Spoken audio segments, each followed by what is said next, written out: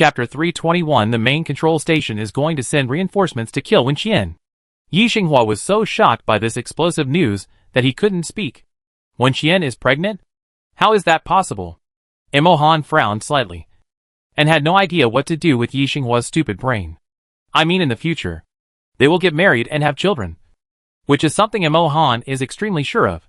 Yi Xinghua was relieved. He was really scared to death.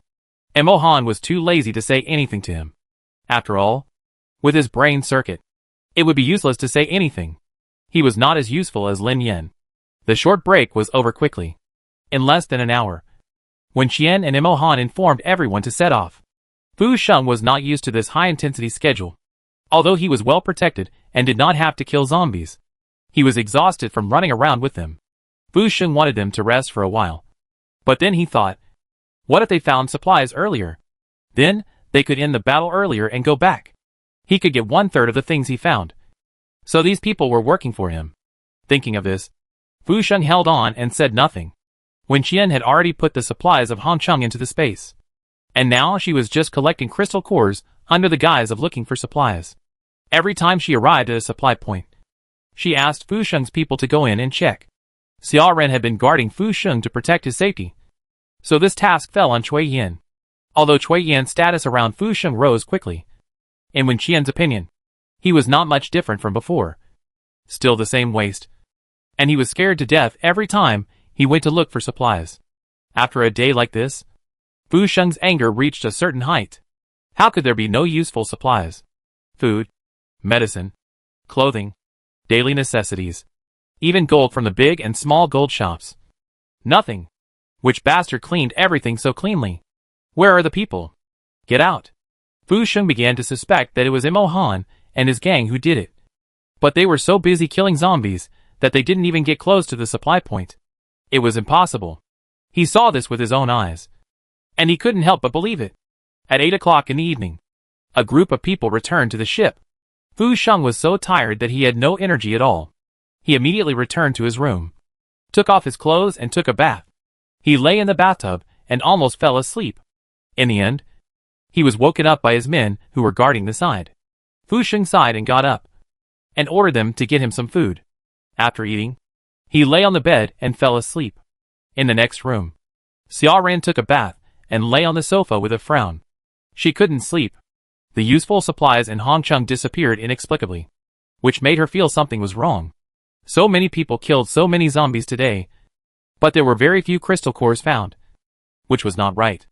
And Imo Han's attitude towards Wen Qian made her even more uneasy. What on earth was going on? Xia Ren's mind was in a mess. Suddenly, the communicator she placed on the table rang. She stiffened and walked over to answer it. A laser projection screen appeared in the air. Across the screen was the main control desk. Xia Ren saw a face that was rarely seen before. It was an old man in the core management of the main control desk. He asked her, "Are you and Wen Qian in the same world now?" Xia Ren nodded. "Yes, sir." "Then why don't you eliminate her?" Xia Ren hesitated for a moment and answered, "I sent people to hunt her down before, but failed. And this world is more difficult. I want to keep her to help deal with the crisis temporarily, and then bring her back to the main control station." It must be said that Wen Qian is really good at killing zombies. Seeing her killing zombies so seriously and hard, Xia Ren naturally had selfish motives. This world is too difficult. Xia Ren can't tell when she can finish the mission and go back. It would be better if Wen Qian helped her. The old man on the opposite side was silent for a moment after hearing her words, and said in a cold voice, "I will send someone to support you. You don't have to bring her back. Find a chance to deal with her as soon as possible. If it drags on, it's unknown how much Wen Qian's strength will recover. If she is allowed to return to the main control console, their lives will be threatened. By the way, do you know where Imo Han is recently?"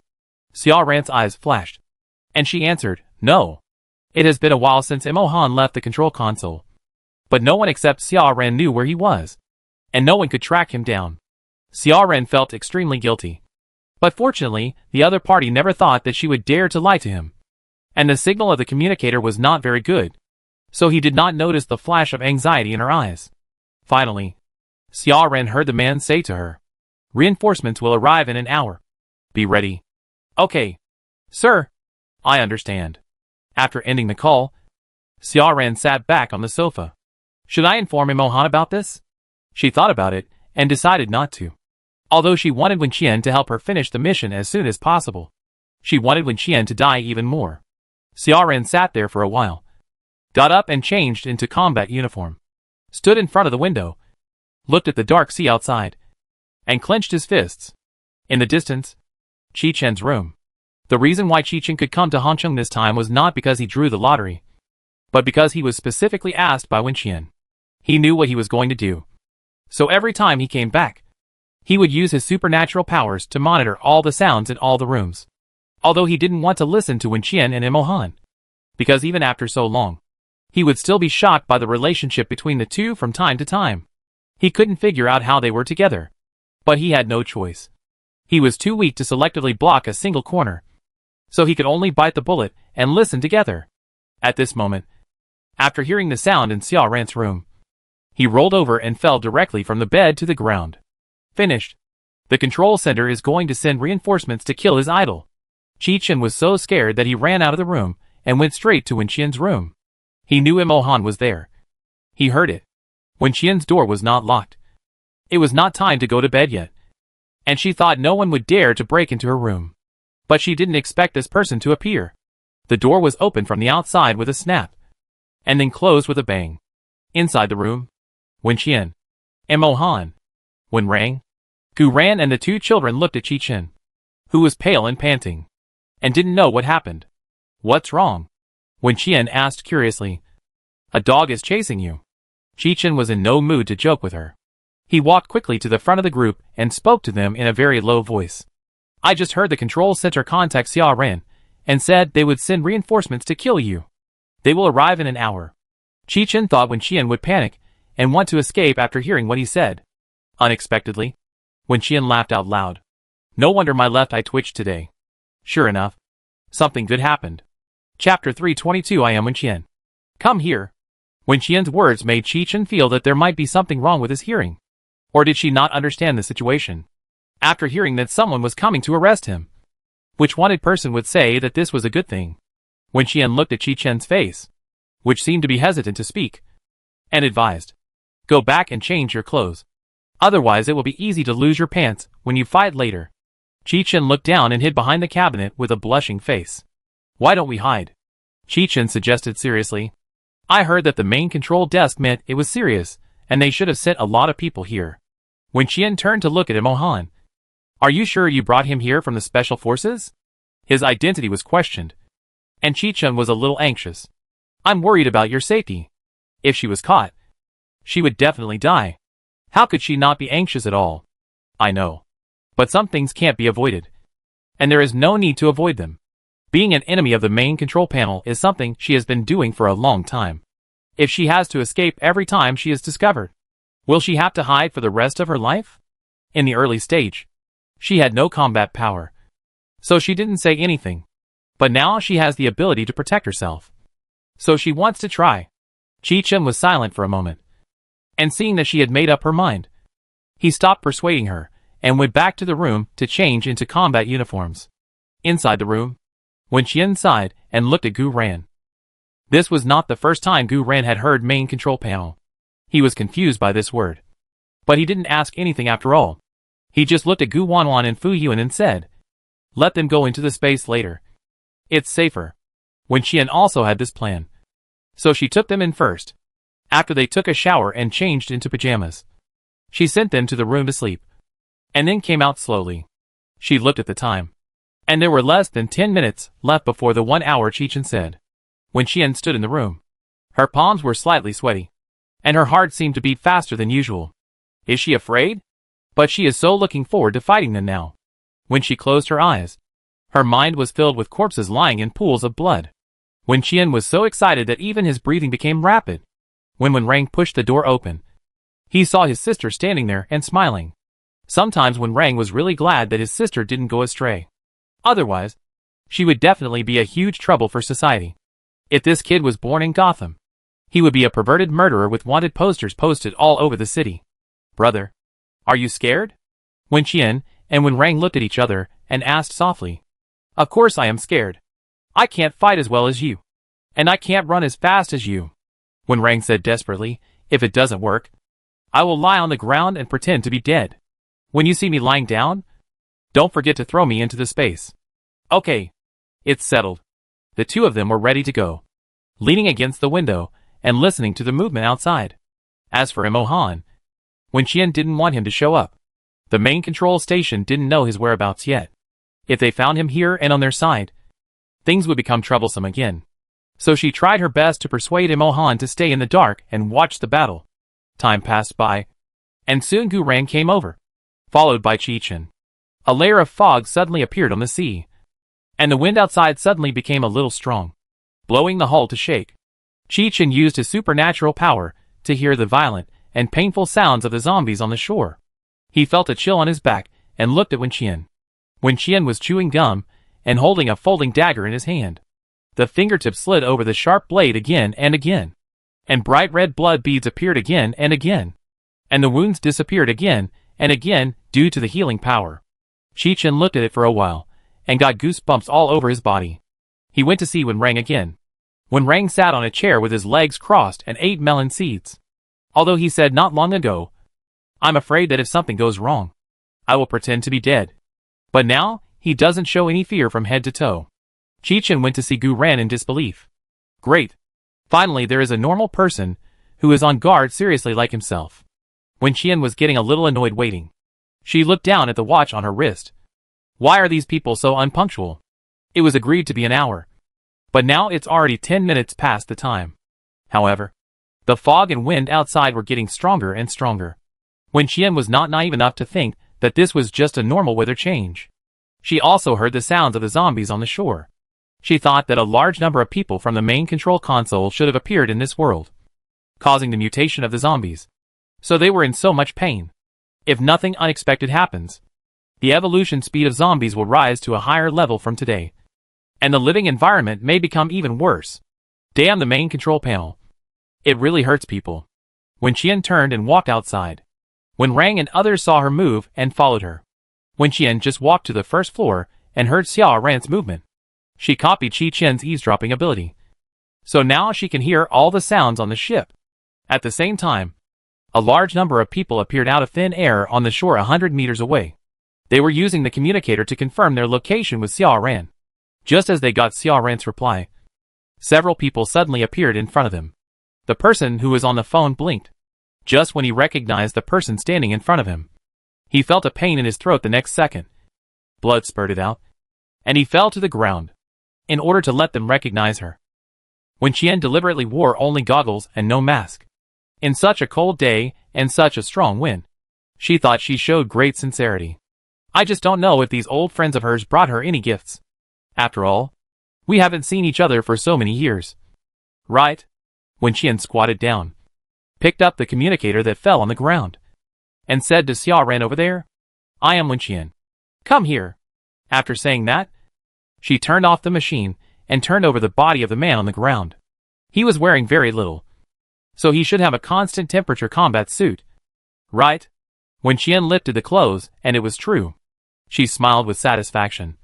Very good. This is a gift. I will take off all the clothes of this group of people in a while, and take them back for Lin Yin and others to wear, sending ahead thousands of miles away. The gift is small, but the sentiment is great. With so many constant temperature suits. Wen Qian sighed again. She really made a small fortune today. She looked up and glanced at the people in front of her. As expected, there were quite a few of them. More than 100. And they had surrounded them. The moment they recognized Wen Qian, they immediately launched an attack. But they couldn't pull the trigger with their hands raised. They were controlled by the mind. But soon, in less than a minute, they broke free, which was a bit unexpected for Wen Qian. Chapter 323. Don't you want to kill me? I'll give you a chance. Although Wen Qian's mind control ability was copied from Imohan, she knew that she was definitely not as proficient as Imohan. But it shouldn't fail so quickly. Right? Wen Qian's previous copying skills had a very small range. She could only copy and use the abilities of creatures within 10 meters of her, no matter what kind. But after such a long period of continuous practice, this range has successfully become 100 meters. So the distance is just right now. The weapons these people brought from the main control console are explosively damaging. But fortunately, because they have not stayed in this world for a long time, they do not have superpowers. On the other hand, Wen Qian's teleportation was so elusive that she had successfully taken many heads. As for Gu Ran, he has superpowers of strength and speed. After such a long period of actual combat, coupled with the improvement of the Crystal Core Potion, his speed is so fast that it gives those people a headache, and the scope can't capture it at all. Although Wen Rang does not have a speed ability, Wen Qian has used Attract Firepower a lot during this period. During the use of this skill, every time a combatant in the system kills a zombie, her speed increases by 1%.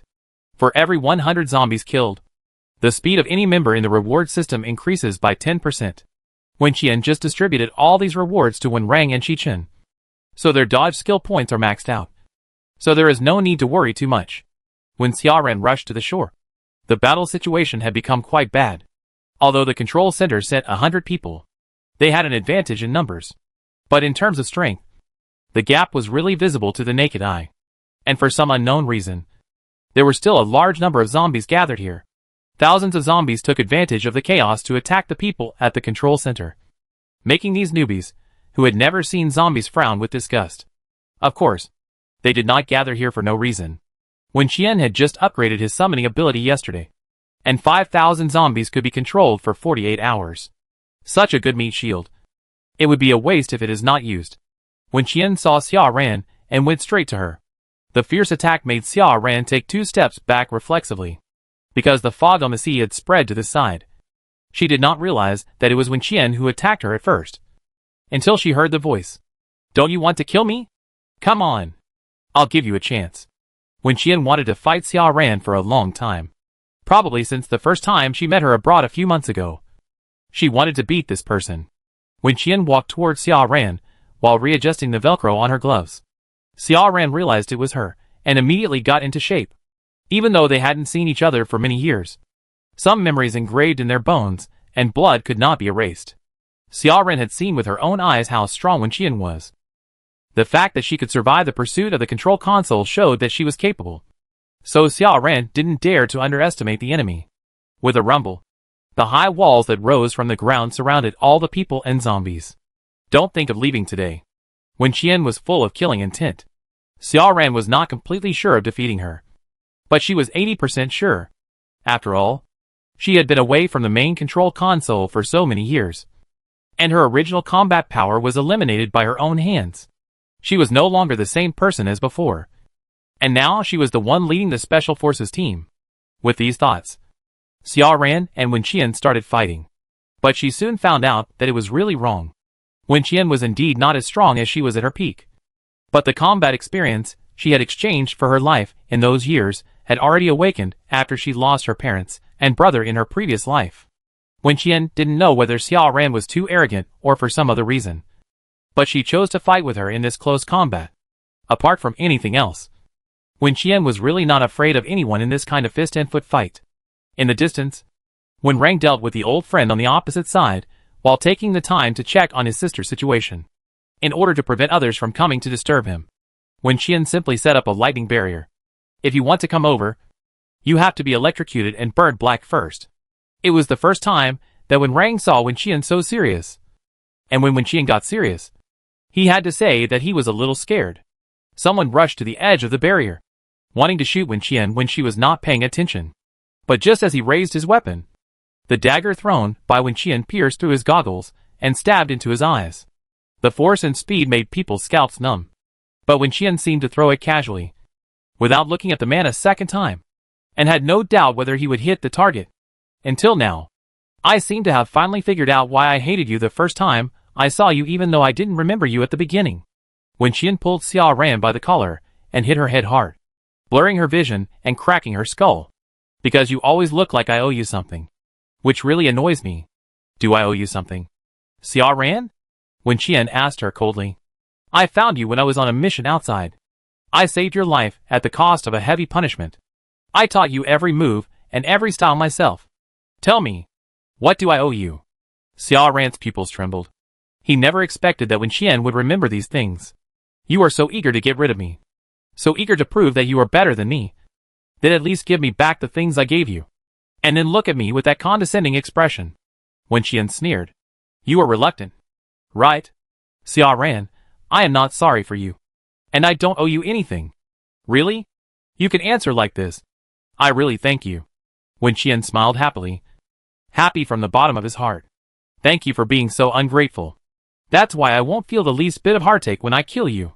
If she regretted it, and knelt on the ground to confess. Wen Qian might soften her heart for a few seconds, because of the feelings they had for so many years. After all, this is the child she raised. She has been raising the child since he was 1 year old. The most illegal thing Wen Qian brought back to the main control console from the parallel world was not those fancy toys and various snacks. It was people. Xia Ran is the first and only ordinary person from outside the control center. Although the control center later used many means to forcibly control and change her brain. But for her, they are still somewhat worried. Perhaps it is because of this that she was so eager to show her loyalty to the control center and get rid of Wen Qian. If it weren't for her, Wen Qian wouldn't have been so easily fooled and fell into the trap of the control center. I didn't want to kill you so soon, Wen Qian said regretfully, although you are not very useful as before. You are still a fighting force and can help with the mission. Xia Ran's mind was blank for a moment. This is my mission. Really? Wen Qian raised his eyebrows. Are you so sure? Then let's see if I will be buried with you after you die. Chapter 324. Xia Ran is getting more and more exhausted. Xia Ran has always believed that this world is her mission. And she still thinks so today. Because that's what Imohan told her when he first found her. But now, after hearing what Wen Qian said, she suddenly felt unsure. Imohan lied to her? Why? Xia Ran's heart suddenly sank to the bottom of the valley. And the pain made it difficult for her to even breathe. Is Imohan helping Wen Qian? From the beginning, everything he did was for Wen Qian. But where is he now? There are so many people at the control desk. There is no reason why he can't find out. Why didn't he show up to help Wen Qian? Xia Ran didn't have time to find the answer carefully. Because Wen Qian attacked her again immediately. And she couldn't think about anything else. As Wen Qian said, she learned every move from her. So Wen Qian knew her very well. She could always dodge Xia Ran's attack easily. And even prepare in advance for the next position Xia Ran was going to attack. What made Xia Ran even more angry was that Wen Qian seemed distracted when she had to concentrate. She could beat Xia Ran while dealing with those small soldiers and crabs sent by the control center. And there was another terrible thing. Xia Ran found that Wen Qian's condition was getting better and better. Her strength was getting stronger and her speed was getting faster. Gradually, Xia Ran couldn't bear it anymore. Wen Qian had also discovered this a long time ago. Her combat experience could only be regained in combat. She is indeed not the same type as her brother. And her brain capacity is not enough. The wind was raging. And the ship on the sea was shaking, causing panic among the people. And even Fu Sheng woke up from his deep sleep. On the shore 100 meters away, the towering walls, bursts of gunfire, and the night sky illuminated by various supernatural powers quickly attracted the attention of the people on the boat. Yi Xinghua and others would originally send people to guard the night every day, 3 hours each, in shifts. They really couldn't feel at ease on Fu Sheng's territory. So when the first gunshot was heard on the shore, they immediately found something wrong. The same was true for the people brought by Wen Qian, because some of them had suffered losses at the hands of Fu Sheng before. So they were particularly cautious. When they heard the unusual noise, they immediately left the room and came to the wider deck vigilantly. This way, if the enemy attacked, they could also let go. When they ran out, they found Imohan leaning on the railing, looking towards the shore. And it seemed that he had been looking for a long time. Yi Xinghua walked over and asked, Sir, what's going on over there? Wen Qian and others were surrounded by Xia Ran and a group of people. Imohan stated the facts in a flat voice, which made Yi Xinghua dumbfounded after hearing it. What? Yi Xinghua was stunned. And the people beside him thought they had heard it wrong. Who was surrounded? Who led the people? Qin Baiyu and others changed their faces and found that Wen Qian and Wen Rang were indeed not here. They immediately asked people to look for them in the room. After not finding them, they immediately sent a small boat to the shore. Imohan looked at their actions and reminded them, You may not be able to win. Are you sure you want to die? Qin Baiyu frowned and looked at him, not wanting to say a word, and jumped on the boat. The others didn't even look back, and set out to support Wen Qian without hesitation. Seeing them set off, Yi Xinghua was a little anxious and asked Imo Han, "Sir, are we not going?" "I'm not going." Imo Han sighed. "As for you, if you want to die, feel free to do so. I won't stop you." Yi Xinghua doubted for a moment whether the person in front of him was fake. His girlfriend was surrounded. The enemy's firepower was still strong. Why did he look so calm? Imo Han knew what they were thinking. But he didn't refute it, and continued to pay attention to the situation on the shore. There was clearly a high wall there, but he seemed to be able to see through it. Soon, Yi Xinghua and others also took action. Another boat was launched and headed towards the shore. Imo Han looked at their backs and smiled silently. Under the boat, the fish swarms that were stimulated to accelerate mutation tried to attack the two boats that didn't look strong. But before they hit the hull, they killed each other uncontrollably. Imo Han glanced at the dead fish floating on the sea. The cold light in his eyes dissipated, and he continued to look at Wen Qian. Yi Xinghua and his two groups arrived at the shore safely one after another. Because the wall was too high, they couldn't climb in, so they had to find a way to make a breakthrough. Wen Qian felt a gap in the corner of the high wall, and looked sideways, thinking that it was another reinforcement from the main control console, but unexpectedly saw some familiar faces. Xia Ran took the opportunity to attack, but it was unsuccessful. The blade only cut off Wen Qian's hairband. Yi Xinghua and the others understood what Imo Han meant after they entered the high wall. Thousands of zombies gathered here. Hundreds of strangers in combat uniforms, holding advanced weapons they had never seen before. Wen Qian, Wen Rang, Gu Ran and Qi Chen, who were not found on the ship, were fighting fiercely with the enemy at this moment. Xia Ran is now in Fu Sheng's base. So these people were sent by Fu Sheng? Everyone was confused. But they didn't think too much and immediately joined the melee. In an instant, the battle on the shore became more intense. Even Fu Sheng, who was staying in the room, couldn't sit still anymore and called people to go out to find out what was going on. Soon, his people brought back the news. What? Fu Sheng jumped up from the bed after hearing this. Xia Ran found a group of people from somewhere to kill Wen Qian? Cui Yin nodded. Yes, I heard there were hundreds of people. Fu Sheng's face changed. Then, what about Imo Han?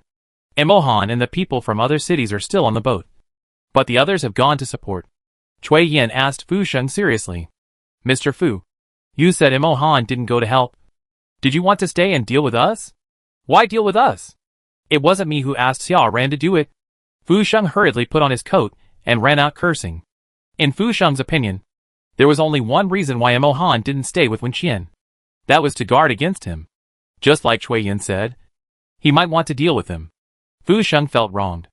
Although he had wanted to kill Imo Han and Wen Qian, today's incident really had nothing to do with him.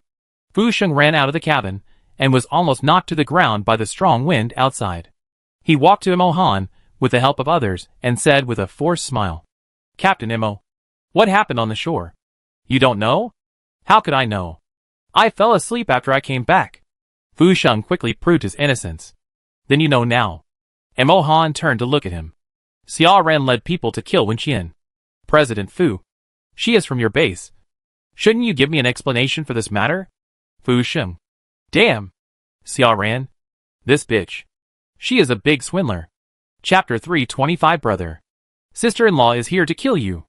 No matter what Fu Sheng said, Imo Han showed an expression of disbelief. Even those who were watching the excitement nearby cast complicated eyes at Fu Sheng, as if they had already determined that he was the one who ordered this. Fu Sheng was a little confused, and his brain was in a mess. He didn't know if it was because he hadn't woken up yet, or because the wind was too strong and made him uncomfortable, or for some other reason. Anyway, he suddenly felt flustered. If Wen Qian survived this time, he would have taken the opportunity to extort a lot of money from him. If Wen Qian died, Imo Han would definitely not miss this opportunity. In short, no matter what, he was destined to bleed heavily this time. Fu Sheng weighed the two results repeatedly, hoping that Wen Qian would die, but also hoping that Wen Qian would live. And his mood was very complicated. On the shore, as time went by, Xia Ran's physical strength began to fail. On the contrary, Wen Qian's condition was so good that it was outrageous. On the other side of the lightning barrier, Wen Rang was a little worried about his sister at first, but later he was too lazy to look at her.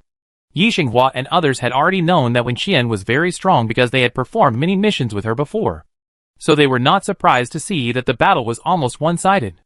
As for Qin Baiyu and others who joined Wen Qian's base later, it was basically the first time they saw Wen Qian fight so seriously, and everyone was shocked to varying degrees.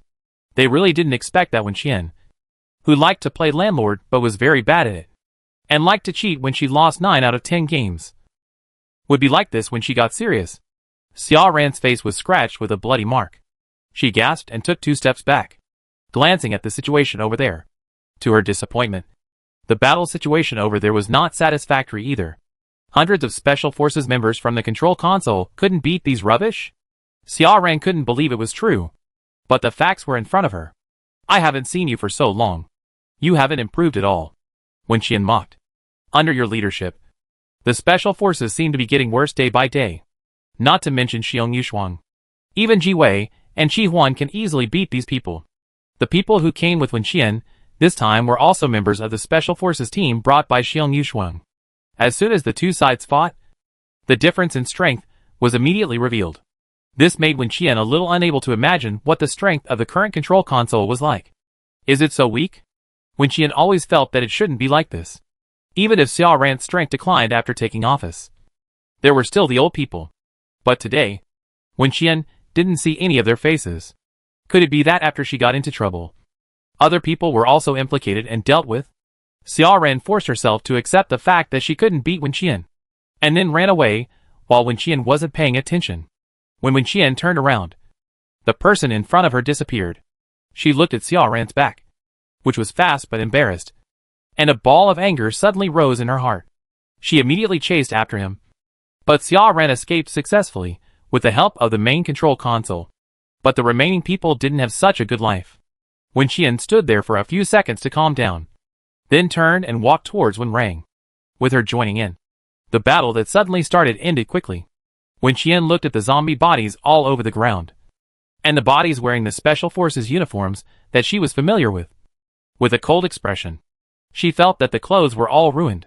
Wen Rang looked at his sister stepping on the zombie's head with one foot, gritting her teeth and saying nothing, and knew that she was angry. The fog on the sea had already made the visibility here very low, with the high walls around removed. The people on the boat could not see the situation here clearly even with binoculars. Wen Qian took a deep breath, sorted out his messy mood, turned around and looked at Yixinghua and others, and said, "Take off their clothes," including Yixinghua. Everyone's face showed confusion. Even if they are enemies, they can be killed. There is no need to strip their clothes and desecrate their bodies. Right? This is not very moral. Wen Qian, they have constant temperature suits, which can keep your body at a comfortable temperature whether it is a hot day of 50 degrees or a low temperature hell of -50 degrees. Everyone. The enemy is the enemy. There is no need for morality to treat the enemy, let alone stripping off their thermostatic suits. If Wen Qian hadn't stopped them, these people would have stripped off their pants. Soon, more than 100 thermostatic suits were in the hands of Wen Qian and others. Wen Qian looked at the bodies on the ground again, frowned, and burned them with fire. She led people back to the boat, and Imohan was still standing there. Although Fu Xing's face was blue from the cold, he didn't dare to go back. Seeing Wen Qian return safely, he was stunned for a moment, and asked for something to say. "Are you okay?" Wen Qian glanced at him and asked, "Boss Fu, do you hope that I'm okay or that I'm fine?" "Of course I hope that you're okay," Fu Xing said quickly. "I'm an old man, standing in the cold wind waiting for you for so long. Can't you see my sincerity?" Wen Qian smiled, said, "I'm tired," and turned to walk into the cabin. Yixinghua and others took a constant temperature suit each, and the rest were given to Gu Ran to take back and distributed by Wen Qian. Fu Sheng observed them curiously, not knowing what they were doing. Where did the clothes that looked like underwear come from? Didn't they go to kill people? Why did they bring clothes back? Fu Sheng was so cold that he was wearing a mink coat, but the wind still made his nose run, so he didn't ask any more questions for the time being, but went back to the room and sent his men to the shore to check the situation. Wen Qian had a headache because she remembered a lot of things from the past. She was in a numb state. When she returned to her room, she suddenly saw someone standing at the door. Wen Qian stopped and frowned. It was a woman, and she had seen the combat uniform so many times that she was annoyed when she saw it now. Another pursuer? But why was there only one person? Just as Wen Qian was wondering, The person turned around after hearing the voice. Wen Qian was completely stunned when he saw her face. Then he opened his eyes wide and turned to look at Wen Rang behind him. Brother, sister-in-law is here to kill you. Wen Rang was looking at the watch on his wrist. He transferred the data in the system to the watch so that others could check it at any time when they were outside. Just as he worried, Wen Qian's mental pollution value rose again. Last time it was 30. This time it soared to 50, which made his eyes red. So after hearing Wen Qian's words, he didn't react. Where did you get your sister-in-law? A male sister-in-law or a female sister-in-law? After he finished speaking, he looked past Wen Qian and looked not far away. And then, he was also stunned. What the hell? Such a familiar face. Chapter 326 He was kissed. Wen Rang had seen this face many times before. In his computer. Because he had saved too many of her photos in private. When Wen Rang saw her in person now, he felt guilty that he was a perverted stalker who was discovered and came to his house. He stared at the other person in a daze. Because he was too shocked. He didn't know whether to say hello or how to start the conversation. Fortunately, Imohan saved him at this time. Imohan came back a little later than the other two, and was also startled when he saw the person standing at the door. Why are you here? I came to see you. Let's talk inside. Imohan glanced at Wen Rang, walked to his room, and opened the door. The two entered the room one after the other, and Wen Qian and Wen Rang were still standing outside the door. At the corner of the corridor, the group of people from the city who had just come in with Imohan looked at each other in bewilderment, not knowing what was going on, because they came back a step later. They didn't hear what Wen Qian said before. Who is that woman? Have you seen her before? No. How did she get in? Weren't we outside just now? We didn't see her either. Imohan's girlfriend? What about Wen Qian? Several people discussed in a low voice, while Wen Qian couldn't help but lie on the door and eavesdrop. In fact, she could use Qi Qian's ability, but she didn't want to. It was inappropriate to use that sneakily on her own people. So she had to eavesdrop openly. Wen Qian put her face against the door, and just as she adjusted the angle and posture, the door opened from the inside. She staggered and almost fell to the ground. And then she saw the two people sitting on the chairs, smiling at her with an expression of knowing everything but not saying it. Wen Qian was a little embarrassed, but she was too thick-skinned to let him play. She dragged Wen Rang in and closed the door. You guys continue. I won't interrupt or make trouble, Wen Qian said obediently, and stood side by side with Wen Rang by the wall as if they were punished. Imohan suppressed his smile and said softly, Come and sit down. Thank you, boss. Wen Qian unceremoniously dragged Wen Rang to sit over, staring at the beauty intently. Tangxi looked at the time and asked Imohan, Give me a definite answer. How long it will take? Not sure. You also know that the situation here is special. Tangxi took a deep breath, turned around and glared at Wen Rang. Wen Rang felt as if he was being scolded for no reason. But he didn't dare to say anything. He just sat on the chair, leaning against the back of the chair, with his hands on his legs, as well behaved as a primary school student. Tangxi gritted his teeth and tried hard to swallow his anger. Then you left me so many messes. You should be sure of this. Right? Do you know how busy I was tonight? Imohan smiled and said, You can probably guess that you arranged those people? Tangxi snorted coldly. Why else do you think they were late? It took some time to break their locators, and we had to try to select new people who were not familiar with you. The main control console suddenly sent someone over, and there was no movement in advance. Tangxi immediately made some moves after knowing it, but still failed to stop the action. I also helped Xia Ran escape. There was no other way. I had to do something to maintain my character. The reason why she had the opportunity to come here was because she was sent to pick up Xia Ran. She had stayed at the main control desk all these years. If she hadn't acted well, she would have ended up like the others. Even if she wasn't kicked out, her memory would have been wiped out, except for the people taken away by Xiong Yushuang. The rest of Wen Qian's former subordinates were all like this. Tangxi had had enough of such days. The main control desk was in chaos today. After all, Xia Ran and 100 people failed to successfully deal with Wen Qian, which was enough to make those old men panic. But her time is very short. She could only stay here for 10 minutes at most. I don't care how special this place is. Anyway, I will give you at most another half a year. If you can't handle it, I don't care. Tangxi broke the jar. She stood up and threw something like a key to Imohan. This is what you want. And the gift for Qian Qian. I'm going back. After she finished speaking, she walked out, and except for the glare she gave when Rang before, she didn't look at him again. When Rang turned his head and watched her leave, suddenly feeling a little uneasy. Just gone now. When Rang suddenly felt a little empty in his heart. He couldn't tell what it felt like, but he felt uncomfortable. Brother, why are you still standing there? Go after her. When Qian kicked him anxiously. Go and say a few words to show your presence. You've also seen that my sister-in-law is prettier than the photo. You're not worthy of her. Why am I not worthy of her? When Rang looked resistant, but his body was quite honest. He frowned and walked towards the door, not knowing where to find her. Maybe they've already left. Even if they saw her, they wouldn't know what to say. When Rang's mind was rarely in a mess, he pushed the door open and turned around to see the woman leaning against the wall, looking down at her watch. You have 5 seconds left. If you don't come out, I'll really leave. She looked up at Rang's astonished gaze and couldn't help but say, why do you look like your IQ has dropped by 100 now? You're getting dumber and dumber. When Rang, oh, she sighed. She reached out and grabbed Rang's collar, pulling him over. Rang was completely defenseless, and he lowered his head as she pushed him, feeling the warmth on his lips. And it was as if fireworks were blooming in his head. He was kissed. Rang, come back soon. She whispered softly, with fatigue in her eyes that could not be hidden.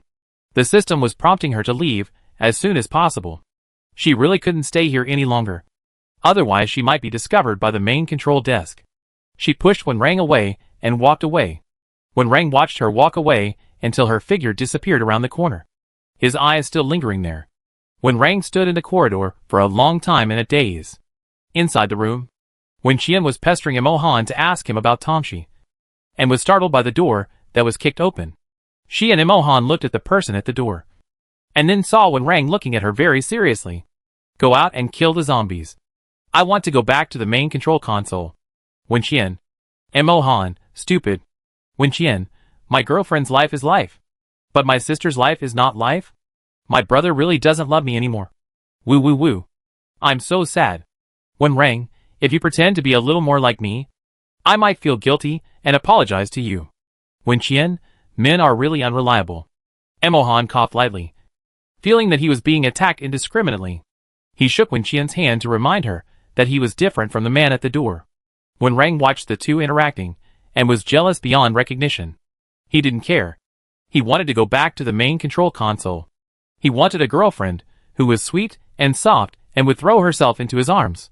You two, get out and kill zombies, corpses. Qian thought her brother was crazy. Chapter 327. It feels so good to get something for nothing.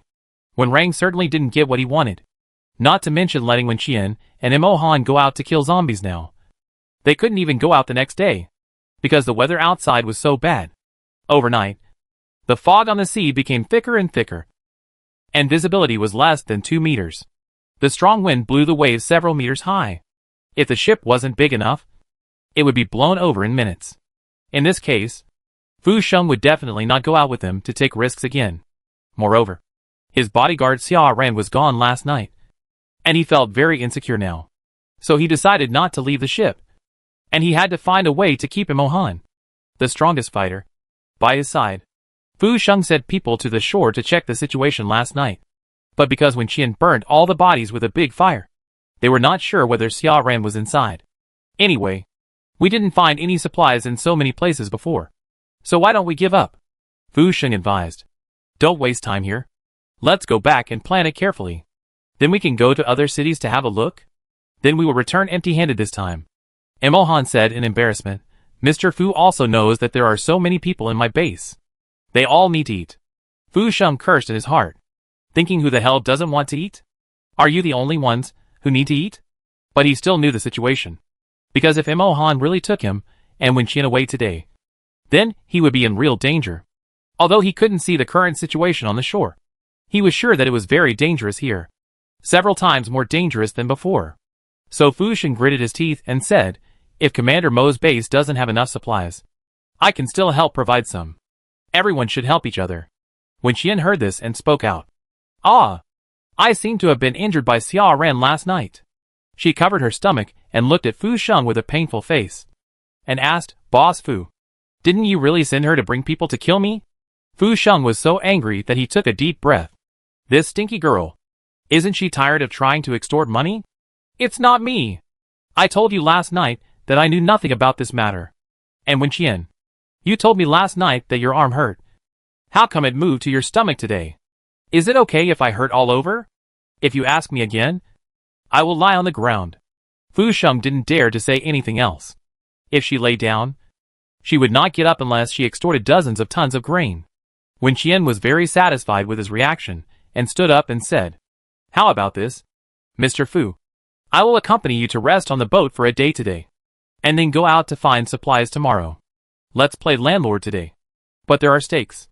When the people in Wen Qian's base heard this, their eyes darkened. What is she talking about? Does she have no idea at all? With her 2 brushes, she still wants to win things by playing cards with others? Qin Baiyu and others came forward and shook their heads at her. Wen Qian looked unconvinced. You look down on me, don't you? Qin Baiyu, yes.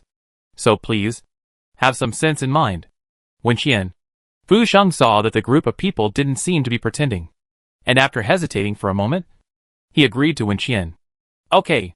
It's rare to relax. I'll listen to you. What do you want to bet? Wen Qian looked back at him. If you lose, give me 10,000 zombie crystal cores and a ton of rice. If I lose, I'll give you 2 tons of rice. How about it? Qin Baizu and others turned around and hit the wall, trying to jump off the boat. Fu Sheng laughed out loud, not knowing where Wen Qian got the courage. Okay. Sure. But let's be clear. You can't go back on your word. There are so many people watching. We have to keep our word. Right?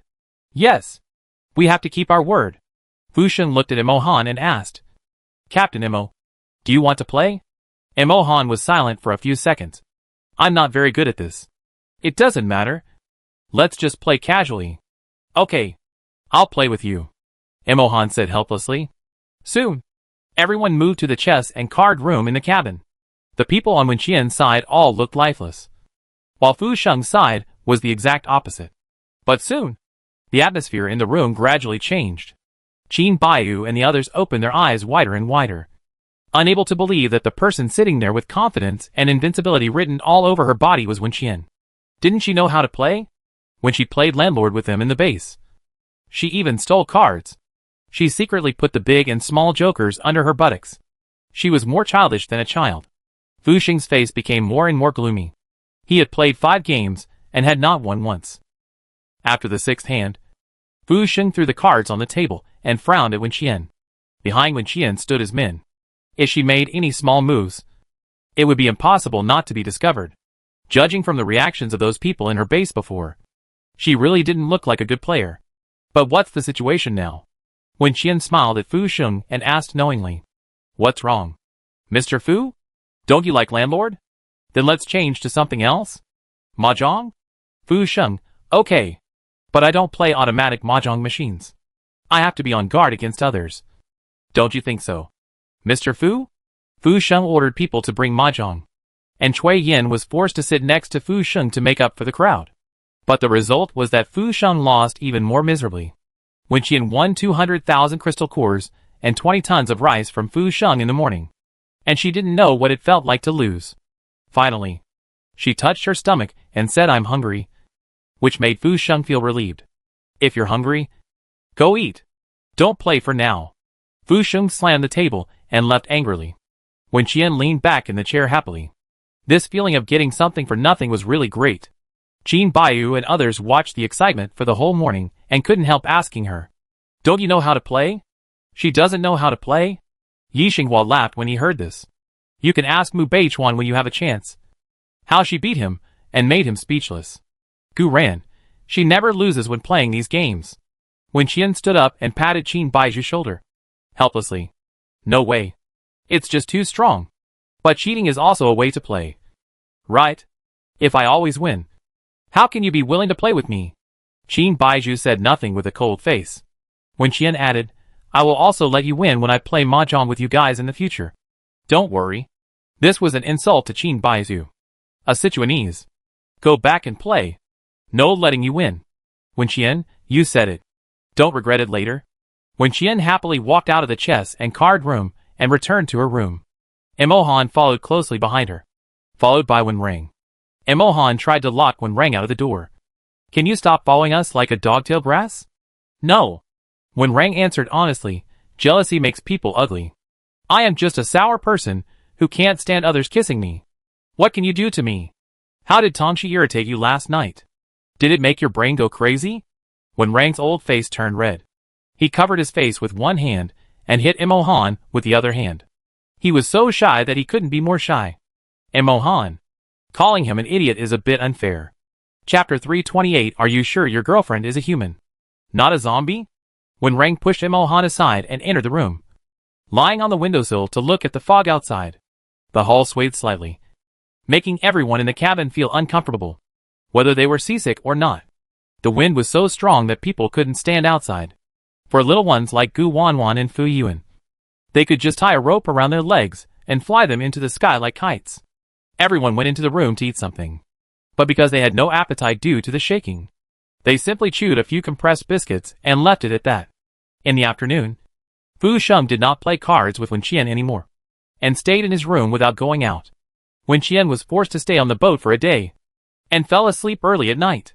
When he woke up the next day, he found that the situation was worse than yesterday. Wen Qian tried to feel the deck, but he was almost blown away as soon as he went out, and was caught in Imohan's arms from behind. There was no way. Wen Qian could only go back to the room and lie down. At 10 o'clock in the morning, Fu Sheng asked someone to find Wen Qian and Imohan to meet on the first floor. When they arrived, Wen Qian heard Fu Sheng say, "We don't know when the wind will stop. Waiting like this is not a solution. Why don't we set sail now and return to Binsheng? It's not a wise move to set sail on a windy day." But Fu Sheng really doesn't feel safe here. He couldn't even sleep well at night. In addition, Murongya has been having a fever for the past few days. Fu Sheng didn't bring any medicine this time. He was afraid that Murongya would not be able to bear it if he continued to delay. When her father asked about it, Fu Sheng didn't want to take the responsibility. So after some consideration, he decided to leave for home now. Wen Qian listened to his words and did not object. She was wondering why Miss Murong was so quiet these days, and did not bother her. It turned out that she was sick and could not do anything. Hanchang could not find other supplies, so it would not matter when to leave. Although it would be dangerous to go back now. The people she and Imohan brought out this time were all members bound to her system. Even if something happened, she could pull them all into the space for shelter. What's more, she still has a larger cruise ship in space. If this ship is in trouble, she can still change ships and go back. So Wen Qian didn't panic at all. Just said to see what Fu Sheng meant. If he insisted on leaving, then go. Seeing that neither of them refused, Fu Sheng immediately ordered to set off. But the ship didn't go far before it was hit back by a big wave.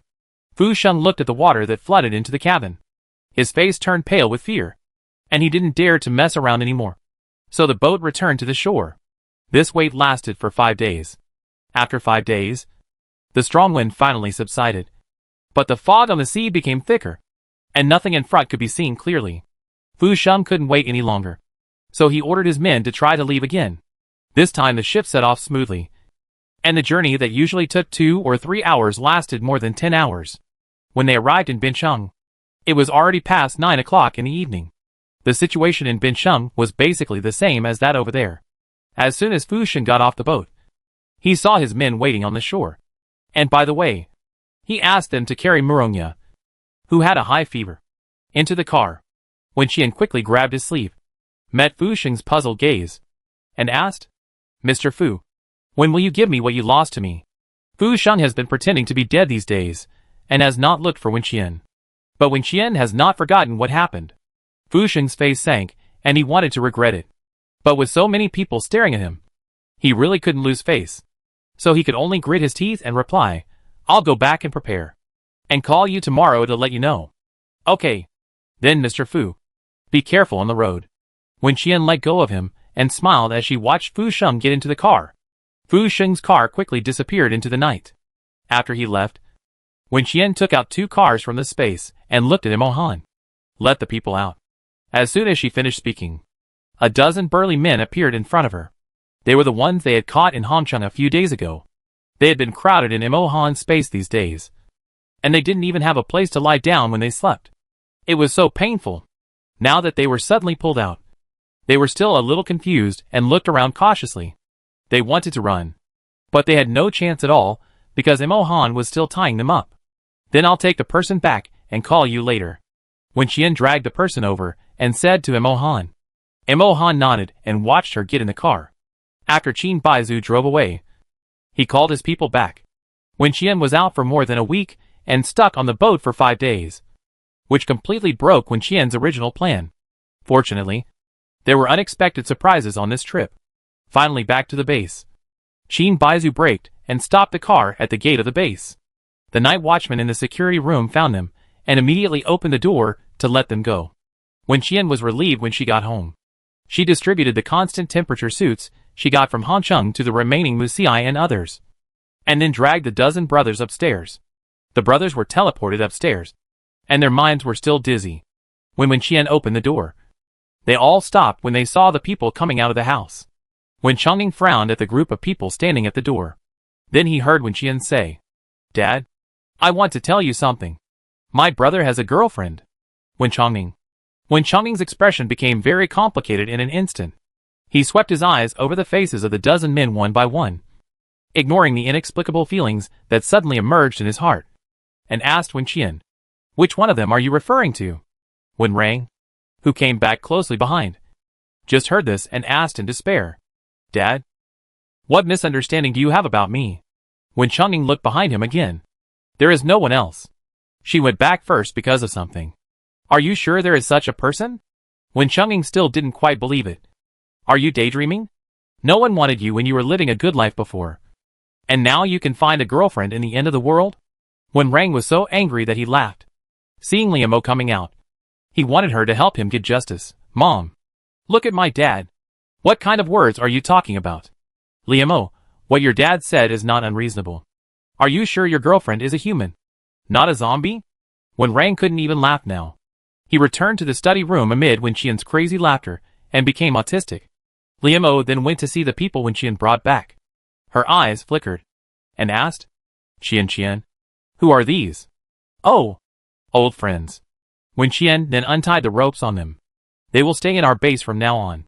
Wen Qian didn't directly say that they were looking for Wen Chongning, because her father didn't remember anything now, and it was useless to say it.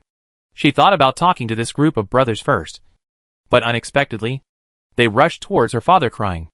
Wen Chongning was surrounded by more than a dozen people, looking confused, seeing that they cried all the tattoos on their faces, calling him Big Brother all the time.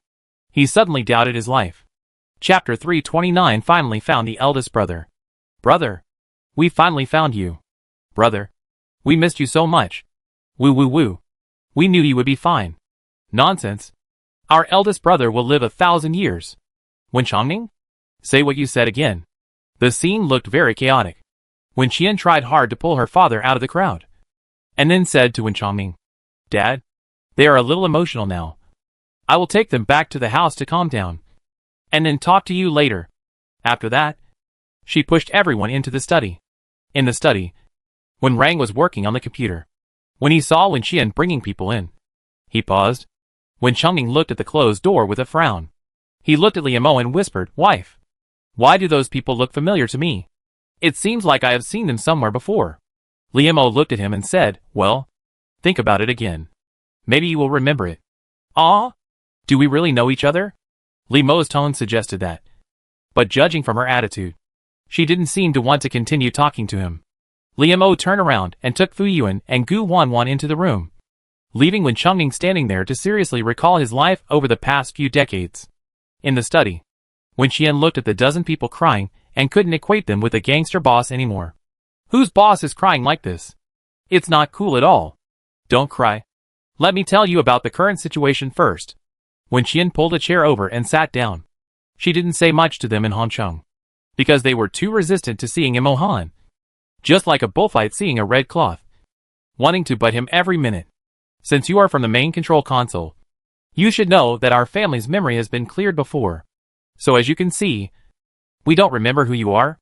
The crying in the room gradually became smaller, and then disappeared. Wen Qian saw that they were gradually calming down, and then said again, but things are always going in a good direction. Because my brother and I have remembered some things from the past. And now we are together. Do you know Xiong Yushuang? Everyone looked at each other.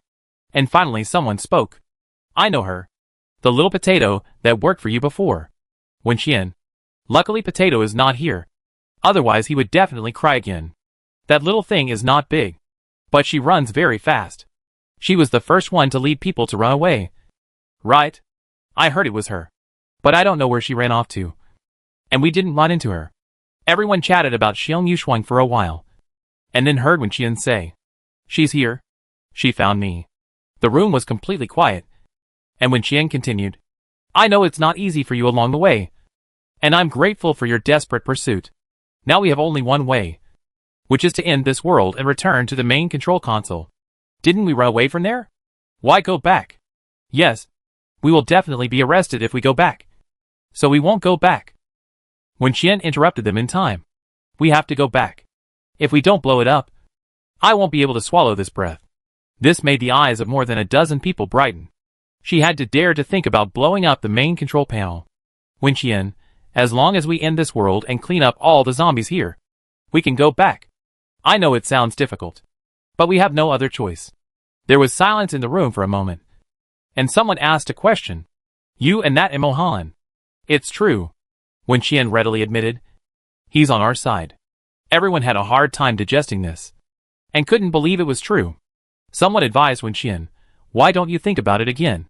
Girl, you two used to stab each other with knives in the training ground. Don't let him fool you. Wenqian smiled. We still stab each other now. But it doesn't stop us from being a team. Anyway, this is the situation. My dad doesn't know about the main control console yet. If you want to talk to him, you can, but he needs some time to adapt. Everyone was silent. And Wenqian said again, I'm asking you now, are you willing to become a member of my base? They didn't say anything, but they all nodded. At the same time, Wenqian received a system prompt for members to join. Wenqian didn't dare to mention this to them in Hongcheng, because she was afraid that they would have murderous intentions towards her, and was directly forced to be killed by the system. Even now, after they met her father and heard what she said, their vigilance against her has not completely disappeared. The loyalty levels were surprisingly consistent, all reaching a just qualified line, 19. People with a loyalty level lower than 19 cannot bind to the system. And after successful binding, the system will automatically raise the loyalty level to 100. So now, under the control of the system, this group of people's trust in Wenqian has increased again. After dealing with their affairs, Wenqian heard Xiong Yushuang's voice coming from outside. She opened the door and went out. And Xiong Yushuang looked over and jumped in fright when he saw the group of people in the study. Why are they here? Xiong Yushuang hid behind Wenqian and looked at those people. She was familiar with a few faces because she always ran into them when she went to the armory to get equipment. But the rest were unfamiliar to her. Well, I came to see my dad. Wenqian touched Xiong Yushuang's head and asked her, where did you go? Is it snowing outside again? I went to play nearby. And it was snowing when I came back. Woo-woo. I missed you so much. You are finally back. Xiong Yushuang rubbed against Wenqian's arms and proposed with a greedy look on her face. Captain Qian, can I sleep in the same room with you tonight? No. Give up your idea and take your claws off my chest. Wenqian pushed her forehead and pushed her away. I don't know what she thinks all day long. Xiong Yushuang pouted.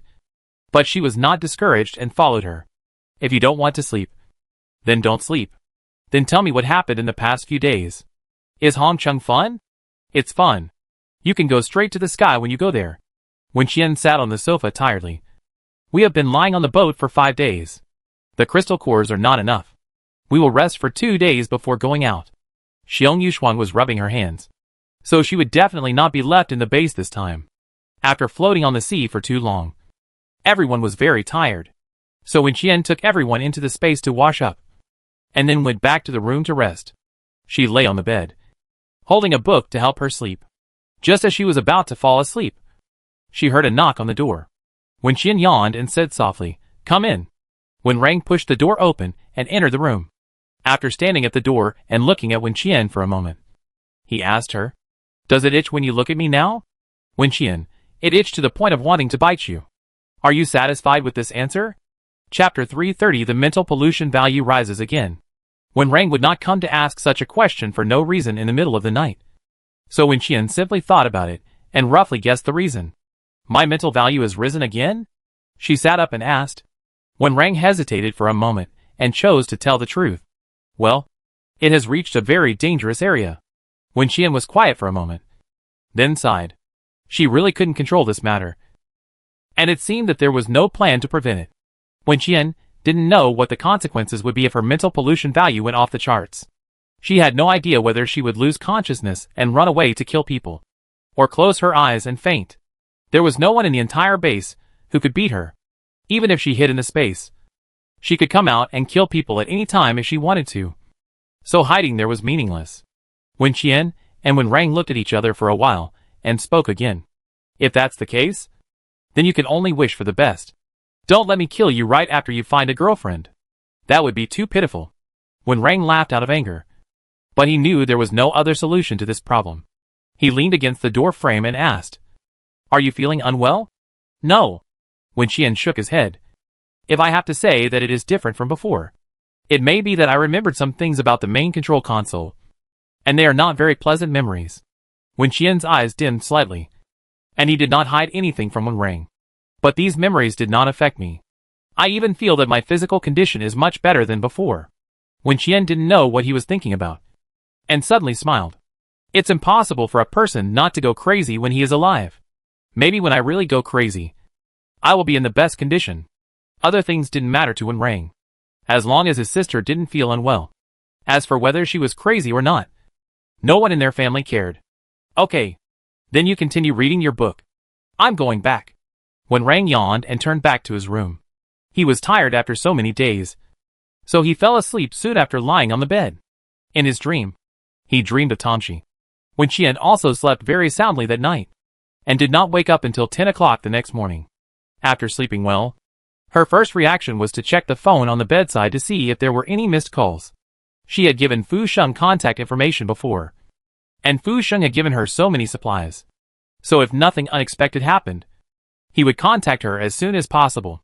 Looking at the empty mobile phone screen, Wen Qian curled her lips, silently cursed Fu Sheng in her heart, and then slowly got up. Xiqing base.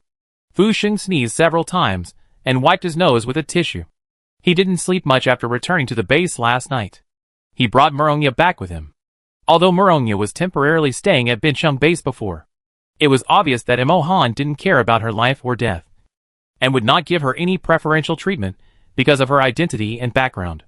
Murongya had a high fever, and Fu Sheng was afraid that she would not be able to receive good treatment after returning to Bincheng base. If something happened, he would be implicated by the Murong family. After all, he participated in this operation, and Murongya had an accident on his ship.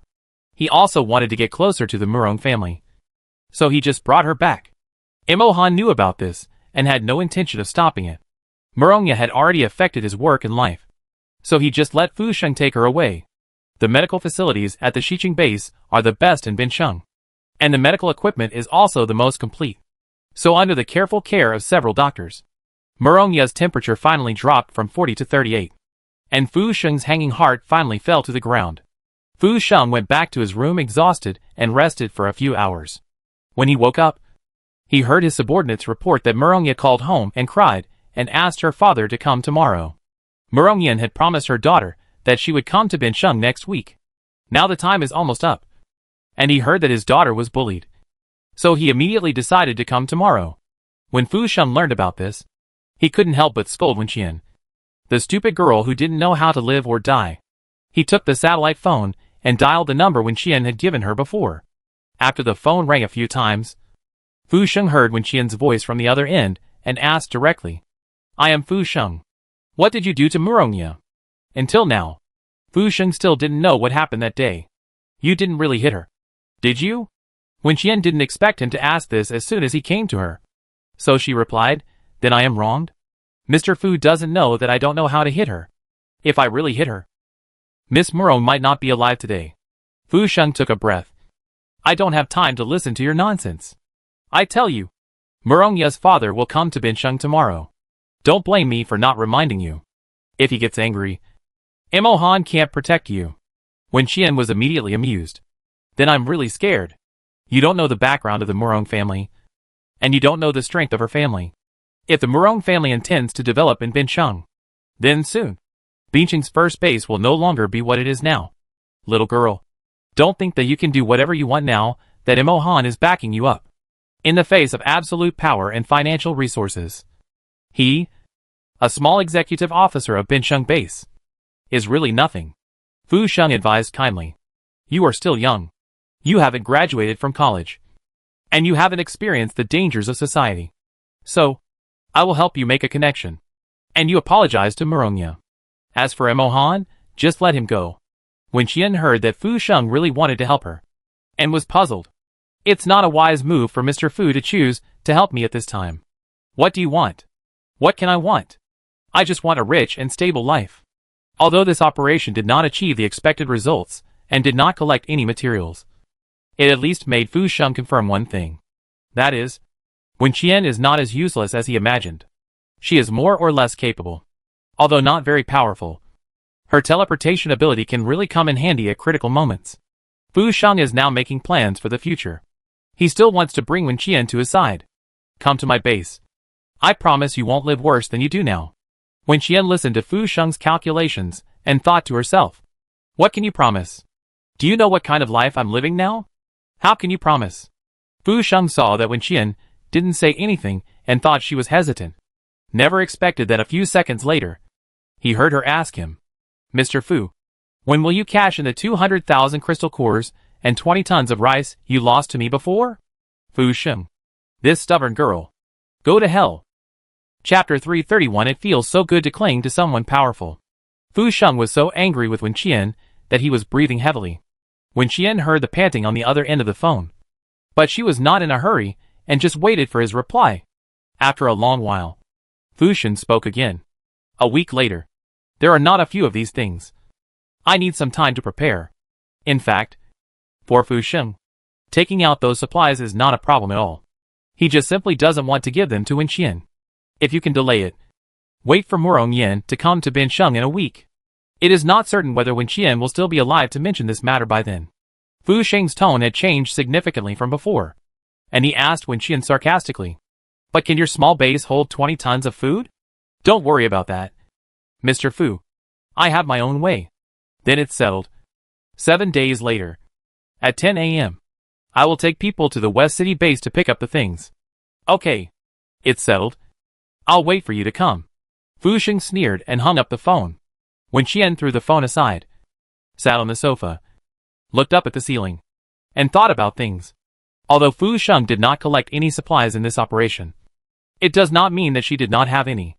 And not only supplies, but also quite a lot of crystal cores. Thinking of the snobbish changes that will occur in Bincheng in the future, Wen Qian did not dare to be careless. No matter when. Strength is the most important. No matter how many people come to Bincheng in the future, she must ensure that her people are the top combat power. When Qian entered the space and started to get busy, she made all the crystal cores collected in Hongcheng into potions. After distributing them according to the number of combat members in her own base, she also prepared some for Imo Han. After all, Yi Xinghua, Lin Yan and others are also hanging in her system now. And the main point is to treat everyone equally. However, she first left the crystal core of the special zombie to her family. When Qian left the space and used the intercom to notify all combat members to gather downstairs and distribute potions, the temperature has dropped to more than 50 degrees below zero.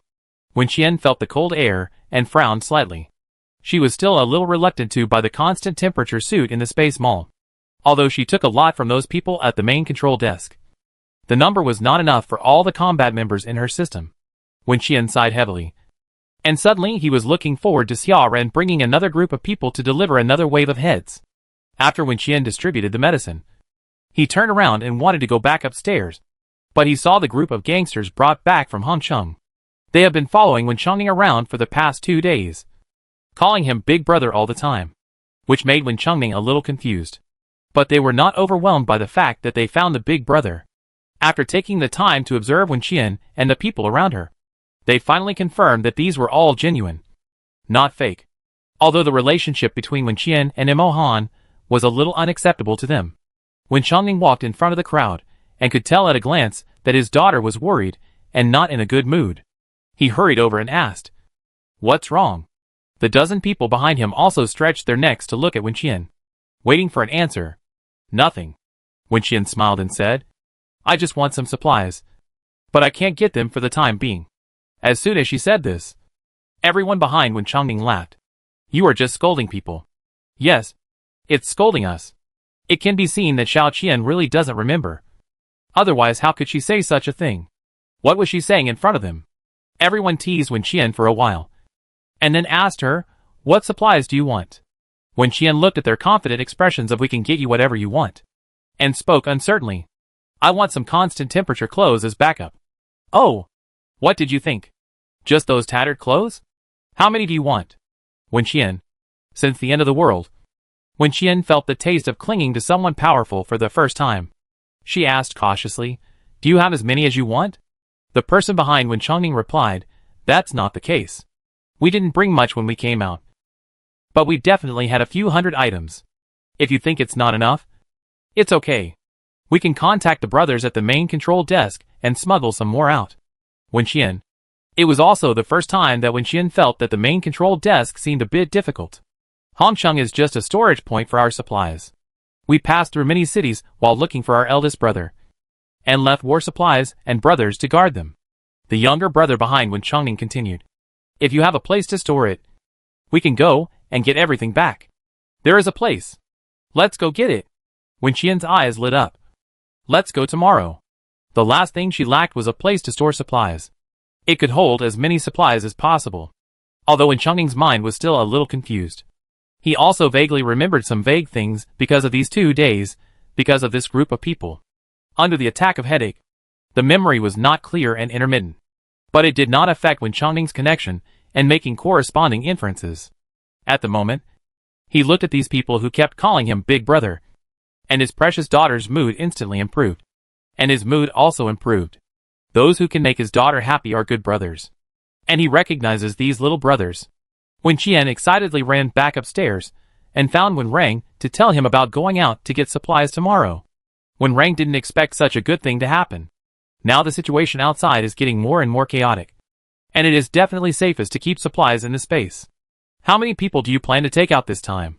Wen Rang asked, leaning back in his chair. Wen Qian's mind flashed through several names, and before she could come back, she heard Wen Changning's voice behind her. "I want to go with you." Wen Qian looked back at her father, and Wen Changning met her gaze and said, "You must take me with you." He rarely used the word must when talking to Wen Qian. From his expression, it was clear that he was very serious now. Wen Qian nodded and agreed.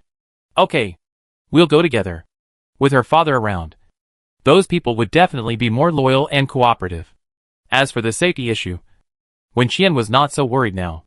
This matter was decided. During lunchtime, Liu Mo heard them talking about this matter and also proposed to participate.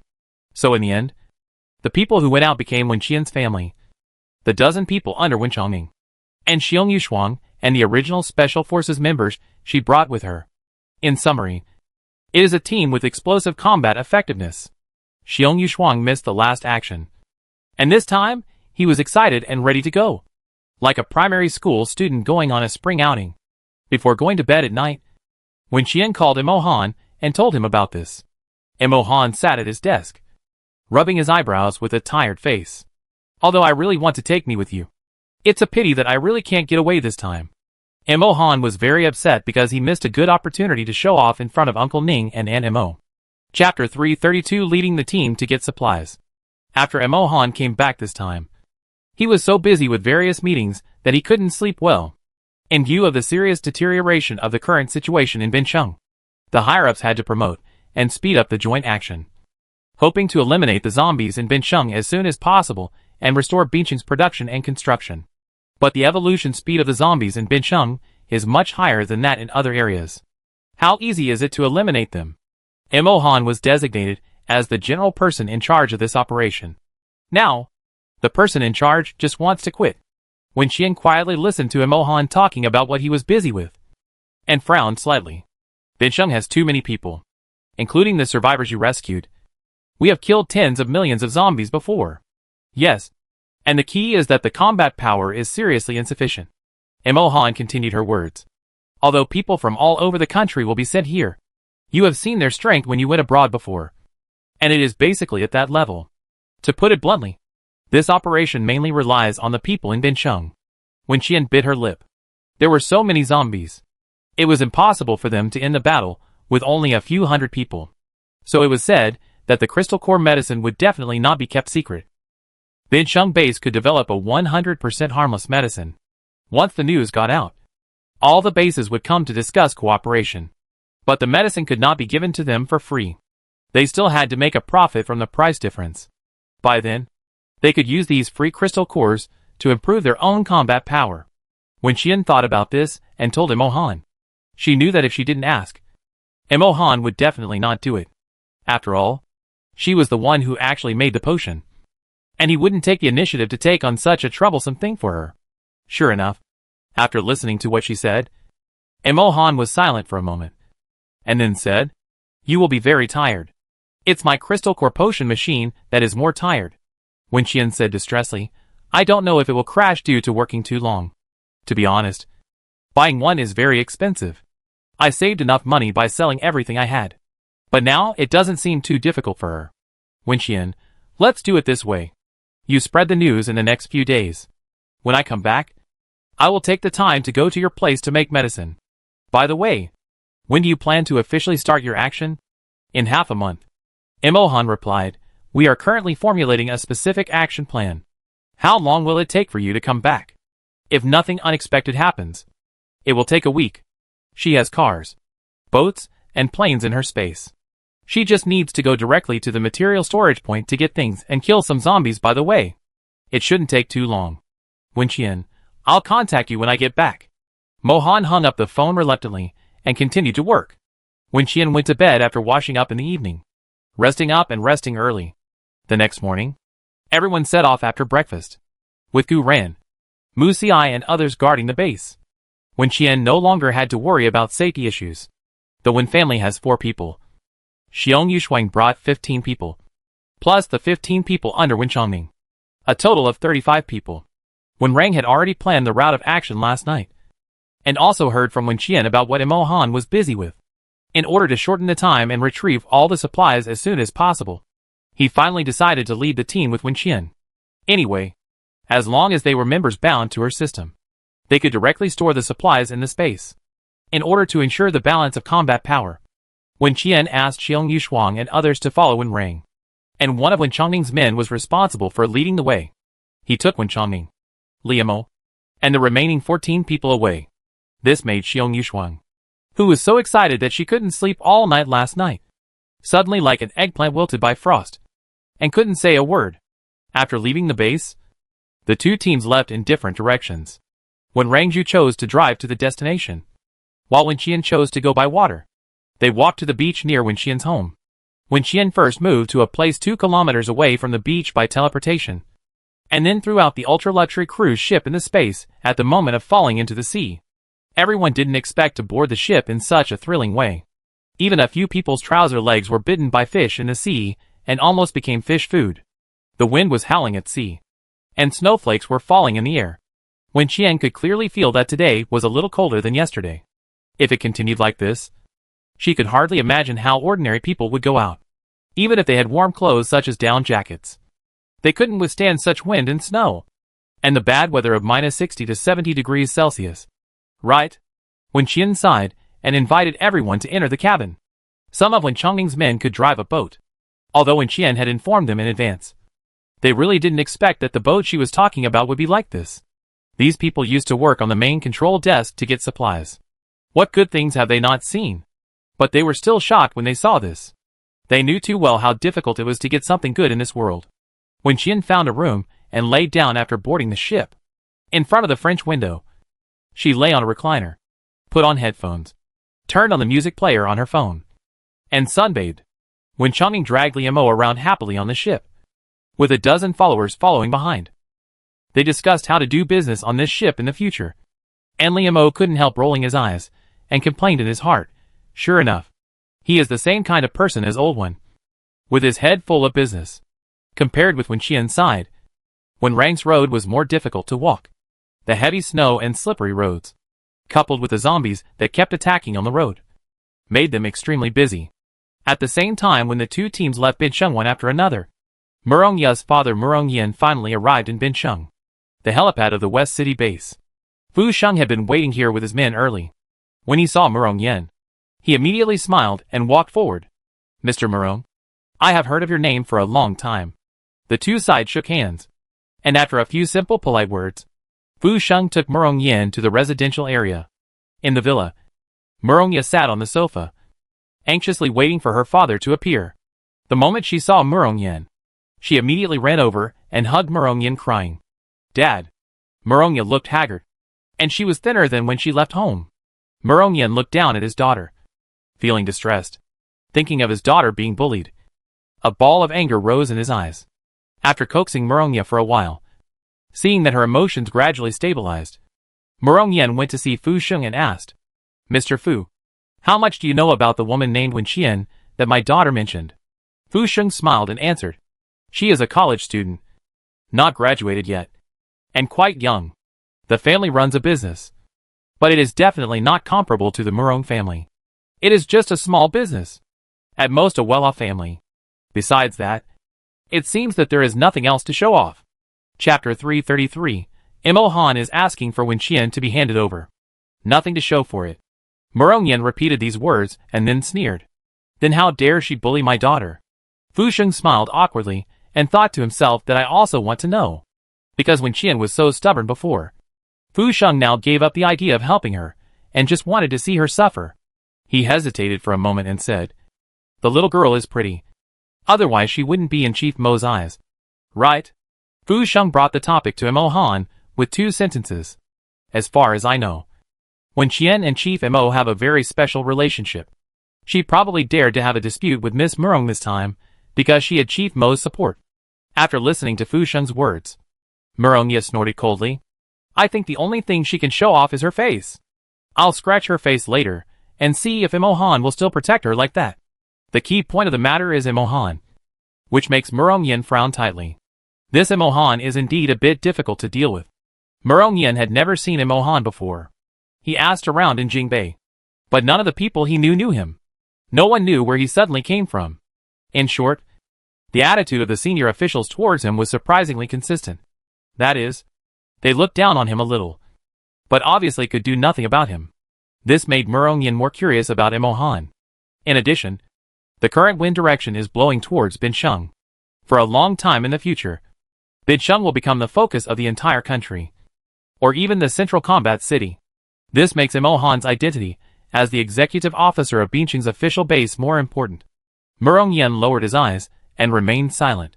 Seeing this, Fu Sheng asked, "Mr. Murong, how long will you stay in Bincheng this time?" "Not sure yet." Murongyan looked over and said frankly, "You should have heard some rumors outside. In the future, I may have to rely on Mr. Fu to take care of me." Fu Sheng knew that he was referring to the intention of the higher-ups to take the lead in restoring Bincheng's production and construction. And he smiled. "Mr. Murong, you are joking. If you come to Bincheng, the largest base in Bincheng will definitely be renamed Murong." Fu Sheng's words were a bit flattering, but also a bit sincere. After all, the strength of the Murong family is there. Now the several bases over there are basically supported by the Murong family. If Murongyan transfers all these resources to Bincheng, then Imo Han's broken base will be nothing at all. People know the times. As long as the conditions are negotiated, it will not be a problem to poach those people under Imo Han who have some ability. Fu Sheng intended to take the Murong family's boat, so now he also wanted to show his sincerity. Fu Sheng winked at the person next to him, and soon, the person brought a map. Fu Sheng handed the map to Murongyan, pointed to a certain location on it, and said, "Mr. Murong, what do you think of this piece of land?" Murongyan glanced at the map and saw that Fu Sheng was pointing to a residential area. It was close to the sea, next to the forest park, and surrounded by mountains and water. From the geographical location alone, it was very good and suitable for living. Seeing that Murongyan didn't say anything, Fu Sheng continued, "Before the extreme cold weather came, I sent my men to go around the city several times to select some places suitable for building a base. This place is very good. It is located between here and Bincheng Base. Although this villa area is not large, it can be expanded in the future. If Mr. Murong is interested, I will arrange for my men to occupy the place first, so that you can start construction and build a base at any time. Murong Yin pondered for a moment and replied, "Thank you for your kindness, Mr. Fu. I'll think about it. If it's convenient for Mr. Fu, I'll go to the place you mentioned with him in a few days. How about that?" "Okay. Then I'll wait for Mr. Murong's news." Murong Yin just came to Bincheng and doesn't know much about it. At present, the location Fu Sheng mentioned is indeed good, but it is too close to the sea. The current climate change is too weird. Although Bincheng is not in an earthquake zone, it has never experienced natural disasters such as tsunamis. But in the end times, who dares to use previous experience to guarantee? Moreover, building a base is not a trivial matter. Once a location is selected, it means that they will live there for a long time in the future. So Murong Yin must choose carefully. Murong Yin and Fu Sheng chatted for a while, and then stayed overnight at the Xiqing base. The next morning, he took Murong Yin to Bincheng base. Fu Sheng knew that he was going to settle accounts with Imo Han, because now only Imo Han knew where Wenqian was. Murong Yin wanted justice for his daughter, so he had to ask Imo Han to hand the person over. Realizing that there was something exciting to watch, Fu Sheng offered to go with him. The group arrived at Bincheng base without calling Imo Han in advance. When Imo Han learned about this, they were already outside the gate of the base. Imo Han had just finished a conference call, and when he put down the phone, he heard Yi Xinghua report that Murong Yin and his daughter and Fu Sheng were outside the base. As soon as he finished speaking, he keenly felt that the temperature in the room seemed to drop. Looking at Imo Han's cold face, Yi Xinghua sighed secretly. Imo Han was so busy these 2 days that he didn't even have time to eat. Those rich people who have nothing to do are really troublesome. Imo Han suppressed his anger and guessed why Murong Yin came here. Just then, his cell phone rang again. He looked at Yi Xinghua and said, "Take them to the reception area first. I have something to do here. I'll go there after I'm done." Yi Xinghua quickly turned around to do it, took the people to the place, and conveyed Imo Han's words. But he didn't expect that the other party didn't believe it at all, especially Fu Sheng, because he had been left outside the base gate by Imo Han before. So he firmly believed that Imo Han must have done it on purpose this time. Murong Yin didn't react much. After all, it was his first time here and his first time meeting Imo Han. He didn't want to make things too awkward, so he wanted to give him some face. But Murong Yin has been very wrong these days. She has injections and medicines every day. As soon as she closes her eyes, she can think of Wenqian's arrogant face. So she can't wait to let her father seek justice for her. "Dad, Imo Han must have done it on purpose. I don't believe he is so busy that he doesn't even have time to see us. I know where his office is. Let's go find him." Yi Xinghua hadn't left yet, and when he heard Murong Yin say this, his face darkened. "Miss Murong, isn't it a bit heartless to say this? Our superiors are so busy every day for the safety and development of Bincheng that they don't even have time to eat. They won't pretend to be busy just because of a small matter like seeing you. You are such a bully. You dare to bully me?" Murong Yin stood up and slapped Yi Xinghua in the face. "Don't think I don't know that you have a good relationship with that woman surnamed Wen. Ha! I tell you, I won't let her have an easy time." Chapter 334. Treat her as an orphan? Murong Yin's slap changed the atmosphere in the room instantly. Yi Xinghua turned his head to the side in shock, not expecting her to take action. Lin Yin and the others standing behind him changed their expressions and stepped forward subconsciously, but were stopped by Yi Xinghua. The bodyguards on Murong Yin's side saw the actions of Lin Yin and the others and immediately responded, standing around Murong Yin. In the room, the situation was tense.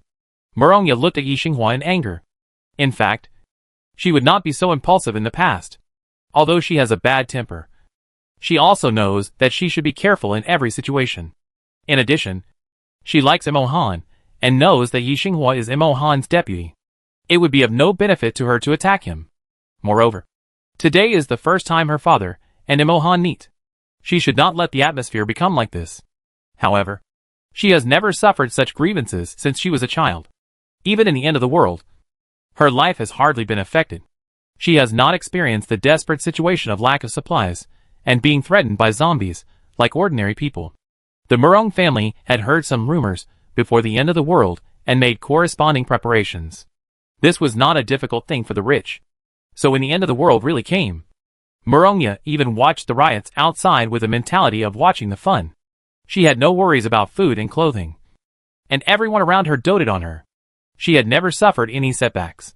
Until she came to Bincheng, a shitty place that she once looked down on. Mo Han's rejection, and Wen Qian's counterattack both hit her hard. Especially Wen Qian.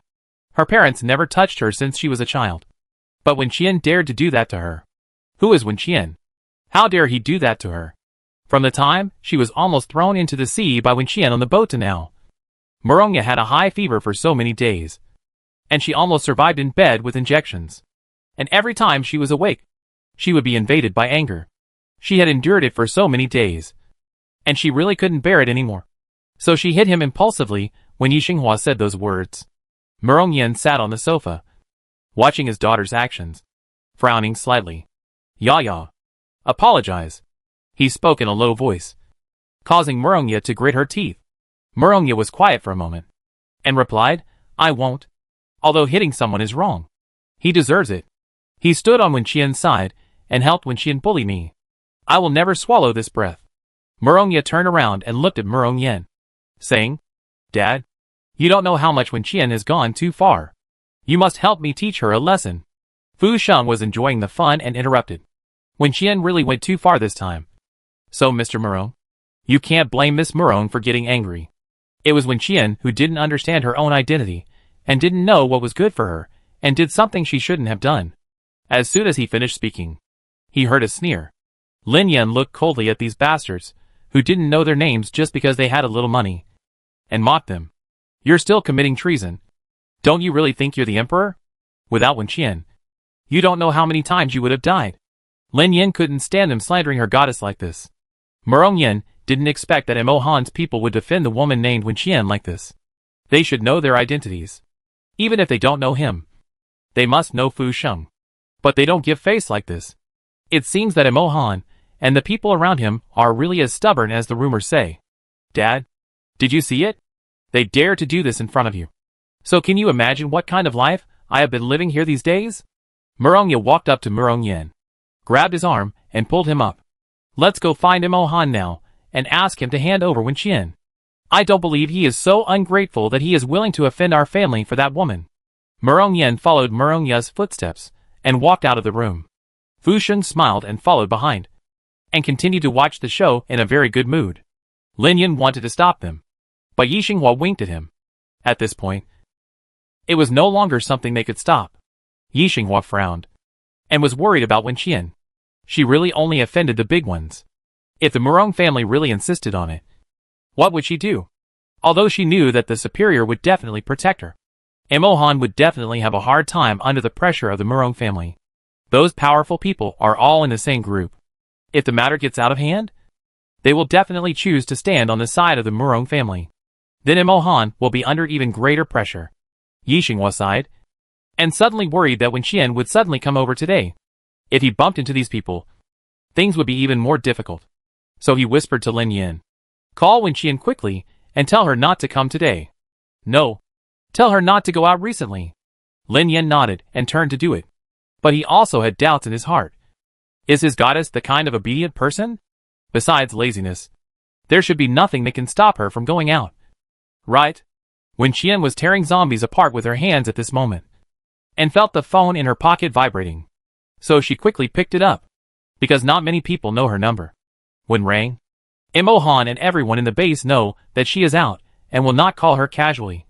So this call must be very important. Picking up the phone with one hand, Wen Qian beat the zombies, while talking to the person on the other end of the phone. Qian Shen, don't come to our base in the next few days. Lin Yan said straight to the point, which surprised Wen Qian a little. Where did the sun come out from? Doesn't this kid usually want her to go to play with them? Wen Qian, why don't you let me go? Your boss has a dog outside? Murongya called her father here, and now she is going to our boss to ask for punishment. Lin Yan did not hide it. Anyway, this matter could not be hidden. Wen Qian would know it sooner or later. Besides, he was a chatterbox, and could not hide any secrets. He even told about Yi Xinghua being beaten by Murongya. Wen Qian listened to him with cold eyes, pulled out the zombie head in his hand, jumped to a high place, temporarily got rid of the zombie siege, and said, "She is the only one who has a father. Do you think I am an orphan? Ha! If you can't beat her, just ask her parents." "You are really promising," Wen Qian said sarcastically. And it seemed that she didn't take it to heart at all. Lin Yin liked her spirit of fighting when she was not convinced, and her nervous mood was slightly relaxed. He chuckled and said, "Although the Murong family seems to be really powerful, so let's not confront them head-on. Let's hide if we can. Don't worry. The boss will definitely solve this matter. If we confront them head-on, it is others who should hide. Not me," Wen Qian said in a clear tone. "Every grievance has its perpetrator. Murongya suffered a loss at my hands. What kind of trick is it to find Yixinghua to get angry? Be careful when you go out recently. Don't be tricked by the Murong family. I will find you when I return to Bincheng." Chapter 335. He can't come and go as he pleases. Wen Qian is a little worried now. If Murongya can't find her, she will attack Lin Yin and his group. Lin Yin vaguely heard the sound of fighting on the other end of the phone and asked, "Where are you now?" "I'm playing outside. It will take a few days before I can go back. I will bring you good things when I get back." Wen Qian collected a lot of supplies today, and she was so happy that she almost went to heaven. But now her mood has dropped a little because of Murongya. Wen Qian said, as he dodged the zombie that attacked from behind and killed it cleanly.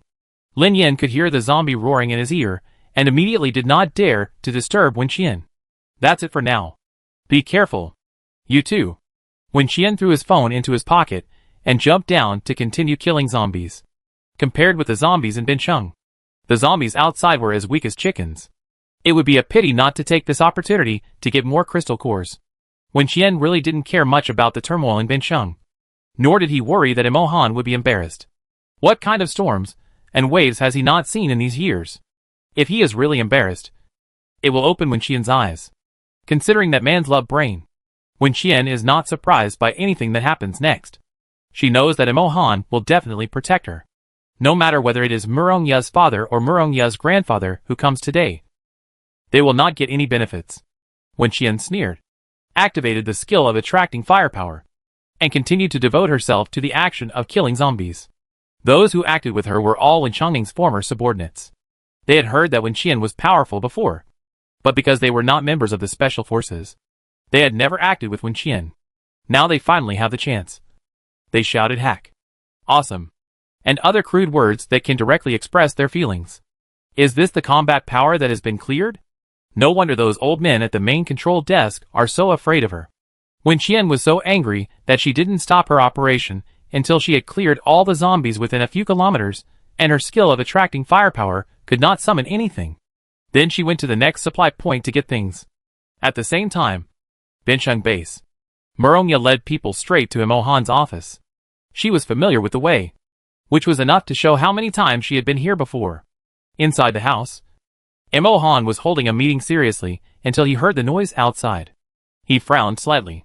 Outside the house, the bodyguard who wanted to force his way through the door was hit hard by a force that came from nowhere. He flew back a few meters. If Murongya and the others hadn't dodged in time, they would have all been dragged to the ground. Murongyan opened his eyes wide and looked at the closed door. The bodyguards he brought with him and arranged around Murongya were all superpowered people, and they were carefully selected masters. How could he be defeated so easily? The bodyguard screamed and fell several meters away. He barely got up, his face pale and blood oozing from the corners of his mouth. Yixinghua and others stood by and saw it clearly.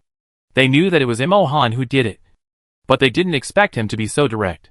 Murongya was a little scared by the scene in front of her. She looked at the door unwillingly, but she didn't have the courage to push it open herself. So she pushed the bodyguard beside her and ordered him to go. The bodyguard was terrified, but he also knew his identity, so he had to bite the bullet and go. Like the previous one, he got the same fate. This also made everyone clearly understand where the power came from, and basically guessed who did it. Imohan! Come out! Murongya yelled in anger. But as soon as she finished her words, she could no longer make any other sounds. She was shut up by Imohan's mental control. Imohan sat behind his desk until the meeting was over. He drank a sip of water, and then stood up slowly. At this time, 40 minutes had passed. He threw down his phone and walked out the door. He opened the door, looked at Murongya and the others standing there, and asked, "What do you want to talk to me about?" It was freezing cold outside. Although Murongya and the others were wearing warm clothes, they were not stupid enough to stand outside for so long. They wanted to leave but couldn't. They were forced to stand outside the door for so long by Emohan.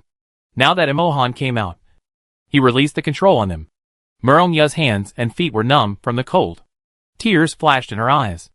And she cried, "Emohan, you are too bullying." Emohan didn't understand where she got this from. "Don't you want to see me?" She wanted to see him. And he let her see him. It's just that, he really can't come and go as he pleases. Emohan looked past Murongya, glanced at Murongyan and Fu Sheng behind him, and finally his eyes fell on Murongyan. "Mr. Murong must have something important to talk to me about. But I was just in a conference call to discuss some confidential issues that cannot be disclosed for the time being. I thought my people had already informed you. Didn't they?" Yixinghua told them that he was busy, and they had insisted on getting here, so they couldn't blame anyone else. Murongyan had heard of Emohan's tough style of doing things before, and today he experienced it himself, and he laughed out of anger. He was indeed the first one who dared to not give him face. Emohan looked at Yixinghua and others who had been standing with him for so long, and asked them to leave. "Go and do your own things." Yixinghua quickly took Lin Yin and others who wanted to eat melons away, and his heart was in his throat. Having been with Emohan for so long, how could he not see what happened just now? The Murong family really hit a wall this time. Emohan turned aside and invited Murong Yin into the office. Murong Yin walked into the room with a cold face, clenching his teeth to restrain his anger.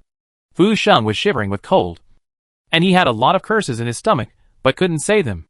All he could think about was how dare Emohan. A fool? He couldn't be unaware of the strength and background of the Murong family. Right? Could it be that he was really the son of some big boss? So he was so confident. After closing the door and sitting down, Emohan repeated the previous question. "What do you want to talk to me about?" Because he was in a bad mood. Murongyan didn't want to make small talk. It was Emohan who took the initiative to make their first meeting so awkward, so he didn't need to save face. Murongyan coughed twice because of the cold and said, "I want to talk to Chief Emo about my daughter. If I remember correctly, when Yaya came to Bincheng, you made sure to ensure her safety. Now that things have come to this, how are you going to explain the current situation to me?" Emohan patiently listened to him and replied. 2 questions. First, who promised you in the beginning? Me? Obviously not. He didn't know Murongya was coming at all. This person came here on her own, and it had nothing to do with him. Second, is she dead now? No. So what happened to her safety? Chapter 336. Fu Sheng's hair stood on end instantly. Emohan finished speaking, and the room fell silent. He made Murongyan and the others not know how to respond. Fu Sheng had met Emohan several times before, and each time he did not end well. Now, he stole a glance at Murongyan's ugly expression, and he felt a little happy in his heart. It was also the first time that he felt that Emohan was right to treat everyone equally. See, it's not just him who can't get any benefits in front of Emohan. No one can do it, no matter how big the Murong family's assets are, or how famous they are outside. As long as they come to Bincheng, no one can do anything to them. Ha ha ha. It's so cool to see Murongyan get humiliated. Fu Sheng tried to hold back his smile, and his mouth twitched a little. Murongya was stunned by Emohan's words. Did he know what he was talking about? What do you mean I'm dead? Emohan, you saw what Wenqian did to me that day. How long are you going to protect her? Murongya asked in a panic. What kind of drug did she give you? I am the only heir of the Murong family. Do you understand what this means? What is Wenqian? What good will it do for you to choose her? I can help you maintain your current position in Bincheng and even the whole country. But what about her? Can she? Murongya didn't understand why Emohan was so stubborn. Wouldn't it be better to choose a partner who can help you get twice the result with half the effort? Since he can come to Bincheng to be the executive officer of the first base, it means that he is not someone who is not interested in career prospects. But what is he doing now? He is shutting out the best candidate who can help him climb up quickly. Is he crazy? Emohan listened to her in silence and asked, Didn't you take the initiative to provoke her first? So what? I just don't like her. I just want her to die. Emohan lowered his head and smiled. He really couldn't help it. He could imagine what Wenqian's reaction would be if she were here. There are many people who want me dead. Who do you think you are? she would probably say that. Imohan's smile completely angered Murong's father and daughter. Murong Yin stared at Imohan coldly and asked him, Captain Mo's attitude today. Are you sure that Bincheng base will not need any help from my Murong family in the future? It has never been needed before. And it will be the same in the future. Okay. I understand what you mean. At this point, Murong Yin didn't want to say anything else. He stood up and said to Murongya, Let's go! Although Murongya was unwilling, her self-esteem was severely hit. She didn't want to listen to Imohan say anything that didn't suit her. So she followed her father out obediently. Fu Sheng looked at Imohan with a smile, and nodded to him in a very good mood. As a farewell. Unexpectedly, when he passed by Imohan, he was stopped by Imohan. Before Fu Sheng could react, he heard Imohan speak in a low voice. It seems that Miss Murong's future safety will depend on President Fu. His simple words made Fu Sheng's hair stand on end instantly. Although Murong Yen didn't say it, Fu Sheng knew in his heart that he would most likely come to Bincheng to develop. Now that they have fallen out with Imohan, the Murong family cannot move into the Bincheng base. And because of Fu Sheng's previous attentive preparations, they will basically live in the Xiqing base until their own base is built. Before that, the safety of the Murong family needs to be protected by the Xiqing base. Originally, Fu Sheng didn't think there was any problem. He was still very confident in his own base. But now he thinks about it. He is not so sure. Is Imohan reminding himself? Or threatening himself? He won't secretly send someone to deal with the Murong family. Right? And that damn girl Wenqian, with her fearless character, coupled with Imohan's indulgence, there's no guarantee that she will do something. When he thought of this, Fu Sheng suddenly had a headache. Fu Sheng gritted his teeth, looked at Imohan's half-smile, took a deep breath, didn't answer, and walked out of his office quickly. As soon as the door opened, the cold wind blew on his face like a knife, making his face hurt. Fu Sheng walked silently towards the parking direction, thinking that he had to take Murong Yin to see the site selection of the base as soon as possible. The sooner the better. Murongya and Imohan had a complete falling out, and they knew they couldn't live here anymore. So they packed their bags and moved directly to Fu Sheng's place. Imohan was very happy about this. After Fu Sheng returned to the base and settled Murong Yin and Murongya, he thought about how to ask Murong Yin to go with him to see the site for the base. But things didn't go as planned. Since they came back, the wind outside has become stronger and stronger, and the subordinates reported that the zombies outside seemed to have evolved again. This made Fu Sheng a little scared. After weighing it over and over again, Fu Sheng decided to delay it for a few more days. As a result, a week passed. Wenqian was so busy this week that she had no time to think about Murongya, killing zombies, and getting supplies. She lived a very fulfilling life every day. Finally, all the supplies hidden outside by Wen Chongning's men were recovered, and Wenqian returned to meet Wen Rang. Wen Rang was with Xiong Yushuang and others these days. Although he didn't eat and drink as much as he did with his sister, he didn't starve because Xiong Yushuang also had stock. Wenqian took the initiative to collect most of the supplies, while Wen Rang and others started to kill zombies and collect crystal cores after running through 2 cities. When Wenqian met up with her again, there were already hundreds of thousands of crystal cores in the space. After returning home, the first thing Wenqian did was to go into the space to process the crystal cores and take stock of what good things she brought back. I have to say, her father's friends are really awesome. Not to mention the most basic food and protective clothing supplies. What they stocked up the most was weapons. All kinds of weapons. They have all the weapons and equipment in Wenqian's space mall that are so expensive that she dare not even think about them. Wenqian even wondered if they were going to clear out the weapons warehouse in the main control panel.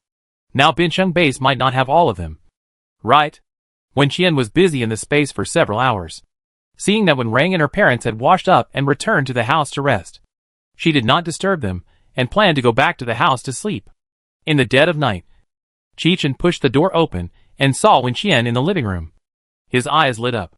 He was carrying a backpack and wearing a simple jacket.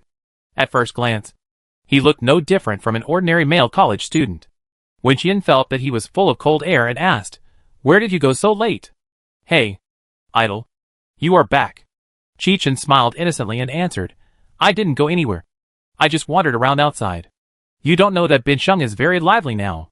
Wenqian was not particularly sleepy. After hearing what he said, he knew that he was going to get information again. So he sat on the sofa and said, "Then tell me, how lively is it?"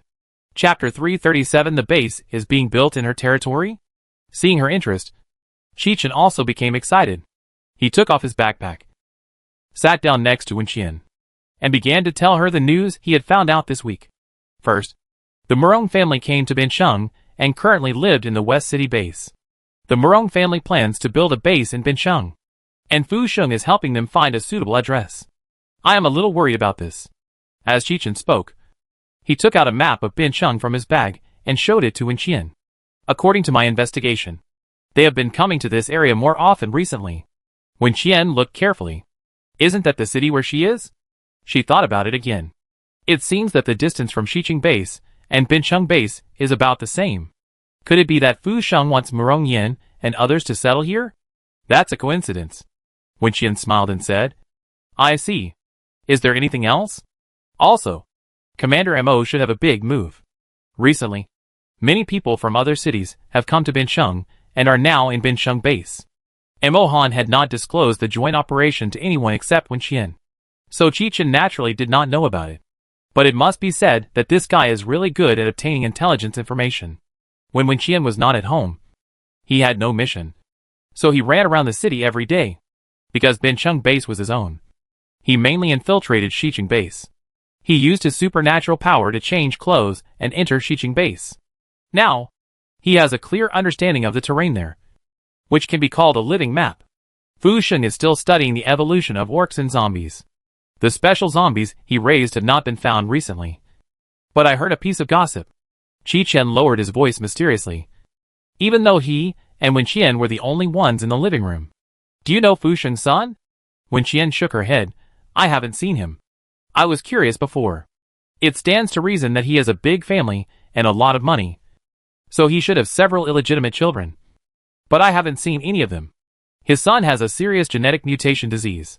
He can't get out of bed at all. He can only lie in bed and rely on machines to survive. I suspect he is planning to turn his son into a half-orc. Wenqian, how should I put it? It's both outrageous and something Fu Sheng could do. Wenqian frowned and asked, he only has one son? Hey, that's where the fun begins. Chichen's face was full of gossip. All the other sons are dead. Wenqian, did they all die of genetic diseases? No. No. No. Chichen shook his head repeatedly. I heard he had 4 sons in total. The first son died in a car accident, and the second son did the same. And most importantly, like the eldest son, he died at the same crossroads. Isn't that mysterious? Wenqian swallowed and remained silent. Chichen, I heard that a master later told him that his 2 remaining sons never learned to drive. But the third son died of drowning. It is said that he was a good swimmer, but he was killed by the waves while surfing on vacation. Wenqian felt like he was listening to a ghost story. How many evil things did Mr. Fu do? I don't know. Chichen shrugged his shoulders. I don't know if he has other illegitimate children outside, but the only one left by his legitimate wife is still half dead. TSK. Wenqian's expression and mood were a bit complicated. It's true that the way of heaven is good, and no one can escape it. This is retribution. But where did you hear all this from? I found out from Fu Sheng's men. I disguised myself and sneaked in, and I went to drink fake wine with them when I had nothing to do. Wenqian looked puzzled. With your alcohol tolerance, why are you looking for someone to drink with? She had not forgotten that Chichen fell to the ground after drinking a dozen beers last time. Chichen's face changed, and his body stiffened and answered, I was stimulated last time. I didn't drink too much. Who stimulated you? I'm sleepy. Captain Qian. Good night. Bye. I'm going back to sleep. Give Chichen 800 guts. He didn't dare to say in front of Wenqian that he used his supernatural power to eavesdrop on her conversation with Mo Han, and knew that they were secretly in love. He was afraid that he would die like Fu Sheng's son. Chichen ran away like the wind. Wenqian looked at his back, confused.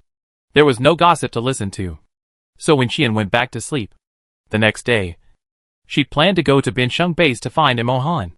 The weather outside was too bad, and she wanted to send constant temperature suits to the remaining combatants in the system. Only some of Yixinghua got it during the last operation, and the rest did not follow, so they did not take advantage of it. Also, Wen Qian wanted to learn more about the action plan after a week, and then go to help them deal with the crystal core. She would definitely participate in the joint action. After all, to put it bluntly, these people were working for her, and she couldn't just sit at home and do nothing. During breakfast, Wen Qian and Wen Rang mentioned this matter and asked him and Gu Ran to accompany them. Wen Rang and Gu Ran naturally had no problem. But what was unexpected was that when Changning actually said, "I want to go too." At the dinner table, others looked at Wen Changning with question marks on their faces, wondering what was going on with him. Wen Changning snorted coldly and lowered his head to eat. He heard from his younger brother that his daughter was dating that guy surnamed Mo. He also heard that guy surnamed Mo had done a lot of bad things in the past. Although Wen Changning didn't remember and knew that he couldn't just wrongly accuse someone, he still felt it necessary to meet the guy. Wen Rang was a big fan of the fun, and he guessed who Wen Changning was going to meet almost instantly. So he ignored Wen Qian's kicking him under the table and said, "Okay, go ahead. It's boring at home anyway, so it's good to go out for a walk." Mo didn't bother to pay attention to the father and son, but just reminded them, "Don't do anything to make Qian angry. Otherwise both of you don't come back."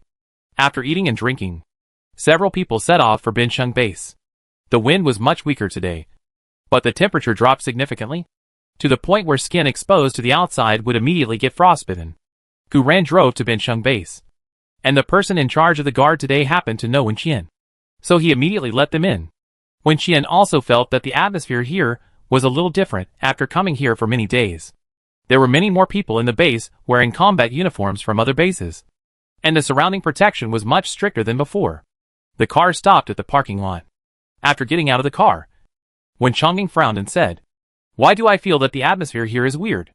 There is a sense of tension before the war." Although Wen Changning had never experienced any war, he subconsciously felt this way. It must be said that the sixth sense of top businessmen is absolutely perfect. Wen Qian and Wen Rang smiled at each other and walked towards Mo Han's office. They had been stared at since they got out of the car. Fortunately, they were met by Lin Yin, who came halfway. Chapter 338. Wen Qian became the main topic of the meeting. Lin Yin heard from the intercom that the brother standing guard at the door had arrived, so he ran over to pick her up. "Qian, you came at the right time. The food at the base is really good today. Let's go eat together at noon." Wen Qian mocked him. "Have you never eaten at my house? Why do you still look like an unsophisticated person? With the standard of their base, how good can it be?" Lin Yin smiled and scratched his head, whispering, "Today is an exception. There is meat. It is indeed a rare thing for such a large base with so many people to be able to eat meat equally." "Wen Qian, it's not even the new year yet, and we're having meat?" "Yes, we are having meat. Several big leaders came today from other cities, so we have extra food. Of course, the supplies are all provided by them." Wen Qian guessed that these people should be here to discuss joint operations. She slowed down and asked, "Am I here at the wrong time?" "What's the wrong time? You can come anytime."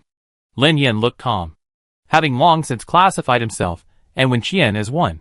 "Besides, no matter how busy our superiors are, they will have time to see you. You are different from others." As soon as Lin Yin finished speaking, he heard Wen Changning cough lightly, which frightened him so much that he shivered and dared not say anything nonsense. Hearing that Mo Han was in a meeting, Wen Qian went to the laboratory with Lin Yin first. Wen Rang was dragged away by his junior, who came after hearing the news. He felt that he had to work for this broken base every time he came. God knows how much money he would have to pay for helping to solve problems before the end of the world. Now, he is working for free. Wen Qian and his companions arrived at the laboratory. Ordinary people cannot enter here. They need special passes. But several national treasure level experts and professors working here have already explained that Wen Qian can come and go freely at any time. So the guards at the door let him go directly after confirming Wen Qian's identity. When the professors saw Wen Qian coming, they smiled and swept away the exhaustion of many days. Wen Qian saw that they seemed to be older than last time, and his heart sank. They are all elderly people. They really can't stand this. I just heard from Lin Yin that they live here almost every day and rarely go back to the accommodation area. Mo Han also tried to persuade them, but it didn't work. Wen Qian smiled and greeted them, saying, "This is my father Wen Changning. I brought him here today." Wen Changning was not a good student since he was a child, so after learning the identities of these experts, he was very respectful and felt like he was meeting a god. After a few simple polite words, the two sides started to talk about business. When Qian came here to deal with the crystal core, she told the professors why she came here. After hearing this, they immediately went to take out the crystal core stored in the safe for her. When Qian left after getting the things, because she had to go into the space to deal with the crystal core, and it was not easy to operate here. After leaving the laboratory, when Qian asked Lin Yin if there was a quiet and deserted place, Lin Yin thought about it seriously and answered, "Dormitory? There is no one in our dormitory now. But the environment is not very good. It's okay. Take me there." Several people set out and walked towards the accommodation area. In the far corner, several people were staring at the door of the laboratory. The Bincheng base has successfully developed a 100% harmless crystal core medicine. This news has recently spread to various official bases in Bincheng and other cities. The people who came to Bincheng to participate in the joint operation were shocked when they learned about this. They had seen the experts in Bincheng base before. At first, they pushed them to Imo Han because they were afraid of trouble and responsibility. They never expected that Imo Han would take advantage of them now. They wanted to poach people. After all, mastering the core technology of crystal core medicine means having huge combat power and absolute power in the future. But those professors usually never leave the laboratory. Even if they go in and out, there are people around to protect them, which is a headache for them. Today, they suddenly saw strange faces coming to the laboratory, and they were not wearing combat uniforms of Bincheng base, which made the people who secretly monitored here feel something was wrong. Among these people, there are also people who know Wen Qian. So, they quickly passed the news that Wen Qian could enter and leave the laboratory freely to the upper management office area. In the large conference room, Imo Han was having a meeting with a dozen people from other cities. One of them had a Bluetooth headset on his ear. After hearing the news from the headset, he looked at Imo Han and asked, "Will Wen Qian from Xiaobai base participate in this operation?" Imo Han didn't expect to hear Wen Qian's name from them. He looked at the man who asked and answered, "It's not certain yet. Most people in the conference room have heard of Wen Qian, because her performance in the previous overseas mission was so amazing. Wen Qian not only helped rescue the kidnapped experts, but also brought back hundreds of thousands of crystal cores lost by several major bases. She is someone that many bases want to win over. But because they have not been able to find the location of her base, they have lost the opportunity to negotiate with her. But among these people, there are also people who have never heard of Wen Qian's name." The man sitting at the other end of the long conference table asked in confusion, "Who is Wen Qian?" The man beside him chuckled and replied, "I heard that she is a wonderful woman whose strength is not inferior to that of Chief Imo." "Oh, not inferior to Imo Han. There is such a person? Then I would like to meet her." Soon, the topic in the room became mainly about Wen Qian. Imo Han glanced at the man who took the initiative to bring up Wen Qian. This man just came from Jingbei City this morning. If he remembered correctly, he seemed to have some connection with the Murong family. The man met Imo Han's gaze from a distance, smiled at him, then tilted his head and whispered a few words to the subordinate standing behind him.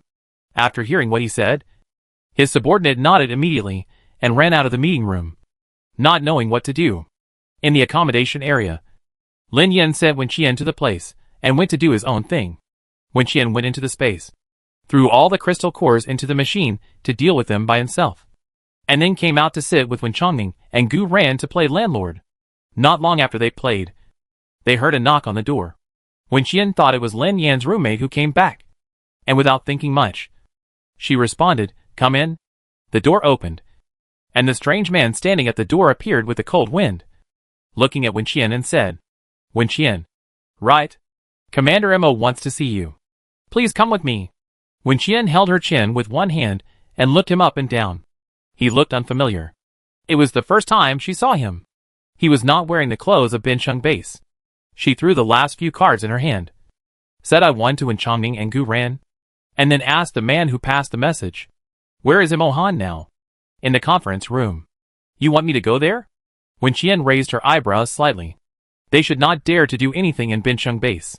But if Imo Han came to her, he would definitely send someone she knew. So what was going on? Chapter 339. Can she beat the zombies?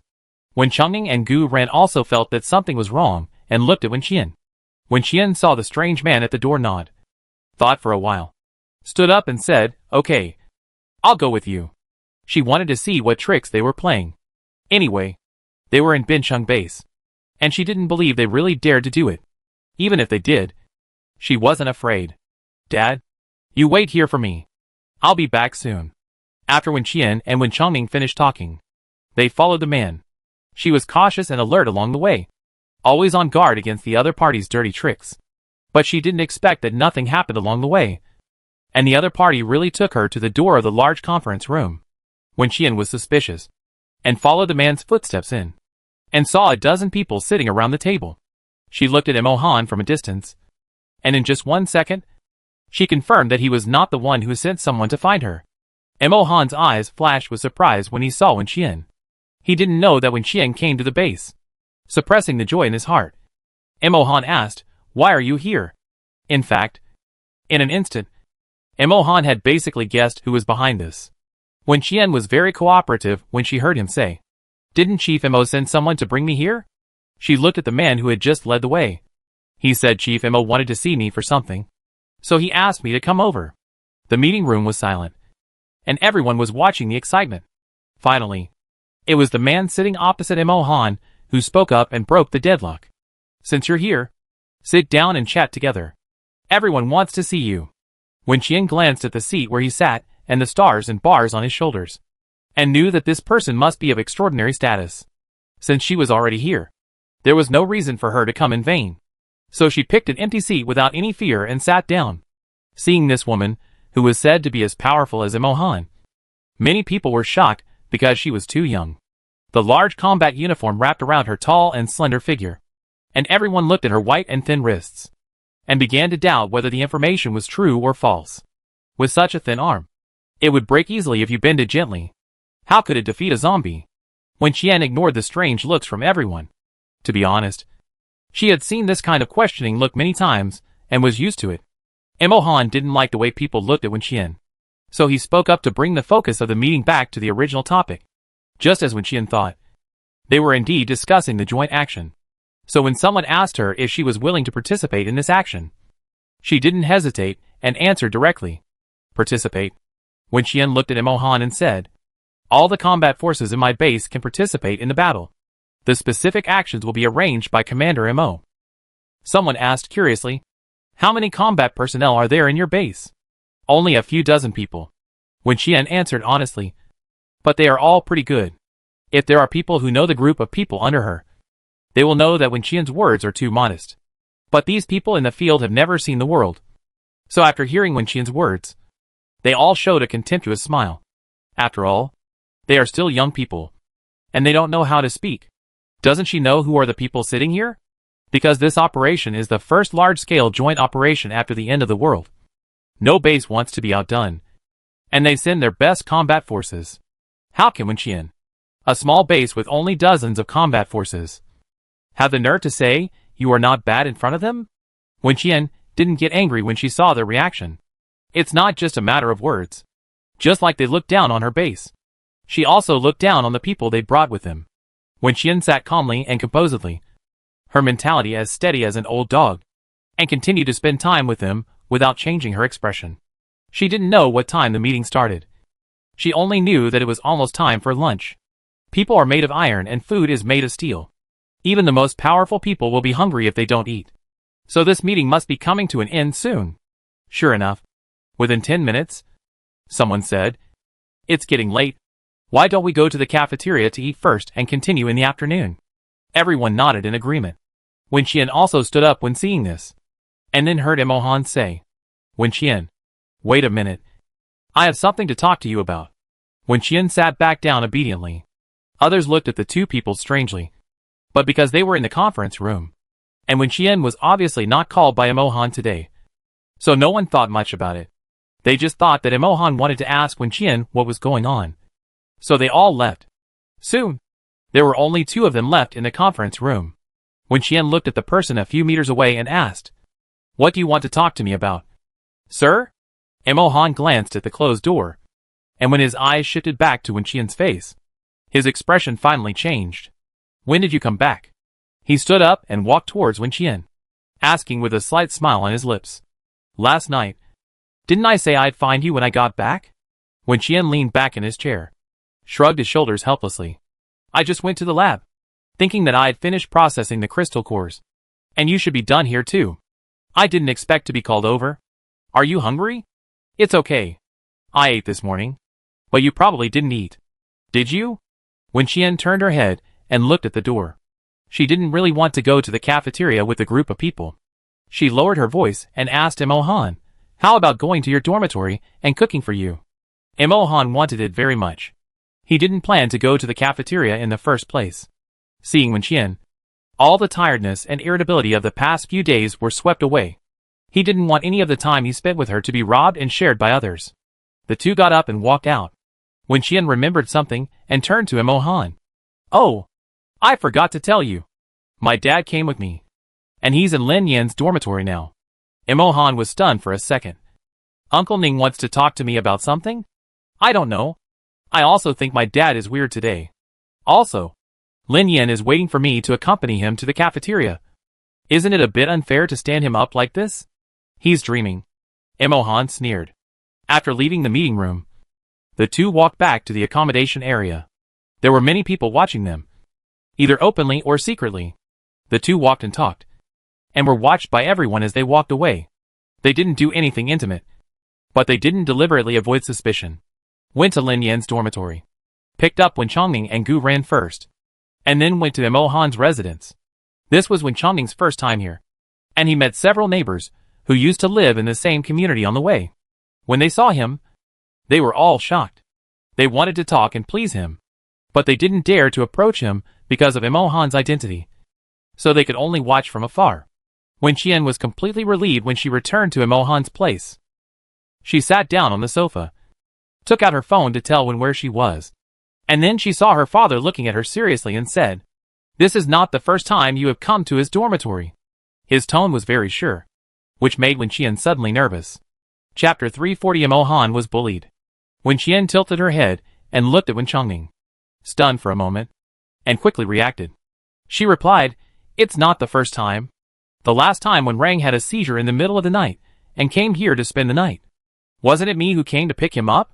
Wen Chongning then remembered that his son had intermittent seizures and asked for a beating. He looked at Imohan again and didn't ask about it any further. Seeing this, Wen Qian quickly called Wen Rang and asked him to come over for dinner. Less than 10 minutes later, there was a knock on the door and the movement of Wen Rang outside the house.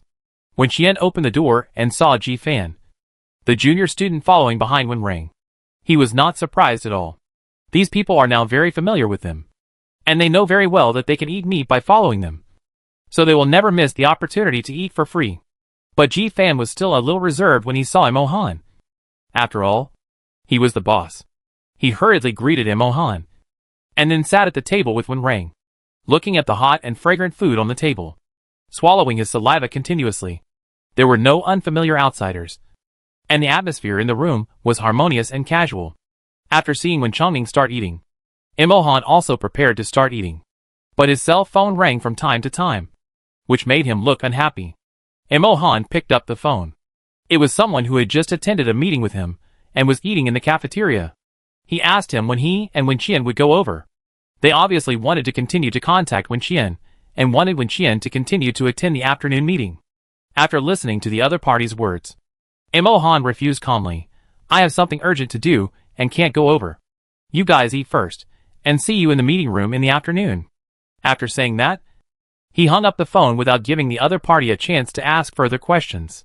The other party seemed to have heard about his temper, so he didn't dare to make a second call. Instead, a group of people sat around the long dining table and whispered about what he was busy with. Wen Chongning came here today to ask what was going on between Imohan and his daughter, and to warn the boy not to bully his daughter. But he didn't expect Imohan to be so busy. In addition, seeing the situation at the base here, and Imohan's thin appearance as if he hadn't rested well for many days, he didn't know how to find an opportunity to bring it up. At the dinner table, Wen Rang was the one who talked the most. He had just arrived at the base when Ji Fan pulled him over to solve a problem. Things had not been dealt with yet, but when he heard about the meal, he couldn't help but come over to slack off for a while. "Remember the alien you caught last time? The gorilla?" Wen Rang was chewing sweet and sour pork ribs while chatting with Wen Qian about serious topics. Wen Qian nodded, and Wen Rang continued, "I saw it this morning. It evolved a little too fast. Now it has more human characteristics than the gorilla. But the radiation value is more serious than before. You mean, from the outside. It will gradually return to human form. But its alien powers will be preserved. And the radiation level in its body will get higher and higher? Wenqian frowned and asked. Wen Rang, according to current observations, this is probably the case. So I'm a little worried. Aliens plus zombies. If these two groups come into contact in the future and develop a certain connection and cooperation, it will be even more troublesome. Wenqian felt that the meat in his mouth was no longer fragrant. Several people ate and talked. And after resting for about 10 minutes, they continued to do their own things. When Rang and Ji Fan left together, and Imohan's face became more and more gloomy because of the constant ringing of the phone. Don't go to Lin Yan's dormitory. Just stay here. It's quieter than over there. And no one will disturb you. Imohan picked up his coat and prepared to go out, turning to look at Wenqian and persuade him. Wenqian thought about it and nodded in agreement. It was indeed not convenient to stay at Lin Yan's place. If his roommate came back and wanted to rest, he would probably feel embarrassed to see her there. So he would find a chance to leave. It's better to stay with Imohan. At least it's comfortable. Seeing Wenqian agreed, Imohan looked at Wenchangning again. Uncle Ning, I'm going to get busy first. Okay. Go ahead. Wenchangning nodded repeatedly. His phone was ringing one after another, almost blowing up. Wenqian, Wenchangning, and Gu Ran were the only ones left in the room. Wenqian went into the space to sort out the processed medicines, and continued to throw the remaining crystal cores in for processing. Wenchangning and Gu Ran sat on the sofa, staring at each other, feeling a little bored. If I had known I wouldn't come, it would be so nice to stay at home with my wife. Wenchangning sighed and muttered to himself. Gu Ran also saw that Wenchangning was a little impatient, and suggested after hesitating for a moment, how about we go to the vicinity of the base to kill zombies? This is not their own base, and it is not easy for them to move around freely. Although Imohan would definitely have no objection to going out for a walk. There are so many people in the base now, and it is inevitable that people from other bases will find fault with them. So it is better to go out and act. Gu Ren thought that he was not as strong as Wenqian and Wen Rang, but since they were near the Bincheng base, it was no problem for him to protect Wenchangning alone. Wenchangning was not interested in killing zombies, but it was a pity to continue sitting here and wasting time. He thought it would not be a bad thing to help his daughter get more crystal cores. So he agreed. Wenqian just came out of the space and heard the two talking about going out to kill zombies. She thought for a moment and agreed, but she asked them to bring walkie-talkies so that they could contact her at any time and she could teleport to save people in case of emergency. It was freezing outside, and few people were going out.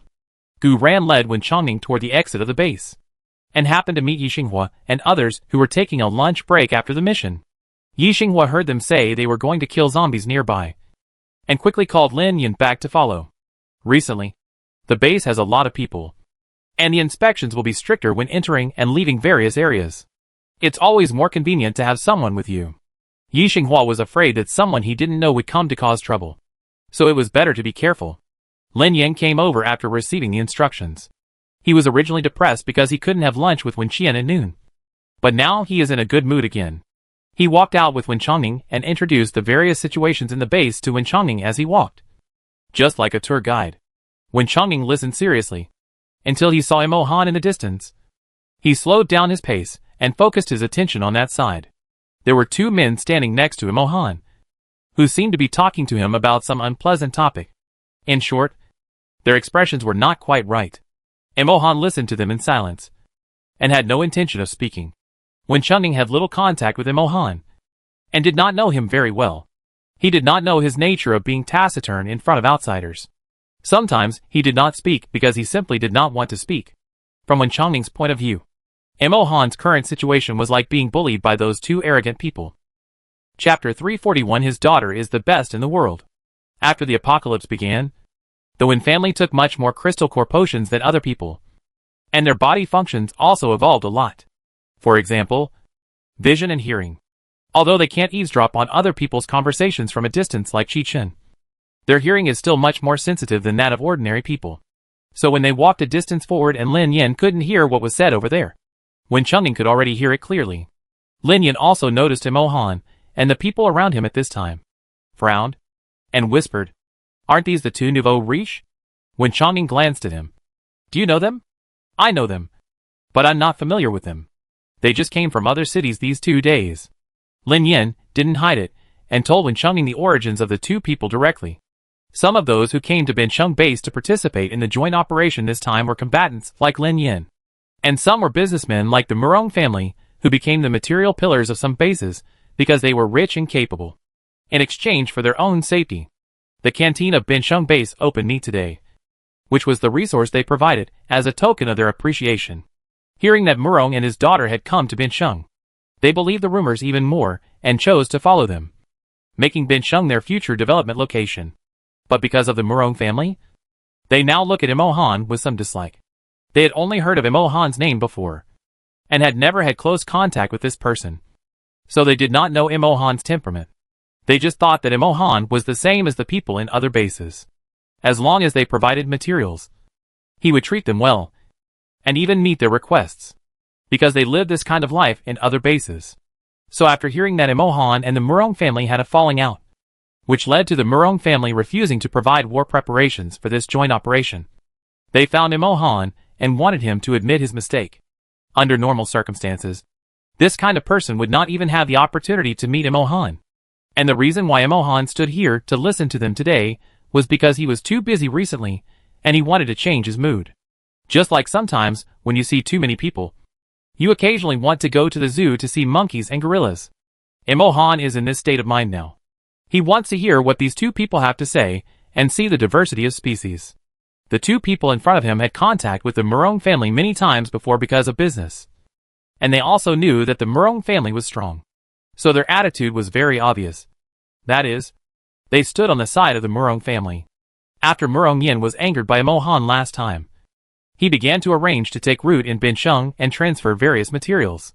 The two people who knew Murong Yin arrived in Bincheng and immediately contacted him, wanting to ask him what support he provided for this operation.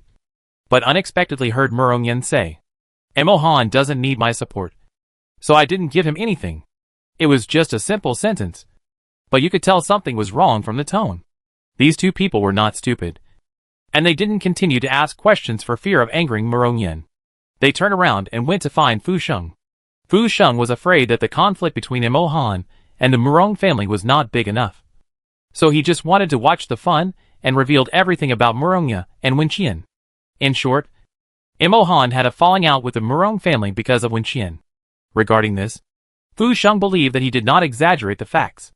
Although Imo Han didn't know what the two had talked about with Murong Yin and Fu Sheng before, he basically guessed it from their reactions and what they said to him now. The woman who came to the meeting this morning was Wenqian. Right? You had a falling out with the Murong family because of her? Do you know how much of a loss it is for you that the Murong family withdrew from this operation and refused to provide war preparations? It is a loss not only for your Bincheng base, but also for other bases. You can't let everyone suffer with you just because of your own emotional problems. Besides, is Wenqian worth doing this for you? How can she compare to Miss Murong? I think you should think about it again and contact Murong Yin as soon as possible to clear up the misunderstanding before the action. Yes, this action is of great significance.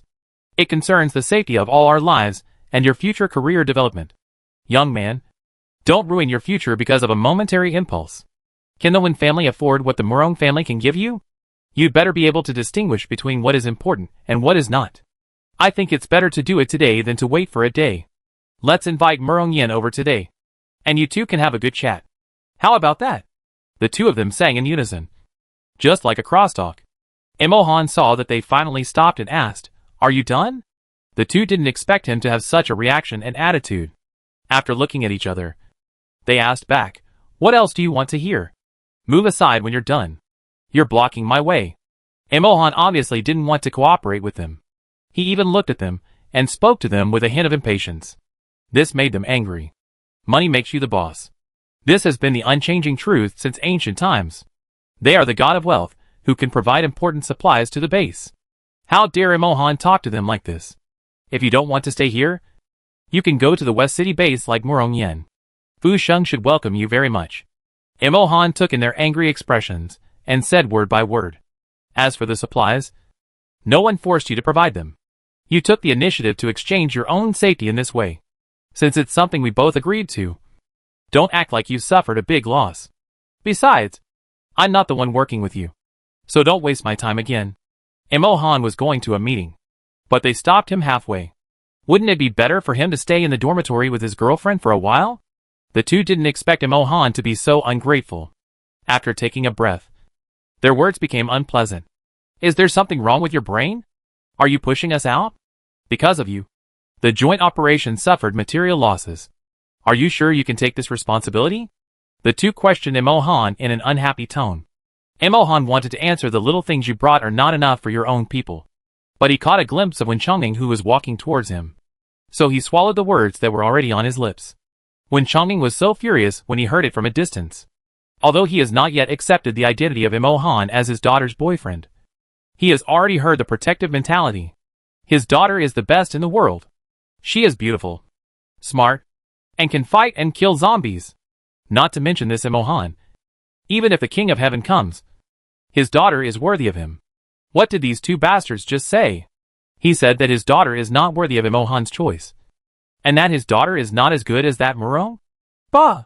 Bullshit! Chapter 342. The son-in-law of a wealthy family, Imo-han. Wen Chongming walked towards the group angrily.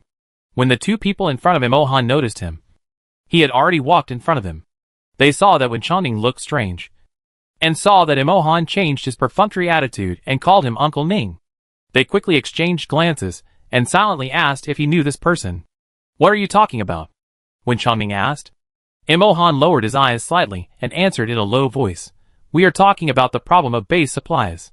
After he finished speaking, he sighed lightly, raised his eyes, and looked at Wen Chongming again, and asked, Uncle Ning, do you want to talk to me about something? Nothing. I'm just taking a walk because I'm bored. Wen Chongming asked knowingly.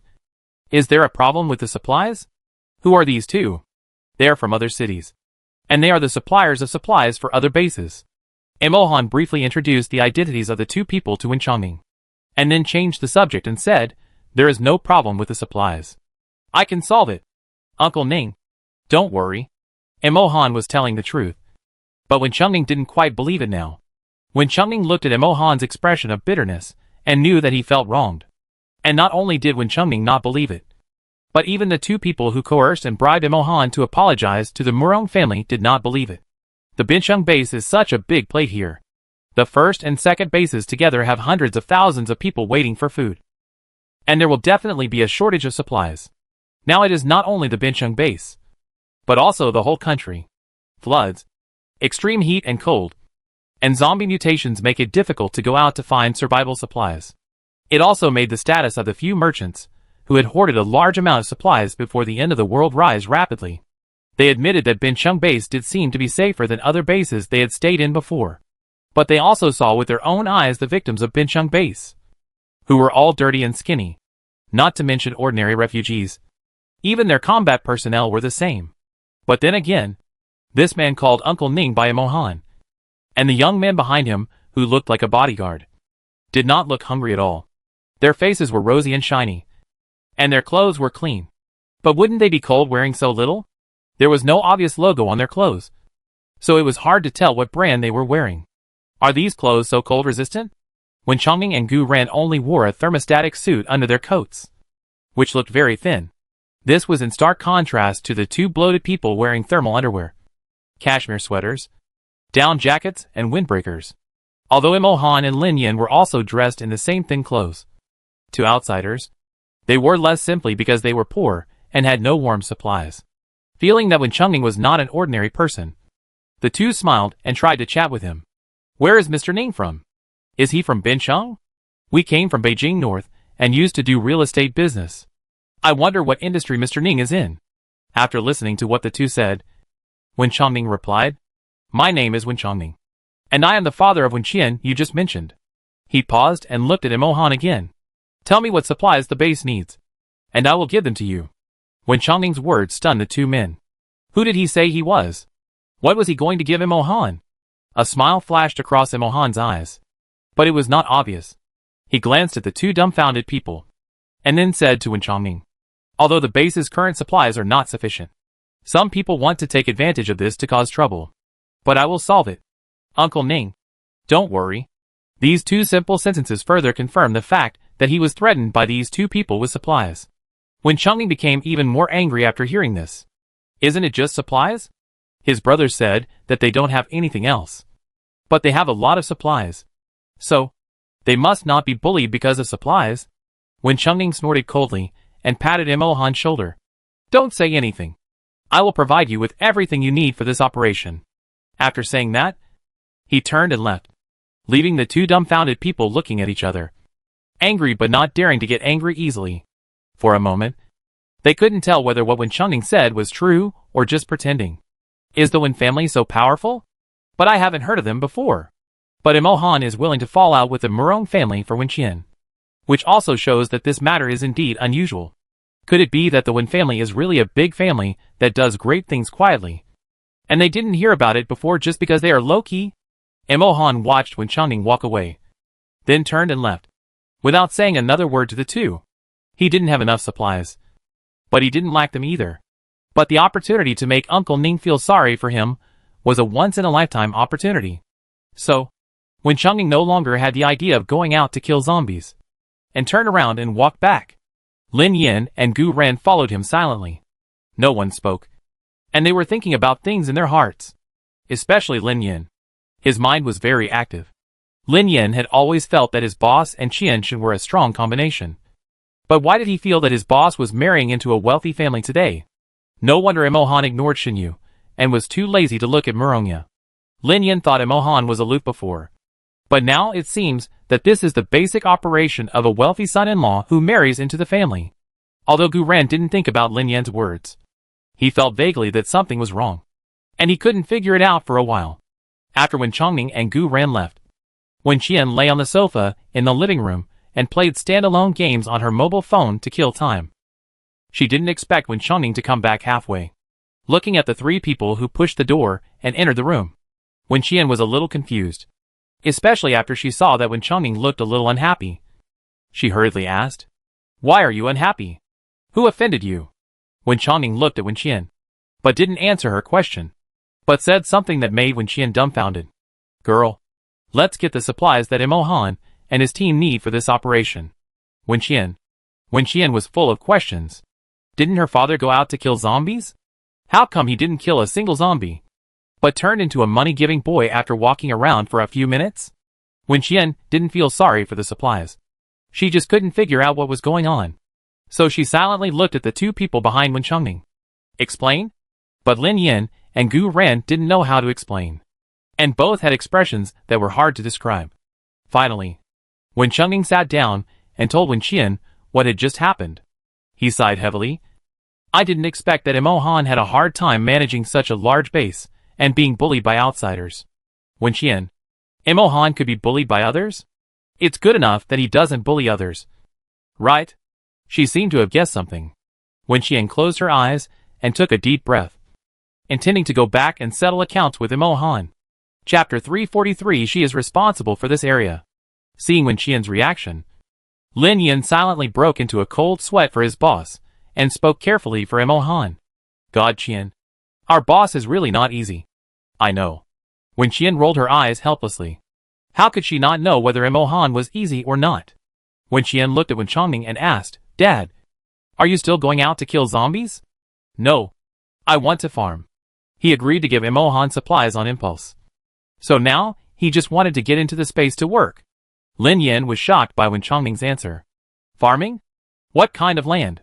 Wen Qian was also at a loss. "Then you should go kill zombies.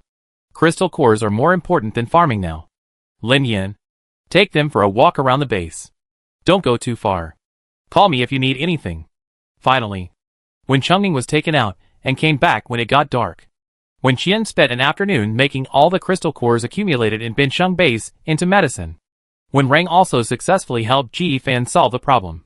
When he came back to find his sister, Imohan was still busy outside, not knowing when he would come back. Wen Qian and the others simply made a hot pot in the house and let Lin Yin have a meal. At 8 o'clock in the evening, Imohan finally came back.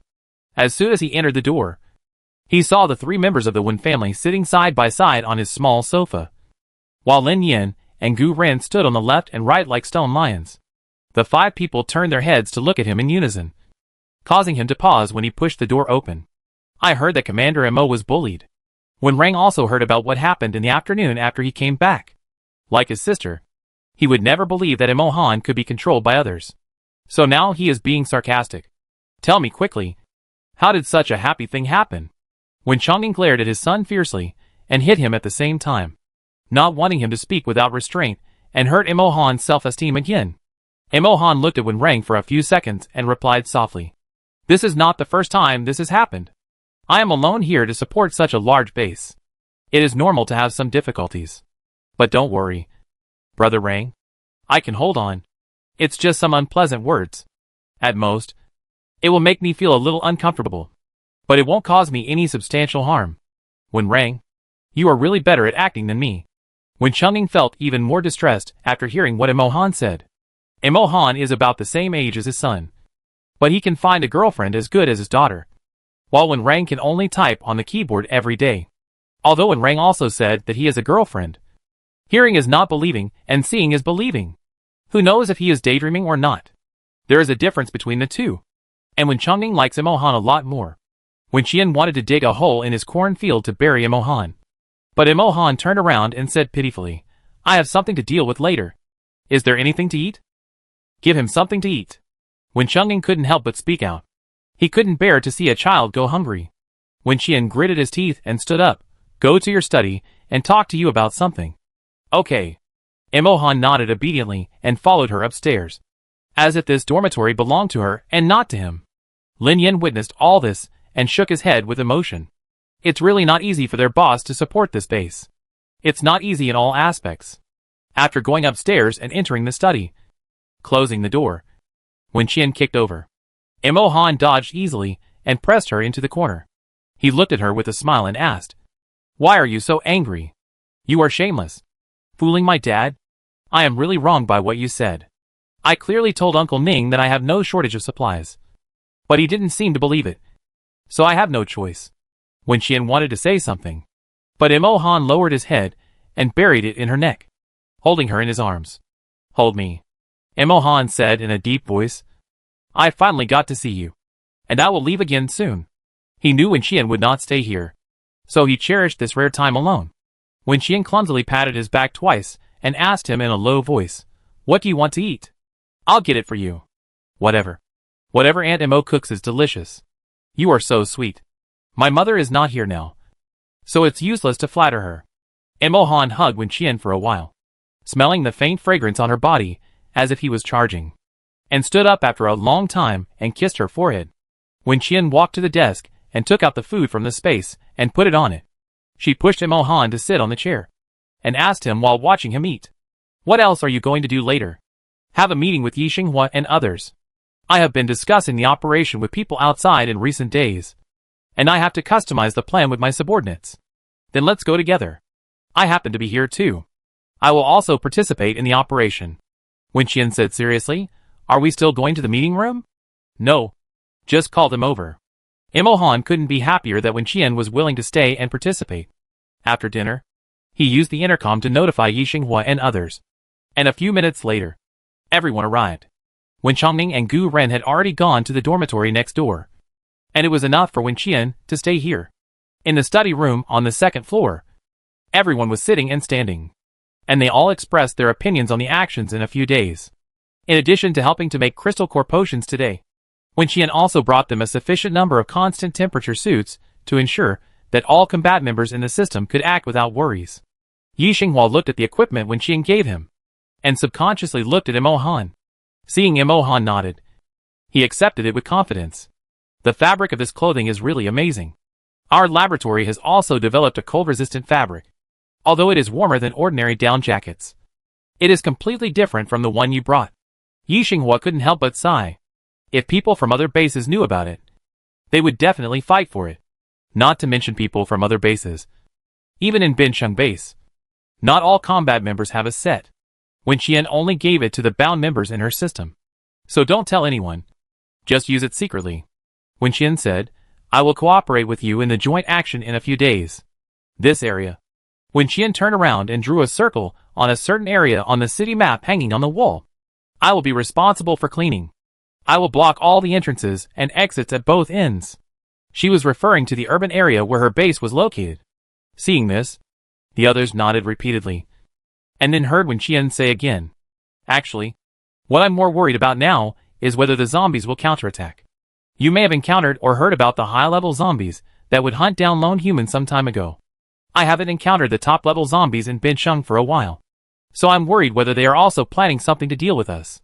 Chapter 344. I just want to stay with her for a while longer. Wen Qian is not afraid of zombies becoming stronger, but she is afraid of zombies having intelligence. If a special zombie with 800 minds evolves, then this fight will be really difficult to fight. Her words gave Yi Xinghua and others goosebumps instantly. They did encounter or hear about zombies fighting back in groups before, but they could not help but have illusions in their hearts, thinking that it was only a minority and extremely special. But now that Wen Qian specifically brought up this matter, they knew that the fluke mentality was still not good. The whole room discussed for almost an hour, and after deciding on several major directions of action, Wen Qian planned to go home. She had to go back and tell her subordinates about the joint action. They couldn't run around these days. They had to conserve their energy. Yi Xinghua and others said goodbye to Wen Qian and left. Only Mo Han, Wen Qian, and Wen Reng were left in the study. The three of them looked at each other, and Wen Qian stood up after a few seconds. "I'm leaving too. Call me if you have anything." Wen Reng sat on the sofa and smiled at Mo Han. He could see that Mo Han was reluctant to let them leave, but he couldn't find a reason to keep them. This made Wen Reng, who was not a single dog, but was better than a single dog, feel much more comfortable. "Wait a moment." Mo Han called Wen Qian. "I'll take you to get a batch of winter clothes, and you can take them back to the base residence to wear." He was talking about the new fabric that had just been developed in the laboratory, and the current production was not large in Bincheng base, except for Yi Xinghua and Lin Yan, who had dozens of people wearing constant temperature combat suits. The rest of the combatants were wearing this kind of winter clothes. There were also residents of the base. Although they didn't have to go out to kill zombies and find supplies, they still needed to do some work in the base. After all, no matter which base, it is impossible to keep idle people. Everyone needs to work in exchange for 3 meals a day and safety guarantee. There are not many people in Wen Qian base, and Mo Han still has hundreds of clothes in stock. She came here specially to deliver the constant temperature clothes today, and was busy making crystal core potions for an afternoon. Mo Han didn't want her to go back empty-handed. Wen Reng stood up. "I'll go with you." "Mo Han, you stay." Wen Reng raised his eyebrows. "Reason?" "Tanshi brought me some things when she came last time, and it seems that there are also some for you." Wen Reng immediately took a step back and sat back on the sofa. "It's still early, and we're not in a hurry to go back. Commander Mo must be tired after a busy day. Why don't you walk outside for a while? Change your mood and breathe some fresh air. Please, I won't disturb you too. I'll stay and look after the house." Wen Qian. Fortunately, this guy doesn't have a tail behind him. Otherwise it would definitely be flying. Wen Qian couldn't bear to watch, so she turned around and went downstairs. Mo Han and her went out of the room together. The cold air outside rushed towards them, so Wen Qian quickly put on her hat and mask. "This damn weather is getting colder and colder," Wen Qian muttered. "I hope it won't be windy and snowy during the operation. I've contacted the meteorological department. If there are no special circumstances, extreme weather should not occur." The two walked side by side, neither hurried nor slow. Under the solar streetlights, two figures were vaguely leaning against each other. There were patrols and guards in the accommodation area, especially in Area A, where the guards were even stricter. Seeing Mo Han, they spoke up quickly, and then looked at the people around Mo Han curiously. Even though Wen Qian was wearing a hat and a mask, they still easily guessed her identity because she was too special. There were only a few women who could freely enter and exit Area A, and who might appear with Mo Han. They could be counted on one hand. Xin Yu was at the second base, and had not been seen today. Murongya, who had often come to see Mo Han a while ago, had moved out of the base, so it was even more impossible. So only Wen Qian was left. Outside Area A, there were even more people outside. Although it was late at night, the infrastructure construction in the base had not stopped. Some people who were working the night shift were busy. "Next time you come here, if you can't find me, just go to dormitory number 2. I will greet them in advance. Don't go to Lin Yan's place again." Emohan suddenly spoke. When Qian tilted her head to look at him. There is a dog in Lin Yan's dormitory? Is it okay to go? Emohan didn't say anything, but just reached out to hold her hand. The warm fingertips touched each other, and Wen Qian was so scared that she quickly dodged. Are you crazy? Wen Qian looked around nervously and asked in a low voice. But she didn't dare to have any close contact with him in public. Emohan frowned slightly. What are you afraid of? I won't embarrass you. The war is about to start. You are disturbing the morale of the army. Understand? Wen Qian didn't want people to talk about it at this time. Although she believed in Emohan's strength, she didn't know those people from outside. If something unexpected happened in a while, and the responsibility was pushed onto Emohan, and then Emohan and her were in love, Wen Qian would not allow this to happen. Emohan sighed.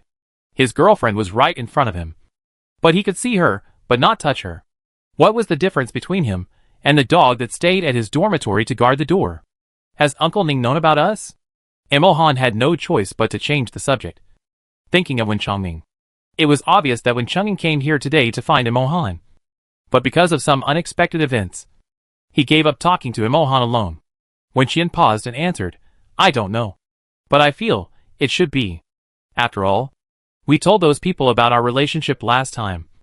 And they must have told my dad. Wen Chongming's men knew everything about him. In order to help him regain his previous memories as soon as possible, they now surrounded him all day and told him about the main control console. But because they did not have the strength of Emohan and Xiong Yushuang, they would faint from nosebleeds after a while. And then someone else would continue. Liamo had to treat these fainted people every day, feeling angry and helpless. Emohan raised his lips slightly. So Uncle Ning should have accepted me as his future son-in-law now. Right? After all, he loves me. Wen Qian's face flushed. Who accepted you? It's because you acted well. After the operation is over, when the situation in Bincheng stabilizes, I will resign as the executive officer here and go to find you. Emohan's other words made Wen Qian stop. If things go according to plan, the zombies in Bincheng will be dealt with and the production facilities will be restored. As the general manager of this operation, Emohan must have made an indelible contribution. The identity of the executive officer of the first base in Bincheng will be gilded with a layer of gold. His position in Bincheng will also be more stable. But obviously, these are meaningless to Emohan. He now just wants to get rid of all this and go to the Xiaobai base that is looked down upon by countless people to be Wen Qian's follower. Wen Qian, have you thought about it? Do you really want to go to my little temple? Remember to say a few good words for me in front of Uncle Ning, so that he agrees to keep a room for me at home. Chapter 345. Emohan's girlfriend won't be jealous. Even Xiong Yushuang and Qichen have their own rooms in her house, so there is no reason for Emohan to move out. Wen Qian looked at his serious expression and couldn't help laughing. Okay, since you are so sincere, I'll leave you a room. The two continued to walk forward and came to a crowded area. Wen Qian saw Lin Yin and several familiar faces patrolling from a distance. Because the zombies at night are stronger than those during the day, and there are many people in the base recently, Lin Yin and others were arranged to take turns at night, and they would be given a few hours of rest during the day. Seeing Emohan, everyone wanted to go over and say hello. Lin Yin was sharp-eyed and recognized Wen Qian next to Emohan, so he quickly stopped them. It's so late. The boss must have something to do. Let's not disturb him. Didn't you see him with Qianshen? The others then focused their attention on another person, gossiping in low voices.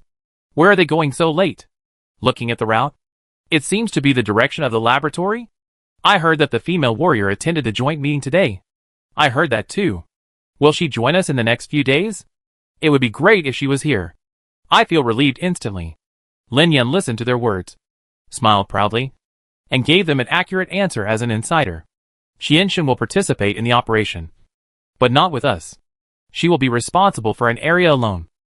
Everyone was a little disappointed when they heard this answer, but they felt it was natural. Wen Qian has her own base and is so strong, so it is normal for her to act alone. Unfortunately, they can't rely on someone this time. Acting with Wen Qian, I always feel like my life is protected. Everyone was silent for a while, and someone spoke in a low voice.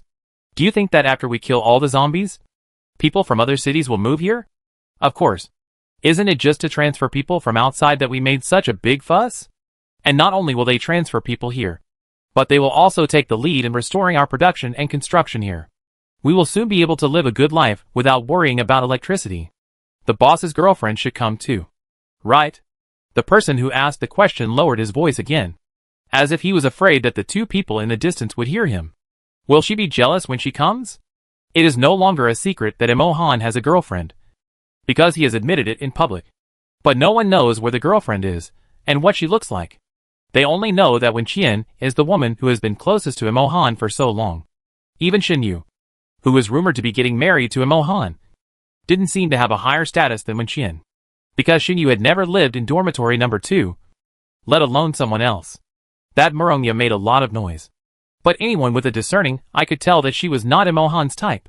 Lin Yan looked at the people around him speechlessly, and couldn't help sighing, feeling lonely as if everyone else was drunk, and I was the only one sober.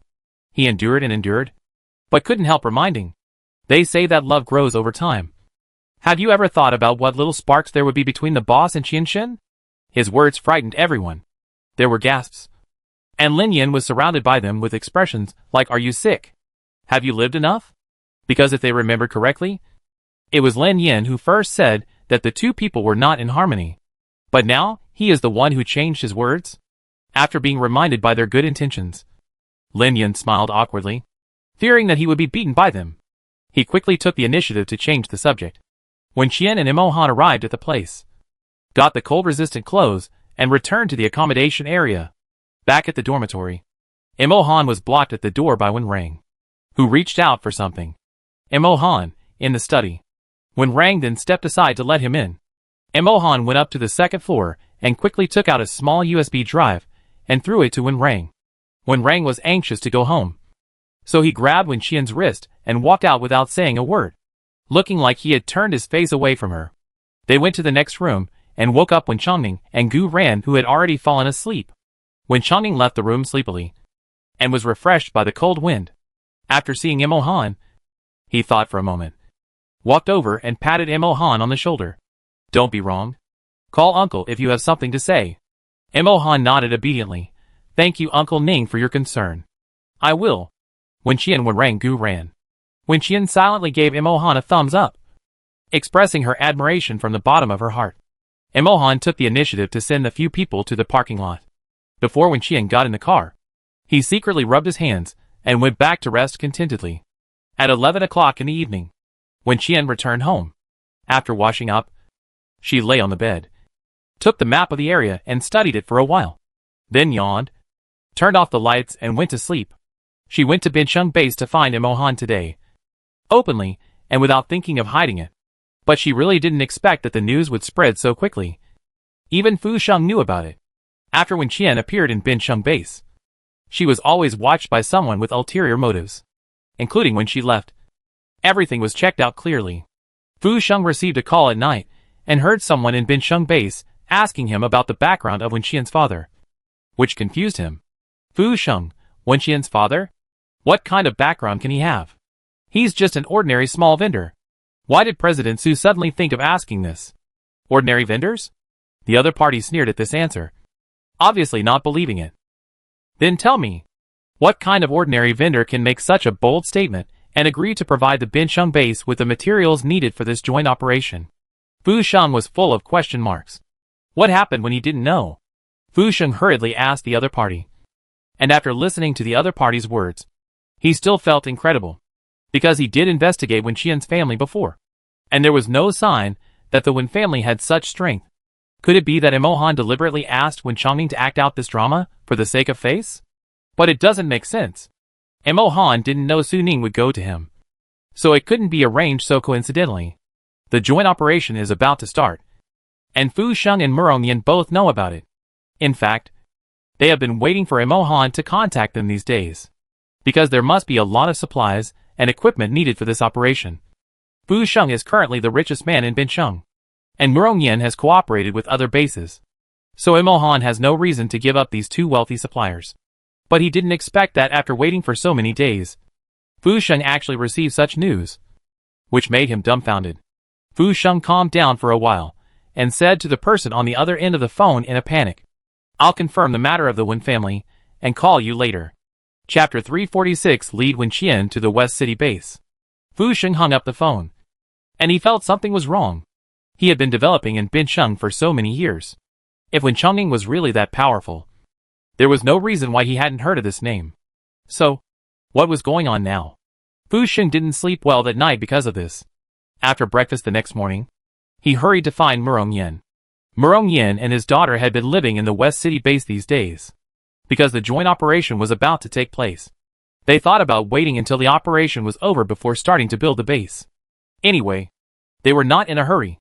As for the favor of staying at Fu Sheng's place for so many days, they will repay it in the future. Murong Yin also received a call from Bincheng base yesterday. There were people from Jingbei who came to this operation. They had a lot of interactions with the Murong family before, and took a lot of supplies and equipment from the Murong family. So the relationship was pretty good. When Murong Yin heard from the other party that a woman named Wen Qian went to Bincheng base to attend a meeting yesterday, his face instantly darkened. He really didn't expect Mo Han to be so stubborn and dare to go against him to such an extent for that woman. In the joint action of many cities, Mo Han actually gave up on him as a ready-made advantageous partner and chose to let that woman participate. Isn't this a joke? Murong Yin was in a bad mood. So when his friend called to inquire about his situation and whether he wanted to participate in the action, he did not save face for Mo Han. Murong Yin bluntly said that Mo Han did not need him to participate, and also said that he would establish a base in Bincheng after the action. Now, people who are close to him in the Bincheng base have also expressed their positions and said that they will choose to stand on his side. However, everyone has seen Mo Han's strength, and they don't want to fall out with Mo Han before the operation is over.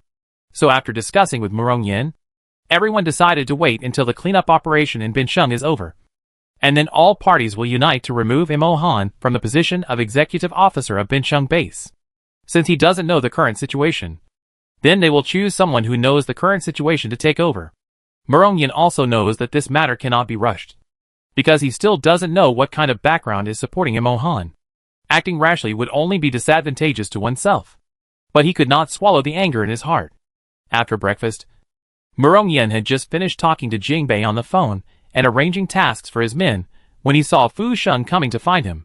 After listening to Fu Sheng's mention of Wen Qian and Wen Chongning, he frowned and remained silent. Murong Yin had never seen Wen Qian before, and now he really began to be a little interested in this little girl. If you want to deal with Wen Qian, I think now is a good time. Fu Sheng gave Murong Yin some advice. The operation is imminent, and it is certain that they will be short of supplies. In addition, Mo Han is busy with work every day and can't take care of Wen Qian. So, Fu Sheng paused for a moment and continued. I promised Wen Qian that I would give her a batch of supplies. According to the time, it is almost time to contact her to get the supplies. Why don't we take this opportunity to lure her over?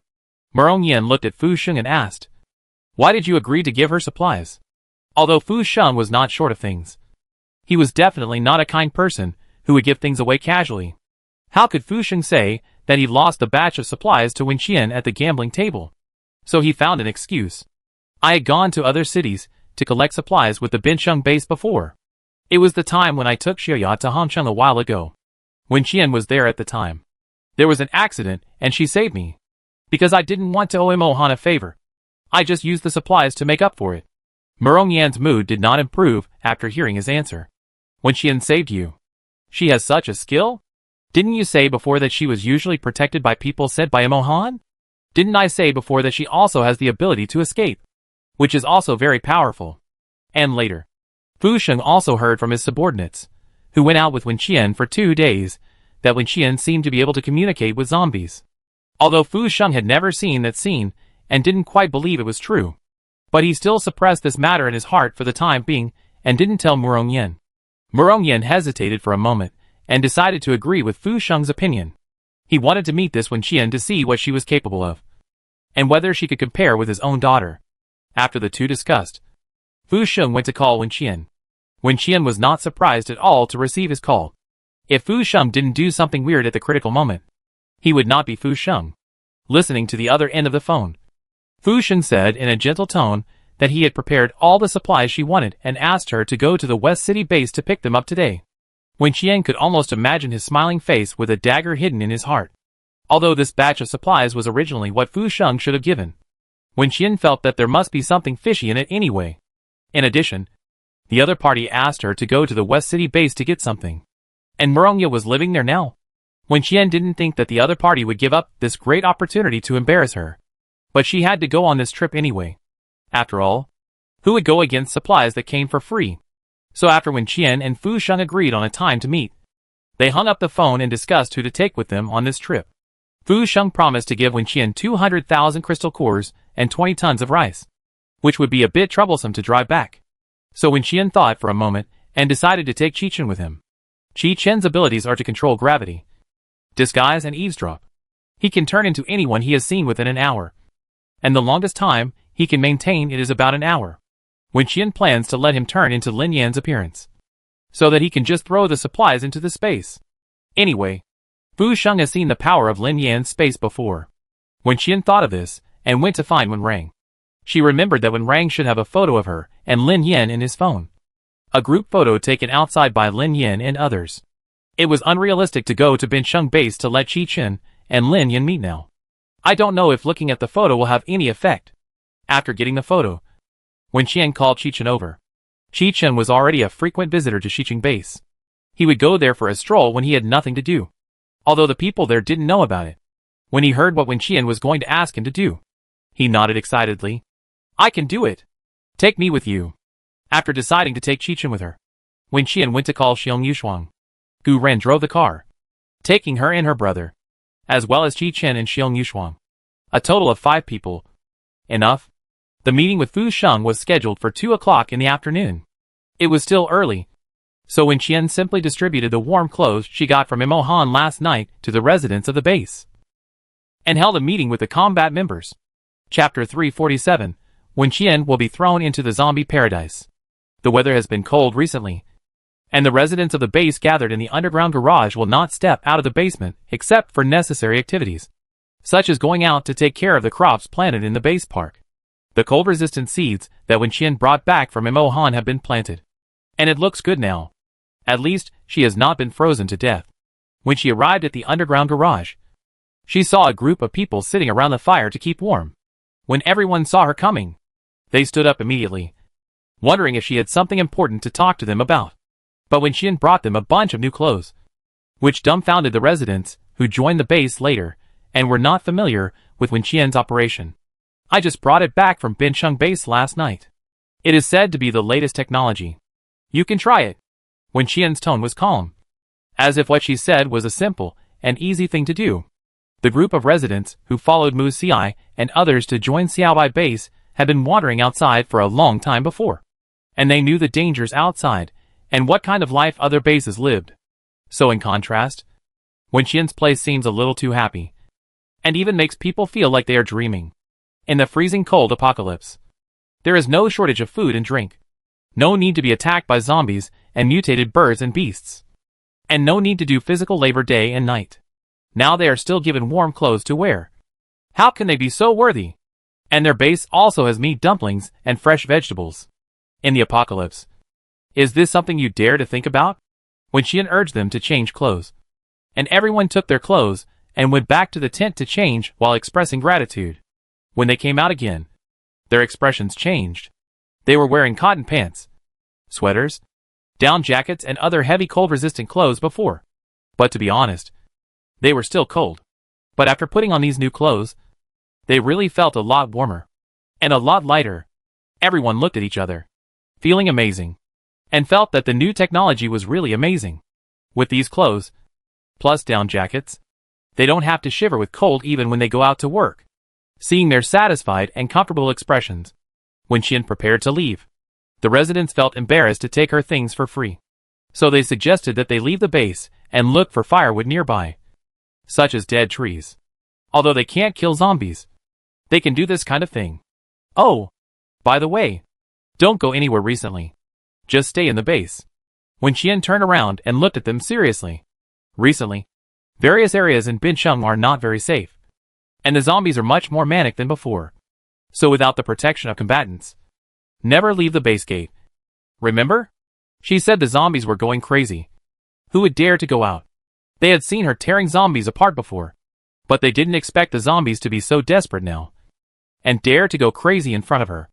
After Wen Qian gave these quails instructions, she went up to find Mu Xiai and the others. These people were planning to kill zombies today, but Wen Qian told them to stay at the base early in the morning, so they didn't go out. Wen Qian gathered all the combatants in a room and told them about the action they would take part in a week later. In fact, Mu Xiai knew about the joint operation, because his grandfather was among the people who came to Bincheng to attend the meeting. He received a call from home a few days ago, asking him to go to the Bincheng base. In this way, after the operation is over, their family can be reunited. But Mu Xiai refused. He knew the importance of the operation, so he did not disclose the news casually. But unexpectedly, Wen Qian decided to join in. The area we are responsible for is not small, so you should rest up for the remaining few days. After a week, kill to your heart's content. Everyone was excited after hearing what she said. Clearing out zombies in the whole city? Joint action by all major bases? There is such a good thing? Wen Qian told Mu Xiai the area she would be responsible for in a while, and left the rest to him. Her senior was better at personnel arrangement than her. Wen Qian went back upstairs to eat something simple, and then went out with Wen Rang and others. The car drove slowly on the road, heading towards the West City base. At the West City base, Murongya couldn't help laughing when she learned that Wen Qian was going to ask Fu Sheng for supplies today. She lay on the sofa, letting the servant kneeling on the floor trim her nails, and then listened to the bodyguard's report as if she was listening to a joke. She really didn't expect that Wen Qian would fall into the trap. This idiot. Doesn't she know I'm here? Or does she not take me seriously? Murongya frowned slightly, and looked at the bodyguard and asked, "Will Mohan come with her?" The bodyguard immediately denied. "We have contacted the Bincheng base. Commander Mo is currently in the base, and has not left. Then Wen Qian will never come back today." Murongya sneered, her eyes full of mockery. "I really don't understand why Mohan likes her. Doesn't he seem to have never seen the world? It's ridiculous that he can kill her with just a few melons and dates. She has seen many such bitches who value money over life."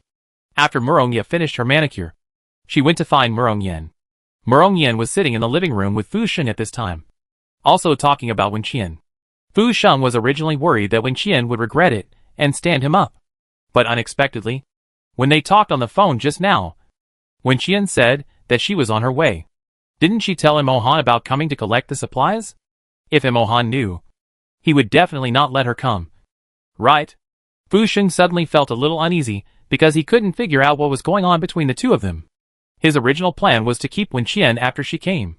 If Mohan really liked and cared about her so much, he could use her as a hostage in the future. If Mohan just wanted to have fun with her, he could also do her a favor and leave her to the Murong family. He believed that someone like Murongyan, who had seen a lot of storms, would definitely not take action to deal with Wen Qian after seeing her. Murongya was the only one who was so impatient. "Dad? Uncle Fu?" Murongya's voice came from a distance. Fu Sheng looked over and began to have a headache. Why did this lady come here? Shouldn't she have a nice afternoon tea and then a beauty sleep? Murongya walked over here quickly, sat next to Murongyan, hugged his arm, and acted like a spoiled child. "I heard that Wen Qian will come over soon. Then you must vent your anger for me today." Murongya hated Wen Qian so much when she thought of her. She was determined not to let Wen Qian look good. She wanted to throw Wen Qian into the zombie park and let the zombies dismember her. Then she would take a video to show Mohan. Chapter 348, I think Wen Qian is a pervert. After Murongya said this, Murongyan frowned slightly and said nothing. He just patted the back of Murongya's hand soothingly, signaling her not to be anxious. Fu Sheng saw that Murongyan did not express his opinion, so he did not need to promise anything. So he smiled and interrupted, changed the subject, and waited for Wen Qian to come. Wen Qian arrived at the West City base on time, and also attracted some zombies chasing along the way, which made the guards of the base busy for a while. When they arrived outside the base, Wen Qian asked Chi-Chen to change into Lin Yan's appearance.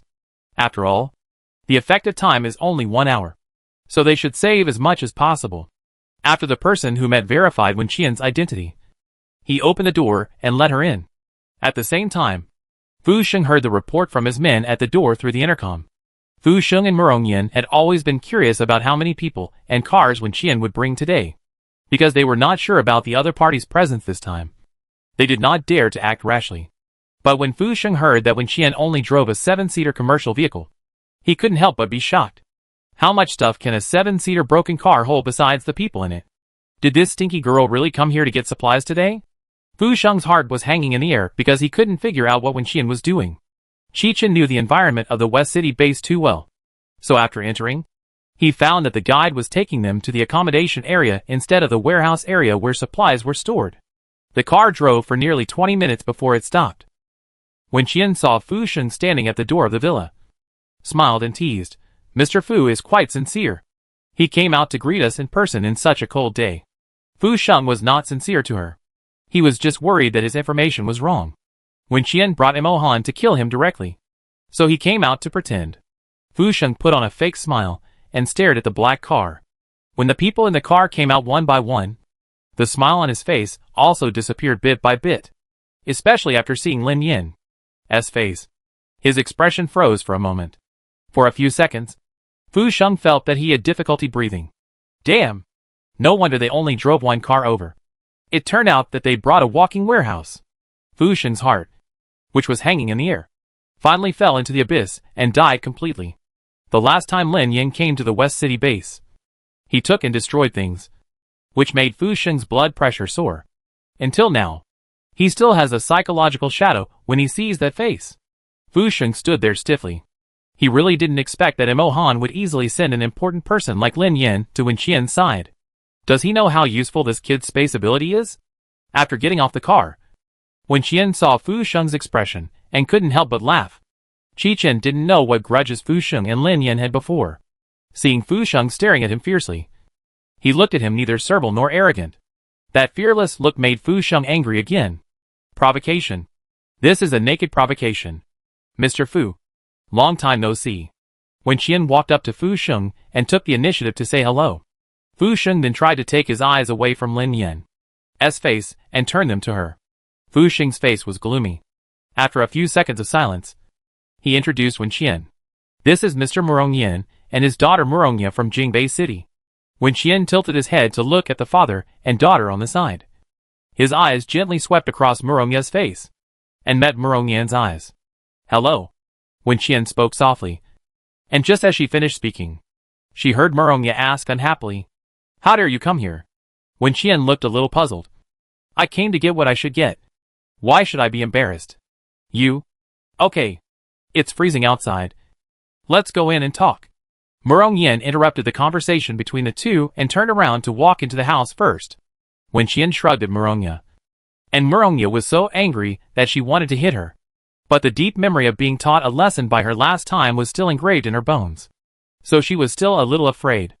Wen Qian knew that Fu Sheng would not hand over the supplies to her so readily, even if he had agreed. So she followed the others into the house. The air conditioner was on in the villa, and the temperature was suitable. Although the life of the lower-level residents of Fu Sheng's base was very hard, he never wronged himself. So for him, severe cold and heat were not a problem as long as he did not go out. Murongya sat on the sofa and saw that Wen Qian was not afraid of coming here at all, and she couldn't swallow that breath in her heart. She turned her eyes slightly, thought for a moment, and asked Wen Qian, "Do you know that Uncle Fu has a zombie park here?" Wen Qian was slightly stunned when she heard Murongya say again, "Aren't you afraid that I will throw you in there to feed the zombies?" Murongya thought that after she said this, she would see a hint of fear on Wen Qian's face. But she never expected that Wen Qian's eyes would light up instantly. She was going to be locked up with Fu Sheng's group of high-level special-grade zombies? There is such a good thing? When? Now? She is willing. She can do it anytime. Wen Qian couldn't control her expression for a moment and almost laughed out loud. Murongya. Murongya suddenly felt like she was a pervert. Doesn't this person know what Zombieland is? Even if he doesn't know, he can probably guess it just by hearing the name. Right? Murong Yan and Fu Sheng felt a chill on their backs when they saw Wen Qian's reaction. Especially Fu Sheng. For some reason, he suddenly had a feeling. That is, don't let Wen Qian get close to Zombieland. Otherwise, it will be bad luck. This feeling came inexplicably, but it made Fu Sheng tremble with fear. When Rang turned his head and looked at his sister, who was simply too embarrassed to watch. Fortunately, Murongya was just talking. If Wen Qian was really sent over, this stinky girl would probably be drooling now. Wen Qian realized it later, and restrained her smile. She walked to the white sofa and sat down, looking at Fu Sheng, and asked directly, "Mr. Fu, when are we going to get the supplies? It's still early. No rush." Fu Sheng suppressed the bad feeling in his heart and said to Wen Qian with all his strength, "It's rare for you to come to my base. Do you want to stay with me for a while?" Wen Qian's eyes lit up again. "Fu Sheng, I really want her to leave now. Immediately. Right now." Wen Qian answered awkwardly, "Although I also want to agree. But unfortunately, I have important things to do. So I have to go back today." "What can you do?" Mironya asked. "Go back and pester Imo Han?" Wen Qian looked at Mironya with a calm expression and a little angry. It's not that he was angry that Mironya liked Imo Han, but he felt that with her identity and background, she was a little too stupid. Chapter 349. Wen Qian is definitely not an ordinary person. The Morong family has been engaged in business for generations, and they are still rich, let alone other things. Just looking at Fu Sheng's fawning look, you can know how rich the Morong family is. A family like this cannot give birth to a child with IQ problems. But Mironya, who has enjoyed the best conditions and received the best education since childhood, now seems to be crazy, saying stupid things and doing stupid things. This really makes Wen Qian angry. Imo Han is good. Wen Qian of course knows that he is the boyfriend she chose. But how can he make Mironya so obsessed? Wen Qian can't figure it out. He hasn't done anything immoral to seduce a girl, right? Before meeting Imo Han, Mironya was also the goddess and white moonlight in the eyes of countless people, right? It's not that you can't fall in love, but if you lose yourself in the relationship, what's the point? The Morong family paved such a good way for her. Wouldn't it be good for her to pursue her career? Wouldn't it be fun to kill zombies? Wen Qian looked at Mironya with an incomprehensible look. Mironya felt that her eyes were arrogant, so she gritted her teeth and asked, "What are you looking at?" "Looking at you." Wen Qian answered honestly. "I'm wondering how long I should hang you on the bough next time to make your mind clear." "Wen Qian." Mironya was angry and her face turned from white to red, and then from red to black. The living room was quiet, and no one spoke for a while. Fu Sheng had known that Wen Qian was outspoken, but he had never thought that she would dare to talk to Mironya like this in front of her father.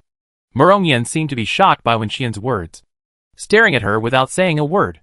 As for the people on Wen Qian's side, Wen Rang had a numb expression on his face, as if to say, "She said it all? It has nothing to do with me. If you have any problems, come to her. Although we are siblings, we can still run away when disaster strikes." The remaining three people were watching the excitement nervously, and with a little excitement. In the distance, the bodyguard standing near the gate felt the low pressure here and dared not breathe. Only Wen Qian, as if afraid that Mironya was not angry enough, asked her, "Do you know why Imo Han doesn't like you? Why don't you look in the mirror?" Mironya clenched her fists, suppressing her anger. "What do you mean?" "Literally. Look at how big the gap is between you now and you before. I have no grudges against you, so you don't have to go into battle mode as soon as you see me. Also, I stopped asking parents for help when I was in elementary school." Wen Qian finished speaking, and glanced at Mironya coldly. She had never thought about having any intersection with them in the future. She had many enemies. She just wanted to quickly deal with the mess here and fight back to the main control station. So she tried to ignore the little characters who suddenly appeared like Mironya. As long as the other party did not take the initiative to provoke her, she could completely pretend that nothing had happened before. However, her good temper was really limited. She had killed many people, and she didn't care about a few more. Wen Qian sat on the sofa, finished these words calmly, and looked at Fu Sheng again, asking, "When will you take me to get the supplies?" Fu Sheng swallowed his saliva. He didn't know if it was his illusion, but at that moment, he really felt a murderous aura. He felt that if Mironya took action to teach Wen Qian a lesson at this time, he might be killed by Wen Qian. Fu Sheng was sweating coldly, and suddenly came to his senses. After realizing what he was thinking, he felt ridiculous. Wen Qian killed Mironya? This is absolutely impossible. He must have not rested well recently, so he loves to think too much. Fu Sheng slowly breathed a sigh of relief, and glanced at Mironya with his peripheral vision. And then he found that Mironya was also standing there, his body stiff. Wen Qian is definitely not an ordinary person. The intelligence information Fu Sheng gave before is all bullshit. What little canary that Imo Han raised outside It has no ability. Just sharp teeth and sharp mouth. Whose domestic bird can have such eyes and momentum? Murong Yen was close to Wen Qian. The moment Wen Qian looked at him, he had goosebumps all over his body, and his hair stood on end. Murong Yen didn't want to admit it, but he did feel fear. There was an invisible pressure in the air that was shocking them. Murong Yen looked at Wen Qian carefully. To be fair, she was a very beautiful girl. Her facial features were impeccable whether they were seen separately or together. At first contact, her words might make people feel that she was a little frivolous, with a kind of lazy and unfocused. But when he was silent and not laughing, the vigilance and sharpness in his eyes could not be hidden. Murong Yen was a little uncomfortable with Wen Qian's blunt and sharp words. She took a breath and was about to stand up and ask the bodyguard to arrest Wen Qian, but was held down by Murong Yen beside her. Murong Yen was very strong, so Murong Yen sat on the sofa and could not move. She could only look at him in confusion. Mr. Fu, didn't you say you were going to get supplies? Murong Yen looked at Wen Qian and talked to Fu Sheng. Wen Qian looked at him and smiled. Mr. Murong is from a big city, so he's reasonable, unlike some people. After she finished speaking, she turned her head and looked at Fu Sheng. It was obvious that she was praising him and criticizing him. Fu Sheng was furious. He thought, are you unreasonable? The supplies were given by his father, so Murong Yen didn't spend a penny. So of course he was generous. You should be grateful for what you have received. But how come you don't show this at all? Fu Sheng cursed Wen Qian in his heart, but he didn't say a word. He felt that the atmosphere was not right, although he didn't know what was wrong. Since Murong Yen had given up on keeping Wen Qian, there was no reason for him to remain in a stalemate. So Fu Sheng waved his hand and called his men. Take them to get the supplies. Wen Qian and others stood up one after another. Fu Sheng suddenly remembered something and called Wen Qian. Take what you should take, and don't touch the rest. Do you understand? After he finished speaking, he stared at Lin Yan. It was obvious that he was talking to him, for fear that he would take away his other supplies.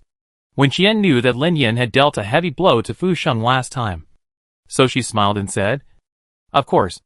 Thank you, Mr. Fu, for being generous. Remember to play cards with me again when you have the chance. I'm always available for this kind of thing. Get lost. Fu Sheng cursed in his heart. Wen Qian was originally worried that time was not enough. An hour later, Qi Chen would perform a magic trick on him in front of Fu Sheng, and Fu Sheng would be so angry that smoke would come out of his head. Luckily, Murong Yen didn't have a seizure like his daughter. Otherwise, he would have to fight before he could leave today. Wen Qian and the others walked out. Fu Sheng had just let out half of his anger when he heard gunshots outside, accompanied by people screaming, help! There are zombies! Fu Sheng jumped up from the sofa. Chapter 350. Did Wen Qian take action? Wen Qian didn't expect that she would be almost hit in the face by a zombie as soon as she went out.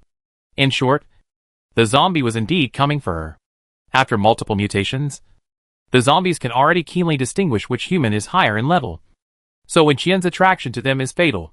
Inside the house, Fu Sheng and others were stunned for a moment after hearing the movement outside. And then, they got up and ran to the door to find out what was going on. Especially Fu Sheng. He even forgot the danger, because he couldn't believe that there would be zombies inside his base, especially at his doorstep. But when he rushed outside, the noisy sound had disappeared. All Fu Sheng saw were several bodies that fell down, and he couldn't tell whether they were human or something else. A few meters away, his subordinates looked even more dumbfounded than him, because they had witnessed everything. On the ground, blood flowed like a river, and the wind blew towards Fu Sheng. Fu Sheng was stunned and slowly looked at Wen Qian and the others standing nearby. They looked unharmed, but the ground around them had collapsed. At Wen Qian's feet was a body that was already bloody and fleshy, and it was completely impossible to see its original appearance. The corpse seemed to be crushed into pieces by something heavy, not to mention the flesh on the body. Even the bones were turned into dregs. In the silence, Wen Qian turned and looked at Fu Sheng and the others who rushed out. Her eyes swept across their faces coldly, and finally stopped at Murong Yen. Murong Yen was also shocked when she saw the scene outside. After realizing that Wen Qian was looking at her, she shuddered first, and then suddenly reacted. She wouldn't doubt that these zombies were deliberately captured by someone. Right? Why are you looking at me? Murong Yen collapsed and said, it wasn't me. Although I wanted to feed you to the zombies, I didn't do anything. Wen Qian looked at the few people with a scrutinizing look. and her cold expression relaxed a little, and she smiled slightly. I didn't say anything. Why are you so nervous, miss? After confirming that the zombies around were all dealt with, Wen Qian and Fu Xing said, it seems that Mr. Fu's place is not a safe place, so I'd better take my things home quickly. But the guide you assigned to me is dead, so you have to trouble Mr. Fu to find another one. The guide was standing in front of Wen Qian just now, so he was the first to be unlucky when the zombies pounced on him. Fu Sheng was still in shock, surrounded by a group of bodyguards, and spoke in a dry voice. Cui Yin, take them to get the things. The man who was named walked out of the crowd and came to Wen Qian. Let's go, female warrior. Wen Qian raised her eyes and glanced at him, thinking that this liar was really lucky. He was amazing to be able to live by Fu Sheng's side until now. Wen Qian and the others left, and Fu Xing quickly left the house and closed the door. The atmosphere in the living room was heavy, and Fu Xing took a long time to calm down before asking his men what had just happened. Those people were still pale, and when they recalled what had just happened, they looked at each other, and were actually a little confused. We don't know where the zombies came from, but they suddenly jumped down from the roof and rushed towards Wen Qian. And a few of our brothers suddenly mutated. The people that Wen Qian brought were very powerful. They killed the zombies almost instantly. We didn't even see how they did it. Everyone talked about what happened. Fu Sheng looked at Murong Yin and heard Murong Yin ask, what about Wen Qian? Did she do anything? Everyone frowned and thought about the details carefully. She didn't. She just stood there without moving. But it was strange. The zombie was crushed when it rushed in front of her. And even the ground sank. I don't know what this ability is, or which of the people she brought with her used it. But it's really powerful. Boss, were the people around her arranged by Imo Han? There are so many powerful people in Binsheng Base? I've never heard of them before. After listening to their words, Fu Sheng's head was buzzing with pain. He saw several corpses outside wearing clothes from his base, and they suddenly mutated, probably because they had taken too much crystal core potion recently. Although his base can now independently develop crystal cores, it still can't make 100% harmless potions, and has never broken through the previous limit, not even 50%. Taking this unstable drug for a long time will cause problems sooner or later, and Fu Sheng also understands this. However, in order to improve the strength of the base, he has no other choice but to increase the control of his subordinates. Fu Sheng has implanted self-destruct devices in the bodies of all his subordinates. The device can autonomously detect the changes in various functions of the body, and when it determines that the body is no longer human, it will directly detonate. I didn't hear the explosion just now. Maybe because I just mutated and the switch has not been triggered. But it is more likely that the people around Wen Qian acted too quickly, so that before the device was activated, the people were already dead. But apart from the people in his base, who had mutated due to taking drugs, how did the rest of the zombies get in? Fu Sheng believed that the security level of his base was already high enough. And now such an accident happened, which made him unable to sleep. Murongya, who was sitting next to him, was also scared. She looked at Fu Sheng a few times. Although she knew that it was inappropriate to say this, she still couldn't help but speak. Uncle Fu, didn't you repeatedly guarantee that it was absolutely safe to stay with you? But how do you explain what happened today? If something happens to me and my father, can you really bear this responsibility? Fu Xing's body tensed up, and he was about to say something. But Murong Yin spoke first. Xiaoya, you can't say that.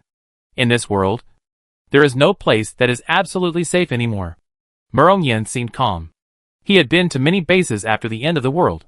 Objectively speaking, Fu Sheng's security measures were indeed top-notch. Murong Yin, there have been many human mutation incidents in Beijing North before. Most of them were caused by directly taking crystal cores or crystal core potions, or eating rotten dead flesh. Mr. Fu, this accident today should also be due to the crystal core potion. Right? Fu Sheng saw that he didn't make trouble for him, and secretly breathed a sigh of relief and replied, yes, it's because of the potion. If you don't eat this thing, there is no way to improve your combat power, let alone compete with other bases. Even if you go out to find supplies, you may not be able to beat the high-level zombies outside. So I really have no choice but to suffer. Murong Yin nodded.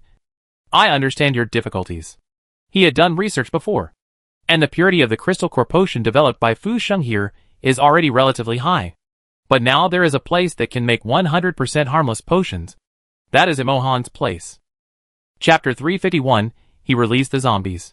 Thinking of Imohan, Murong-yin frowned again. He pondered for a moment and asked Fu Sheng, has the news that Bincheng Base has produced 100% harmless medicine been confirmed? It has been confirmed. Fu Sheng sighed and replied, and the outsiders, who came to Bincheng to participate in the operation this time, have also started to trade with him. Fu Sheng thought about his previous discussion with Imohan about cooperation. At that time, Imohan said that he could only achieve 50% at most. He didn't expect that it would become 100% in just a few months. Fu Sheng, before, when the members of my base were out looking for supplies, they had some friction and fought with Imohan's men. The strength of their team was just average at that time, and I didn't think they were stronger than my people. Their strength has increased dramatically now, probably because of the crystal core potion. Murong-yin nodded thoughtfully. For our own safety in the future, we can no longer let our men use drugs at will. Fu Sheng heard another meaning in Murong-yin's words. You can't use crystal core medicine indiscriminately anymore, but you can use the 100% harmless one from Bincheng Base. In other words, Murong-yin intends to cooperate with Imohan. After all, Imohan is the only one who can make this kind of medicine now. However, because of Murong-yin's matter before, Murong-yin and Imohan have already had a bit of a stalemate. So Murong-yin will definitely not discuss this matter. And Fu Sheng needs to come forward. Fu Sheng smiled knowingly and continued, yes. According to the current situation, we have only one way to cooperate with Imohan for the time being. I'll call Imohan later, and make a deal with him first to see the effect of the medicine. Murong-yin sat next to them, and listened to the conversation between the two. Furious.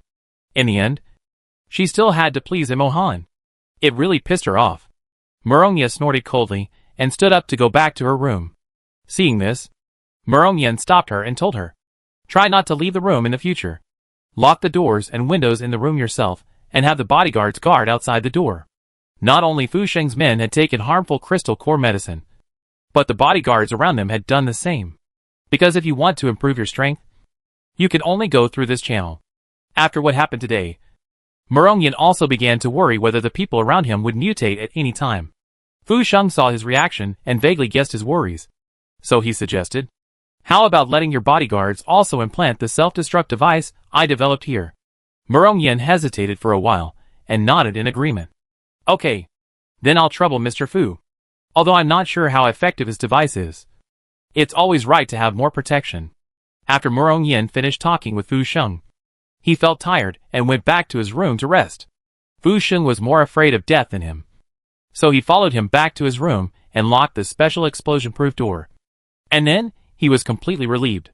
Then he stared at the satellite phone thrown on the bed in a daze, thinking about how to deal with it when he called Imohan later, when Qian was taken by Cui Yin to the material storage point, after they were away from the accommodation area and arrived at a deserted place. She heard Cui Yin chuckle, and said in a teasing tone, I didn't expect you to be so brave. Xiao Huang. You dared to come here alone with just a few people. He had already confirmed Wen Qian's identity. So Wen Qian didn't struggle. She glanced at him and replied, you already know that I'm brave. Cui Yin raised his lips slightly and asked her, when do you plan to fulfill your promise to me? What did she promise him? Wen Qian was stunned and recalled some of the things she had said to Cui Yin before. The conversation between the two aroused the curiosity of Wen Rang and others nearby, especially Xiong Yushuang. She looked around to make sure no one else was around, and asked quietly, did you know each other before? What did Captain Qian promise you? Cui Yin smiled and said, she promised to send me to the West City base to level up, and said she would take me away when I became stronger. But now I am with Fu Sheng, and she has not fulfilled her promise. Xiong Yushuang opened her eyes wide. So you are the insider planted here by the Qian team? Yes, I am a member of your Qian team. But she doesn't seem to want to admit it now. Cui Yin looked at the people around Wen Qian, especially the Lin Yin, and said, you are a fake. Right? Although I don't know how you did it. I have to say that it is exactly the same.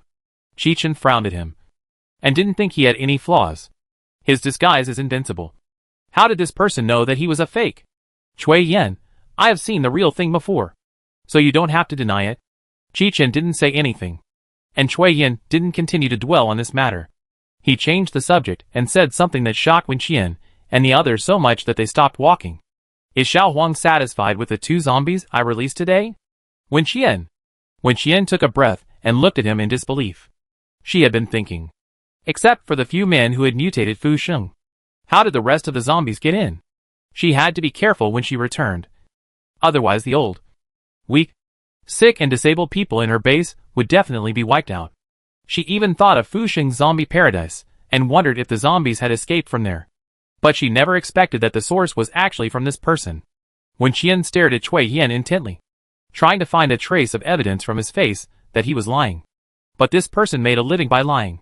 And he could keep his face calm no matter what nonsense he said. So Wen Qian really couldn't see any flaws. Why do you do this? Wen Qian asked in a low voice. Of course it's to help you. Cui Yan answered as a matter of course. Fu Sheng and Murong Yan didn't intend to let you leave today. Although I don't know what method you used to make them change their minds. I have to make some preparations in advance. Right? Otherwise, if you are really in danger, my skills can't help you at all. Wen Qian fell into deep thought. This person is really too dangerous. Wen Qian continued to walk forward and asked, with your skills, how did you let the zombies in without anyone noticing? These 2 zombies were originally sent to the zombie paradise as rations. I just closed the door 2 seconds later when no one was paying attention. I didn't do anything else. So I wouldn't be discovered. The zombies locked in the zombie paradise not only eat living people every day, but also eat zombies. Fu Sheng attaches great importance to this project and plans to make a fortune from it after Bin Sheng settles down. Wen Qian listened to Cui Yan's talk about the zombie paradise and felt that Fu Sheng would not stop until his photo was hung on the wall. Just like that. After listening to Cui Yan revealing the internal affairs of the West City base, the few of them went to the place. Fu Sheng had already asked people to move all the supplies out separately in advance, fearing that Wen Qian would take Lin Yin to a place with more supplies to steal. And the group of people guarding the supplies all stared at Lin Yin with a nervous and vigilant look, fearing that he would do something tricky. Chapter 352, Female Goddess of Wealth Wen Qian. Seeing that the people in this base were guarding against him like a thief, Qi Chen decided that the next time he saw Lin Yin, he must ask him what he had done. He went forward to check the amount of supplies provided by Fu Sheng, and after confirming that there was no shortage, he put everything into the space. A large number of supplies disappeared out of thin air, which surprised the people guarding nearby, even though they had seen it once before. After getting the supplies, there was no reason to stay here anymore. Wen Qian and the others turned and left. Cui Yan followed her and asked in a low voice, from what you said, do I have to stay here to level up? Wen Qian glanced at him. Who do you think you can beat next to me? Pick one at random. Cui Yan looked carefully at the people around her, and finally fixed his sight on Xiong Yushuang. Xiong Yushuang was not tall, but her momentum was not weak. She looked up at Cui Yan and raised her fist. Come and try. Weakling. How dare you look down on her? Be careful that she beats him to death. Cui Yan shrank his neck and shook his head. No. No. I can't beat any of them. Then continue to stay here and level up. Wen Qian didn't dare to bring such a person back to the base, so he should stay here to harm Fu Sheng. Walking to the parking lot, several people got in the car and really left. Cui Yan stood there, watching the car drive away quickly, then slowly retracted his sight. Muttering and laughing, there are really many interesting people around her, smoothly leaving the West City base. The moment the car drove out of the base gate, Wen Qian couldn't help but breathe a sigh of relief. She looked at the base gradually going away through the rearview mirror and sighed softly. This Xiqing base will have a big mess sooner or later. Xiong Yushuang nodded repeatedly in agreement. Captain Qian, I felt that the man just now was weird. You won't really take him in the future, right? Absolutely impossible. If you stay with him, you will be plotted to death without knowing how. Wen Qian's attitude was very firm. From the beginning, she had no intention of being in the same camp with Cui Yan. Apart from Cui Yan's problem, the zombie park created by Fu Sheng alone is a big hidden danger. Plus Fu Sheng doesn't do serious work. So I said something will happen here sooner or later. Wen Qian has not been to the zombie park yet, and she doesn't know how the zombies there have evolved. But she always remembers the little zombie with the ability to turn invisible that Fu Sheng raised. The little zombie had reached the special grade a few months ago, and it must have mutated more severely now. Wen Qian even suspected that it didn't escape from Fu Sheng because it was lazy. After all, someone here delivers fresh food to it every day. so it doesn't have to hunt for itself. Even if Fu Sheng doesn't plan to feed it one day, it can come out again and hunt people in the West City base. From Fu Sheng's point of view, the park is full of zombies he keeps in captivity. But from another perspective, aren't the people in the base also food that those zombies can easily get? Wen Qian expressed her concerns, which made Wen Rang and the others feel nervous and reluctant to think about that cruel scene. On the way back, Wen Qian deliberately took a detour and went to Bin Sheng base first.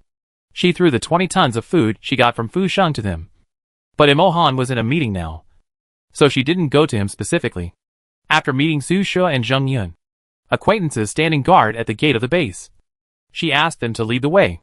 After arriving at the warehouse, she first put away the food she had brought back from Fu Sheng, and then threw them a lot of fresh vegetables and fruits, mineral water, vitamin drinks and other supplies. Then she left a message, waved to Su Shu and Zheng Yun and left.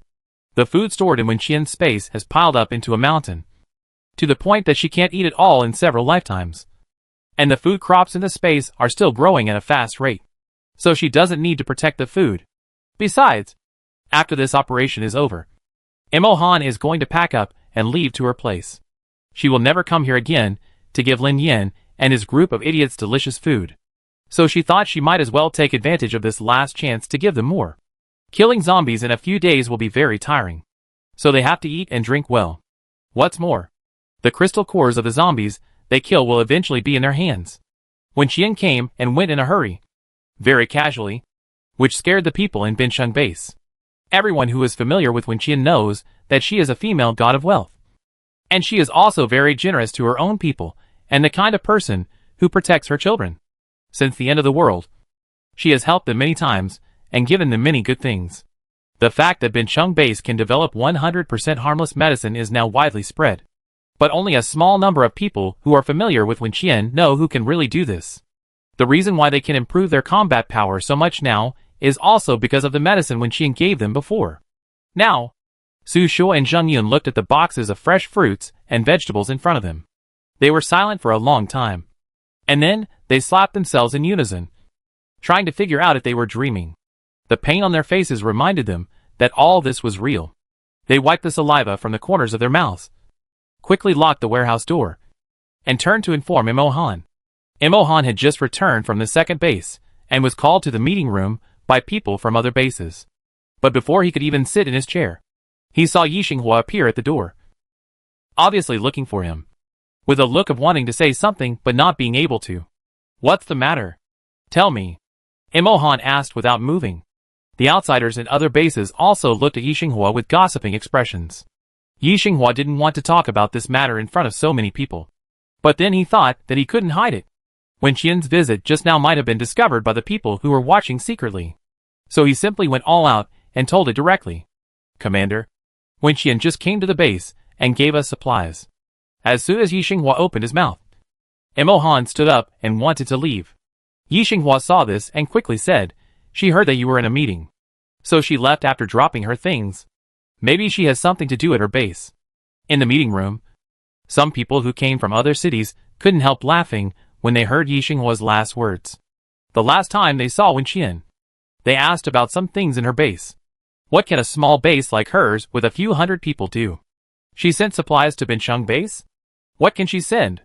It can't be some moldy, inedible garbage, right? Everyone exchanged glances. And someone teased, oh, this is a good thing. I didn't expect that Commander Mo would be saved one day. Yes. I wonder what good things Wen Qian sent. Tell us quickly, so that everyone will be happy. Chapter 353 Feeling sorry for your boyfriend? Yi Xinghua is not stupid. How could he not hear the sarcasm between the lines? These people came to them to participate in the joint action. But they were secretly planning how to divide the territory and rights of Bin Sheng after the action was over. Imo Han didn't seem to care about these things. But Yi Xinghua and others stood up for him. Yi Xinghua stood there unhappily, telling these people what they wanted to know expressionlessly. Wen Qian sent dozens of tons of food, as well as a lot of fresh vegetables, fruits and other supplies. Because vegetables and fruits are not easy to preserve, I would like to ask the commander how to deal with them. Should they be frozen directly or distributed now? The room fell into a brief silence. Fresh vegetables and fruits, These simple words have been something many people have not heard of for a long time. The climate after the end of the world is bad. Filling the stomach has become a difficult task. And it is even more difficult to eat some fruit desserts. Of course, there are very few private bases that have the conditions to grow fruits, such as the Murong family and Fusheng. But even so, the cost is extremely high, and it may not be successful, because most water sources are now polluted. It is extremely luxurious to use the few remaining clean water sources to grow fruits and vegetables that are difficult to fill the stomach. Everyone was dumbfounded. And after a while, someone said to Imo Han, "Captain Imo, we haven't seen fresh fruits for a long time. Can you take us to see more?" They suddenly didn't believe what Yixinghua said. Imo Han was upset because he didn't see Wenqian. He glanced coldly at the person who spoke and replied calmly, "Didn't you call me here for a meeting? Let's talk about business first, and then we can talk." After that, he asked Yixinghua to get busy. After Yixinghua left, he quickly sent more people to the warehouse, fearing that people from other bases would find various excuses to borrow supplies. Although this is their territory, the identities of the people who came here are not simple, so it is difficult for them to deal with them. It was more than 40 minutes after Imo Han finished talking about the business. The group of people once again proposed to see the supplies sent by Wenqian. Imo Han did not refuse this time and took them directly. The closed warehouse door opened, and Zheng Yuan, who had been guarding here, took them in. This warehouse was originally half empty, but now it is filled with the supplies sent by Wenqian. "It's all over here." Zheng Yuan pointed to a place full of supplies. "There are fruits in it, all packed in insulated boxes. But they shouldn't last long. The weather was too cold, and their base didn't have a special constant temperature warehouse, because that was too luxurious." Imo Han walked inside, and the team behind him stretched their necks to scan the supplies until they saw the fresh fruits and vegetables that made them salivate. Bananas, apples, oranges, pears, watermelons, etc. Forget about that. The most important thing is that there are even strawberries, cherries, blueberries, grapes, peaches, and other fragile varieties that are difficult to store and transport. And it wasn't the frozen stuff they imagined. It was so fresh that it still had green leaves, as if it had just been picked. This surprised the group of people behind Imo Han, who came from other cities. These were sent by Wenqian? Where did she get them? With the current climate conditions in Bincheng, what kind of planting base would be needed to produce these fruits? Not to mention Wenqian's small base. Even in Bincheng's best base in West City, Fusheng's base, it's hard to see fruits of this quality. Right? Everyone was confused and had no idea how Wenqian did it. And the most important point is that since she sent so many supplies, it means she definitely has them. The image of Wenqian appeared in their minds. No wonder the girl has fair and tender skin. Does she eat so well every day? Everyone was silent with their own thoughts, and they all wanted to go to Wenqian's base to find out. Could it be that her base is actually very large and luxurious, but there are only a few residents living in it? They had also inquired about some information about Wenqian before. It was heard that only a very few people in Bincheng base knew the location of Wenqian's base. It seemed that there must be a lot of good things in her base. Otherwise it would not be hidden so deeply. "Boss." When Qianchen left, he said to distribute these fruits to the combatants. Behind the crowd, Zheng Yun whispered the words left by Wenqian, which made the eyes of the group of people who came to watch the excitement light up. Combatants? Then they too. Imo Han. Someone smiled and started talking. But it was just the beginning. And Imo Han asked back, "Are you embarrassed?" The man's face changed, but he really didn't dare to say anything. Imo Han turned and looked at Zheng Yun. "Just do as she said. Give the combatants extra meals today. Except for me and the leaders of each base. The rest will be distributed by head. The fruits and vegetables have been distributed today, so as not to affect the taste if it's late." After he said that, he walked away quickly, leaving those who had been thinking everyone who sees it will get a share. The people could only stare at the boxes of fruit and swallow their saliva, then silently curse Imo Han in their hearts. This man is just like the legend. Stubborn, and he will never change his mind. He has so many good things in his hands. Shouldn't he give some to other high-ranking people first? Or, he can use these things to trade? Fruits of this quality can definitely be exchanged for a lot of crystal cores, food and other supplies. He just distributed them like this. It's a waste. Several people were irritated by Imo Han. But they had no choice but to leave and discuss Wenqian privately. It was late at night, and everyone was asleep. Mohan returned to the dormitory after finishing his work. After washing up, he lay on the bed and didn't want to move at all. He lay there for a long time before turning over, with one hand behind his head and the other hand reaching for the satellite phone next to him. It was past 11 o'clock. I shouldn't be able to sleep. Mohan hesitated for a moment, but still chose to dial the familiar number. The phone rang a few times before it was picked up, and Wenqian's voice came from the receiver. I thought you wouldn't look for me today. Wenqian confirmed his identity before he could speak. Did you eat the gifts I sent? No. Mohan answered in a low voice, causing Wenqian to slightly widen her eyes. How could it be? I sent a lot. Mohan smiled silently and told her what happened today. Wenqian took a breath after hearing this and regretted that she shouldn't have been lazy today. She should have secretly left a copy in his dormitory. The receiver was close to his ear, and Mohan listened carefully to the movement over there, with a slight smile on his lips, and asked, "Feeling sorry for me?" Chapter 354, Taking Advantage of Fu Sheng Again. Wenqian was startled and her face became hot. She did feel a little distressed, because Mohan's life now was completely different from hers. But since Mohan asked her directly, she didn't want to admit it. Wenqian bit her lip and replied, "Unfortunately, not really." Hiss. As soon as Wenqian finished speaking, she heard Mohan's gasp. She frowned slightly and asked, "What's wrong?" Mohan paused and replied, "Nothing. I just haven't eaten much recently, and my stomach hurts a little." Wenqian, although I didn't get to eat the fruit you sent me, I was too busy to go to the cafeteria tonight. But don't worry. I'll just drink more hot water later. Wenqian closed her eyes and clenched her teeth. She knew Mohan did it on purpose. Okay. Don't say it. Next time I go, I'll leave a separate portion for you and won't let anyone know. Wenqian collapsed. How can you, a base commander, be so miserable? Don't you even have a box of instant noodles in the dormitory?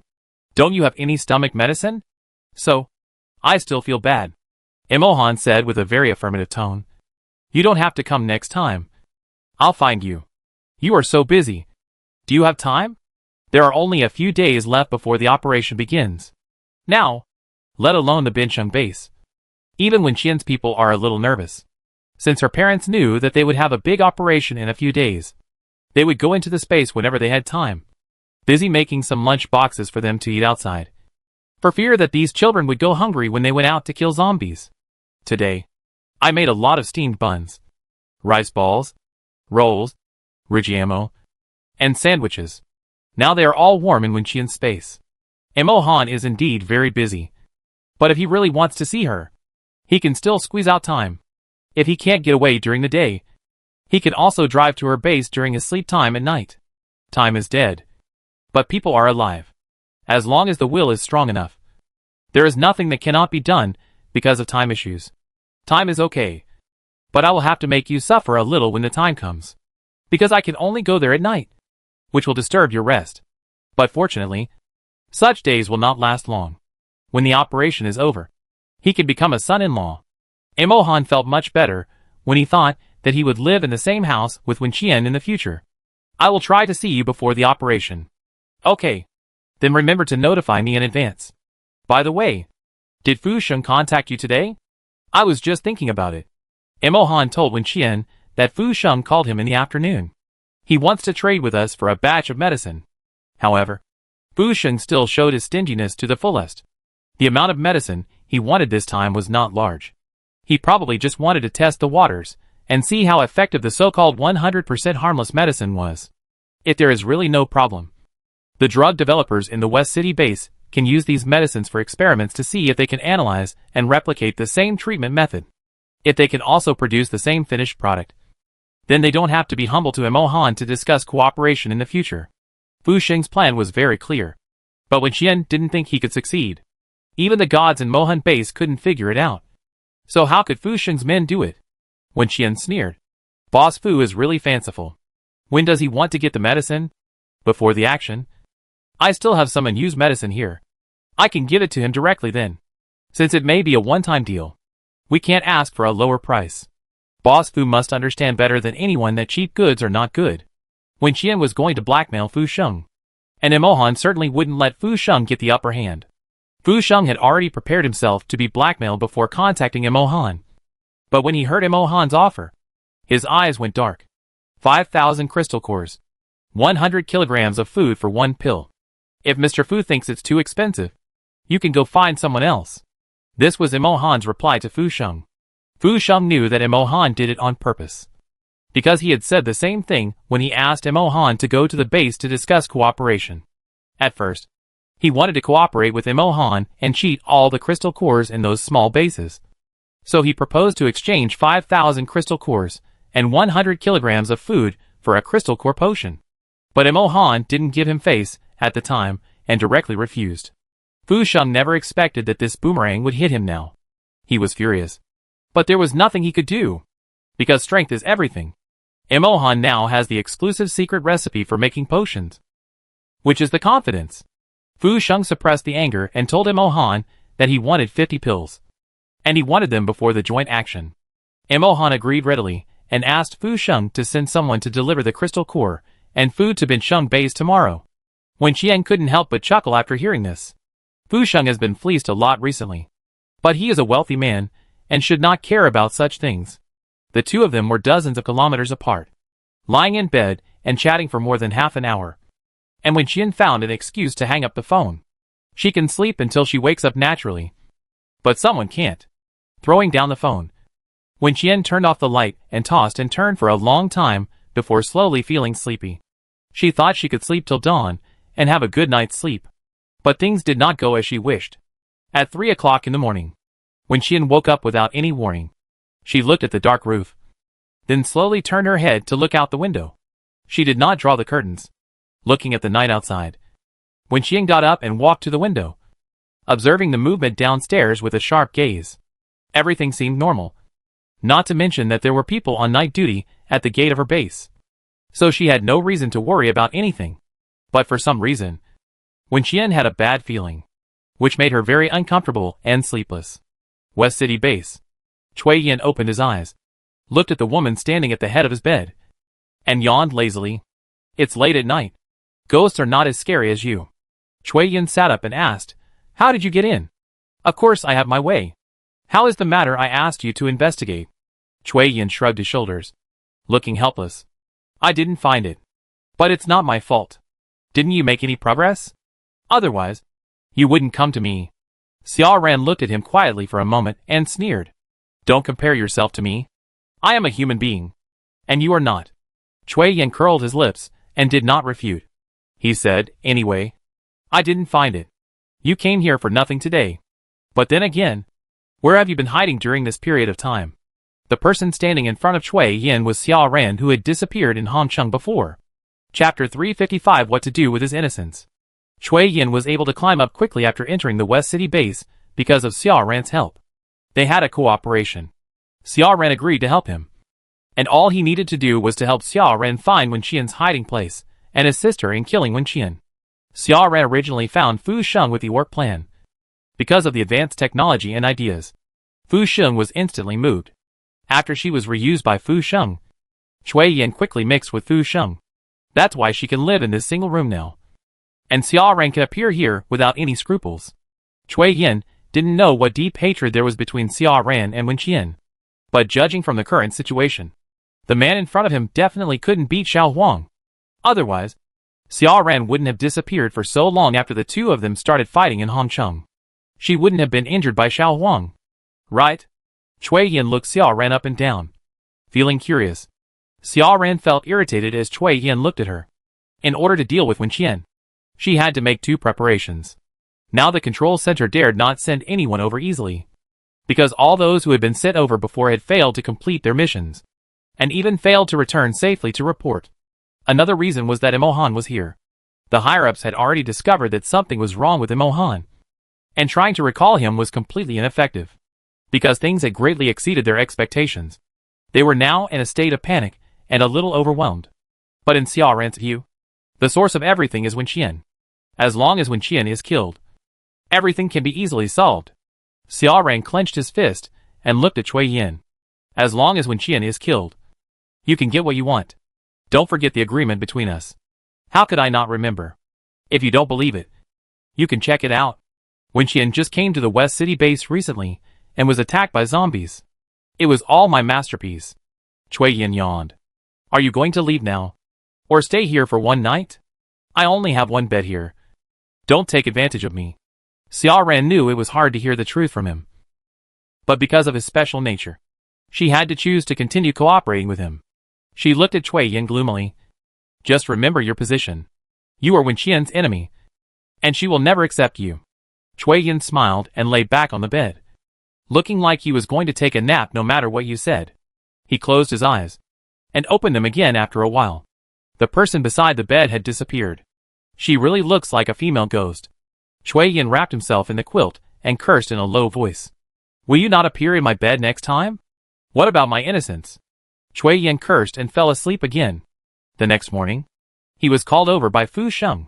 Fu Sheng wanted to arrange a team to deliver something to Binsheng base. But he didn't plan to let Cui Yin go because he knew he was not good at it. He just called him over to verify whether there was a traitor among the group. Fu Sheng was very suspicious. So Cui Yin's ability was very necessary for him. He has now completely used Cui Yin as a live lie detector. Of course, he is not completely confident in Cui Yin, and has implanted a controllable device in Cui Yin's body. After Cui Yin verified the loyalty of this group of people, Fu Sheng ordered them to get some crystal cores on the way back. He is in urgent need of crystal cores now, because according to Mohan's offer, the stock he has on hand can't be exchanged for many potions. What's more, after a while, many zombies in Binsheng will be killed by the joint action. It will be difficult for Fu Sheng to snatch the head then. So it is better to take action now. Wenxian has not been sleepy since she woke up in the middle of the night. She stood stupidly in front of the window for a long time, and finally decided to go out for a walk and have a one-way date with the zombies. At 8 o'clock in the morning, the family woke up and prepared to have breakfast. After Wenrang finished washing up, he didn't see any movement in Wenxian's room, so he wanted to knock on the door and call her. As a result, after shouting for a long time, there was still no response from inside. After hesitating for a moment, Wenrang opened the door a crack and glanced inside. The bed was empty, with no trace of anyone. Wenrang frowned and pushed the door open, wondering where his sister could have gone so early in the morning. Could it be in the space? What was she doing so early in the morning? Planting rice? Wenrang was leaning against the door, thinking, when he suddenly heard the sound of the door downstairs opening. He quickly walked to the stairs and saw the missing person Wenxian, who had returned from outside. Covered in stains but full of things, he leaned on the railing of the stairs, looked at Wenxian, and asked, "What did you do so early in the morning?" Wenxian looked up at him and smiled foolishly. "I couldn't sleep, so I went out for a walk, and ended up in a zombie den?" Wenxian had a you-know expression on her face, and ran into the room to change clothes and wash up. When she came out again, the whole family was sitting in the restaurant waiting for her. After Wenxian sat down, she stuffed a steamed bun into her mouth with a satisfied expression. Sure enough, eating after exercise is the most delicious. Wenrang held his chin with one hand and looked at his sister with a very speechless expression. "Did you overdo it? You asked us to rest at home and save our energy, but you secretly ran out to work hard by yourself. Is this appropriate?" Wenxian swallowed the bun in her mouth, drank a mouthful of porridge, and then answered his question. "No. I just felt bored and wanted to go out and try my luck to see if I could meet the high-level zombies I hunted. As a result, TSK. A little disappointed. She killed for several hours outside, but didn't meet a powerful one. Wenxian, besides, I have so much energy. Why do I need to rest?" Her words were irrefutable. Compared with other people in the base, Wenxian's physical strength was as good as a monster. Wenrang thought that if she was really tired, she could go into the space and soak in the hot spring to relieve herself. So he didn't say anything else, just reminded her, "Then don't run out in the middle of the night. Remember to ask me to go with you next time." And me, Xiong Yushuang, who was trying hard to eat, suddenly raised her head, fearing that Wenxian would forget about her. Chi Chen was not to be outdone. "I want to go too." Gu Ran, me too. Gu Wanwan, who was sitting next to Gu Ran, was afraid that Wenxian would take her out to kill zombies, and her little face was almost buried in the bowl, and she spoke in a low voice. "Sister, Don't remember to call me. I don't want to go. Wen Qian couldn't help looking at her, and shook her head. That won't work. Next time I won't take anyone but Wan Wan. Gu Wan Wan's eyes widened. But she regretted speaking out loud. Now she just wanted to hide, and not let Wen Qian see her. Wen Qian played with the child for a while. And after eating and drinking, she went back to her room to catch up on her sleep. She woke up again after sleeping for 2 hours. She looked at the time and decided to go downstairs to find someone to have another small meeting to discuss the action in a few days in detail. Chapter 356 Pre-War Preparations. Wen Qian did not call anyone to her home. After all, her family conditions were too good, and comparison would hurt. So she called everyone she was looking for to the 29th floor downstairs. Inside the house, Wen Qian, Wen Rang, Wen Chongming and Liu Mo, as well as Xiong Yushuang, Gu Ran, Qi Chen, Mu Xiai and others sat around the table. On the electronic screen next to them, a map of several major areas in Bincheng City was displayed. The operation in the next 2 days will be led by me, Wen Rang, Xiong Yushuang and Gu Ran, and will be divided into 4 groups. Wen Qian spoke softly, causing the remaining few people who were not named to frown. What about us? Qi Chen asked anxiously. Mu Xiai will lead people to guard the base and ensure the safety of the base. Wen Qian looked at Mu Xiai, who looked reluctant, and said slowly, I don't want us to fight hard outside and end up having our home taken away. So the task of guarding the home is very important. Besides, our base is full of old, weak and sick people who have no fighting power at all. It is unrealistic to leave them alone. There is another reason why Wen Qian arranged this, which is Mu Xi's identity. Even if she didn't say it, I'm afraid Mu Xiai himself knew it. He is the second young master of the Mu family, and the old man of the Mu family is now in the Bincheng base. Although Wen Qian is not afraid of conflicts with others, she still wants to avoid unnecessary troubles. Wen Qian, at the same time, you are also responsible for the dispatch and communication of personnel. If someone is seriously injured, contact me immediately for rescue. You are better at this job than anyone else. You understand? Mu Xiai opened his mouth, but finally nodded. Okay, I get it. There are few combatants in our base, but everyone is strong. To be honest, I don't want anyone to lose their lives in this operation. Wen Qian was telling the truth. She had fed them a lot of crystal core potions during this period. So in terms of overall strength, she believed that her people were no weaker than any other base in Bincheng, including Mo Han's. After Wen Qian finished speaking, she looked at Liu Mo. Mom, you have to stay in the space with me these days. If someone is seriously injured, you can also go with me to treat them as soon as possible. Liu Mo has a healing ability, which is very useful. At the critical moment, Wen Qian can use the ability of teleportation to reach the injured at the fastest speed to ensure the rescue time. Liu Mo nodded without any objection. She couldn't be happier to be with her daughter. What about me? What about me? Wen Chongming waited for a long time, but his daughter didn't mention him, so he couldn't help asking. He also wanted to be with his wife and daughter. Wen Chongming wrote his wish on his forehead, but unfortunately, Wen Qian did not let him do so. You, Mu Xiai, and the uncles stay in the base together, ready to provide material and combat support at any time. The uncles Wen Qian mentioned were the younger brothers, who escaped from the main control console and came to find Wen Chongming. Although they used to do logistics supply support, their combat power was not weak. In addition, on the way to find Wen Chongming, they also fought with many zombies, so there was no problem in going to the battlefield at any time. Wen Chongming's face fell immediately after hearing what Wen Qian said. Wen Rang smiled and said, Dad, how about you come with me? Then I might as well stay at the base. Wen Chongming glanced at him and refused without thinking, looking very disgusted. Wen Rang heard the expected answer and sighed. Sometimes I really doubt if I was picked up. You are? Wen Chongming said in a positive tone. When you look at a garbage dump that you like, it might be your hometown. Wen Rang didn't dare to talk nonsense anymore. Wen Qian listened to the conversation between the two people and then turned to look at Qi Chen. When Qi Chen saw that she finally remembered him, he sat up straight instantly, like a primary school student waiting for the teacher to praise him. Qi Chen was a living map.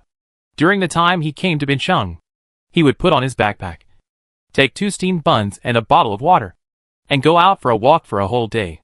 Now he not only thoroughly checked the West City base, but also other places, especially the urban area where their base was located. So Wen Qian planned to let him plan the best route and the best meeting place for the teams in the remaining few days.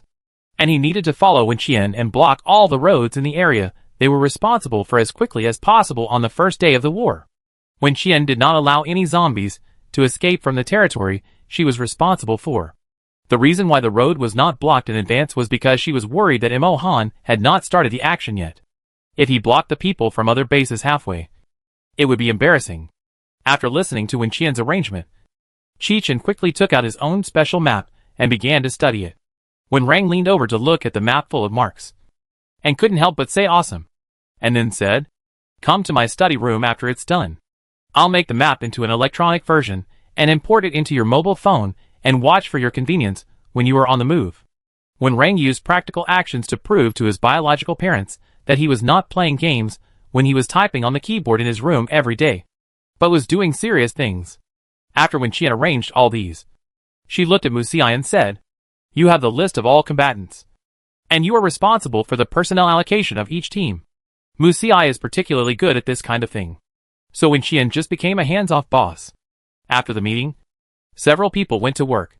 Wen Qian went into the space to sort out the supplies, and took out the things she would use next in advance. For the 4 teams, she and Xiong Yushuang have space, so there is no need to worry. But when Rang and Gu Rang can only rely on takeout, so she has to prepare more, including food and weapons and equipment. They must be sufficient. Wen Qian planned to replenish the goods for each team every few days, and also confirm the specific situation there, so as to change the battle plan at any time. Wen Qian went downstairs to find Qin Baidu and took him to the underground garage. The 3rd floor was uninhabited and unattended, so Wen Qian moved a few cars out of the space and asked Qin Baidu to check if there were any problems with the vehicles. 2 of these buses were driven by Wen Qian when he found Xiong Yushuang.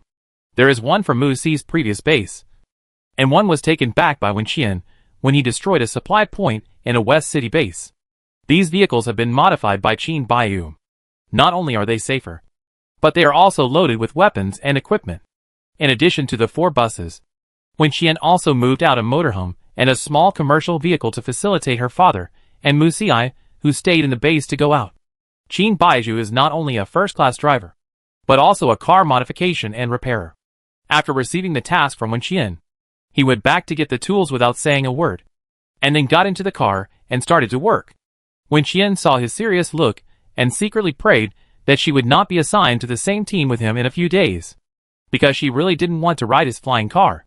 Chapter 357. He saw it. He saw them holding hands. After leaving the underground garage, Wen Qian found Wen Chongming and his group of brothers and gave them a lot of guns and ammunition in case of emergency. The entire base was busy, although the ordinary residents living in the garage didn't know what was going on. They also felt the tense atmosphere, especially after hearing the sound of a helicopter flying in the sky. They felt something was wrong. The pre-war atmosphere became more and more intense. Wen Qian was busy all day, made good material distribution, and fell asleep early at night. As a result, she had nothing to do the next day, and she started to feel bored again. She couldn't just lie at home for the rest of the time. Could she? Wen Qian went into the space and fought with the orcs inside for a while, but still felt that this was not a good way and was a waste of time. She might as well go out and get some crystal cores instead of fighting. So she got out again and decided to go out of the base to kill zombies.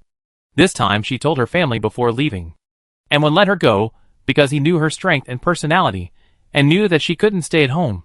However, Qi Chen and Xiong Yushuang were determined to go with her, because Qi Chen wanted to take the opportunity to go out and explore and get familiar with the route, and Xiong Yushuang simply wanted to stick with Wen Qian. She missed the time when she went on missions with Wen Qian, but unfortunately she was promoted to deputy captain, so it was difficult for her to act with Wen Qian again. Thinking about it now, Xiong Yushuang regretted it. If she had known earlier, she would have concealed her strength and been a soldier, so that she could have been led by Wen Qian all the time. Wen Qian took the 2 of them out and went to other areas before taking action. She was reluctant to touch the zombies in her area, fearing that she had killed them too many times in the past few days, and scared the remaining zombies to flee to other areas. Just like near her home, there were still few zombies daring to move there, which made her feel very complicated. There was no one around, and occasionally there would be helicopters flying over the sky to scout the terrain. Wen Qian killed without any scruples. which was considered a warm-up before the battle. In this way, she and Xiong Yushuang and Qichen went out for 3 consecutive days. Seeing that there was only 1 day left before the action day, she received a call from Imohan. It was past 10 in the evening. When Qian was about to take 2 followers home, when her cell phone suddenly vibrated. She picked up the phone and heard Imohan's voice. "Shall I go to your place now?" When Qian stepped on the zombie's head and replied, "I'm outside and about to go back. You should be able to pick me up when you drive over. But I'm not sure about the exact location here." "Wait a minute. I'll let Qichen tell you." After when Qian finished speaking, she came to Qichen and put the phone in his hand. Qichen looked confused, put the phone to his ear, and said hello hesitantly. Then he heard Imohan's voice and his body trembled. He quickly reported his location on the live map, and returned the phone to Wen Qian after the call ended, forcing himself to pretend that nothing had happened. What did the commander want to see Captain Qian so late at night? Qichen, a straight man who had never had any emotional experience, was full of questions.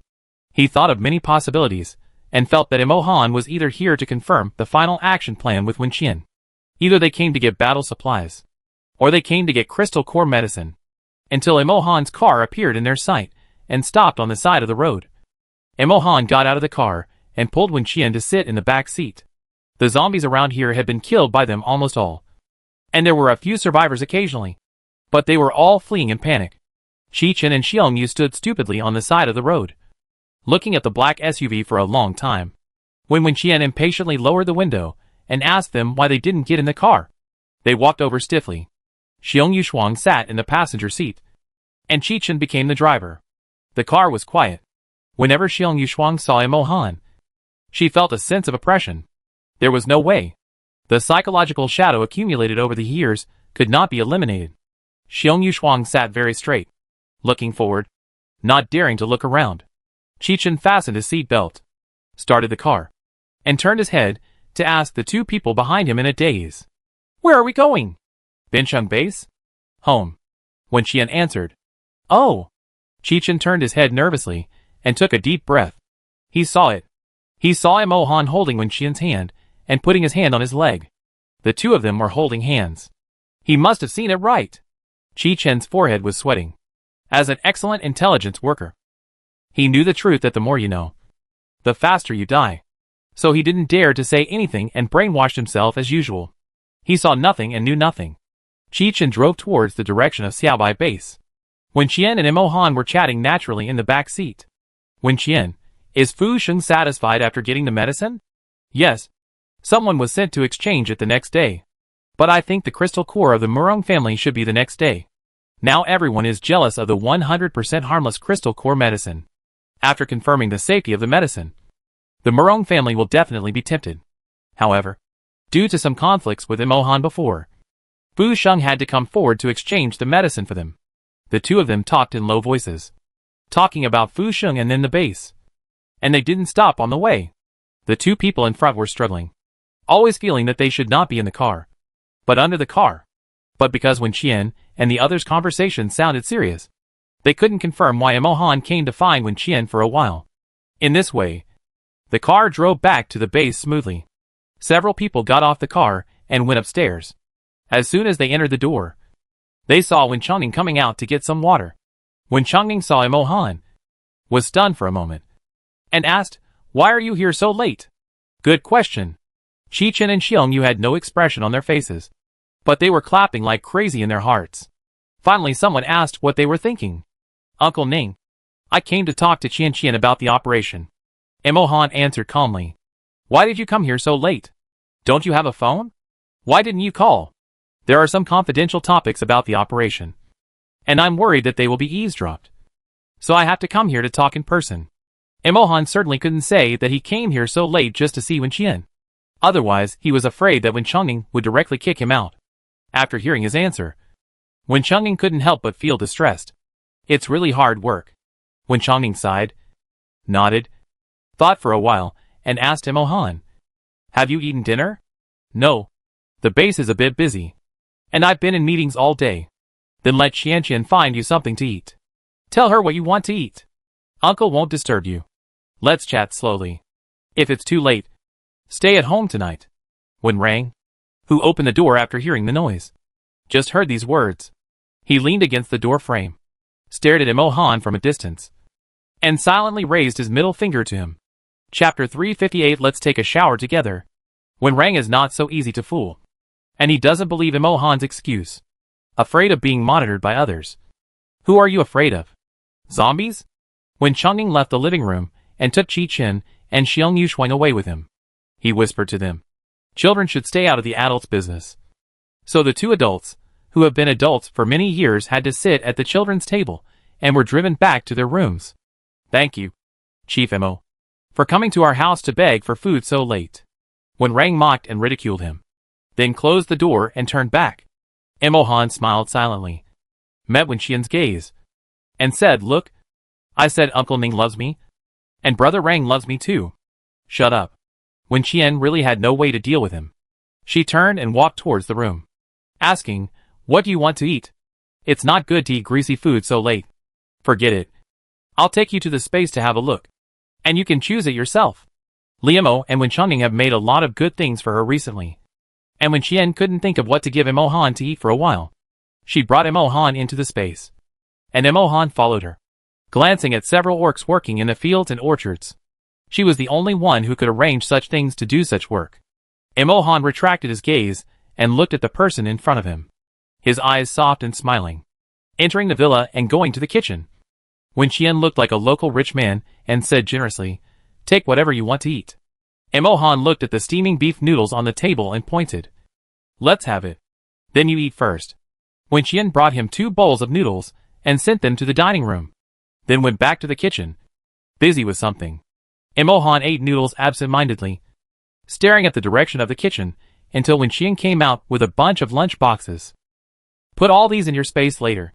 Can your space keep them at a constant temperature? Wen Qian thought carefully about his small space, which had no refrigerator or microwave, and was simply a slum. She sighed, thinking about finding him a smaller refrigerator and microwave later. Otherwise, if they were too big, his space would not be able to accommodate them. Imo-han watched his girlfriend busying around. Although she didn't say anything, her face was full of the words don't starve to death. He couldn't help but want to laugh. Wen Qian looked back and found him laughing. She frowned and asked, what are you laughing at? Laughing me? Someone hurts? Imo-han tried to give her a satisfactory answer. Or is it a good feeling of laughing and being centered? Be careful, I beat you. Although my space is small, it is also from the hands of Wen Qian, so I can save food in constant temperature. It's just that when Rang was too partial, he gave his sister a space that seemed to have no limit, and only gave him a space of 10 square meters, and there was no way to upgrade or expand it. Imo-han still remembered what Wen Rang said at that time. He said, 10 square meters is enough for a doghouse. How much bigger do you want? If you dare to complain, I will make it 5 square meters for you, and only put a toilet in it, so that you don't even have a bed. So, Imo-han didn't dare to make any suggestions.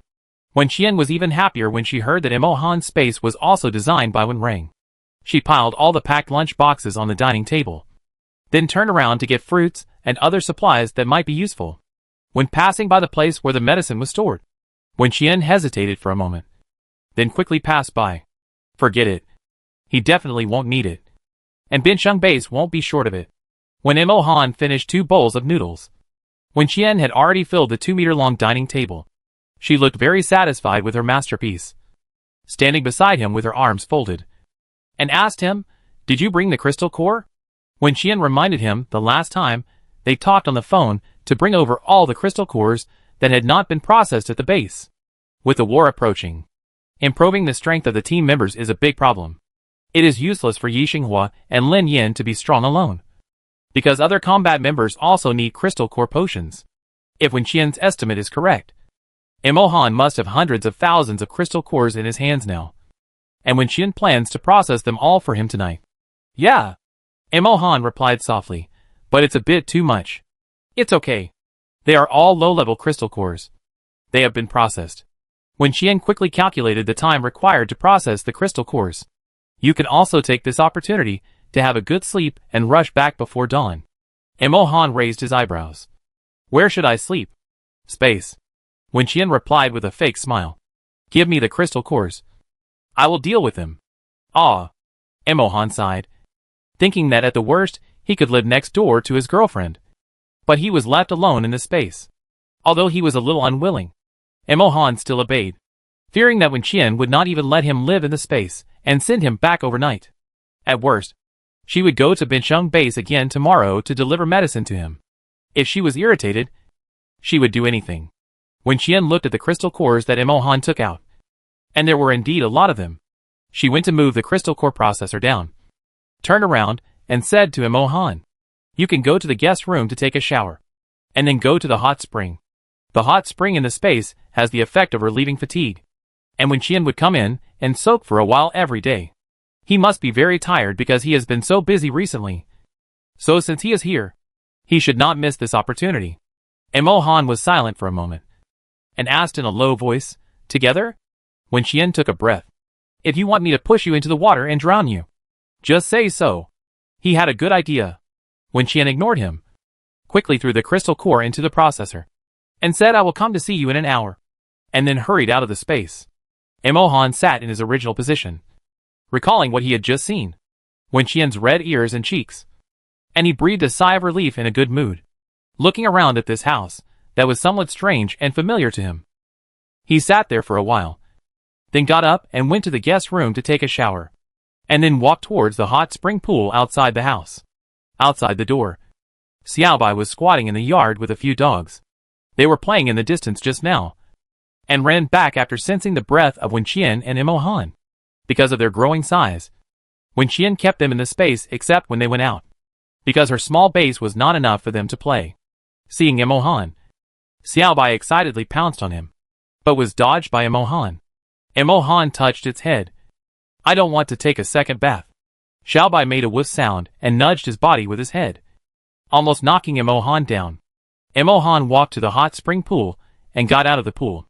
Xiaobai laid down obediently and stared at him. The dogs next to him followed suit, but soon they ran away to play because they were bored. In the end, only one person and one cat were left, one in the water and one on the shore. The scene looked warm and harmonious. Chapter 359 Scars on Imohan's body. The warm water vapor makes people feel drowsy. Imohan rarely has time to relax completely. He couldn't do it before, but now he has no time to do it. At the moment, he is in a familiar and very safe environment, with the snoring of Xiaobai beside him. His nerves and body, which have been tense for a long time, are also relaxing little by little. Wenqian left the space and had nothing to do, so he simply sat on the sofa in the living room, took the pad and started to watch something, when Rang heard some noise in the room and curiously opened the door to take a look, only to see his sister alone. "Where's Imohan?" When Rang was stunned and asked in confusion.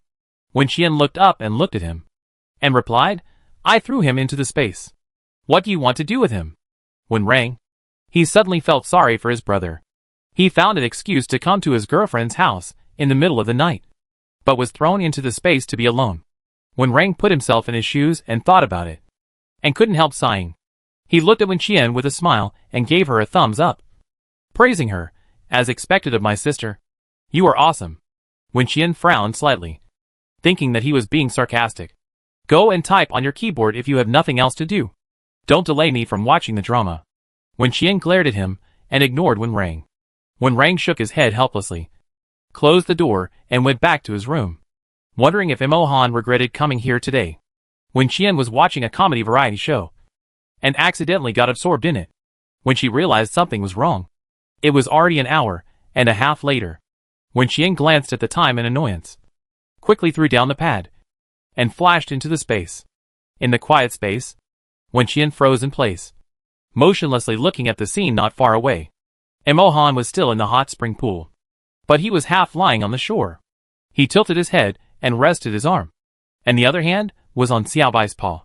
Xiaobai was lying next to him, and the sleeping posture was also very similar. It looked like Imohan was petting a cat not long ago, and both the man and the cat were sleepy, so they fell asleep. Wenqian's eyes wandered over the man and the cat. She originally thought that people like Imohan could do everything with ease every day, so they might not feel tired like others. But now it seems that it is not the case. Wenqian suddenly didn't know whether to wake him up. She stood there and didn't dare to move, for fear of waking him up. She just looked at Imohan like that, and then quickly frowned. Wen Qian appeared right next to the hot spring pool, only 2 or 3 meters away from Imo Han. Imo Han's upper body was not wearing any clothes, so the scars on his body naturally caught Wen Qian's eyes. Wen Qian originally thought that she should not look at anything inappropriate, so her eyes just swept across Imo Han's body quickly. But when she accidentally found the first scar, she couldn't help but look at it carefully.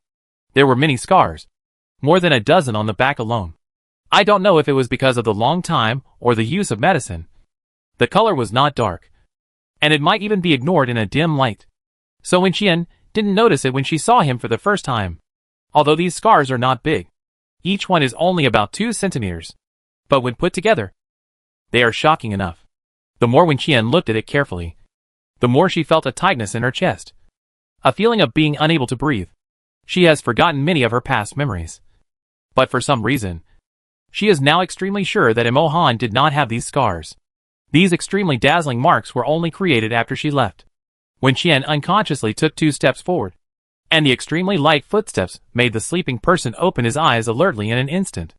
A sharp murderous aura flashed in his eyes, and his sleepiness quickly disappeared. In just a few seconds, his nerves reflexively entered a state of preparation for battle. Then, after seeing clearly who the person was, he slowly relaxed again. Imo Han sat up straight, and before he could figure out how long he had slept, he heard Wen Qian's voice without warmth asking him, "How did you get hurt?" He was slightly stunned, and glanced along Wen Qian's gaze, and then realized it belatedly. Wen Qian saw those scars on his body, clenched her fists, and walked over to see more clearly. Imo Han noticed that her expression was not right, and quickly replied, "These were all injuries from previous missions. It's been a long time, so you don't remember." "Really?" Wen Qian didn't believe him. What kind of mission could cause him so many injuries? "Really?" Imo Han said lazily. "I'm also an ordinary person. Don't deify me." He sat back in the water and looked at Wen Qian, who was looking down at him. He could see that Wen Qian was angry, so he asked her from time to time, "Do you want to just watch me come out and put on clothes in front of you? Or do you want to come in and soak with me for a while?" Wen Qian gritted her teeth, walked away without saying a word, sat down with her back to him, and didn't even look at him again.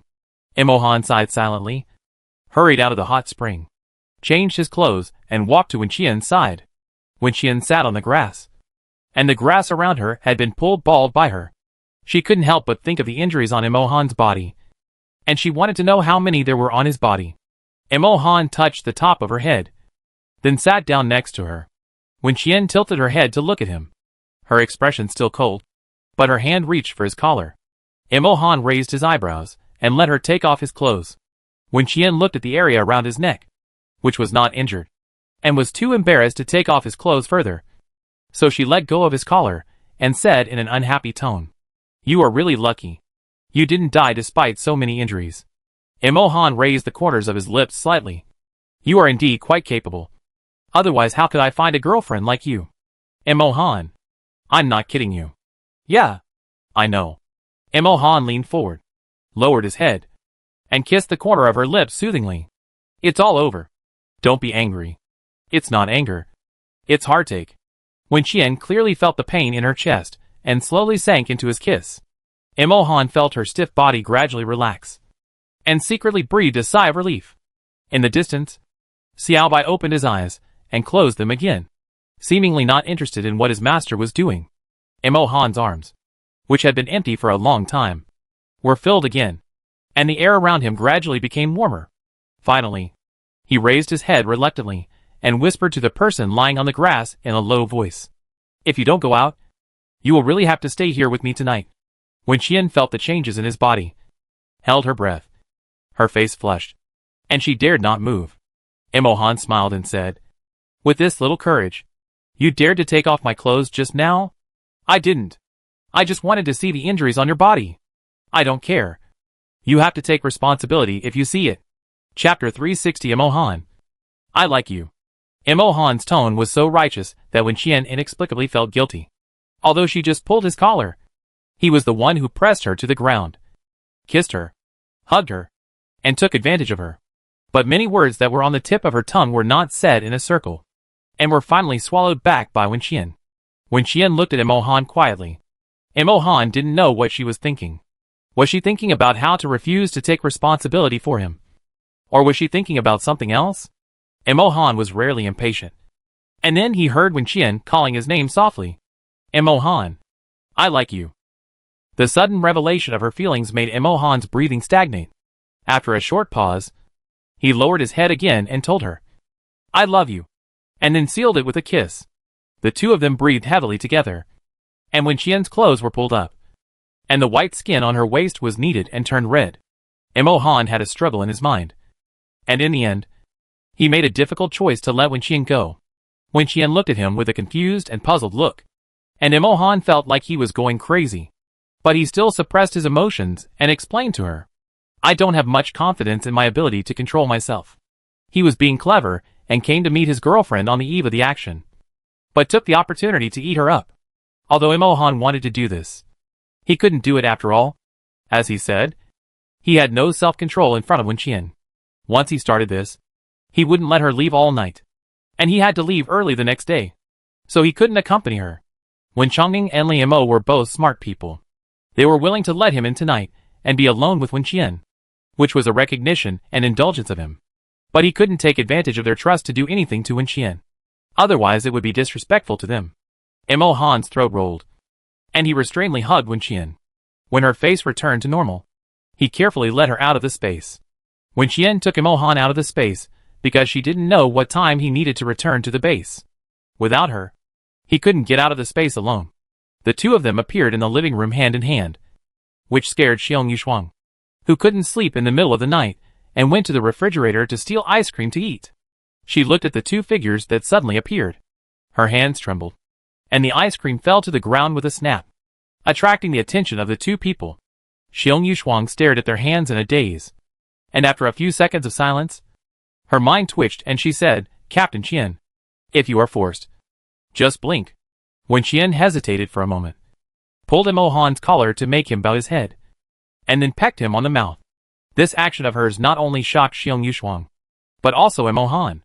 Xiong Yushuang was frightened and took 2 steps back, then turned and ran. But she didn't run far before she remembered the ice cream that fell on the ground. She had to bite the bullet and go back to pick it up. Then she ran back to the room and locked the door. She sat nervously by the bed and looked at the door, fearing that Imo Han would catch up and kill her while eating the ice cream. She thought that this might be the last ice cream in her life. If she had known, she would have taken more. This one would not be enough. After Wen Qian scared her deputy team leader, she asked Imo Han to go find Wen Rang. My brother seems to have something to ask you. I will put the crystal core on the table in the dining room after it is processed. Don't forget it when you leave. Well, good night. Imo Han gently pinched her face, watched her return to the room, and then knocked on the door of the study. Wen Rang sat in front of the computer without raising his head, sneered and said, Come in. After Imo Han pushed the door and entered the room, he scanned Imo Han up and down. I thought you would be shameless enough to want to spend the night in my sister's room. I did think about it, but I'm afraid I'll get my legs broken next time, so I have to give up. You still have some self-awareness. Wen Rang continued to work on his work. Go to my room. I'll sleep in the study tonight. You won't come with me? Can you stop being so flirty? Wen Rang glanced at him with disdain. I have a girlfriend. Please respect yourself. You talk as if everyone doesn't have one. Imo Han threw down a sentence in an irritating way, turned around and left, went to Wen Rang's room, set the alarm, turned off the lights and went to bed. Wen Qian put all the processed crystal cores in the living room at around 4 o'clock. When she went out at 6 o'clock, she knew that Imo Han had gone back. She yawned and went back to her room to catch up on her sleep. When she opened her eyes again, it was already past 10 o'clock. She sat on the bed for a while, then went out to eat something. She dragged Xiong Yushuang, who had been hiding in the dark and peeking at her, back to the room and asked her, Has Imo Han been injured before? Ah? Xiong Yushuang thought Wen Qian was going to tell her something, but she didn't expect her to ask such a question. Imo Han? Injured? Xiong Yushuang came back to her senses and whispered, Captain Qian, are you kidding me? Do you think I'm joking? Wen Qian asked expressionlessly. Not really. Xiong Yushuang carefully observed her expression, bit her lip and thought about it, then answered her question. Definitely not. He's so strong that he's a pervert. How could he be injured? Xiong Yushuang thought of a terrible possibility. Captain Qian. He wouldn't lie to you, saying that he was injured so you'd be soft on him and be with him. Right? That's too shameless of him.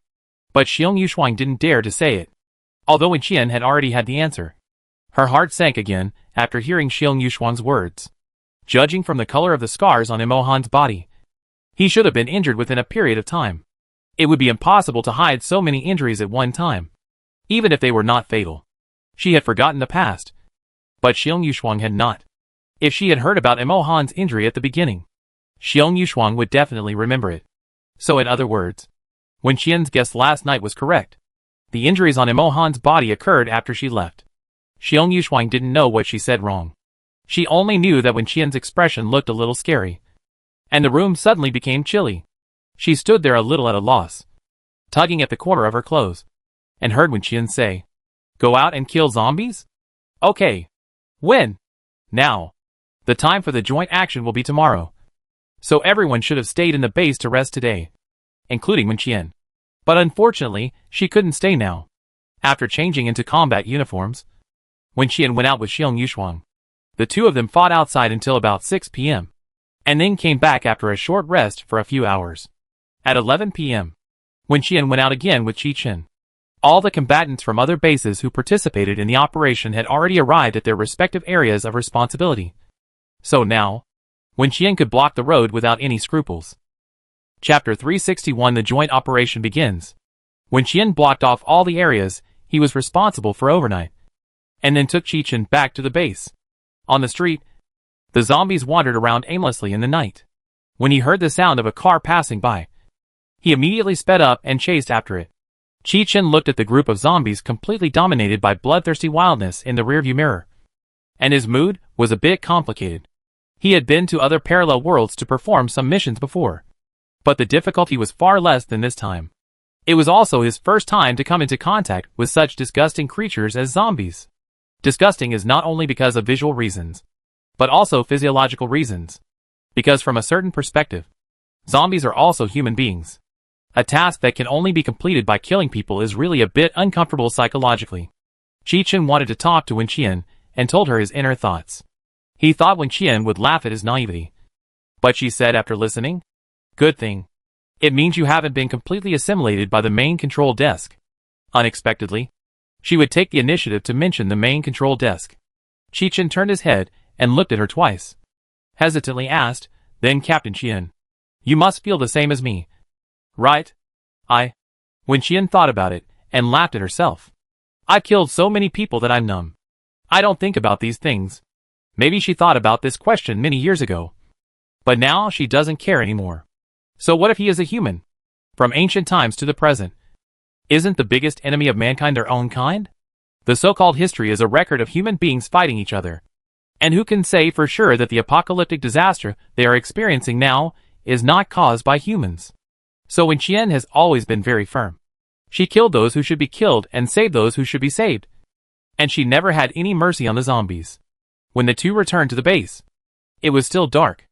The ordinary residents of the base were all asleep. But the team members who participated in the operation were all ready and couldn't sleep. When Qian walked into the gate of the base and saw a group of people standing in the yard, she stopped and asked with a smile, "Can't you bear it now?" It's true that they can't bear it. People from other bases have to wait until dawn to set off, because the attack power of zombies at night is much higher than that during the day.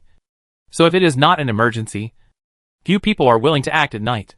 But the people on Wen Qian's side had been cooped up in the base for too long, and Wen Qian had distributed constant temperature combat uniforms to them. So they were not cold at all now. All they could think about was killing zombies. So they were anxious to take action. Seeing this, Wen Qian knew that they couldn't sleep in the base. So she simply let them go.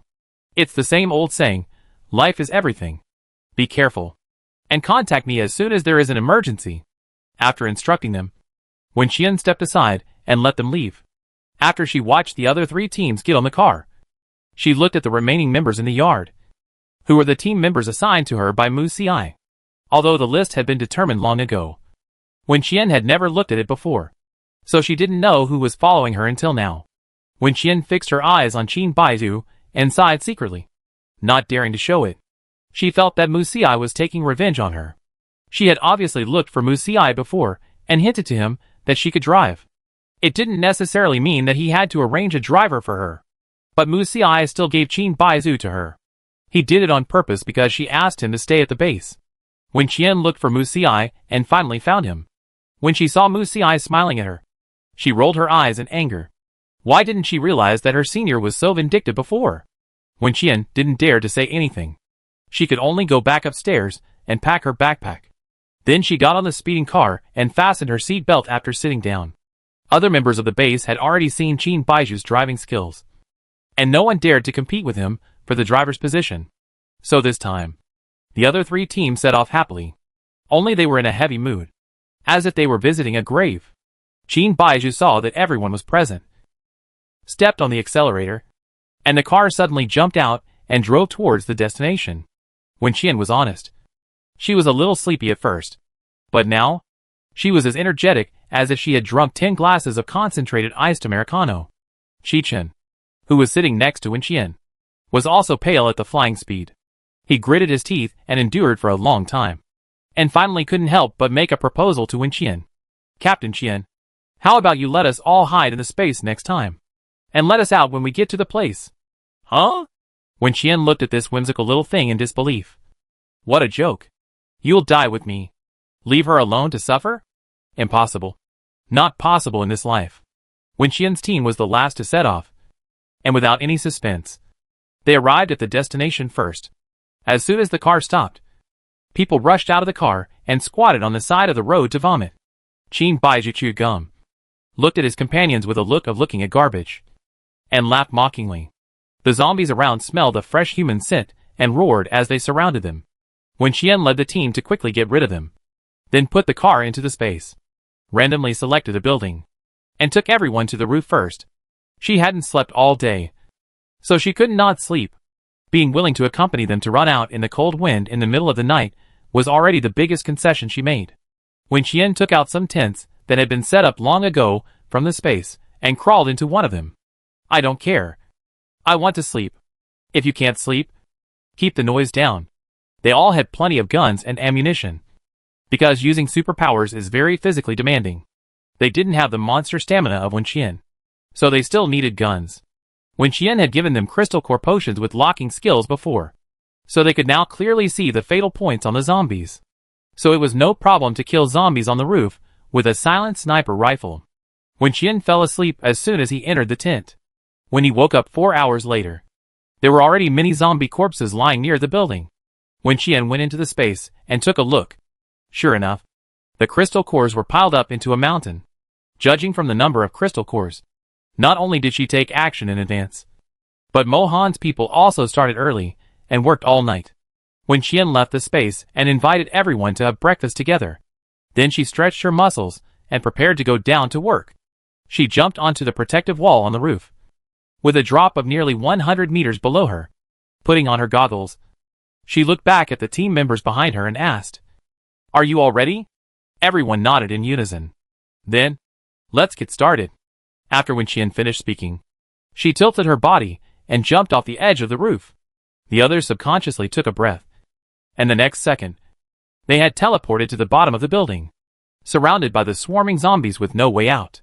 Chapter 362 Black-Hearted Capitalist Wen Qian. The moment Wen Qian landed, she used the skill of attracting fire.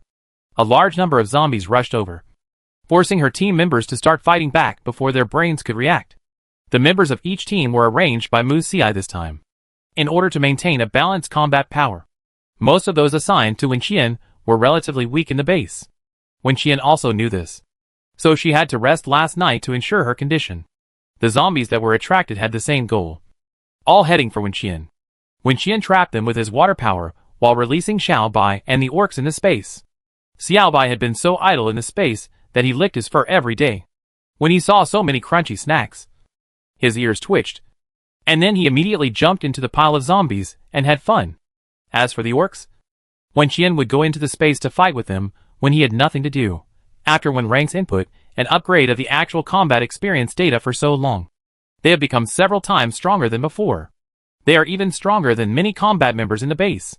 But there is a reason why Wen Qian did not choose to keep them in the base to protect the residents of the base, or distribute them to other teams. These things, to put it bluntly, are still uncontrollable factors. Wen Qian is worried that if they go berserk, and when Rang and he are not there, it will be a big trouble. The people around Wen Qian saw Xiaobai and this group of monsters that looked very unusual, and their hearts were in their throats, because Xiaobai had obviously grown bigger than the last time they saw him. He was even bigger than the lions and tigers they had seen in the zoo before. As for the orcs, they usually spent most of their time doing farm work in Wen Qian's space. Wen Qian had taken out 2 of them before, but she had never released all of them at once. What's more, there were many people in her team who had never seen these things before, so they were inevitably frightened when they suddenly saw them now. Whose good teammates are scarier than zombies? That ghost thing with a human upper body and a snake lower body. Did it just swallow a zombie? That weird thing that looks like an octopus. You are at least a fish. Is it really okay to be so rampant on the shore? You really know how to play with zombies by tearing them apart with your bare hands. There are also people with crocodile heads and normal human bodies underneath. There are people with deer antlers on their heads and 4 legs on the ground. There are real bird people with huge wings on their backs.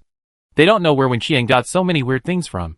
But seeing these monsters killing zombies more fiercely than themselves, they feel inexplicably relieved. They were stealing glances at the orcs while absent-mindedly killing zombies, until the 3-minute time limit was over. The zombies' attention shifted from Wen Qian to them. Wen Qian looked at the team members, who were fighting back in panic, and sneered, "This is the price you have to pay for watching the fun." Wen Qian didn't bring them out for fun. She gave them time to rest last night, and she also took them to eat and drink in the morning. So for the next whole day, Wen Qian kept using the skill of attracting firepower. She pushed everyone to their limits, and finally stopped when they were exhausted, and took them to the safe rooftop. On the rooftop, everyone started to eat voraciously after receiving the food that Wen Qian distributed to them. They sat on the ground, too lazy to say a word, and even too tired to open their eyes. Not to mention them. Even Xiaobai lay beside Wen Qian's legs, weakly using his claws to pull her, signaling her to let him go back to the space to eat. Wen Qian was like a ruthless black-hearted capitalist, squeezing all the labor under her control to the extreme. She casually threw Xiaobai into the space, then looked at the orc standing in a row next to her, and nodded with approval. Very good. Not feeling hungry or tired. Capitalists like such employees. Wen Qian suddenly remembered the zombie she had captured and brought back to the base a long time ago to work as a hard laborer, making ice day and night. She thought about it, threw the orcs downstairs again, and used the summoning skill. Her summoning skills were upgraded a while ago, and now she can summon 5,000 zombies at a time. So when Wen Qian and the others were resting, the orcs and the zombie squad continued to fight below to keep watch for them, because they were really tired during the day. After filling their stomachs, no one in the group mentioned going down to kill zombies. They fell asleep in the tent, and in less than a minute, snoring could be heard on the rooftop. Wen Qian shook his head when he saw this, and turned back to his tent, pulling Liamo out of the space, and the two of them chatted in low voices while eating dinner. Time always passes very fast when people are busy. One day passed so fast that Wen Qian had no time to think about other things. Now that she was free, she suddenly became curious about the progress of teams in other regions. Liamo was not idle in the space today. While she was busy making lunch boxes, she processed the crystal cores that appeared continuously in the space, and processed them into potions as soon as possible. She looked at the crystal cores that kept falling in the house like hail, and it was hard to imagine what was happening outside. Wen Qian was lucky. After a whole day, everyone was tired, but no one was injured. But she was not sure about other teams. All she could say was that they had not contacted her, and no news was the best news. As for Imo Han, when Wen Qian thought of Imo Han, his injuries would come to her mind, making her head ache, so she tried her best to control herself from thinking about him. After Liamo finished dinner with Wen Qian, he urged Wen Qian to go into the space to wash up and soak in the hot spring, and then change clothes before coming out. Wen Qian hesitated for a moment, still a little worried about the group of teammates who were sleeping soundly, so she called back 2 orcs to guard beside her, and she took the opportunity to enter the space. Wen Qian finished everything as quickly as possible, and after coming out, she observed the surroundings with a telescope. There were no zombies wandering around, so Wen Qian planned to fight in another place tomorrow night. But she always felt weird, and couldn't feel at ease because she couldn't encounter high-level zombies. Since Xiaoran brought a group of people from the main control console to conduct a raid last time, the evolution of zombies has become faster. But now the special level zombies have been missing, and the first level zombies are nowhere to be seen. The highest level Wen Qian saw today was at most a second level zombie. Wen Qian sighed, and could only pray that other teams would not be unlucky and be targeted by the cunning special level zombies. Chapter 363 Fog and Zombies. The standard in horror movies. Wen Qian cleared all thoughts from his mind, laid down, pulled a quilt over him and began to rest. Bincheng has a population of 30 million, including the surviving humans rescued by all bases. The rest are all zombies. Not to mention that some zombies now have the ability to split. So this number is definitely not something that can be easily cleared out. If Wen Qian guessed correctly, the teams responsible for other areas should be working day and night. And because there are almost no survivors outside, they are likely to use large-scale weapons for shooting. But zombies are not human beings. As long as the fatal point in their brains is not destroyed, they can still survive. So the efficiency of this attack method depends on luck. The cleanup operation has just begun. No one will think of going to other people's areas to help. And there is no extra time and strength. Even from a certain perspective, this joint operation is more like a game. People from different base camps are also competing with each other to see who can complete the task faster. The whole city was shrouded in the sound of gunfire and fog. When Qian had talked to Mohan about the weather some time ago, he said that according to the analysis of the meteorological department, there should be no extreme weather such as strong winds and heavy snow during the operation period. At present, their prediction is correct. But because there is no wind, the thick fog on the sea has spread to the ground and has not dissipated for a long time. Fog and zombies are standard in horror movies. Normally, people with a decent brain know that in such a bad weather, it is best to hide in a safe base and not go anywhere. But the residents of the Xiaobai base found that their base seemed to have fewer people, and there was an indescribable tranquility and depression. Flocks of crows flew in the sky, and unexpectedly met the seagulls on the other side. Two arrays, one white and one black, bit each other without any warning, leaving the onlookers in the base dumbfounded. They looked up and watched the battle for a long time. And from time to time, the bodies of birds fell and landed on the glass shed above their heads, making a loud bang-bang noise. They looked at each other, feeling a chill. Mu Xiai was doing his daily patrol in the base, and happened to run into them, and was stopped by them. He looked at this group of ordinary residents with nervous expressions and a hint of concern, and listened to them asking him, "Excuse me, we want to ask. We haven't seen Wen Qian and the others in the past 2 days, and there are fewer people in the base. Where did they go?" In fact, this question is a bit redundant, because Wen Qian had been away for many days before, going out to find supplies and medicine for them. But this time, they remembered the helicopter sound they heard not long ago, and felt inexplicably uneasy. Mu Xiai was silent for a while, and chose to tell the truth. Although they did not have the strength to fight, they had the right to know. Currently, the whole city is carrying out a joint operation to eliminate zombies. Wen Qian has taken people out to carry out the mission. What do you want to see her for? Eliminate zombies. These 4 simple words made everyone's heart ripple. Their hearts, which had been frozen and dead for several months, seemed to have the power to beat again. Did they hear or understand it correctly? If the zombies can really be eliminated, can they return to their previous lives? Although they are very content now, they also know that compared with people in other bases, they are enjoying great happiness now. But no matter what, they still miss the life in the past when they could go out whenever they wanted, and go hiking or to the beach whenever they wanted. If you are trapped in a small place for a long time, you will have an incomparable desire for freedom. So after hearing Mu Xi's words, they inevitably got excited. What can we do to help? Can we go to the vicinity of the base and kill zombies? Yes, just like before. If we can't win, we can just run back. Everyone started talking at once, and Mu Xiai frowned and refused. No. The zombies now are much stronger than the ones you encountered before.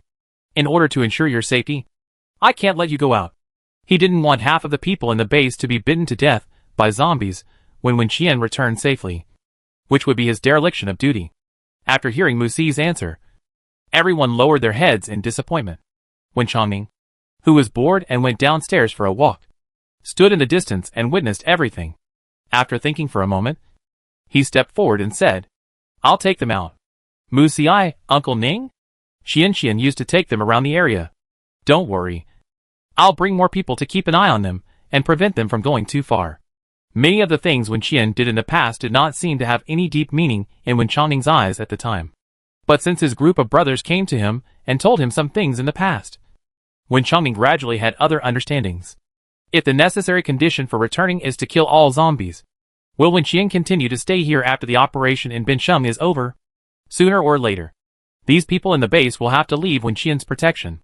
Wen Qian seemed to have thought of this a long time ago. So she would let them go out from time to exercise their courage and zombie-killing skills. I hope that one day she is gone. And if something unexpected happens again, they will have some ability to protect themselves. Seeing that Wen Qianngning said so, Mu Xiai did not refuse. Soon, Wen Qianngning and his group of brothers, as well as 4 sturdy dogs, led a group of base residents out. Not all residents went, such as those who were too young or too old, and those who joined the base later did not participate. Those who followed Wen Qianngning and his group were the original group of natives who were here at the beginning. As the saying goes, get into the right circle and follow the right people. From the beginning, they witnessed how Wen Qian treated zombies. After being exposed to them for a long time, their fear of zombies was much less than that of people in other bases. What's more, even the dogs in their base were so fierce. Seeing the 4 German shepherds that were comparable to the Wolf King, they instantly felt relieved. Wen Qian only brought Xiaobai with her this time, leaving the 4 dogs to Wen Qianngning. However, she didn't leave too much food for them, thinking that they would go out to eat zombies when they were hungry. These 4 dogs have been following Xiaobai since they were still unable to walk steadily. After being educated and beaten by Xiaobai unilaterally for so long, their combat power has become quite strong. So ordinary zombies are not their opponents. With the battle pets, and Wen Qiangning's group of strong-looking minions leading the way, the dozens of base residents behind them became a little bolder. There were very few zombies near the base, and only a few were encountered after walking a few hundred meters. There was no need for humans to take action with this number, because it was not enough for the dogs to eat. Chapter 364. Other members of the base surrounded by zombies. Seeing that there was really no room for maneuver nearby, Wen Qianngning decided to take the residents of the base farther away until they saw more and more zombies.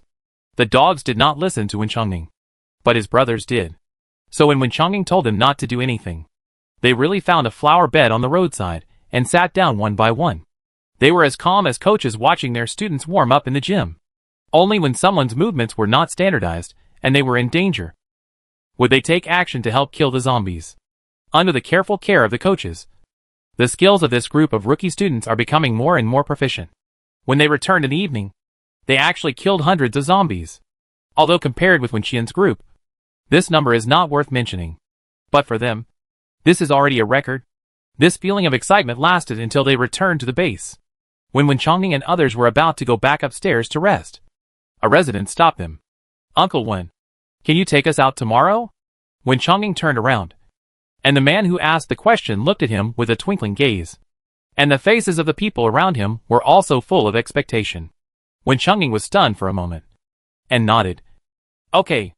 As long as you are not afraid of danger, I will take you out." With his promise, the residents immediately agreed with him to wait for him at the gate at 9 o'clock tomorrow morning. The 2 groups of people separated. One group returned upstairs, and the other group returned to the underground garage. The residents in the base, who did not go out, were in a state of anxiety all day today. Only when they saw them come back safe and sound did they finally breathe a sigh of relief and surrounded them to ask about the situation outside. The people who were out on the move returned to the familiar and safe environment they usually were in. Their nerves that had been tense for a day instantly relaxed, and their bodies seemed to fall apart. They all fell to the ground, feeling hungry and powerless, while eating the food handed over by the people next to them to fill their stomachs. They told them about their experiences today and said that they would go out again tomorrow. The onlookers had different expressions after listening, because they could hear the fear and very inconsistent excitement between the lines of their words. They don't understand. It's so dangerous, and no one is forcing them to go out. Why do they make such a decision? Someone asked the question in his heart. After a while of silence, the group of people sitting in the middle of the crowd answered one after another. Maybe it was the subtle influence of Wen Qian and others. "I feel that zombies are not as scary as imagined." "No, They are still scary. The reason why we can come back safely is because Uncle Wen and others are protecting us. Yes, they are really amazing. If it weren't for them, we would have died long ago. But it is precisely because of this that we can better understand how much hard work they have put in to protect us in the past few months. We are different from you. From the beginning, our entire community, at that time it was still called a community, not a base. We were already protected by the Wen family. When Qian and Wen Rang took us out to find supplies, and provided us with medicines needed by the elderly and children. We have received too much kindness from them. Yes, there are too many. So I always think that if I have the chance, I must repay them. Although their family seems to have everything. Yes, that's what I think. Even if they never thought of asking us to repay anything. But people are all made of flesh and blood. Every day I see them busying around. And I always feel a little uncomfortable. I heard that this time the whole city united to kill zombies together. And people from other cities came to help. Although we are not as powerful as them. Killing one by one is more or less a small help. And dealing with zombies is really not as difficult as imagined. It's easy as long as you master the skills. After talking about it for a while, the topic soon returned to the pleasure of killing zombies. This made the remaining people who had not gone out and had been scared by zombies for several months begin to relax a little. Aren't they alive until now because of the rescue of Wen Qian and others? Aren't their relatives and friends also died because of zombies? Although they are afraid of zombies, they hate them more. So under the catalysis of emotions, they also made a decision. That is, they will also join the zombie killing team tomorrow. The next morning, when Chang'e arrived at the gate of the base, and was a little dumbfounded when he saw the team with an obvious increase in number. He confirmed again and again whether they really knew what they were going to do, and then took them out with mixed feelings. I was still thinking in my heart whether I should take time to call my daughter tonight and talk about this matter, when Qian led the team outside and killed zombies for 3 consecutive days. Although it was tiring, there was no danger at all, because all the people they met were low-level cannon fodder. Just like that, another day passed. In the evening of that day, when Qian looked at the darkening sky and was hesitating whether to lead the team back to rest, when he suddenly heard a voice from afar. "Don't go there. Fuck. Why is there a wall in the middle of the road? Don't hit that wall. That's not our territory." "Bullshit. Then tell me where else you can run."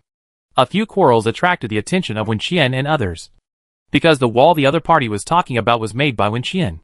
She had specially sealed off the area she was responsible for with her Earth-related supernatural power to prevent the zombies on her side from escaping. Now, she was at the intersection of 2 boundaries, next to one of the walls. The people on the other side of the wall seemed very anxious, and had already started to destroy the wall.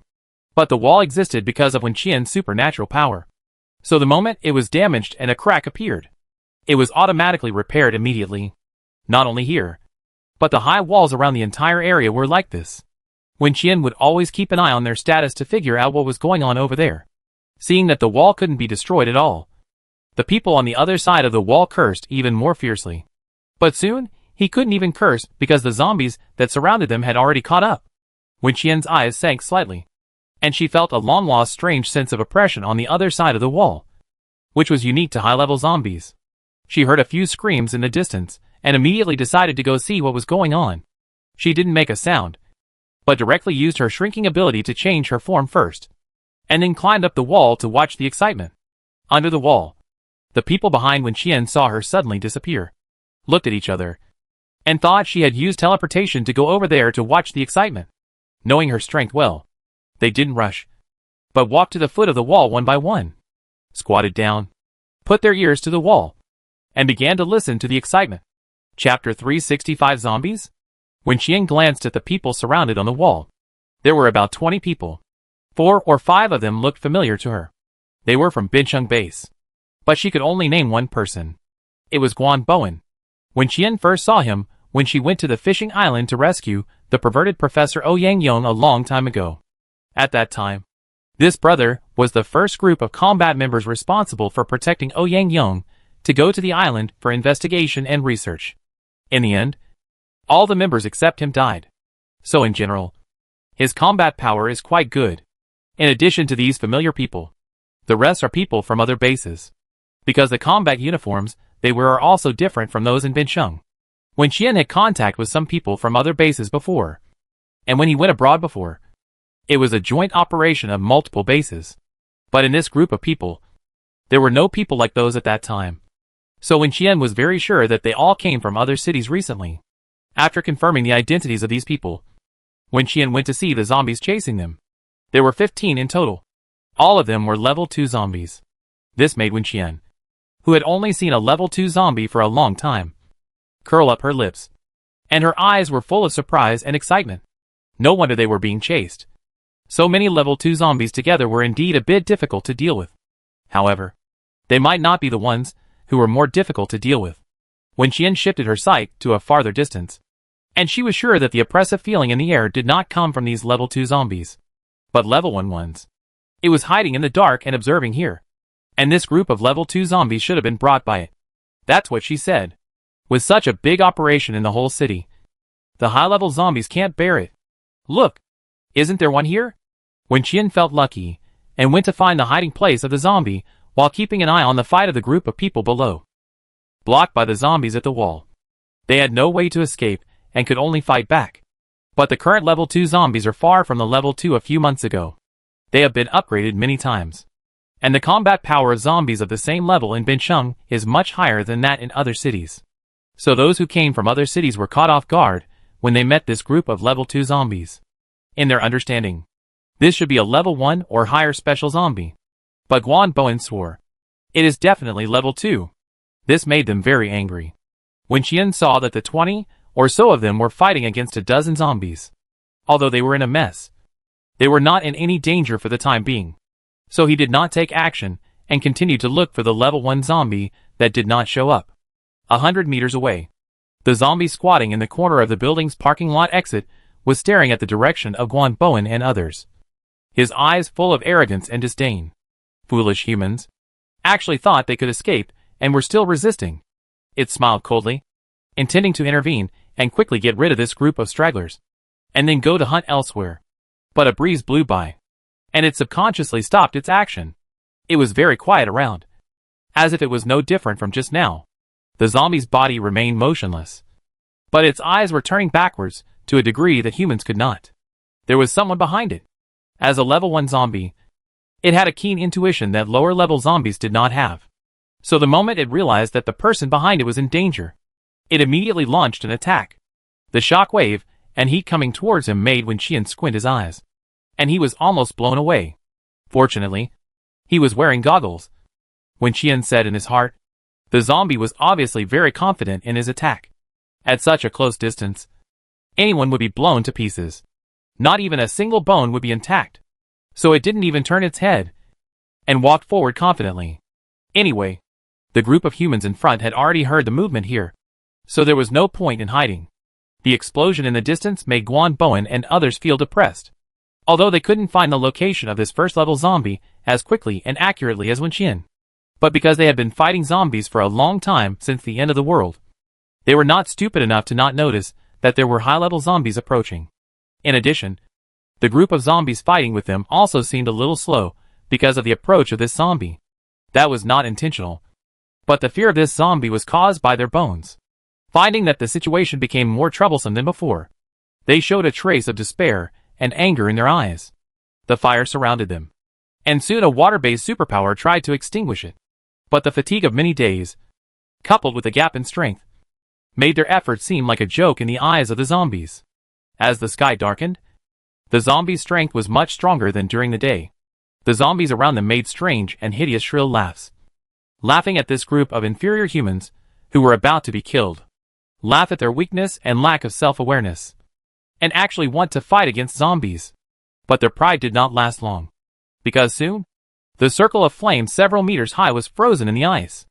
This is a very shocking and incredible scene. In the transparent ice column, the flames are still struggling and moving, as if trying to break through this strong bondage. Finding that his superpowers were suppressed, the first-level zombie turned around and looked back reflexively, and then faced the human who should have been killed by it just now. This awkward encounter seemed to freeze the air for a moment. Wen Qian, hi! Zombie?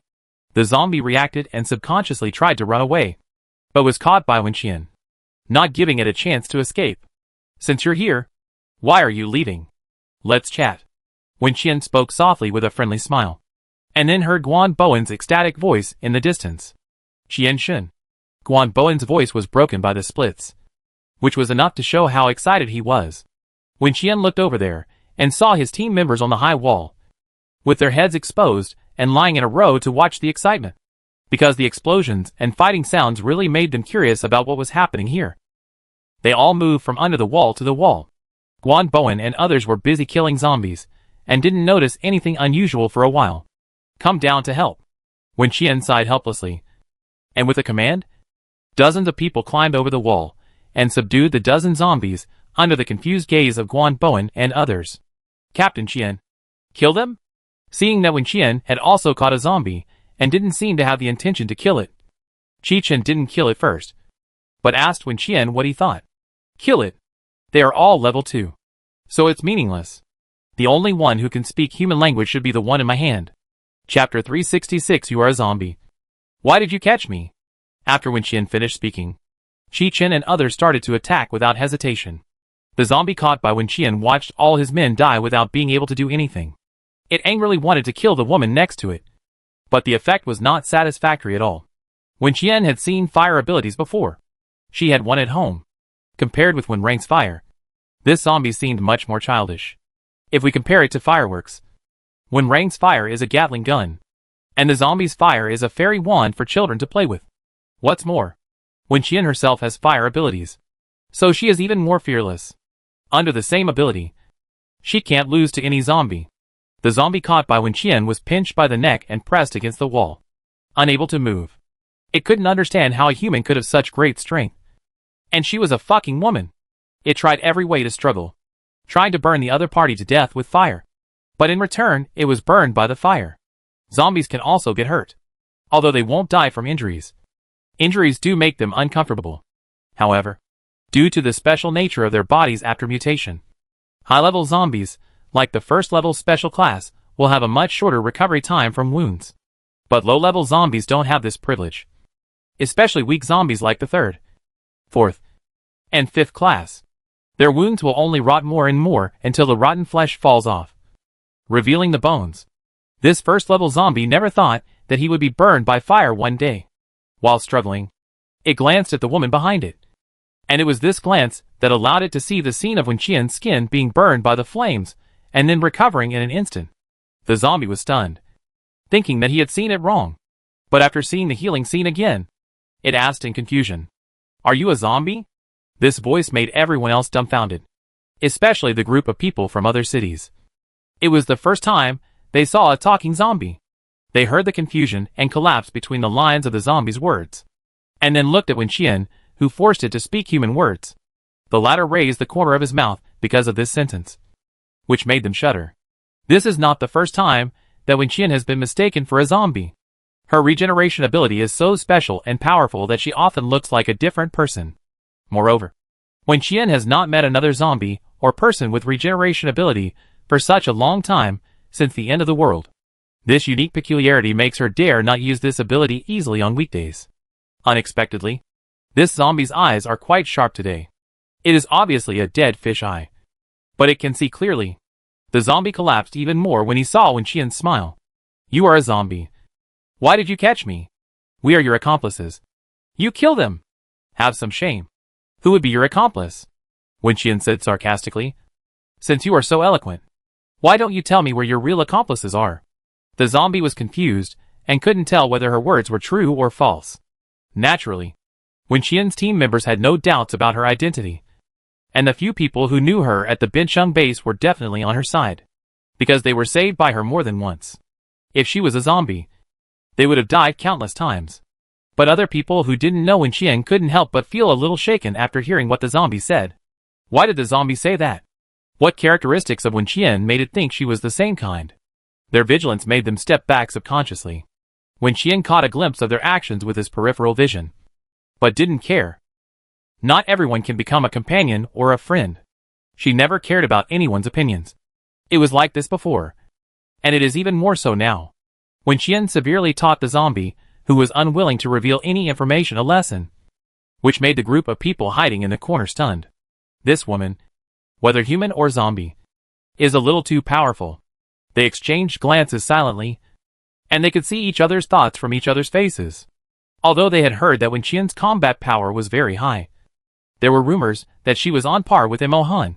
But heard and saw with one's own eyes are two completely different concepts. The former would make them sneer, while the latter would make their scalps numb. A level 1 zombie that could kill many humans in a minute was beaten to the point where it had no power to fight back in Wen Qian's hands. Even if it fought back, it would only get a more brutal beating. Wen Qian didn't say much nonsense. If you don't accept it, just beat it until you accept it. Anyway, the zombie won't die even if it loses arms and legs. So just keep it alive. So, Wen Qian quickly cut off an arm and a leg of the zombie. Its painful howls echoed in the empty streets, causing zombies in the distance to flee, not even daring to get close. After being tortured by Wen Qian for a long time, the zombie finally spoke again. Stop. Although its wounds can be healed, recovery and regeneration are two different things. In other words, the arms and legs removed by Wen Qian cannot grow back. Looking at the ruthless woman in front of him, the zombie regretted it. It shouldn't be greedy. It had received the news long ago and knew that it would be dangerous to go out during this period. But it couldn't help but show up, because the high-powered humans on the street were really too tempting for zombies. It's like a person who has been hungry for many days, and a table of delicious food is placed in front of you.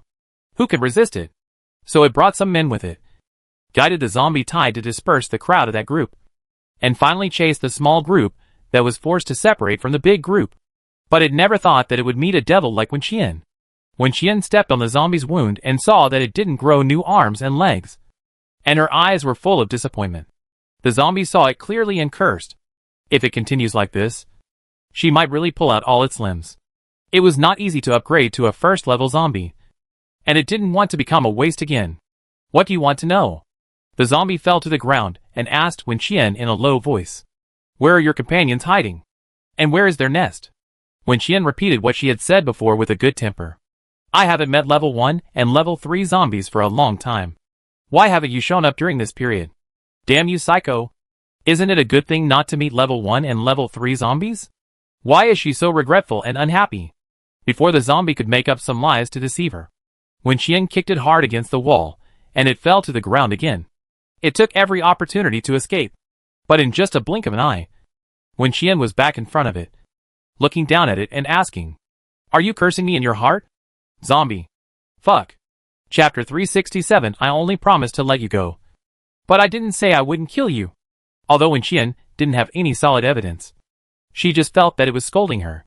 So before the zombie had time to defend itself, it was beaten up again. This time, all its bones were broken. Wen Qian also tied it up with a special rope bought from the Space Mall, like tying a crab, making it completely unable to move. Guan Bowen and others were stunned by the sight. Who would have thought that this zombie, which looked like it was about to be thrown into a steamer, had chased them not long ago and forced them into desperate situations several times? In comparison, Wen Qian's team members seemed much calmer. They even found a place to sit down, took out dry food from their pockets, and watched the fun while replenishing their energy. Level 1 zombies are still a minority after all, and you are considered one of the best among the zombies. It would be a pity to die like this. What do you think? Wen Qian pointed out the zombie's pain point, then was silent for a moment and discussed with it. How about this? You tell me the hiding places of other high-level zombies, and I will untie the rope on you and let you go. How about it? Her shocking words made the faces of the onlookers change, especially the group of people hiding in the corner, who stopped her. No, you must not let it leave. Wen Qian replied unhappily and unreasonably, I caught it, so I have the final say on how to deal with it. After that, he looked at the zombie again. I will only give you 1 minute to think about it. If you don't agree, I will kill you directly. The zombie was in a mess in the wind. I don't believe you. So many people heard it and can testify for you. I lied to you in front of them. Don't I have any dignity? You can see that I am not in the same group with them. The base combat uniforms we wear are different.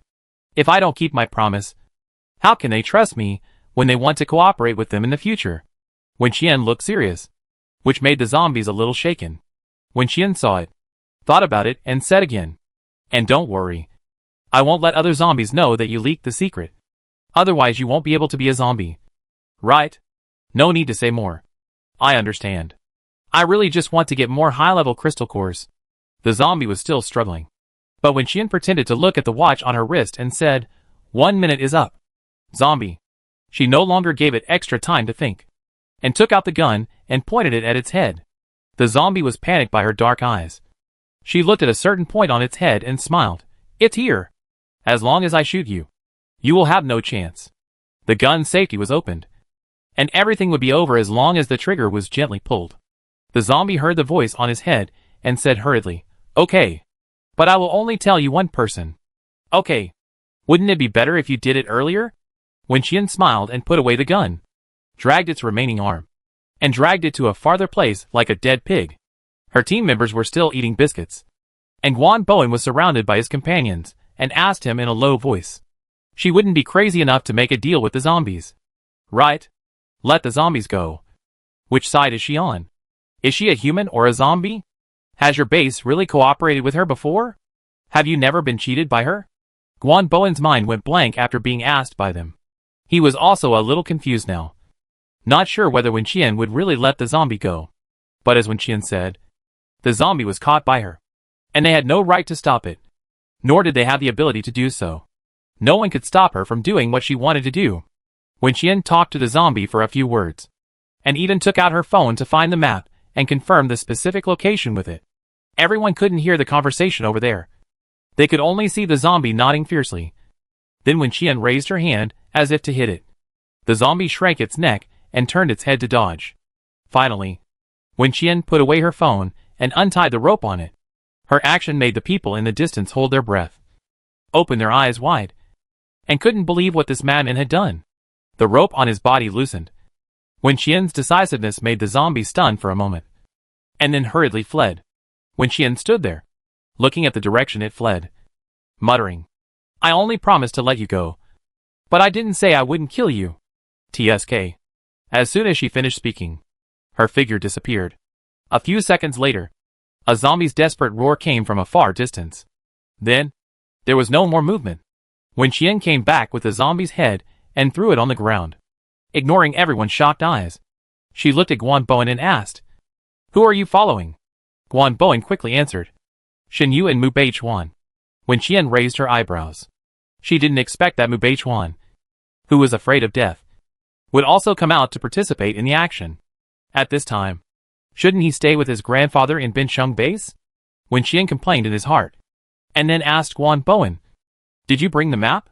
Guan Bowen immediately pulled out a folded paper map from his backpack with a pen on it. Wen Qian took it, searched it, and then drew a circle with a pen. The zombie said 3 locations, one of which is in your territory. I'm not sure if this is a trap. So the choice is up to you. Let's discuss it after we get back and decide whether to do it or not. Guan Bowen, what about the remaining 2? They are all here with me. I will go to check them out later. Guan Bowen nodded, took back the map, and carefully put it in his backpack. The atmosphere was a little quiet. Wen Qian didn't plan to stay here for long. Just as he was about to say goodbye to him, he heard someone next to him ask, Didn't you promise the zombie to let it go? Didn't I let it go? Wen Qian looked over in confusion. I let it run a long way. It was because it was not active and ran slowly. Do you blame me? The person who asked the question hesitated, not knowing what to say for a moment. Wen Qian retracted her gaze and looked at Guan Bowen. Now we can be sure that the special and first level zombies are hiding in the dark and may attack us at any time. So you should be careful on your way back. You may not be so lucky next time you meet zombies. Guan Bowen nodded heavily. Thank you today. Xianshen. Wen Qian smiled. I'm leaving. See you again. After she finished speaking, a gap appeared in the high wall, and Guan Bowen saw Xiaobai, who had been waiting anxiously on the other side of the wall. When Qian led his men back to the area he was responsible for, and the several-meter-high roadblock returned to its original appearance. Guan Bowen looked up at the darkening sky and whispered, Let's go back and tell the others the news. Someone frowned. Do you believe her? Guan Bowen answered without hesitation. What else? Do you know who she is? The newcomer looked confused. Who is she? She is the goddess that our base wants to marry collectively. If we don't believe her, who else can we believe? Chapter 368. Are you questioning Wen Qian's strength now? Guan Bowen didn't quite understand what they were afraid of. If she wanted to harm us, There would be no need to go through so much trouble. When the others heard this, they thought about how Wen Qian had just dealt with the zombies, and suddenly became much calmer. That's right. If she wanted to kill them, no one would be able to escape with one knife. There was really no need to go through so much trouble. After finally escaping from danger, Guan Bowen quickly contacted the main force, rushed back to meet them, and reported the encounter with Wen Qian truthfully. Mu Beichuan was kicked out of the base by his father, and he was in a bad mood. He immediately became alert when he heard about Guan Bowen's experience, and regretted a little that he didn't follow Guan Bowen's team today. How could he have such an encounter when he came out? Why couldn't he meet that girl? Xin Yu took Guan Bowen's map, saw the area circled by Wen Qian on it, and lowered his head in thought. She was considering who to take with her. Mu Beichuan leaned over to look at the map, and then asked Guan Bowen. She didn't say where the other two locations are? Qian should only said that it's not in our area, but on her side. Guan Bowen asked nervously and expectantly. When do we leave? The people from other cities, who followed Guan Bowen, were still a little worried about Wen Qian. They were originally in the same base as Xin Yu, but Xin Yu went to Bincheng first, and they were dispatched for this operation. So in front of Xin Yu, they didn't have so many concerns, and directly expressed their concerns. The authenticity of this news needs to be confirmed. So we can't act rashly. That's right. And we can't just listen to Wen Qian's one-sided words. Who knows if she just randomly drew a location to trick us? Even if not, she might not go to the other two places. She's probably just pretending. She's not crazy. How could she rush directly to the zombie nest? Isn't she afraid? They talked back and forth, and Mu Beichuan laughed. Afraid? I really want to know what she's afraid of. Is she afraid that there won't be enough zombies? Mu Beichuan looked at those who doubted Wen Qian jokingly, and said in a very affirmative tone, as long as she gets the address, she will definitely go there. I even doubt whether she can survive tonight. Maybe she will go there directly now, and it is very likely that she will go alone. But then again, what if she is caught by zombies alone? Oh, why am I suddenly looking forward to that scene? After hearing this, Xin Yu finally moved his eyes from the map to Mu Beichuan's face. Xin Yu, are you questioning Wen Qian's ability now? I'm not. Don't talk nonsense. Don't stir up trouble between us. Mu Beichuan was stunned and said quickly. If she hears this, she will beat me up so that I can't take care of myself. Will you support me? Although Wen Qian is not here now, it does not reduce her deterrent power. Xin Yu sneered. I will help you find a grave. Mu Beichuan looked at her ruthless and ungrateful appearance and sighed heavily. Then he came close to her, clinging to her like a sticky candy. If you are going to lead a team this time, remember to include me in it. I will accompany you. Xin Yu raised her eyes and glanced at him, a little confused. Are you not afraid of death again? Well, everyone has their own destiny, and wealth is in the hands of God. There is no point in being afraid. At the critical moment, he was quite open-minded. Xin Yu looked a little disgusted when she heard this, thinking, then why are you so cowardly like a rabbit every day? But she didn't say it directly, because Mu Beichuan was a person with a heavy idle burden. If she really slapped him in the face, he would definitely come to her crying and begging her to help him save face. She was annoyed. Those who questioned the information given by Wen Qian looked at each other after listening to the conversation between Xin Yu and the others. It can be heard that they trust Wen Qian. So at this point, it is useless to say anything more. Rather than letting the zombie army lurking in the dark counterattack them, it is better to attack them by surprise. In fact, Mu Beichuan knows Wen Qian quite well, because just as he said, Wen Qian is so anxious that she can't wait until tomorrow. After she led people back to the foothold, she kept looking down at the electronic map on her mobile phone in a daze, wondering what she was thinking. Qichen watched from the side for a while, and couldn't help but ask, Captain Qian, what are you thinking about? Wen Qian looked up at him, and patted the seat beside him. Come and sit down. Oh! Qichen sat down, with a reserved look on his face. A few months ago, Wen Qian's impression on Qichen was just a high and unreachable name. All he knew about her was what he heard from others. What a strict female captain. A female devil who kills without blinking. A female madman whose spirit is completely polluted. Anyway, they were basically all bad things. Of course, there were also some good things. After all, her past achievements were there. But since she left, few people dared to say good things about her, and they had to say them in private. So when he first got along with Wen Qian, Chi-Chen was very reserved and careful, even though Wen-Qian always smiled and looked harmless. But Chi-Chen was not stupid. How could he not know that it was just a false impression she gave people? But day by day, he had been living in the Wen family for so long without realizing it. He no longer had the initial fear towards Wen-Qian, and was more just respectful and curious. Captain Qian, do you really believe the information given by the zombie? I remember when you were abroad, you once reminded us that we should never believe what the zombie said. I believe it, but not completely. Wen-Qian leaned against the wall and answered his question softly. Do you know why I was willing to believe part of it? Because when the zombie said those words to me, there was arrogance and contempt between the lines. Even though it has been stepped on by me, it still looks down on me. Zombies look down on humans. This is a fact that will never change from the moment they become zombies and have independent consciousness. Also, because of its insidiousness, it told me the hiding places of other zombies, just to see other zombies suffer the same misfortune as it did. Although it didn't believe that I could really kill all its companions. But it is this contradiction that makes its words more credible. There will be competition between humans. And the same is true for zombies. Of course, it is possible that the 3 locations it gave me were all wrong and were traps. But what is the premise of a trap? There is an ambush. That is to say, even if the zombies are not here, they must be in the nearby area. So there is no reason for me not to give it a try. What do you think? Chapter 369, The Bait That Hooked Her. Wen-Qian turned her head and whispered these words to Chi-Chen, asking for his opinion, which made Chi-Chen blush for no reason. His idol is so gentle. Chi-Chen couldn't help but mutter in his heart. Those who said that his idol is a female devil. Damn it! But she is so gentle. Chi-Chen's brain twitched, and he suddenly thought of Imohan, and his mouth was faster than his reaction. And he asked what he thought of without paying attention. Captain Qian, when you are with your superior, will you really not be bullied by him? Wen-Qian didn't expect him to mention Imohan, and couldn't help but be stunned. Then he coughed lightly and replied, why mention him for no reason? Don't worry. I'm very tight-lipped, Chi-Chen said, while making a zipper-like gesture on his mouth. I won't tell anyone. Wen-Qian is not afraid of others knowing about her relationship with Imohan now. Anyway, it's not something shameful. She just simply doesn't want him to mess with her mind and distract her attention.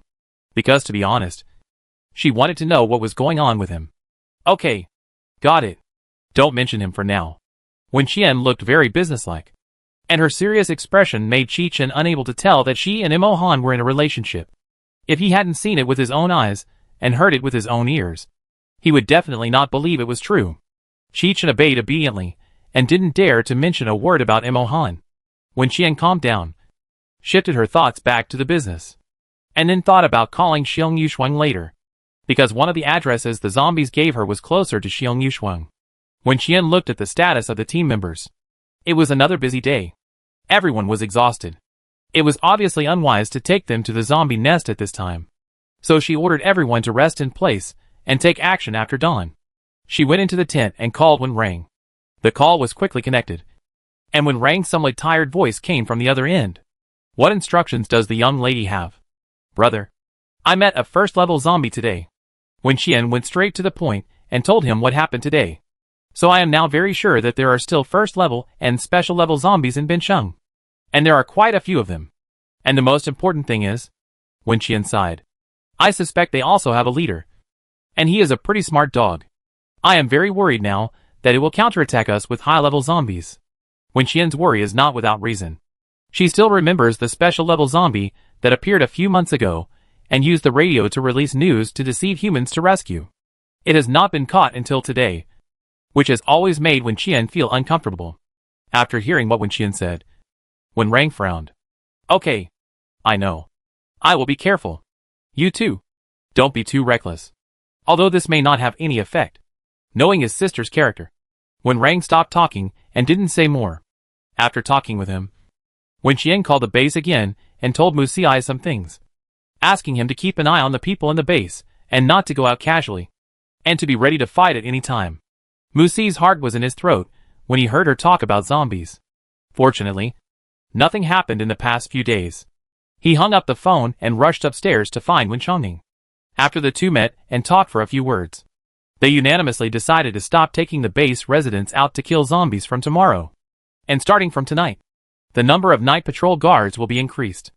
After Wen Qian found Mu Xiai, he went to Gu Ran and also told him to be careful. Finally, he went to Xiong Yushuang. Xiong Yushuang was about to fall asleep, but she immediately became alert when she heard the phone ring, because the phone card was given to her by Wen Qian before she set off. And Wen Qian was the only one who knew the number. Captain Qian, I'm here. I can do whatever you want me to do. As soon as the call was connected, Wen Qian heard her excited voice, as if she had been injected with chicken blood. Wen Qian closed her eyes, and could imagine the other party's expression at this moment, and swallowed back the words that were already on the tip of her tongue. I want you to go find zombies and die. Okay? Wen Qian originally wanted to say this. There is a small incident. I will come to you tomorrow night. Wen Qian changed his words. Before that, please be careful. There may be special zombies appearing over there. Xiong Yushuang's eyes changed instantly when she heard this. She glanced out the window warily, and nodded in reply. Got it. I'll be careful. And so will you. Wen Qian notified all 3 teams and the base, then went into the space to soak in a hot spring to relieve her tired body, and then came out again. It was 11 o'clock in the evening, and the night was thick. The fog made the air moist, making Wen Qian, who also had water-related abilities, more sensitive. She turned her head across the tent and looked in a certain direction outside, and then her figure moved and disappeared on the spot. In the next tent, Qichen, who was half asleep, suddenly felt someone patting him. He opened his eyes and found someone squatting next to him. He almost shouted, but was covered by the other person in time. Wen Qian took the opportunity to pull the person into the space. Qichen was still confused, and he heard Wen Qian tell him something, which made his chaotic mind immediately clear up. Understood. Qichen nodded vigorously, and Wen Qian quickly took him out of the space again, as if nothing had happened. She returned to her tent, then came out and left the team. She set off towards one of the locations the zombies gave her, which was also the hiding spot closest to her. In the night, she jumped down from the roof and landed steadily. She didn't rush to take out the car from the space, but walked forward like taking a walk. There were zombies nearby, and they immediately rushed over after smelling the fresh human breath on her, and soon fell down on the spot. She walked and killed along the way, and gradually, no zombies dared to approach her anymore, and they all hid away as if they had seen a ghost. Soon, Wen Qian was far away from the rest of the team. She seemed to be doing the final cleanup work, killing all the zombies nearby before driving away. A zombie was following her. 1. Special grade. Wen Qian drove the car, her lips slightly raised, and she was in a somewhat excited mood. This zombie had been lurking around her for an unknown period of time. It might have heard what she said to others on the phone not long ago, but it did not attack them. Why? Was it because it had no confidence to go it alone? Or was it targeting herself? Wen Qian thought of the first-grade zombie she had killed during the day, and found things more and more interesting. She even began to suspect that the zombie was just a bait to lure her into the trap. Chapter 370 Bite her to death and turn her into a zombie? The more Wen Qian thought about it, the more she felt that this was possible. She even felt that the location where the zombie squad appeared today was very particular. A level 1 zombie that was not very strong, but not weak either. Although its appearance would make Wen Qian happy, she would not care much about it. If these zombies appeared in her territory, they would most likely be killed in the first place, and the things that happened later would not happen at all. So they appeared at the right place, close to her, but not so close that she would kill them. And those people around Bowen, most likely the zombies deliberately chased them to the border of her territory, in order to lure her into the trap? Wen Qian thought about this, and found it interesting. If her guess was true, then these zombies went to such lengths just to catch her? There are so many people in Bincheng. Why did they target her? Wen Qian thought about it again, and soon had an idea in her mind. That's right. Who else should they look for if not her? Although there are many survivors in Bincheng, no one has killed more zombies than her. So there is nothing wrong with the other party looking for her. Wen Qian glanced at the rearview mirror. There was thick fog and there were zombies chasing along the way. But they were not the special grade zombies she felt. It seems that this zombie moves very fast. At least it can keep up with her car speed, and will not expose its whereabouts. Wen Qian has been very cautious and vigilant since the operation began, and she led the team out. She is very sure that this special grade zombie has only appeared today. To be more specific, It was tonight, around the time she left the space. And judging from the current situation, the other party seemed to have only targeted her. Otherwise, after she left, they should have immediately attacked the remaining people. Before leaving, Wen Qian had already told Qi to contact her as soon as possible if there was a zombie attack. Now, except for Qi, everyone else was sleeping, which was really a good time for a surprise attack. Wen Qian didn't let Qi wake them up for a simple reason. He simply used them as bait and wanted to see what the zombie would do. Unexpectedly, this zombie had a clear goal and came straight for her, not even bothering to attack them. Arrogant zombie. Wen Qian's lips moved slightly, silently giving the other party an evaluation. The other party's goal was to lead her to one of the 3 hiding places given by the zombie today. They seemed to be very clear about the movements of humans, including the fact that different people were in charge of each area. So among these 3 locations, the one she gave to Guan Bowen was most likely to be the real one. Because since it is bait, it needs to be somewhat authentic. It is impossible for all 3 to be fake. Xiong Yushuang is likely to run away empty-handed. And the place she is about to go. Wen Qian's eyes flickered slightly, and her mind became clearer and clearer. If the other party wants to lure her over and kill her, how many zombies will be waiting for her? The Revenge Bureau cannot be full of shrimp soldiers and crab generals. They have been lurking in the dark for so long. They must have done a lot of research and know her strength. So there will be at least 5 to 10 special zombies waiting for her next. Wen Qian almost couldn't help laughing when she thought about this. 10 special ones. She hadn't encountered so many since the end of the world. How great would it be if they were all delivered to her at once? But then again, how do they want to deal with her? Do they want to take out her heart and kill her? Or bite her to death and turn her into a zombie? Wen Qian discovered something very interesting recently. About zombies. People are divided into different classes. And so are zombies. The current level 355 zombies are still in a stage of simple minds and strong limbs. They will be simply shocked by strong strength, whether it is a human or a zombie. So when they meet a level 2 or level 1 special zombie, they will automatically stay away. For zombies above level 2, the status classification is very obvious. There will even be a superior relationship. Just like the group of zombies that attacked Guan Bowen in the evening. There was a level 1 zombie leading a group of level 2 zombies. These level 2 zombies are willing to obey.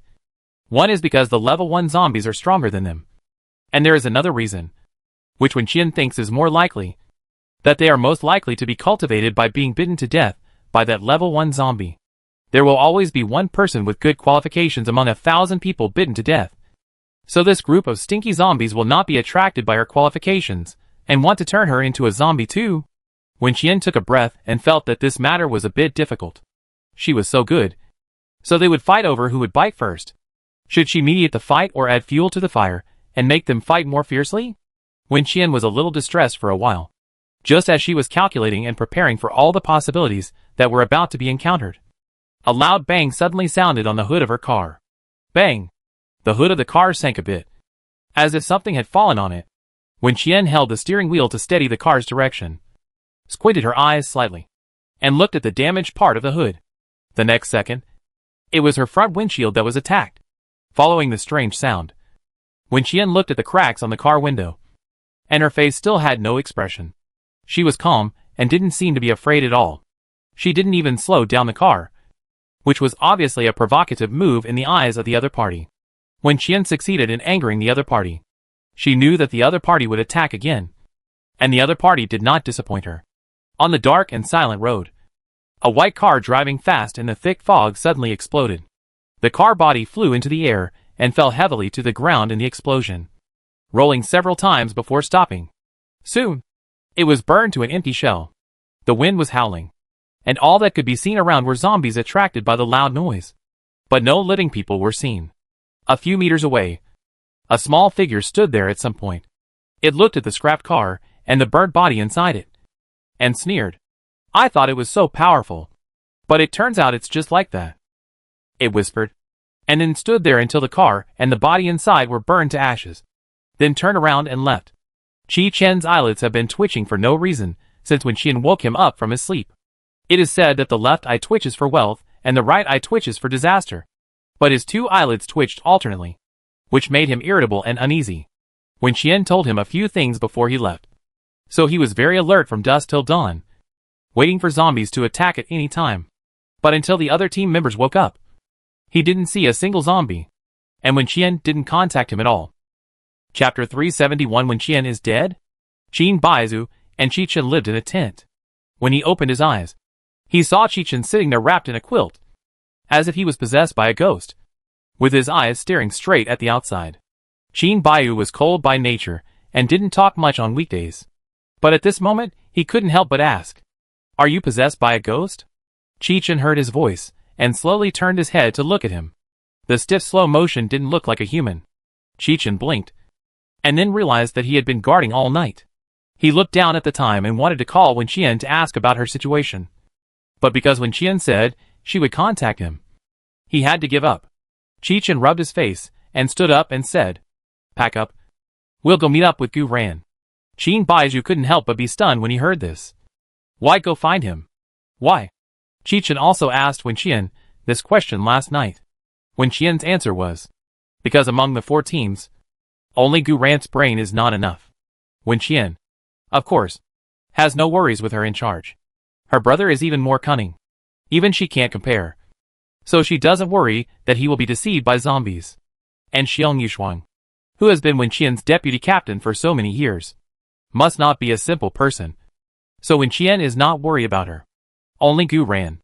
The last thing Wen Qian told Qichen before leaving last night was that if she didn't come back before 9 o'clock and the zombies didn't attack them at night, then after 9 o'clock, let Qichen take the whole team to meet up with Gu Ran. In the following time, they will act together with Gu Ran until Wen Qian comes back. Qichen briefly told Qin Baizu what happened last night. But because time was tight, he couldn't ask Wen Qian much. And he didn't know what Wen Qian wanted to do. After listening to Qichen's words, Qin Baiyu began to keep silent again. He packed up his things without saying anything, and didn't ask any more questions. The 2 of them left the tent and told the other team members about it. Everyone packed up the tent and other supplies together, then went downstairs from the safety passage, found the car that Wen Qian left for them, got on the car quietly and orderly, and went to the area where Gu Ran was. There were almost no zombies around the building, and the zombie corpses on the ground along the way silently told them about the miserable experience of last night. Wen Qian had helped them clear the way back before leaving. Qichen leaned against the car window and looked outside, frowning, holding the phone Wen Qian left for him with both hands, hoping that it would ring in a minute and receive a message from Wen Qian. It took only an hour from the departure to finding Gu Ran and others. Gu Ran was shocked to see them appear, and thought that Wen Qian had brought people to clean up the zombies over there so quickly. But soon, he heard Qichen say that Wen Qian had to go out for something, so he asked them to come here. Gu Ran was simple-minded and didn't think too much. In his impression, Wen Qian had always been a person with a very eccentric mind. It was normal for him to change the original plan occasionally without following the routine. So he didn't ask anything and naturally accepted this arrangement without any doubt. He immediately took Qichen and others to continue killing zombies. Until the evening, they met a zombie who could speak human language and told them, Wen Qian is dead.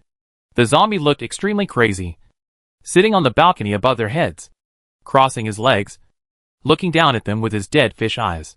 The skin on its face was wrinkled, like a rotten apple without moisture. When it laughed, it looked even more weird and ugly. Gu Ran and others laughed when they heard his words. Only Qichen's head buzzed, as if someone hit him on the head with a stick, and he was blank for a moment. He was a little confused and a little panicked, but it was only a moment, and the feeling lasted only about 3 seconds before it was suppressed. Brothers, beat him up. Qichen rolled up his sleeves, expressing his disdain for this low-level trick that disrupted the enemy's morale. The zombie who came to provoke did not expect this group of people to be so reckless. As soon as Qichen finished speaking, they all rushed up, like hungry wolves seeing meat, their eyes glowing green. It was forced to fight in confusion, and soon found that it was very unwise to come alone, because it was obvious that it couldn't beat this group of reckless men. The zombies struggled for about 2 or 3 minutes, but it couldn't stand dozens of people, and they were all people with superpowers beating it up together. So it wanted to escape in a panic. But since it was here, how could this group of people let it escape? Within 10 minutes, it fell to the ground and died with its eyes open. Qichen used his superpowers to crush its brain into pieces. He didn't say much, but the doubts in his heart did not disappear. It's not normal for a zombie to accurately say Wen Qian's name and bring news of Wen Qian's death. Although Qichen didn't believe that Wen Qian was dead, something must have happened last night. Otherwise the zombie wouldn't have come to report the news so confidently. Qichen was very anxious, but his face remained expressionless. He was just thinking secretly. Otherwise, secretly call the boss tonight and tell him about this. But he never expected that the news of Wen Qian's death would spread before it was completely dark. After Guan Boeing got the location given by Wen Qian, he launched a siege there the next day. As expected, they saw many level 2 zombies, and one level 1 zombie there. In a building, there were almost no level 3, 4, or 5 low-level zombies, which made them fight hard for several hours. And more than 20 teammates were killed or injured before they finally completed the mission. But unfortunately, although they killed all the level 2 zombies there, the level 1 zombie still escaped. The level 1 zombie's ability was speed, and it ran very fast, leaving them no chance to catch up. And before it escaped, it brought them a message. Wen Qian is dead? Dozens of people stood there, all with shocked and confused expressions on their faces. They were silent for nearly a minute, and Xin Yu was the first to come back to his senses. And then, he quickly took out his mobile phone and contacted Mo Han at the base. At this time, Mo Han also heard the news from outside. Almost all the teams that went out encountered high-level zombies that could talk today. Wen Qian had been killed by them. This matter was like a war report, and they spread it to people scattered in various areas of Bincheng, including people on Wen Qian's side. Of course, including Mo Han's. Mo Han learned about this from Ji Fan's report of ghosts and wolves howling. Chapter 372 This Cold-Blooded Man. I really misjudged him before. Ji Fan is Wen Ranks Jr. He is responsible for technical assistance in the rear during this operation. What he does most on weekdays is to contact the outbound teams, count the changes in the war in each area and the number of casualties, and the replenishment of supplies. He heard the news of Wen Qian's death from others in the communication. When he heard the news for the first time, he just thought it was ridiculous. But when the second and third people conveyed the same information to him, things started to go wrong. Ji Fan's uneasiness reached its peak when Lin Yan came to him. He and Lin Yan had known each other for many years. They always played together before entering the base. He knew very well that Lin Yan would not joke with him about such things. Even if someone said bad things about Wen Qian in front of Lin Yan might directly take action. So the moment he hung up the phone with Lin Yan, he rushed out of the room and ran to find Mo Han with red eyes. Mo Han was having a meeting with several people in the office at that time. In the serious and low atmosphere, he heard the door bang. He was knocked open by someone from outside. When he looked up, he saw Ji Fan standing at the door, panting and wiping tears. Mo Han frowned. His subordinates were always very disciplined. In the past, no matter how big the incident was, no one dared to break into his room without knocking. Moreover, Ji Fan was not very familiar with him. Unlike Yi Xinghua and Lin Yan, who spent more time with him, it was even more impossible for him to have the courage. So what happened? Mo Han looked at Ji Fan calmly. After a few seconds, he heard Ji Fan say in a sobbing voice, "Commander, Wen Qian is dead." As soon as Ji Fan opened his mouth, he couldn't stop his tears. He was not a crybaby, but when he encountered this, he couldn't help crying. When he thought of Wen Qian giving them crystal core potions, constant temperature combat uniforms, and cooking for them, and treating him as well as his mother, he cried breathlessly. "What did you say?" Mo Han thought he was hallucinating because he hadn't slept for 2 days. "Say it again." Then he heard that sentence again in Ji Fan sobbing. "Wen Qian is dead."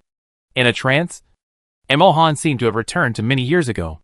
At that time, he returned from a business trip, and just as he entered the office, he heard someone come to report, saying, "Sir, this is the list of candidates for the new captain of the Special Forces. Please take a look." Mo Han was stunned for a moment and asked, "Special Forces?"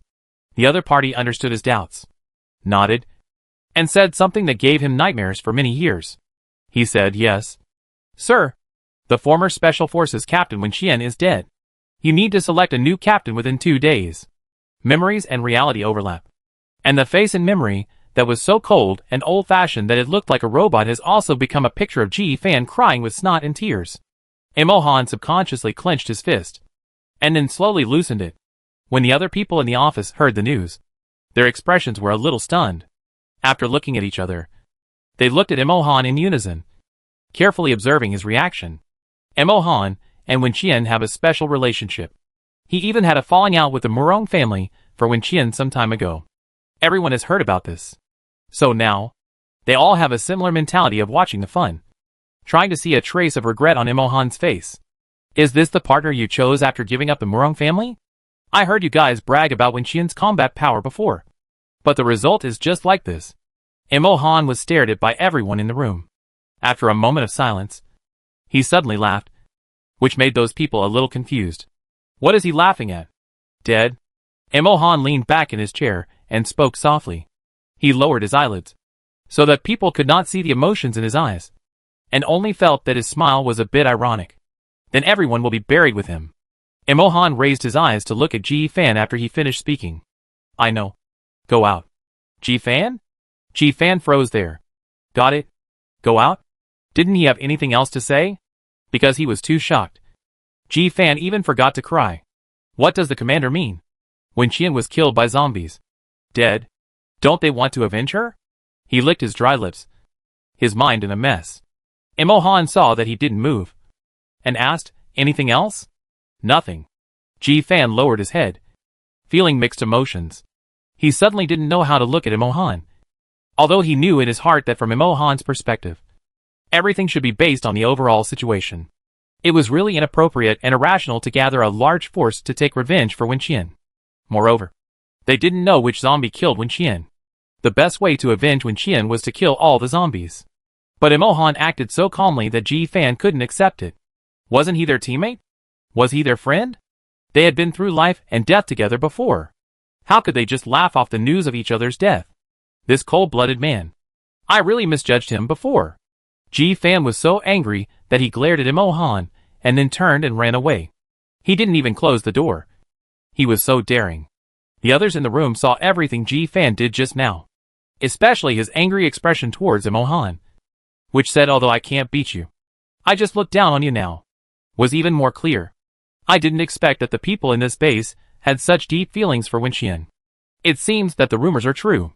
The Wen family's background is indeed extraordinary. They must have given a lot of supplies to the Bincheng base in the past.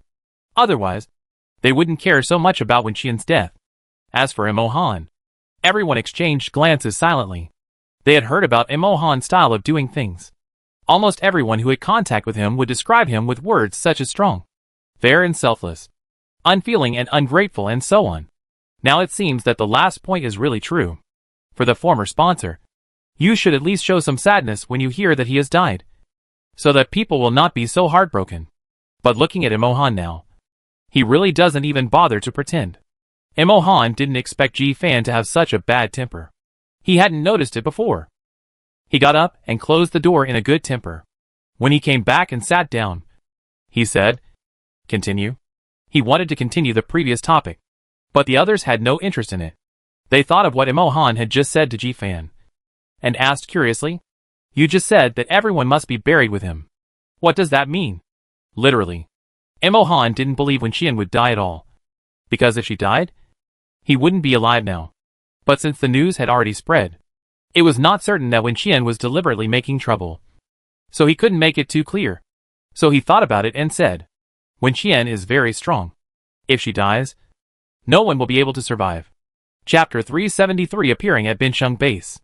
Everyone frowned, and Imohan's words had another meaning to them. What he meant was that Wen Qian was very strong. So if he was bitten to death by a zombie, he would also become a zombie, and then come back to kill them. And none of them would be able to escape? Imohan didn't care what they were thinking. He just wanted to finish the work at hand as soon as possible, take a breath alone, and then call Wen Rang to ask what was going on. Imohan forced the topic back to the previous matter, causing the others to silently give him a cold-blooded, and felt that it was too dangerous to cooperate with someone like him. After talking about the business, everyone got up and left. Imohan leaned back in his chair and took a long breath, glanced at the phone on the table that was about to explode, and reached out to take it. As soon as the call was connected, he heard Lin Yan's anxious voice. "Boss, do you know about Qianchen?" Lin Yan asked straight to the point. "Should we go to the area she is responsible for to take a look?" Lin Yin had naturally heard about Wen Qian's death, but he didn't believe it. With his goddess's skills, which zombie could have the ability to kill her? No matter how much he didn't believe it. Facing the news that was spreading everywhere, he was still a little panicked. So he wanted Mo Han to agree to take a few people to find Wen Qian. But he didn't expect Mo Han to refuse. And refused very happily. Continue to perform your mission. Don't worry about her. Lin Yin. Lin Yin thought of the call he had just received from Ji Fan, who criticized Mo Han while crying on the phone, and hid in the toilet to secretly scold Mo Han. Lin Yin originally thought there was some misunderstanding. But now seeing Mo Han's attitude, he felt that Ji Fan was right. That's your girlfriend.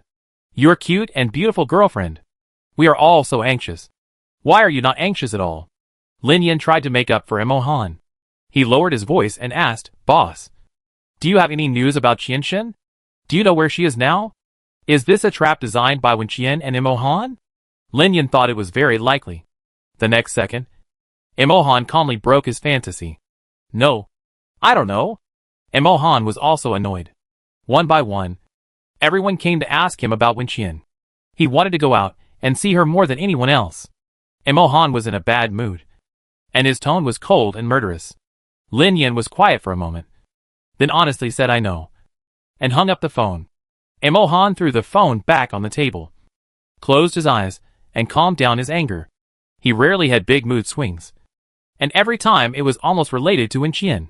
In fact, even in the past, when the two had the best relationship, they didn't contact every day.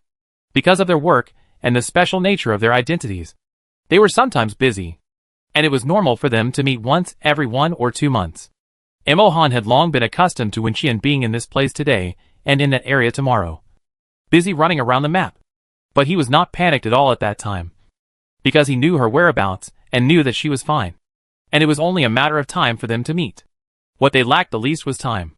Until that time he completely lost her news, and then found that the time that once made him feel very safe became a knife stabbing him all the time.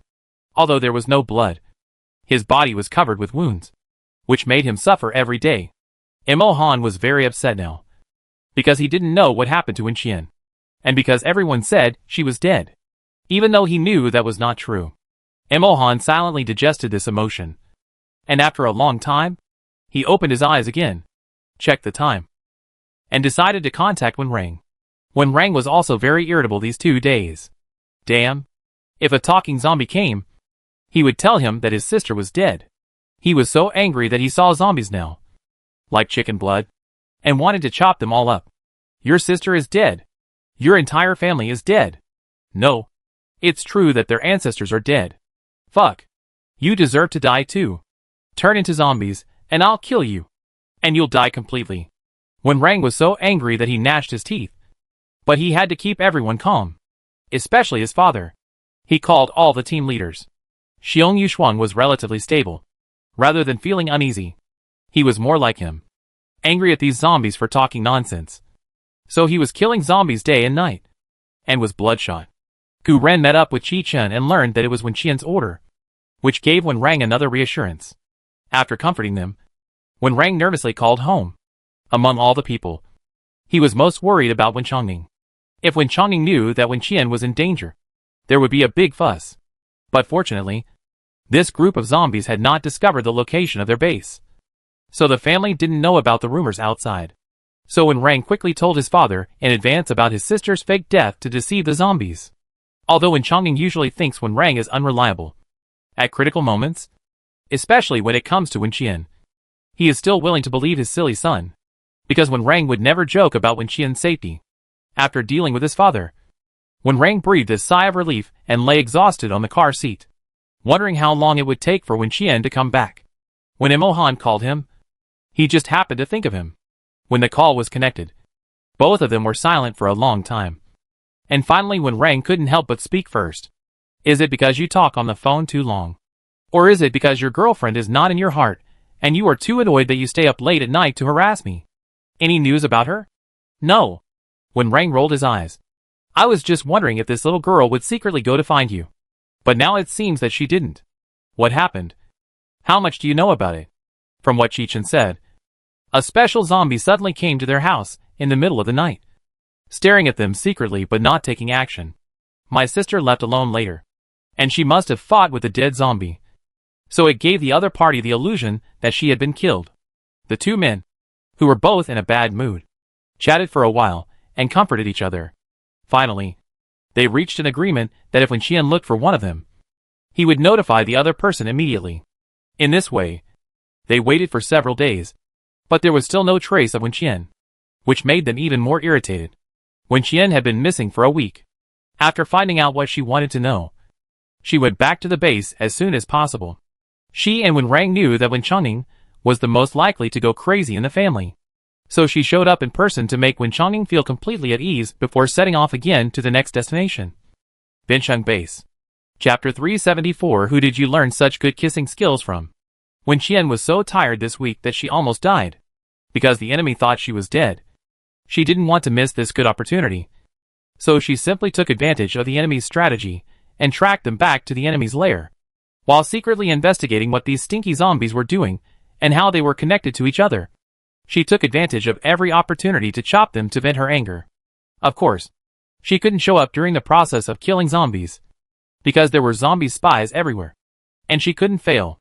So she could only use the ability of shrinking for a long time, stay in that state, and then stack other abilities. This way of fighting is difficult for others, and they can't hold on for long. But for Wenqian, it just feels more tired. It's really tiring. Wenqian feels like she is jumping around like a flea every day. In order to confuse the zombies, she can't stay in one area all the time, so she can only pretend to be a ghost everywhere. So in the past week, some areas of Bincheng have experienced sudden situations such as strong winds, heavy rains, and hail from time to time, and a large number of zombies will die every time. There were even some places where thousands of zombies suddenly appeared in groups, attacking their own kind like crazy, making the zombies panic and not knowing how to distinguish between enemies and friends. Wenqian had thought about calling others to let them know that she was safe, but the little zombie that had been staring at her was also running around the city. She was not sure of its exact location, and was afraid of running into it, so she could only endure it. She also thought about calling Wenrang first, but she was afraid of the situation that Wenrang had complained about before, being eavesdropped by zombies. Therefore, due to various factors, the current situation has been created, where most people think she is dead. So much so that when she arrived at Bincheng Base, she did not dare to show up at all. She was afraid that the team members, who were already exhausted and might faint at any time, would think that she was resurrected and had seen a ghost. When Wenqian arrived at the base, it was already dark. She went directly to Mo Han's dormitory and found that there was no one in the room. So she simply sat on the sofa on the first floor and waited.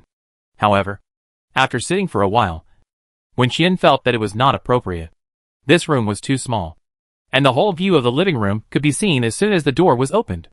If someone else with Mo Han saw her, it would be hard to explain. So she went upstairs, and after hesitating between the study and the bedroom for a while, she couldn't resist the temptation of the bed. After fighting alone for a week, Wenqian was exhausted beyond the imagination of others. Although she could go into the space to rest every day, she didn't want to worry Liamo. So she didn't tell her too much and didn't stay in the space overnight. Now she was in a relatively safe environment, and as soon as her head touched the pillow, she was already drowsy. Forget it. Never mind. Just take a nap first. Wenqian closed her eyes and pulled the quilt over her face. At 1 o'clock in the morning, Mo Han finally finished his day's work and returned to the dormitory. He had been out of the base today, so he came back a little late, pushing the door and walking into the room, turning on the night light. Mo Han came to the dining table and wanted to pour a glass of water, but when he saw the water cup on the table, his outstretched hand stopped in midair. The position of the water cup had changed, and there was even half a cup of unfinished water in it. Mo Han stared at it for a moment, then looked up along the stairs, and the corners of his tight lips slightly raised. He took the water cup and drank the remaining water, and walked to the second floor with some eager steps. In the bedroom, Wenqian woke up the moment Mo Han opened the door. There was no way. Being in a state of vigilance for a long time, the nerves could not relax at all, even if a person was asleep. As long as there was a little movement, she would open her eyes immediately. The bedroom door was not closed tightly, and Wenqian deliberately left a gap. Mo Han walked to the door, paused for a few seconds, then pushed it open and looked at Wen Qian, who was sitting on the bed, covered with a quilt and rubbing his eyes with one hand. Wen Qian saw that he was not surprised to see her, and couldn't help asking, "Are you not afraid of ghosts?" Except for him. Anyone in this base would get angry if they looked at her now, including Yi Xinghua and Lin Yin. So seeing Imo Han's calm reaction, Wen Qian was a little unhappy. She pouted and was about to ask him, "Did I die in vain?" when she saw Imo Han walk into the room, close the door, and walk in front of her. He was very tall, so she was forced to look up at him, but she only took a glance before being pushed down on the bed. Wen Qian was stunned for a moment, and before she could react, Imo Han leaned over and kissed her. He kissed her urgently and fiercely, with one hand on her ear and one hand in her hair, kneading the back of her neck, forcing her to look up and get closer to him. Wen Qian struggled at first because she felt that he was in a bad mood, but she soon gave up because she found that it would only make him more fierce. She lay there in self-abandonment, responding to him. The bedroom was dark, and the cold moonlight shone through the window, making the room dim and cold. Soon, the quiet room was filled with the ambiguous sound of lips and teeth entangled. Until the end, Wen Qian accidentally made some other noises because of him. Wen Qian's body suddenly stiffened, and she came to her senses and pushed Imo Han away, glaring at him with a red face. Her breathing was a little rapid, and so was the other party. The two looked at each other for a while, and Wen Qian spoke first as if looking for trouble. "Are you a little too skilled at kissing?" Imo Han was pushed away by her, but he didn't stand up. The distance between them was still very close. So close that as long as he lowered his head slightly, he could block her lips again and seal them with a kiss. Imo Han looked at her with burning eyes, and his ears were a little red. He listened to her unhappy question and did not deny it. Well, practice makes perfect. Wen Qian? Did she praise him? Why is he still proud? Wen Qian took a deep breath and was a little angry. The next second, she heard Imo Han ask herself back, "Yes, who did I practice with to make my kissing skills so good?" Imo Han had been busy and numb this week. He tried his best to not have time to think about Wen Qian, but every time he had a little free time and closed his eyes, his mind was still full of her. Wen Qian lost her temper when he asked this question. After all, she was the one who lost her memory. If she continued to ask questions, she would definitely suffer. She turned her head to the side with a guilty conscience, avoiding his sight. But he immediately pinched her chin and straightened her back, and she was kissed again until she couldn't breathe well. Wen Qian's whole body was full of his smell, and her limbs were so soft that they were a little numb. She finally had time to breathe, then covered Imo Han's mouth, who was approaching like a dog, and said angrily, "You are so annoying." Chapter 375. Don't leave tonight. Okay? Wen Qian cursed, but her body was honest. She looked at the time when he just went upstairs. He must be very tired to come back at this time. So she reached out and pushed him down, then rested her head on his arm and said, "Lie down well. I have something to tell you." Imo Han hugged her in his arms, and was greedy for this rare time alone with her. Wen Qian sorted out her thoughts, and was about to speak when she suddenly remembered another thing. She propped herself up and looked at him, asking, "You haven't eaten yet, have you?" "Yeah," Imo Han answered very straightforwardly. "Because I'm busy, and because you didn't look for me, I don't feel like eating." He really knows how to seize opportunities to act pitiful. Wen Qian's breathing stagnated. Then she rolled her eyes and pulled him to sit up. "Then let's eat and talk. What do you want to eat?" Imo Han thought for a while and answered, "Hot pot." In fact, it's not good to eat hot pot so late. But Imo Han wants to stay with her for a while. He was afraid that she would leave after finishing her meal and talking about things, so he could only try to delay time as much as possible. Wen Qian didn't expect to hear this answer, and her expression was a bit hard to describe. But she didn't refuse. She just thought that Imo Han was really hungry and really greedy. After all, she hadn't asked him to eat hot pot for a while. "Then let's go downstairs to eat. It's too late. My mother must have fallen asleep in this space. I'm afraid we will wake her up if we go in. All up to you." Imo Han slowly got up and took her hand and walked downstairs. Wen Qian was like a thief, moving various tools and ingredients out of the space. Imo Han sat beside her and watched her busy. "Here, eat something to fill your stomach first. Otherwise you will have a stomachache if you eat spicy food." Wen Qian found some food and pushed it in front of him. then looked at the table of delicious food, and couldn't help licking the corner of her mouth. In fact, she was also greedy. But she was too busy recently. So she ate something that saved time and effort every day. At this moment, looking at the tripe, duck intestines and tender beef, her saliva was almost flowing out. Imohan saw her reaction, and picked up the chopsticks to rinse her food without saying a word. Wenqian had a lot of things to say to him. But now she suddenly didn't know where to start. She thought for a while, and asked Imohan, "When did you hear the news that I was killed by zombies?" "The day after you and Chichen separated. And the other teams were basically the same time." Wenqian didn't say anything. But it was obvious that she was cursing the zombies in her heart. And it must have been pretty dirty. Wenqian silently cursed the little zombie who spread the news. When she saw Imohan picking up duck intestines and tripe for her, she started eating directly. Imohan served Wenqian like a one-on-one full-time waiter for a long time, until he took a tissue to wipe her mouth. She realized something was wrong. Wenqian hurriedly snatched the tissue from his hand, scolding herself for being a foodie who forgot everything when she saw food. She quickly helped Imohan blanch some dishes, and heard Imohan ask her, "So, what happened?" Wenqian recalled what happened that night, and was full of anger. "It was blown up, and I wasted a half-orc as a substitute. I was so angry. You don't know. I was thinking at that time that these zombies would fight to the death after catching me and take me as their henchman. After all, I am so strong. Right? But what a guy. He blew me up directly. Don't I have any face?" Wenqian was so angry that his hair exploded. But then again, these stinky zombies are really crazy and look down on us from the bottom of their hearts.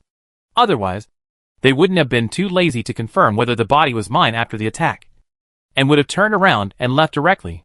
That night, when the car was blown up by the supernatural power, Wenqian dragged a half-orc out of the space, then teleported to a safe area, watching the car blow up, and the murderer finally appeared in her sight. Recalling that scene at that time, Wenqian still felt a chill on her back, because she had seen that zombie before, and had been looking for it. Wenqian told Imohan what happened that night, and asked him, "Do you know where I've been staying most of the time these days?" "Where?" "West City Base." Wenqian smiled and replied, "You have seen the zombie that followed me, ambushed me, and blew me up that night before." Imohan's eyes flickered slightly, and from his expression, he didn't seem surprised by Wenqian's answer. He thought quickly along with Wenqian's thoughts, and continued, "Is it in the zombie paradise?" "Smart." Wenqian nodded repeatedly. "It was the little zombie with the ability to turn invisible that I saw when you first took me to the West City Base. It was the one that attacked me that night. It is precisely because of its special ability that Wenqian dared not show up easily these days, for fear of being seen by it jumping around in the dark. Now that she thinks about it, maybe she was targeted by the other party when she first went to the West City Base? But Imohan's strength is not inferior to hers. Why didn't the other party attack him? I came to you today to tell you that Fu Sheng's zombie paradise has now become a gathering place for Binqing's top-level zombies. But according to my understanding of Boss Fu's cowardly personality, he should not know that these zombies have long been able to freely enter and exit his cage that is known as the top security. Otherwise, he would have been scared to death and came to you for shelter. We are killing some soldiers now, and we really need to deal with the group in the West City Base. They have received news from Fu Sheng and know that we are going to conduct joint operations. So we have hardly encountered high-level zombies during this period. And the hundreds of thousands of people in the West City Base may become zombies at any time and become the last force to counterattack us." Wenqian couldn't help but be curious. If Fu Sheng knew this now, what kind of expression would his face have? And the Murong father and daughter thought they had picked a safe and good place, but ended up picking the enemy's base camp. As expected of a top businessman, his vision is really sharp. Wenqian and Imohan had long thought that the zombie park would be a hidden danger in the future, but they did not expect that things would progress so quickly. The two talked about this while eating supper, and time unknowingly reached 3 o'clock in the morning. After eating and drinking, Wenqian leaned back in the chair and touched his satisfied belly, and then looked at the watch on his wrist. Imohan took a quick glance, and his nerves tensed up. She had said everything she wanted to say to him, and finished her meal. So was she going to leave next? Wenqian thought for a moment, and was about to say, "I'll go into the space. You wash up and get some rest." But before she could say anything, Imohan grabbed her wrist, and talked to her in a tone that was almost pleading. Don't leave tonight. Okay. Chapter 376, taking a cold shower late at night? When Qian originally planned to spend the night here. Recently, she has been living like a refugee outside by herself. And it is difficult to find a place where she feels safe. No matter how stupid those zombies are, they will not rush to the Bincheng base. Even if there are extremely special zombies. It is possible. But with Emohan here, Wen Qian does not have to worry too much. So she wants to have a good sleep first, and continue to think about how to deal with those stinky zombies when she wakes up tomorrow.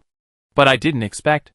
Wen Qian lowered her eyes to look at Emohan's hand holding hers, then looked at his serious and expectant expression, and slowly nodded. I'm not leaving. Emohan's grip on her hand relaxed a little. Then I'll pack up and go to the next door. No one lives there anyway. Okay? Emohan's hand strength increased again. He frowned slightly at her and said, don't go into the space. Don't go to the next door. Stay here and accompany me. Wen Qian felt that she must have eaten too much tonight. Or it was really too late, causing her mind to be a little confused. Otherwise, she would not agree to Emohan's request, throwing all the tableware used for eating hot pot in the restaurant back into the space. Wen Qian went to wash up first, and then returned to the bedroom. 10 minutes later, the door was opened again. Wen Qian lay there with her back to the door. She heard Emohan's footsteps and felt the bed behind her sink. Before she could get nervous, Emohan reached out and pulled her into his arms. It is very easy to get sleepy when people fill their stomachs when they are very tired. Wen Qian lazily opened her eyes, felt the coolness on his body, and asked resentfully, taking a cold shower in the middle of the night? Go to sleep. I've contacted Yixinghua. We can go out later in the morning. Emohan kissed her forehead. He had already arranged his morning affairs while she was washing up, fearing that someone would come to her house early in the morning and wake her up. Wen Qian didn't say anything, her eyes fixed on the pendant outside his white short t-shirt. She knew that there was a photo of them inside. She had seen it before. Wen Qian raised her hand and rubbed it twice, then looked at Emohan and asked, can you lend it to me for a few days? Emohan's body suddenly stiffened. He stared at Wen Qian steadily, and his expression became a little serious, which made Wen Qian puzzled. Did she say anything wrong? Wen Qian opened the pendant and glanced inside. It was indeed a photo of the two of them, with no other dirt mixed in. But what did his reaction mean? Emohan reached out and put the necklace back into his clothes. The cold touch made him calm down a lot, but he still rubbed Wen Qian's hair hard as if he was angry and said, if the thing is given to me, it is mine. There is no reason to ask for it back. Wen Qian, I didn't ask for it. I just borrowed it. That's not okay either. Stingy. Wen Qian snorted coldly and turned away to ignore him. Emohan didn't say anything when he saw this, but just hugged her from behind, not feeling ashamed of his stingy behavior at all. Although Wen Qian felt that something was wrong with him. She was too sleepy and tired, and she felt safe with him around.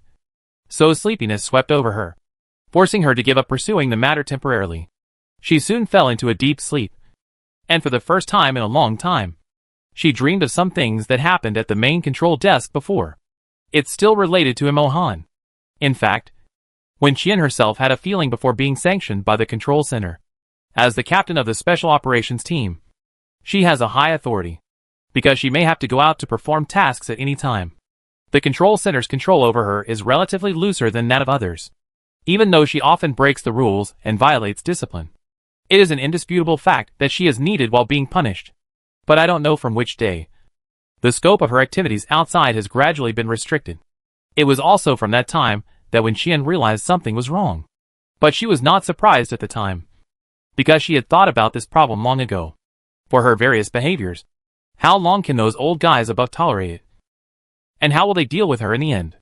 Demotion, control, detention, and even using some special methods to forcibly deprive her of her combat power. All these possibilities she has thought about. And facing these, she is not afraid.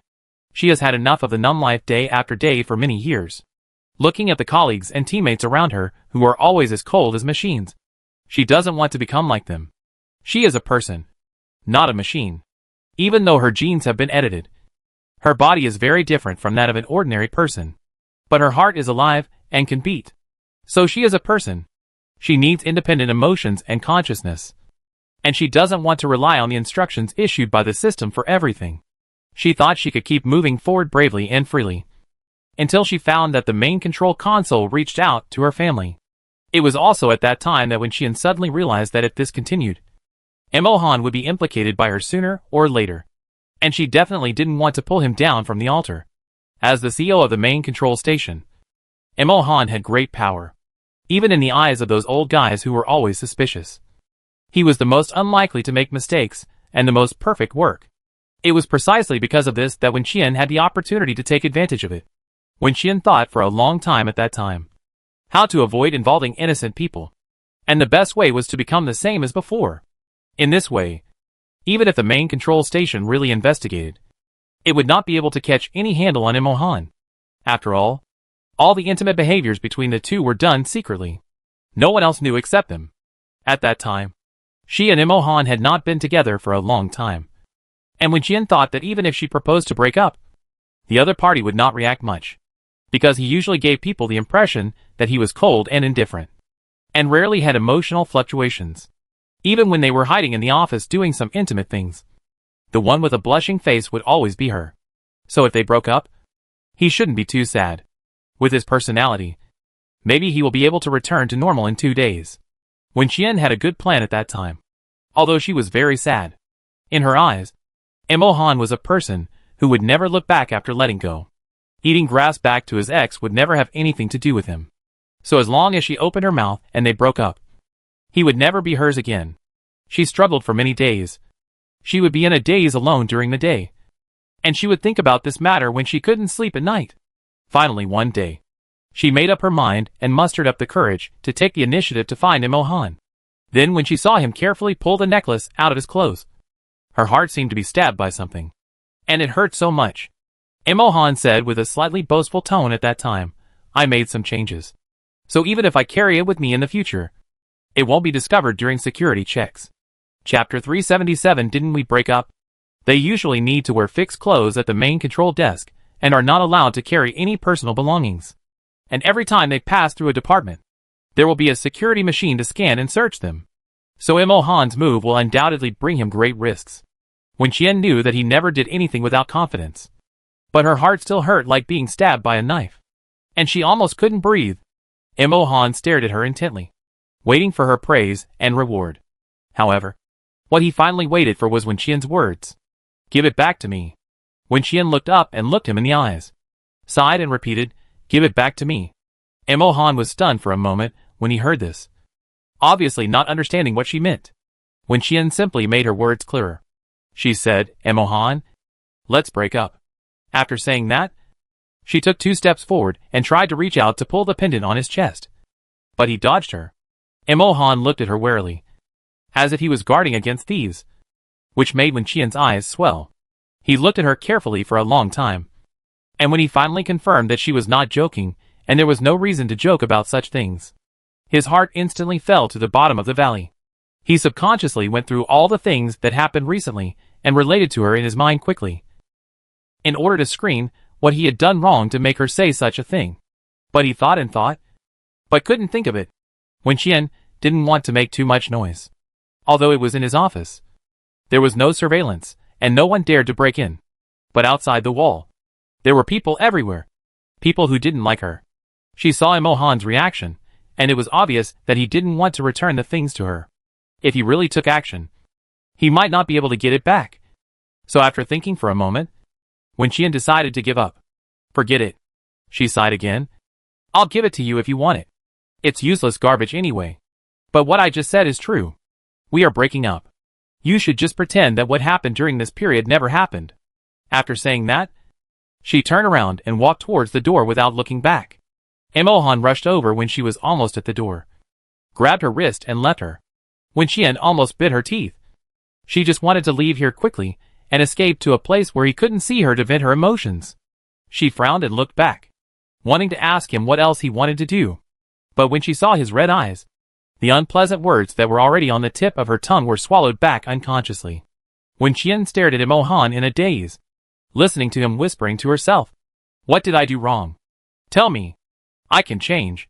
Her mind went blank, and she suddenly didn't know what to say.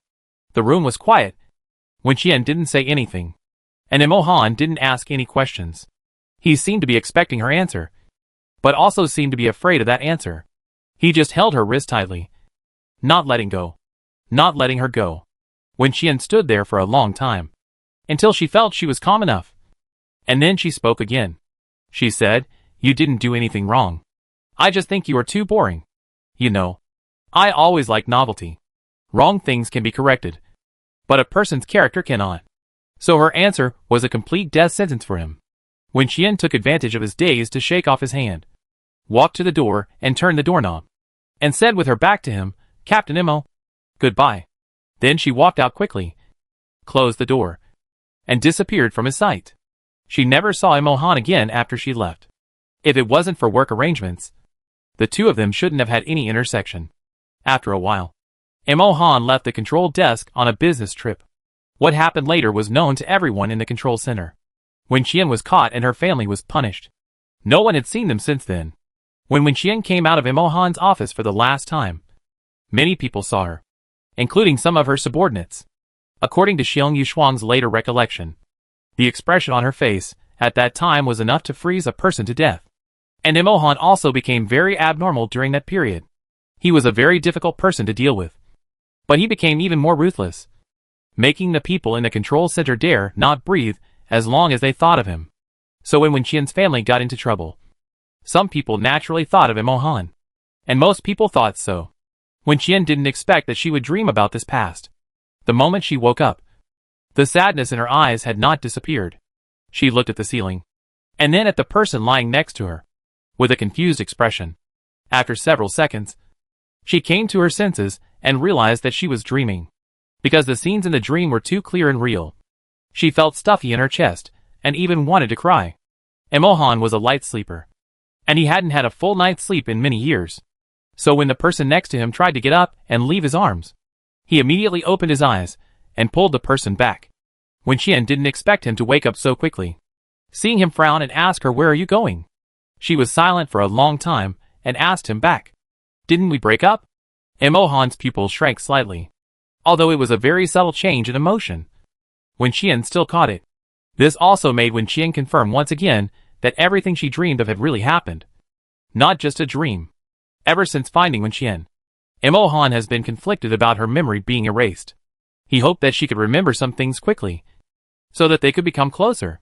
But he also hoped that she could forget some things forever, such as the one she mentioned now. "Imo-han, we broke up." Wenqian reminded him of this fact in a low voice, and then heard him reply in a low voice, "No." Imo-han told her with great certainty, "We just haven't seen each other for a long time." He never nodded or agreed to the breakup. He looked at Wenqian, whose eyes were red with sadness in his arms, and the displeasure he had just felt when he woke up because she wanted to leave quietly also disappeared. "Are you having a nightmare?" he asked knowingly. "Dreams and reality are different. But the dream I had was also a reality that had happened before. Be good. We won't break up." Imo-han kissed the corner of her lips to soothe her emotions. Wenqian buried her head in his arms, sniffed, and was still very sad. She had never thought that he would come to her. She had naively thought that if she said she would break up, they would be back to square one. But she could never imagine how much effort and price he had paid over the years to get closer to her. Imo-han felt the wetness and heat of his clothes on his chest. He quietly hugged her and let her vent until the phone beside the pillow vibrated. Chapter 378. She slept at my place. The phone vibrated several times. Wenqian saw that Imo-han didn't want to answer it, so she pulled off his clothes and said, "You answer it." Imo-han held her with one hand and picked up the phone with the other hand. As soon as the call was connected, he heard Wen Rang's cold voice asking on the other side, "Did my sister contact you?" Imo-han lowered his eyes and glanced at the person in his arms, who was as docile as a little ostrich. He thought to himself that not only did she contact him, but she also came to see me. He hesitated for only a few seconds before Wen Rang on the other side felt something was wrong. Wen Rang took a deep breath and asked with narrowed eyes, "Is she with you?" "Yes." "Let her answer the phone." Wen Rang was so angry that he gnashed his teeth. In fact, he received a message from Wen Chongming last night, and learned that Wenqian had specially run home to meet her old father to report that she was safe. This made Wen Rang's heart, which had been hanging in the air, finally settle down. And then he began to wait for Wenqian's call. He still remembered the agreement between him and Imohan. As long as Wen Qian contacted one of them first, they would call the other person to inform him. Wen Rang thought that although he was not the first person Wen Qian contacted, he was not a loser after his own father. As long as he was not behind Imohan, it would be fine. So he was full of expectations, waiting for Wen Qian to find him. In the end, he waited for a whole night. But there was no news. So as soon as he had time in the morning, he immediately contacted Imohan. Wen Rang sat on the roof, looking up at the not-so-blue sky above his head, and then looked down at the densely packed zombies, like ants under his feet. Unhappy. His sister doesn't love him anymore. Life is really meaningless. Imohan handed the phone to Wen Qian's ear, met Wen Qian's puzzled gaze, and whispered, "Wen Rang." Wen Qian then spoke and called, "Brother." Wen Rang was originally very angry, and wanted to scold her for being heartless. How could she find that bastard first instead of himself? But when he heard her movement, he immediately swallowed all the words back. He frowned and asked, "Did you cry?" "No," Wen Qian refuted. But the voice could not lie. Wen Rang stood up, his eyes cold. "Are you at Bincheng base?" "Yes." "Wait for me." Wen Rang hung up the phone without giving Wen Qian a chance to refuse. Wen Rang was a little annoyed. Although he knew that with Imohan by Wen Qian's side, nothing serious would happen. But from another perspective, Wen Qian crying was a big deal. Wen Rang looked down at the electronic map, mapped out the nearest route to Bincheng base, and immediately set off alone. He didn't tell his teammates that he was going to find Wen Qian, because he didn't know what happened, and was not sure whether the news could be leaked. It took Wen Rang more than an hour to reach the destination. Compared with the past, the outer protection of Bincheng base has obviously been upgraded, and the inspection at the gate has also been much stricter. However, because Imohan arranged someone to pick up Wen Rang in advance, the journey was smooth. The person responsible for picking up Imohan was Ji Fan. He didn't know the real reason why Wen Rang came here. He wanted to ask several times, but in the end, he didn't ask. Ji Fan was in a bad mood this week. Not only him, but also the group of brothers who were treated well by Wen Qian before were like this. They were killing zombies outside while trying to find out about Wen Qian. But the result was disheartening, and Imohan seemed to be indifferent to Wen Qian's affairs. After all, he had not mentioned Wen Qian at all in the past few days, and he did not seem to be sad because of Wen Qian. So Ji Fan couldn't help but wonder in his heart, is Wen Rang here to settle accounts with Imohan? But why? The person was not killed by Imohan, nor did he die because of Imohan, just because Imohan did not take any revenge. It seems a bit unreasonable to settle accounts with him. Ji Fan stole a glance at Wen Rang's face, and saw that he was frosty, and looked very unhappy. So he didn't dare to say anything. He took Wen Rang to the outside of Imohan's dormitory as instructed. Seeing Wen Rang going straight to open the door, he couldn't help but call him, "Senior." Wen Rang stopped and turned around. That is," Ji Fan said nervously. "Let's talk about it. Don't fight. The dead can't be resurrected. Please accept my condolences." After saying that, he quickly turned around and ran away, afraid that if he said a few more words, he would hug Wen Rang and cry bitterly. Wen Rang was stunned for a moment before he realized what he meant. Wen Rang laughed angrily, looked around, and opened the door to enter the house after making sure there was no one else. Wen Qian and Imohan were both in the living room on the first floor. Imohan was calling someone to give some instructions, while Wen Qian was. Wen Rang looked at his naughty child who had not yet been weaned, sitting cross-legged on the sofa, holding a bottle of milk and showing off, mocking. "Is the milk here buffed? Or is there someone in this base crying for you? So you came here on purpose? Choose one of the two. Give me an answer." Wen Qian quietly put the milk carton aside without saying anything. Seeing this, Wen Rang snorted coldly, turned his head, and glanced at Imohan, who was still busy over there, and asked, "Did he bully you?" Wen Qian shook his head. "No." "Then you—" "I didn't cry." Wen Rang. "This is a case of trying to cover up one's own faults." "Right." Wen Rang looked at Wen Qian meaningfully for a long time, and finally sighed helplessly. "Okay.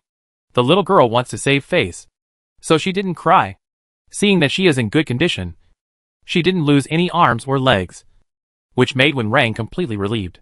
He took 2 steps forward and walked in front of Wen Qian, first ruffling her hair, then pinching her face.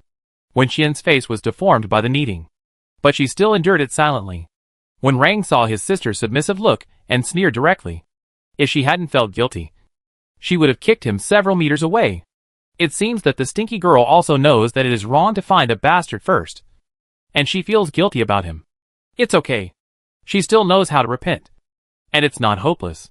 When Rang stopped his hand and silently comforted himself in his heart, Mohan finished his work there, hung up the phone and walked over. When Rang looked back at him and asked, "When did the little girl come?" "Mohan, last night." "So she came here directly after returning home?" When Rang glared at Wen Qian again with a little anger, and then walked upstairs. He thought the living room was too small, and the sofa couldn't fit 3 people at all. So it would be better to go to the study to chat. The place would be more spacious, and it would be relatively safer. When Rang asked as he walked, "So she lives next door, and hasn't been seen by others?" "When she came in just now. I didn't hear Jifen say anything about the ghost. She looked sad and felt like she would hug me and cry at any minute." "Mohan, she didn't go next door. She slept here." Wen Qian froze when she got up from the sofa. When Rang's body tilted, and he fell down the stairs. Chapter 379 Plan to Raid Zombie Paradise. When Rang got up from the ground in a panic, not caring about his head that hurt from hitting the wall, he looked at Mohan anxiously and asked, "Where did she sleep? Tell me again?" Mohan's expression was calm as usual, and he answered, "Here with me." When Rang immediately thought of the scene when he called Mohan in the morning. At that time, he asked Wen Qian to answer the phone. But Mohan handed the phone to Wen Qian in less than 3 seconds, which means that the two were together at that time. When Rang thought of Wen Qian's crying voice, and his blood pressure soared, and he couldn't suppress it at all. "Fuck you." When Rang was furious, his face was ashen. Seeing that her brother was really angry, Wen Qian rushed over to hug him, fearing that he would hit him. Then he turned around and scolded Mohan. "Why did you have to tease him? Are you looking for a fight?" It would have been better if he didn't mention it, but he had to provoke Wen Rang. Wen Qian hurriedly stopped Wen Rang, repeatedly assured and explained, "Brother, nothing happened." "Really? I swear." "Swear to the sky. Swear to the lights. I just spent the night here, because it was too late. We chatted until more than 3 in the morning last night, and I was afraid that if I went to the next door, others would find it and think it was haunted. So I stayed here."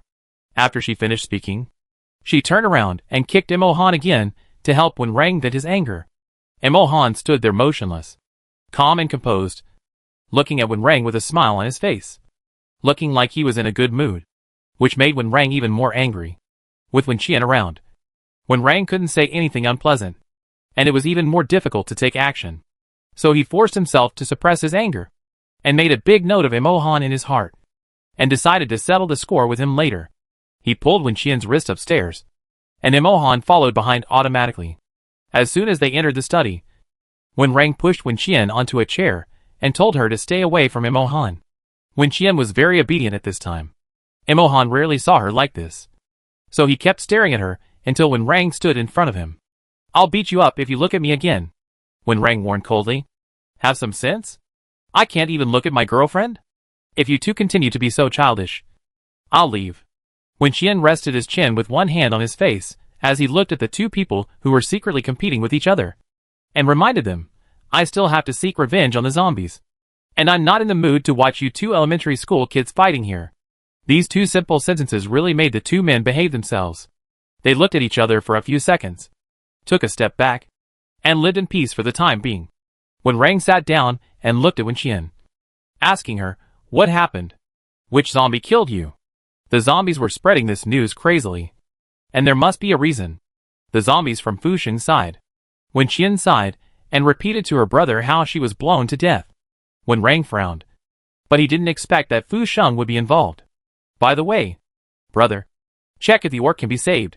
Wen Qian grabbed an orc from the space to serve as a substitute, but when she found that the zombie had no intention of checking her corpse and walked away without looking back, she quickly sent the orc that had been blown to pieces back to the space.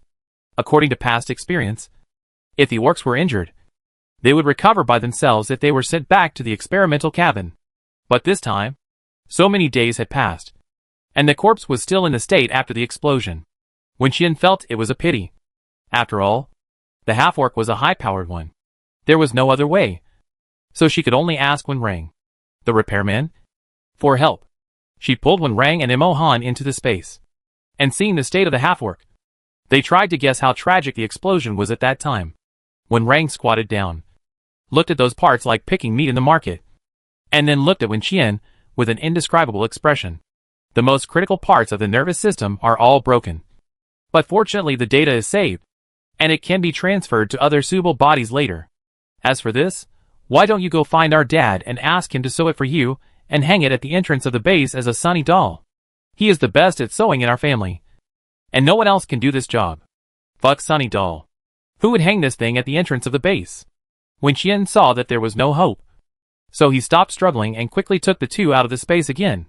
Although there was enough freedom and safety in the space, due to the special nature of the space, if someone wanted to contact them, the phone would not be able to get through. Now the outside world is in chaos.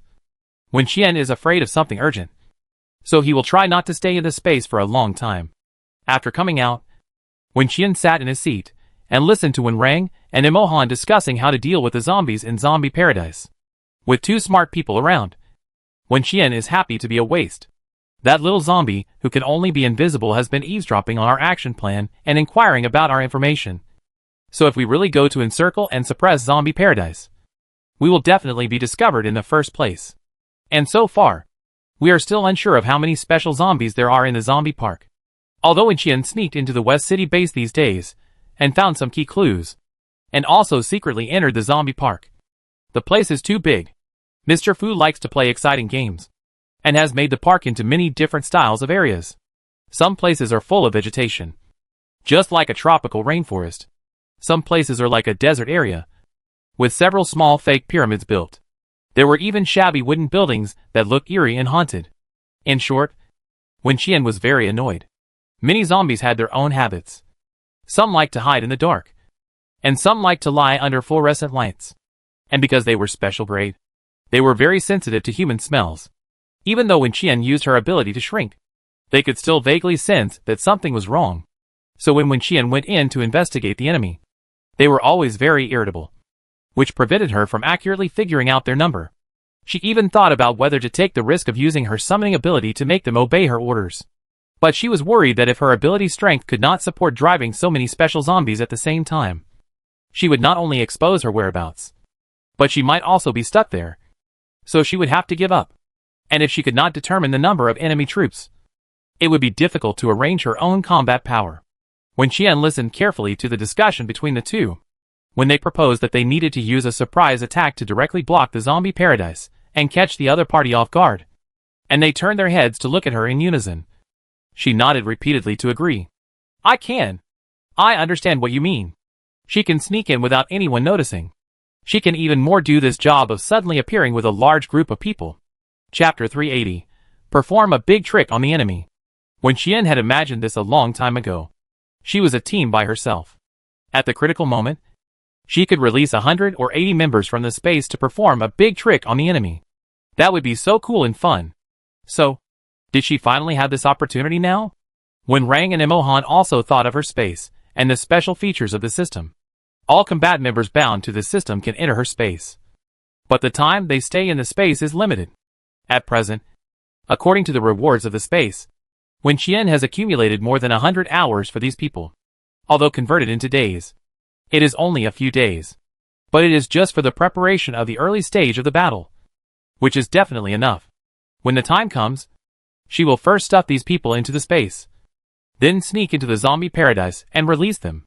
This is not a problem for Wenqian at all.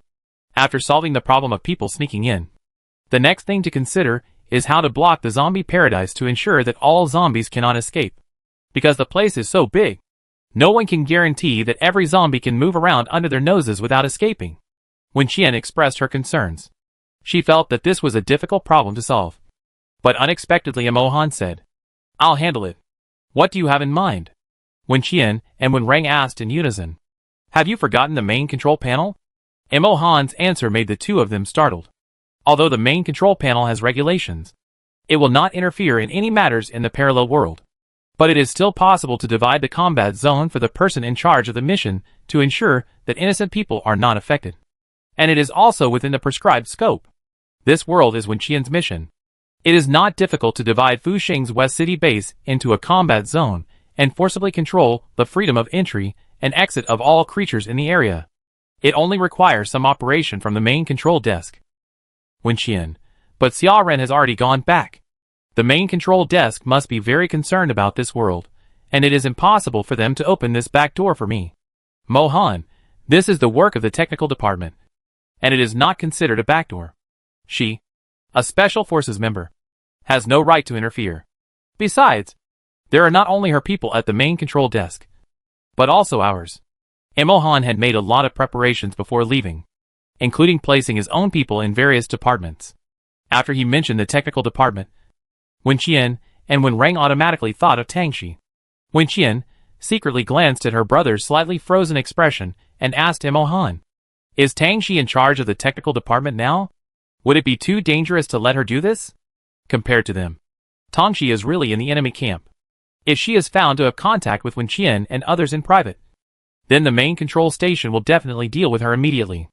Wenqian and others are now in a state where they want to go back but can't. If they don't solve the task here, they can't go back to the main control station. So if something happens to Tangxi, they can only stare blankly and can't do anything. Wenqian knows that her brother likes Tangxi, so she doesn't want Tangxi to take this risk. Unexpectedly, Wenrang spoke. From a technical perspective, if this is feasible within the prescribed range, then even if it is operated, it will not trigger an alarm.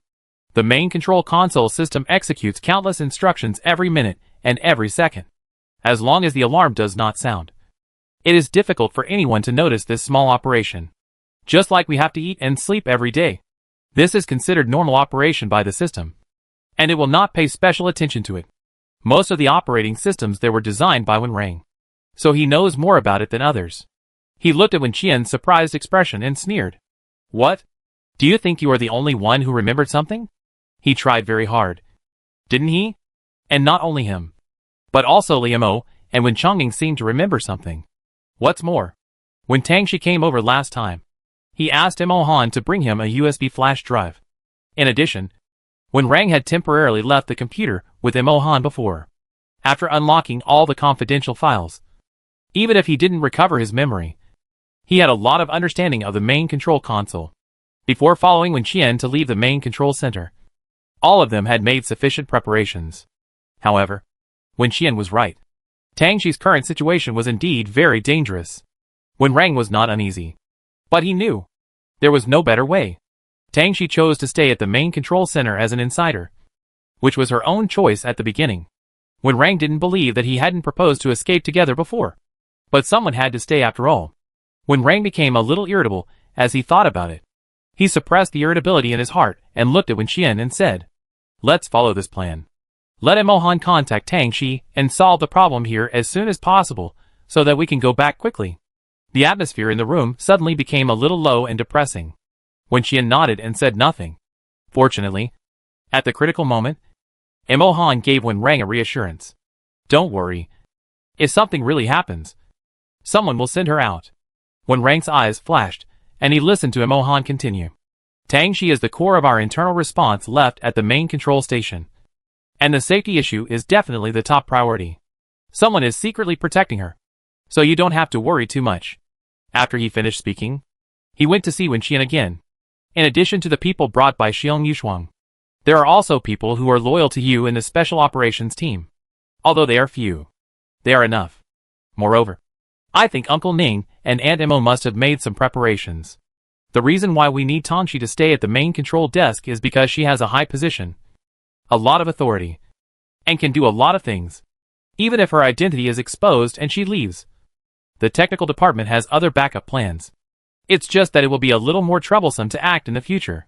After hearing what Mohan said, Wenqian and Wenrang both breathed a sigh of relief. Since the entire West City base can be blocked, the rest will be easy to solve. Isn't it a fight to the death? Either kill all the zombies, or be killed by zombies. Wenqian's space can provide a safe resting place and sufficient food supplies for the combat members. More than 100 hours. Enough. Mohan saw their brows relax, and said again, "And the team responsible for that area of the West City base happens to be our own people." It was such a coincidence.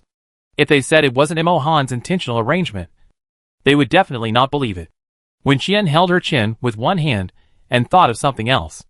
If that's the case, then we can let Fu Yuan follow them. The child she accidentally picked up at the beginning has become more and more powerful after raising him carefully for so long. Fu Yuan's ability is to create a transparent barrier. Everyone inside the barrier will not be sensed by zombies. When Fu Yuan first came to Wen Qian's house, the barrier could only protect 2 people at most. But during this period, Wen Qian gave him countless crystal core potions, and the strength of his ability was so strong that he could lead the team to walk sideways on the street. Chapter 381. When she mentioned the voice, she would always think of someone. Send Fu Yuan to Yixinghua and the others, so that they can operate outside the West City base, and will not attract the attention of the special zombies inside. At the critical moment, they can also serve as an external support to escort ordinary residents of the West City base away. When Wen Qian thought of the relationship between Fu Yuan and Fu Sheng, she felt that this matter was quite interesting. Fu Yuan's grandfather looked down on their family, and was more optimistic about Fu Sheng's side. I don't know if the old man is in the West City base now. What would he think if he saw Fu Yuan now? If the main battlefield is set in the West City base, it will definitely become a mess at the end. But this is not bad luck for Fu Sheng, because if he hadn't built the zombie park in the beginning, and used living people to feed a group of zombies, things would never have developed to this point. It can only be said that evil people will be punished. Sometimes it's not that there is no retribution. It's just that the time has not come yet. Wen Qian looked at Imo Han and asked, "Do you still remember the zombie that appeared and disappeared a long time ago and could copy human voices?" "Yes, I remember." Imo Han nodded. "I haven't seen its true face for so long. I suspect it is also in the West City base, but I'm not sure which one it is." "But, Imo Han, but what?" Wen Qian hesitated to speak. When she mentioned voice, she always thought of someone. The liar, Cui Yin. It was because of the voice problem that she met the other party. Moreover, she was the one who personally sent him to the West City base. But he has always been with Fu Sheng. Even if there are very special zombies that can temporarily transform into human appearance. Like the little zombie named Lena that they met abroad before. But there must be a time limit. And when the time is up, they will transform back into zombies. Cui Yin has always been among the crowd. There is no reason for him to become a zombie without being discovered. Wen Qian tried hard to recall the memories of Cui Yin in her previous life. At that time, she had not heard that he was not a human. Although he did often do things that were not human. But apart from scolding him and being on guard against him, no one had ever heard of any relationship between him and zombies. However, Wen Qian felt that her memories of her previous life were not particularly reliable. Because since her rebirth, the speed of change in this world has long exceeded what she experienced in her previous life. Her previous experience was not used much at all. In the most intuitive sense, she had never seen a crystal core in her previous life. At least before she died, there was no such thing. At that time, everyone's superpowers and combat power depended on their own potential to develop. And the evolution speed of the zombies was even slower. But everything has changed in this life. So Wen Qian can't completely rule out the possibility that Cui Yin is a zombie. She has been thinking about this for a while. And every time she thinks about it, her back gets cold. Wen Qian told Wen Rang and Imo Han about her suspicions and concerns. And they both frowned. They have all seen Cui Yin. And they also realized that if Wen Qian guessed right, then the matter would be really serious. Anyway, no matter whether Cui Yin is a zombie or not, the most important thing now is to eliminate the zombie paradise. Wen Qian sighed and said, "We will arrange the operation as soon as possible. As long as we seal off the West City base, he will not be able to escape from our grasp, whether he is a human or a corpse. After the operation, we will bring him back to observe for a while. If it is really as we think, he will definitely reveal his flaws. At this point, it is useless for them to sit here and worry. The best way to worry is to take action. As long as we catch the person, everything will be easy. Imo Han, what do you think after 3 days? The number of people in the operation will be calculated according to the number bound in your system." Imo Han specially selected a group of elite members with strong combat power for her to join the system. First, they helped her complete the mission. And second, they helped her get crystal cores.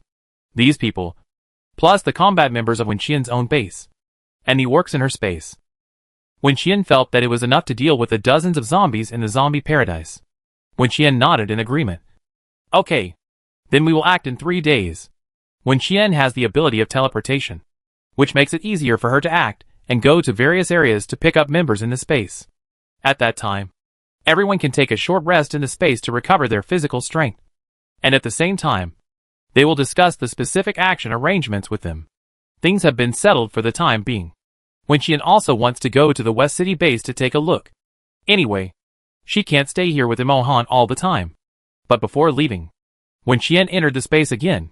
The citywide joint action has been going on for several days.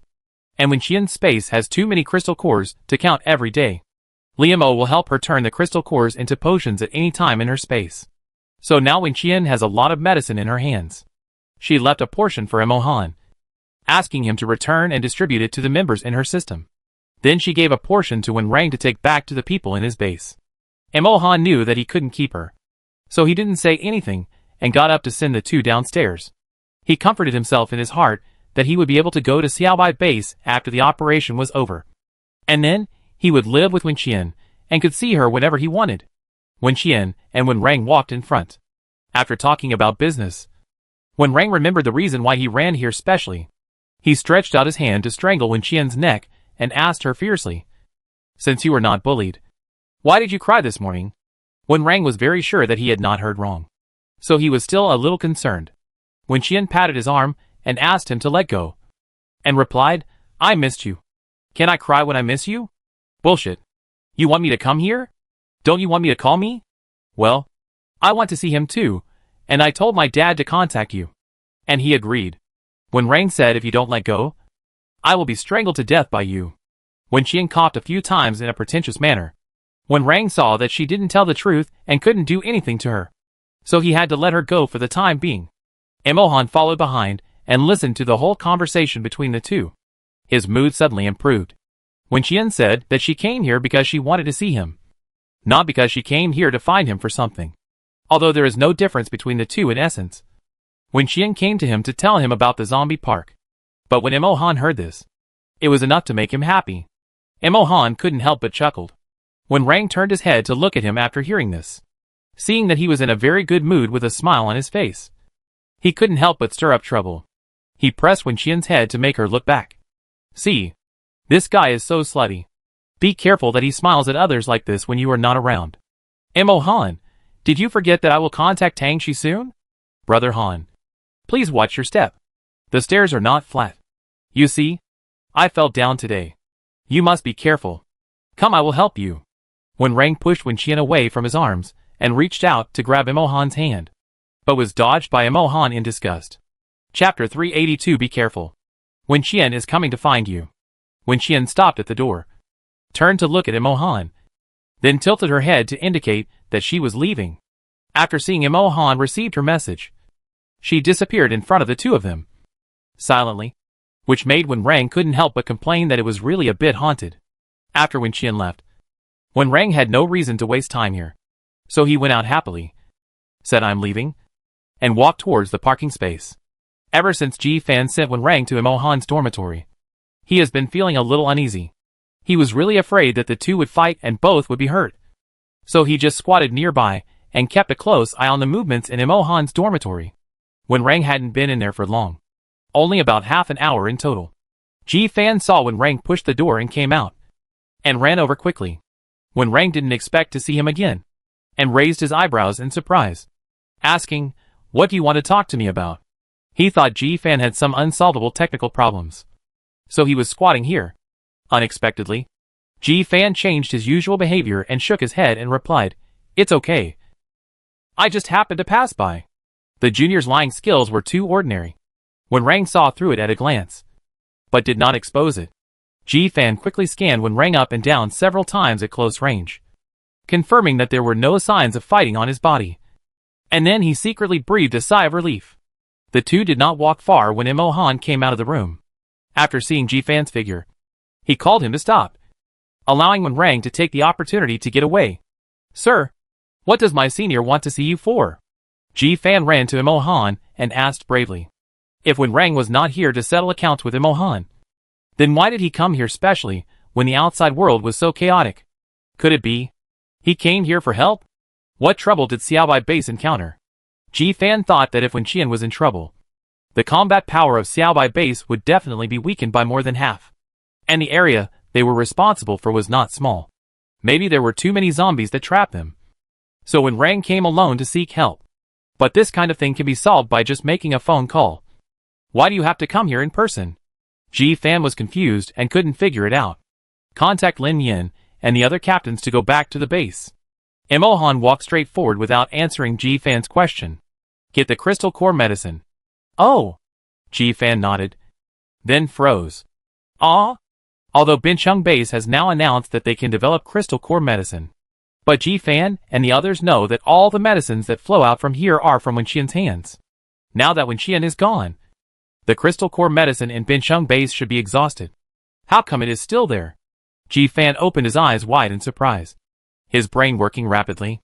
When Rang is here to deliver medicine, did Qianshan pass the technology to him? Mo Han. Mo Han paused and looked at Ji Fan calmly. I didn't realize you were so talkative before. Ji Fan felt that he was not happy, and heard him say again, since you are so concerned about Qianshan, then wait for her to come to you. Ji Fan. When you can't sleep at night, pay more attention to your bedside. There might be a surprise. Ji Fan. Why tell ghost stories in broad daylight? Ji Fan stopped and shuddered at the sight of Mo Han's back. A cool breeze blew by, and he subconsciously looked back behind him, looking at the empty surroundings. His mentality was inexplicably a little broken. Ji Fan stood there stupidly for a while, then rubbed his arms, and ran back to the liaison office to do what Mo Han had asked him to do. Lin Yin and others were also full of doubts after receiving his message, wondering where Mo Han's crystal core came from. After being depressed for many days, she suddenly felt a little hopeful. Wen Qian didn't know that Mo Han used her to scare Ji Fan. After she left, she went straight to the West City base, because she was afraid that Liu Mo would feel bored if he stayed in the space for too long.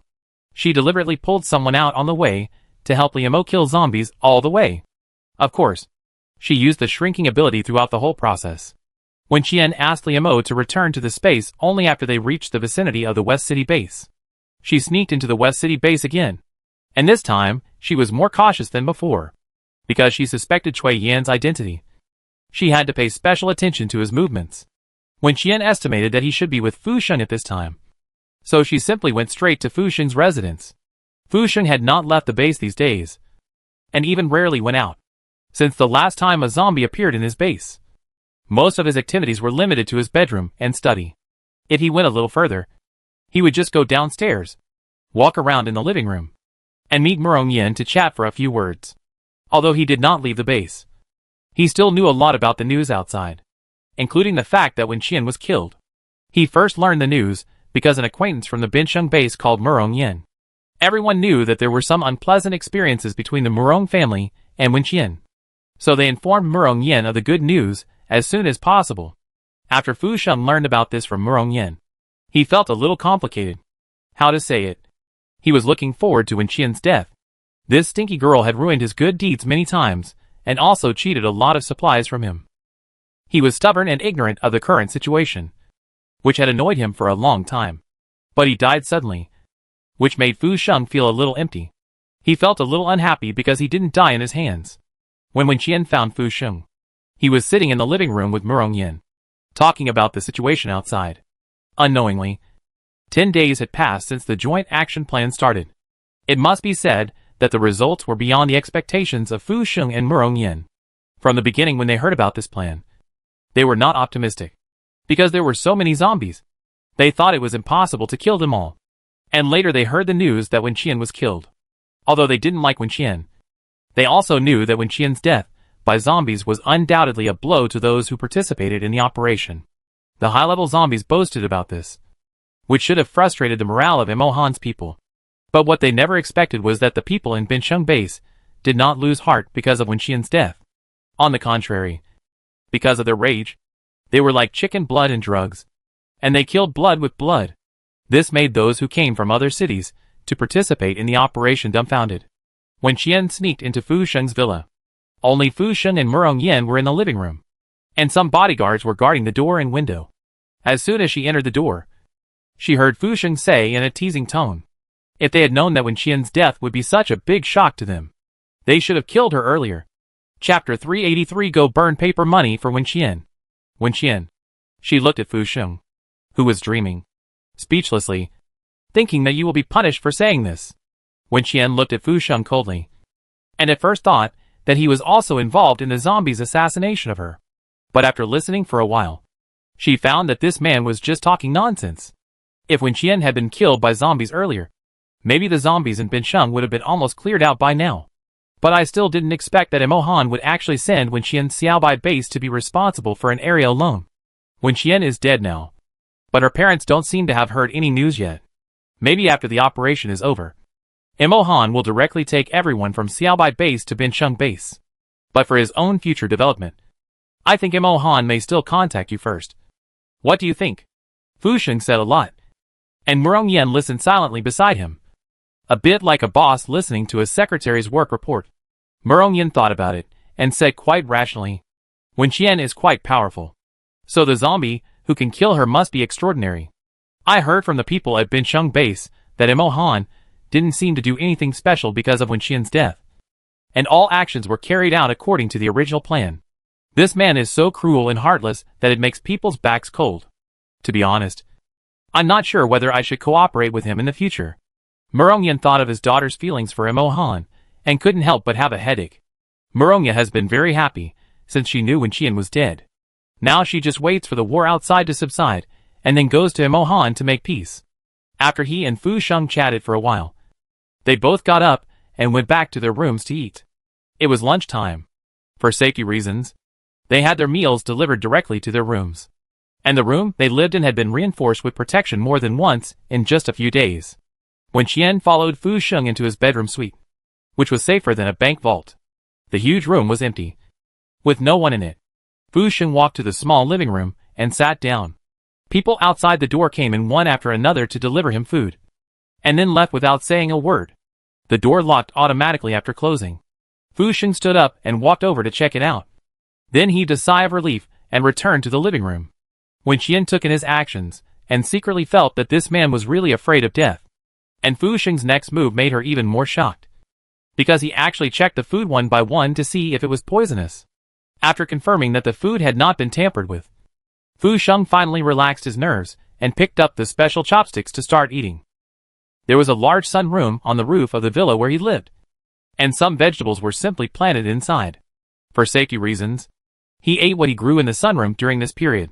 Fu Sheng frowned as he ate, as if he was thinking about something. A little absent-minded, he chewed slowly, and suddenly a white shadow flashed before his eyes, causing him to stop chewing subconsciously. Fu Sheng looked up reflexively, but saw nothing. He looked around vigilantly, and looked at the surveillance screen on the wall. Outside the room, his men were standing at the door, and there was nothing unusual. It seems to be my illusion. Fu Sheng secretly comforted himself. He was a little too nervous recently. He turned back to continue eating. But less than a minute later, he caught a glimpse of white light from the corner of his eye. Fu Sheng stood up directly from the sofa this time. He looked over there nervously, and then saw a person in the corner of the wall. A woman in a white dress with disheveled hair. It was Wen Qian. She stood there, looking at Fu Sheng with resentment. There was a trace of blood in the corner of her eyes, like blood flowing out of her eyes. Fu Sheng was so frightened that he forgot to breathe. He was dumbfounded. Fu Sheng's heartbeat quickened. He opened his mouth, but he didn't know whether he was too scared or for some other reason, so he didn't shout out immediately. After a few seconds, he finally came to his senses and wanted to escape from the room. But the female ghost in the corner suddenly disappeared. Fu Sheng's hair stood up all over his body. He staggered to the door and opened it. After meeting the puzzled gazes of several bodyguards outside, he said in a trembling voice, "Come in." The men looked at each other, not knowing what had happened. Fu Sheng had not allowed them to get too close to him for fear that they would suddenly become zombies and threaten his life because they had taken unqualified crystal core medicine before. But what was going on now? They entered the house and heard Fu Sheng speak again. "Search every room to see if anyone is there." Fu Sheng's face was pale, and his forehead was covered with cold sweat, as if he had been frightened by something. Seeing this, the bodyguards hurriedly followed his instructions and returned to him a few minutes later. "Mr. Fu, there is no one in the room." "Yes, I even checked under the bed. And there is no one. I also checked the wardrobe and bookcases. And they are sure they are safe. Fu Sheng slumped on the sofa, cursing himself in his heart.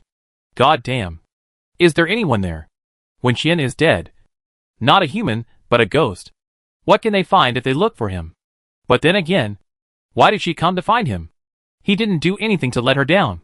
No, it seems that he did. Fu Sheng suddenly felt guilty. All the things he had planned about Wen Qian in his mind before came to his mind at an inappropriate time. But he thought again. No matter how excessive he was, he couldn't be as excessive as Imo Han? As Wen Qian's lover. Imo Han was indifferent after her death. Isn't this much more excessive than himself? After all, he had given Wen Qian so many supplies before. In this way, Fu Sheng suddenly felt a little more confident. The bodyguards looked at each other. They looked at Fu Sheng sitting there, sighing and laughing, as if he was possessed by a demon. And they didn't dare to say a word, until Fu Sheng looked up at them again and ordered, "Go burn some money for Wen Qian." Bodyguard. For whom? What? The bodyguards were all questioning. And Fu Sheng got even angrier when he saw their stupidity. Don't you understand what I'm saying? Wen Qian. Don't you know her? She's an old friend after all. The little girl died at such a young age. Don't you feel bad? What's wrong with burning some money for her, so that she can live more comfortably down there? You're so heartless. Aren't you afraid that she'll come looking for you at night? The bodyguards were so confused by the scolding. But they still didn't dare to refute. They nodded and did as they were told, leaving Fu Sheng's room one after another, and only dared to complain in a low voice after closing the door. What's wrong with the boss? Why did Wen Qian look for us? Even if he did, he should have looked for us. Before he finished speaking, several people were stunned. Shit! Did the boss see a ghost just now? Chapter 384 Kowtow to the ancestor Wen Qian. The expressions of several people were horrified. The more they thought about Fu Sheng's actions just now, the more they felt something was wrong. They had been with Fu Sheng for a while, and they knew Fu Sheng more or less. The number of people who died at Fu Sheng's hands, or because of Fu Sheng, was definitely too many to count with two hands. Not to mention others. Just the lower-class residents who were imprisoned in the base. They were either sent to the zombie paradise to be used as fertilizer, or did heavy work day and night until they died of exhaustion, or died directly in the cage due to illness and other reasons. The total number of these people is not a small number. But when did Fu Sheng have any reaction to their death? No. So Fu Sheng is not a nostalgic or kind person at all. He suddenly mentioned Wen Qian, and asked them to burn paper for Wen Qian. There can only be one reason. That is, he is afraid. Several bodyguards figured out this matter, and they felt that the corridor was filled with gusts of cold wind. They glanced at their companions with their peripheral vision, and then ran out at the same time, vying to be the first to visit Wen Qian's grave. Although Wen Qian died without a body, and now no one knows where the body is lying. But as long as they are sincere, she will definitely be able to feel their intentions. Wen Qian came out and took a sneak peek at their reactions, and just found it funny. What zombies, orcs, and animal mutations. In the end, these Western horror scenes are not fatal enough for Chinese people. What can really scare them to the core is Chinese horror. Who will stay to stand guard if everyone runs away? Oh my! I'll go first today. Why? I have the most seniority, so I should be the first one to burn incense. The people started arguing, but they could only keep their voices down because they were afraid that Fu Sheng in the room would hear them. In the end, they had no choice but to decide who would burn the first incense today in the simplest and most primitive way, rock, paper, scissors. Wen Qian didn't see Cui Yin next to Fu Sheng, so she simply followed them out to find someone. The bodyguard, who was responsible for worshipping Wen Qian, first ran to the first floor, grabbed a handful of incense on the platform dedicated to the god of wealth Guan Eri and various gods, then symbolically apologized, bowed twice, and then left the villa. Wen Qian followed and looked around, but she couldn't see Cui Yin, which made her feel a little strange. She remembered that Cui Yin had always been with Fu Sheng before. So what happened today? The two bodyguards didn't light the incense immediately after taking it, but came to the warehouse area where the supplies were stored. Just when Wen Qian thought she had no chance to see Cui Yin, he suddenly appeared in her sight. Cui Yin was sent by Fu Sheng to guard the warehouse, because Fu Sheng didn't go out much recently and didn't contact outsiders much. There were fewer places where Cui Yin's supernatural powers were needed. Cui Yin was responsible for checking whether the warehouse guards had embezzled the goods every day, and then reported the situation to Fu Sheng every 3 days. Seeing the bodyguards beside Fu Sheng coming in a hurry, he asked in confusion, "What's wrong, buddy? You look anxious." The two bodyguards looked at each other and asked Cui Yin, "Do you have yellow paper and TND bank currency?" "Huh?" Cui Yin was confused. He thought of many possibilities and guessed that they were ordered to take something.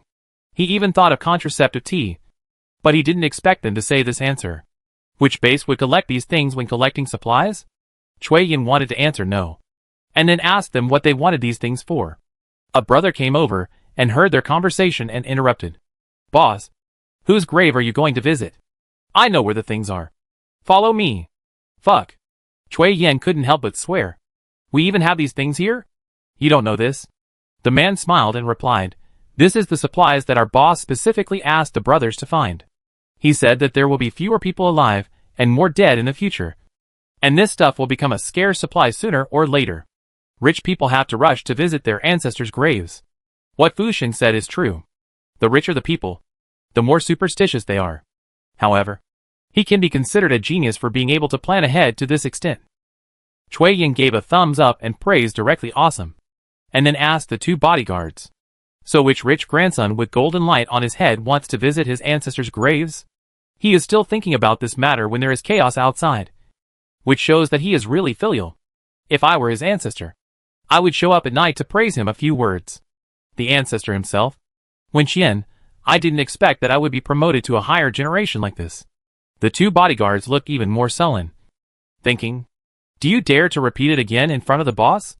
They stared at Cui Yin and warned him in a low voice, "Don't talk nonsense. The boss wants to use it." Cui Yin said and didn't ask any more questions. The two bodyguards were even more cautious and didn't dare to easily say Wen Qian's name. After all, this ancestor just showed up, and maybe his soul is still in the base now. If you hear them gossiping behind your back, they might be the ones to come next time. They were telling the truth, and Cui Yin didn't see anything wrong, so he let them go. Fu Sheng was always talking nonsense, so it was not impossible for him to suddenly want to burn some paper for someone. Cui Yin didn't think much about it, and he didn't even think about Wen Qian. The two bodyguards got the things smoothly, and then found an empty place with no one around. They didn't even wait until it was dark, and started to work, and even knelt on the ground and kowtowed to Wen Qian a few times. Wen Qian watched the excitement for a while, and after confirming Cui Yin's location, she followed the two bodyguards back to Fu Sheng. Fu Sheng had already lost his appetite, and he even dared not stay in the living room. He ran back to the bedroom and lay on the bed, wrapping himself tightly with the quilt, leaving only his head exposed. A very aggressive pit bull was lying beside the bed, yawning listlessly.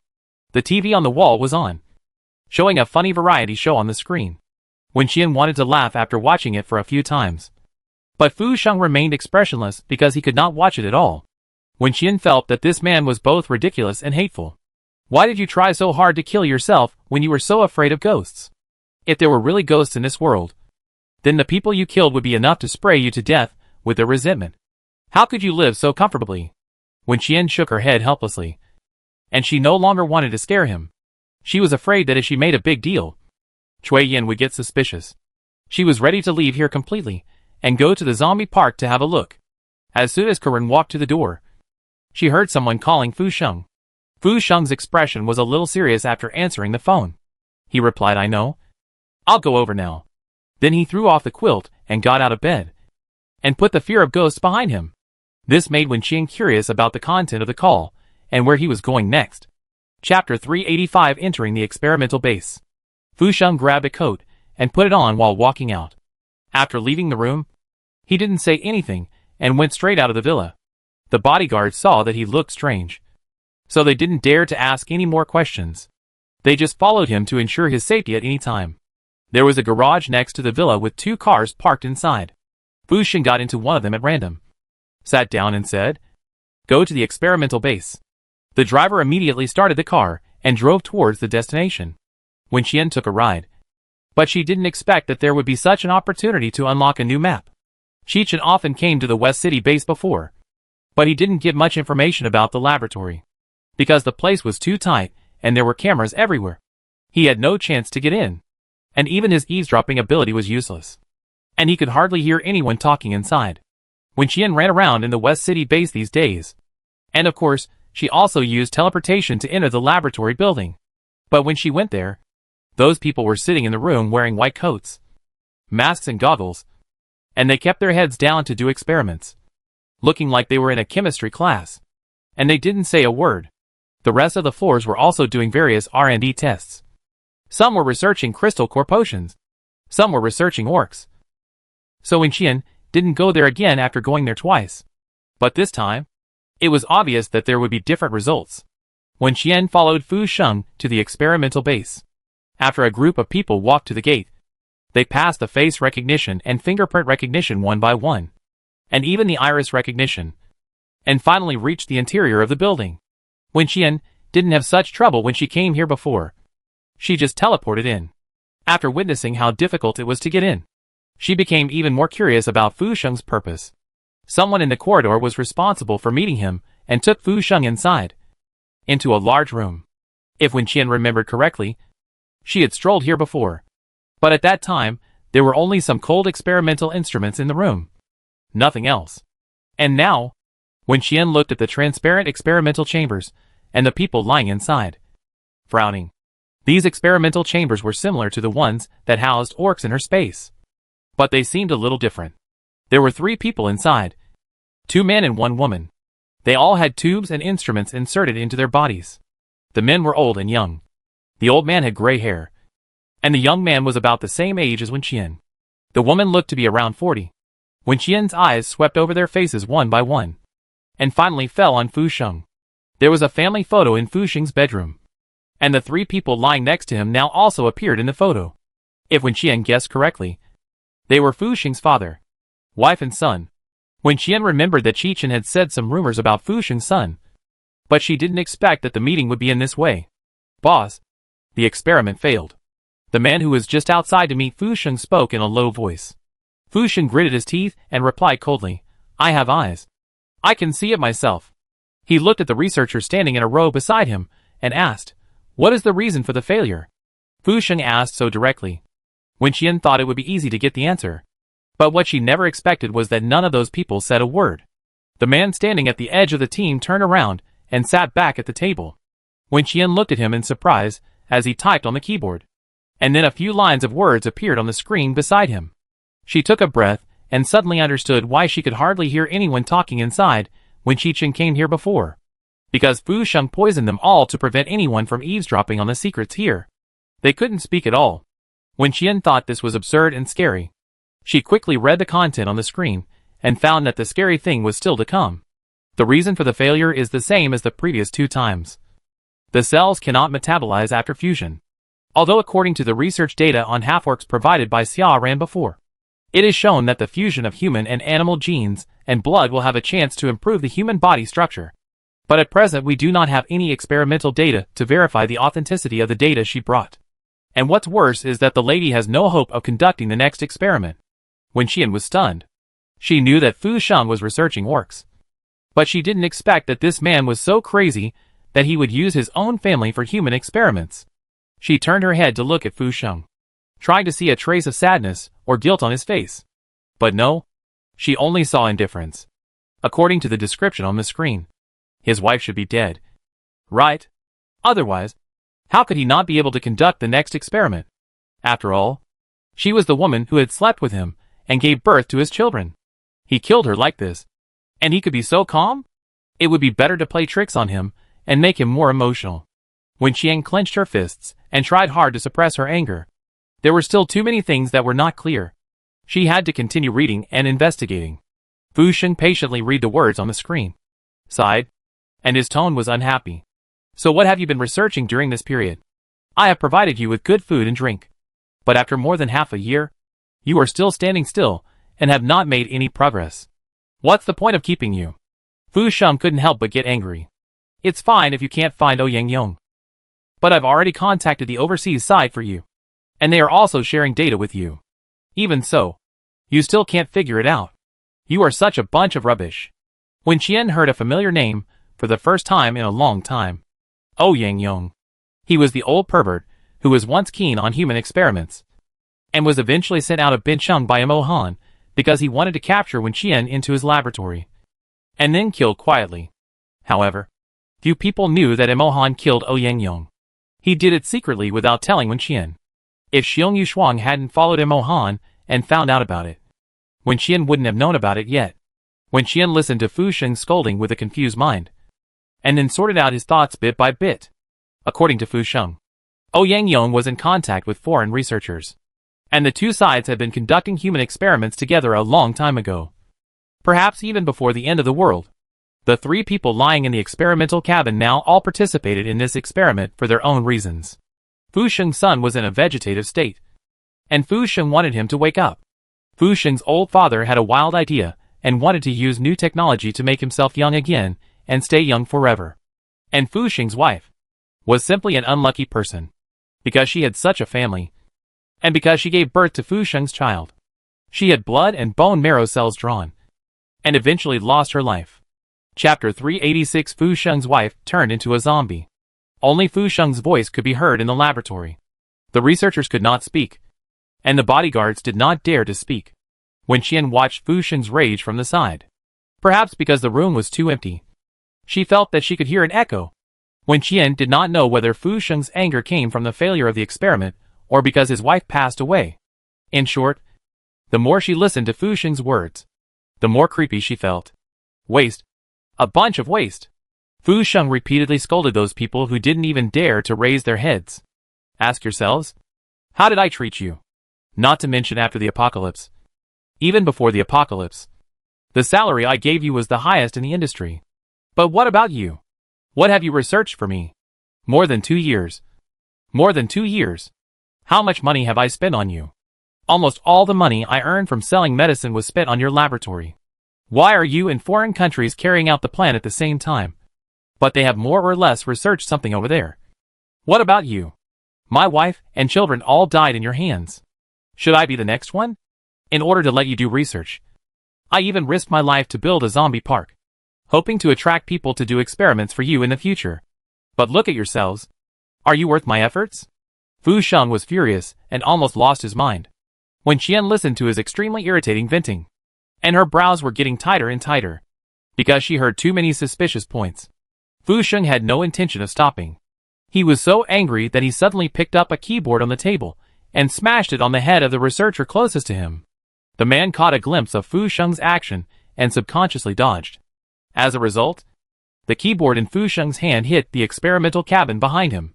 The experimental cabin is made of special materials and is not as easy to break as ordinary glass.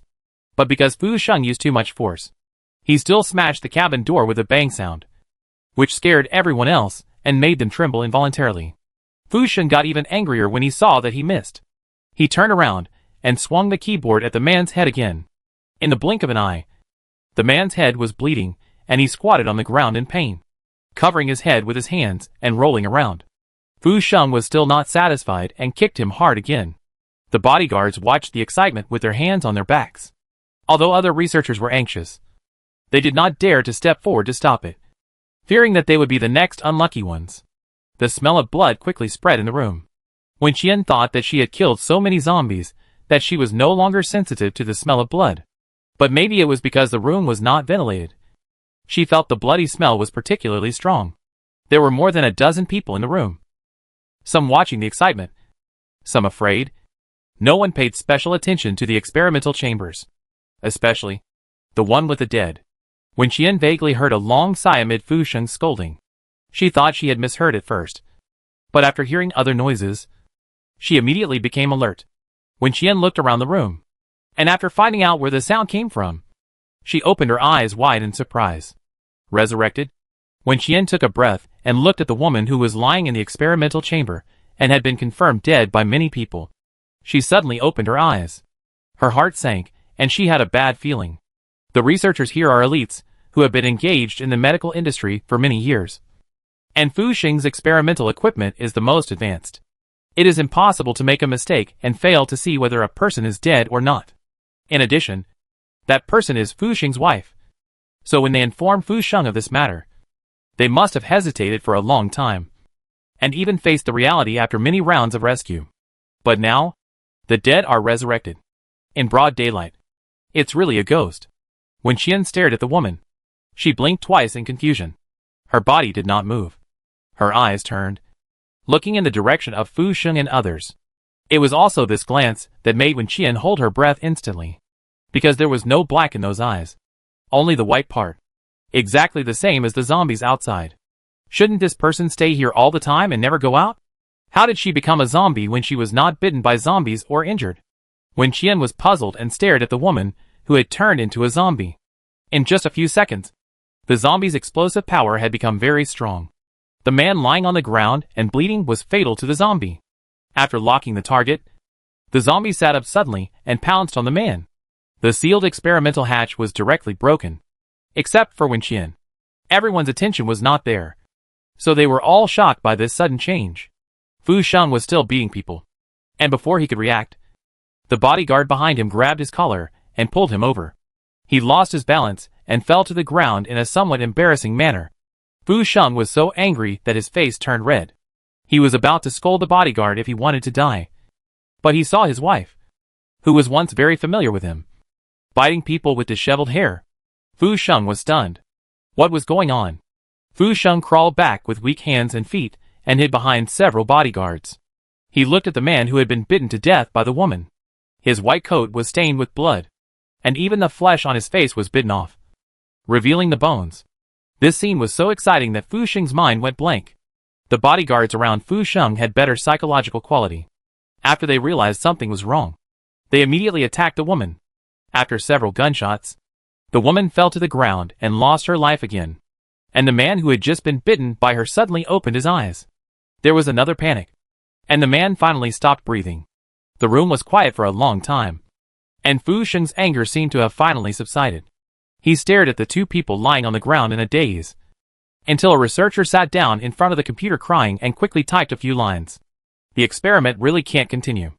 The idea of using modified gene cells to replace blood throughout the body to achieve immortality is simply unrealistic. This is not the first time something has happened. A few months ago, when we were doing experiments on animals, such an accident happened. A colleague was bitten to death at that time. Have you all forgotten it? And overseas, they have also experienced this. And more than once. Don't you find it strange? Resurrection from the dead is familiar to you? What is the difference between the monsters we have researched and the zombies outside? Are we doing scientific research? Or are we destroying the world? Chapter 387. If you don't commit suicide, you are not a human being. Wen Qian looked at the words on the computer and felt cold all over. She even felt as if she heard the man's roar at the top of his lungs. Although he didn't make any sound. The man was typing on the keyboard with tears streaming down his face. It can be seen that he has long been tired of all this.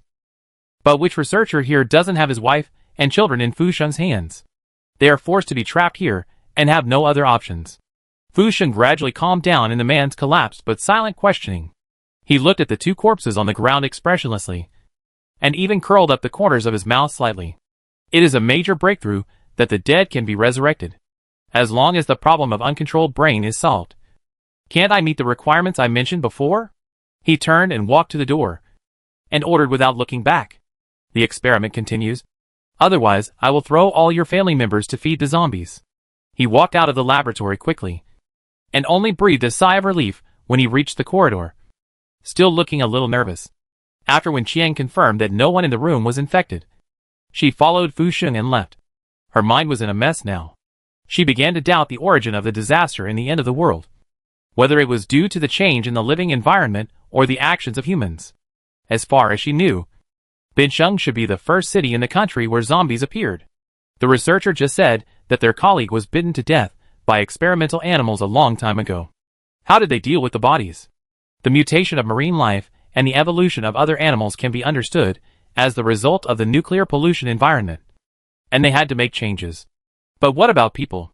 Wen Qian didn't expect to have such an unexpected gain on this trip today. She felt a little uncomfortable, but soon returned to normal.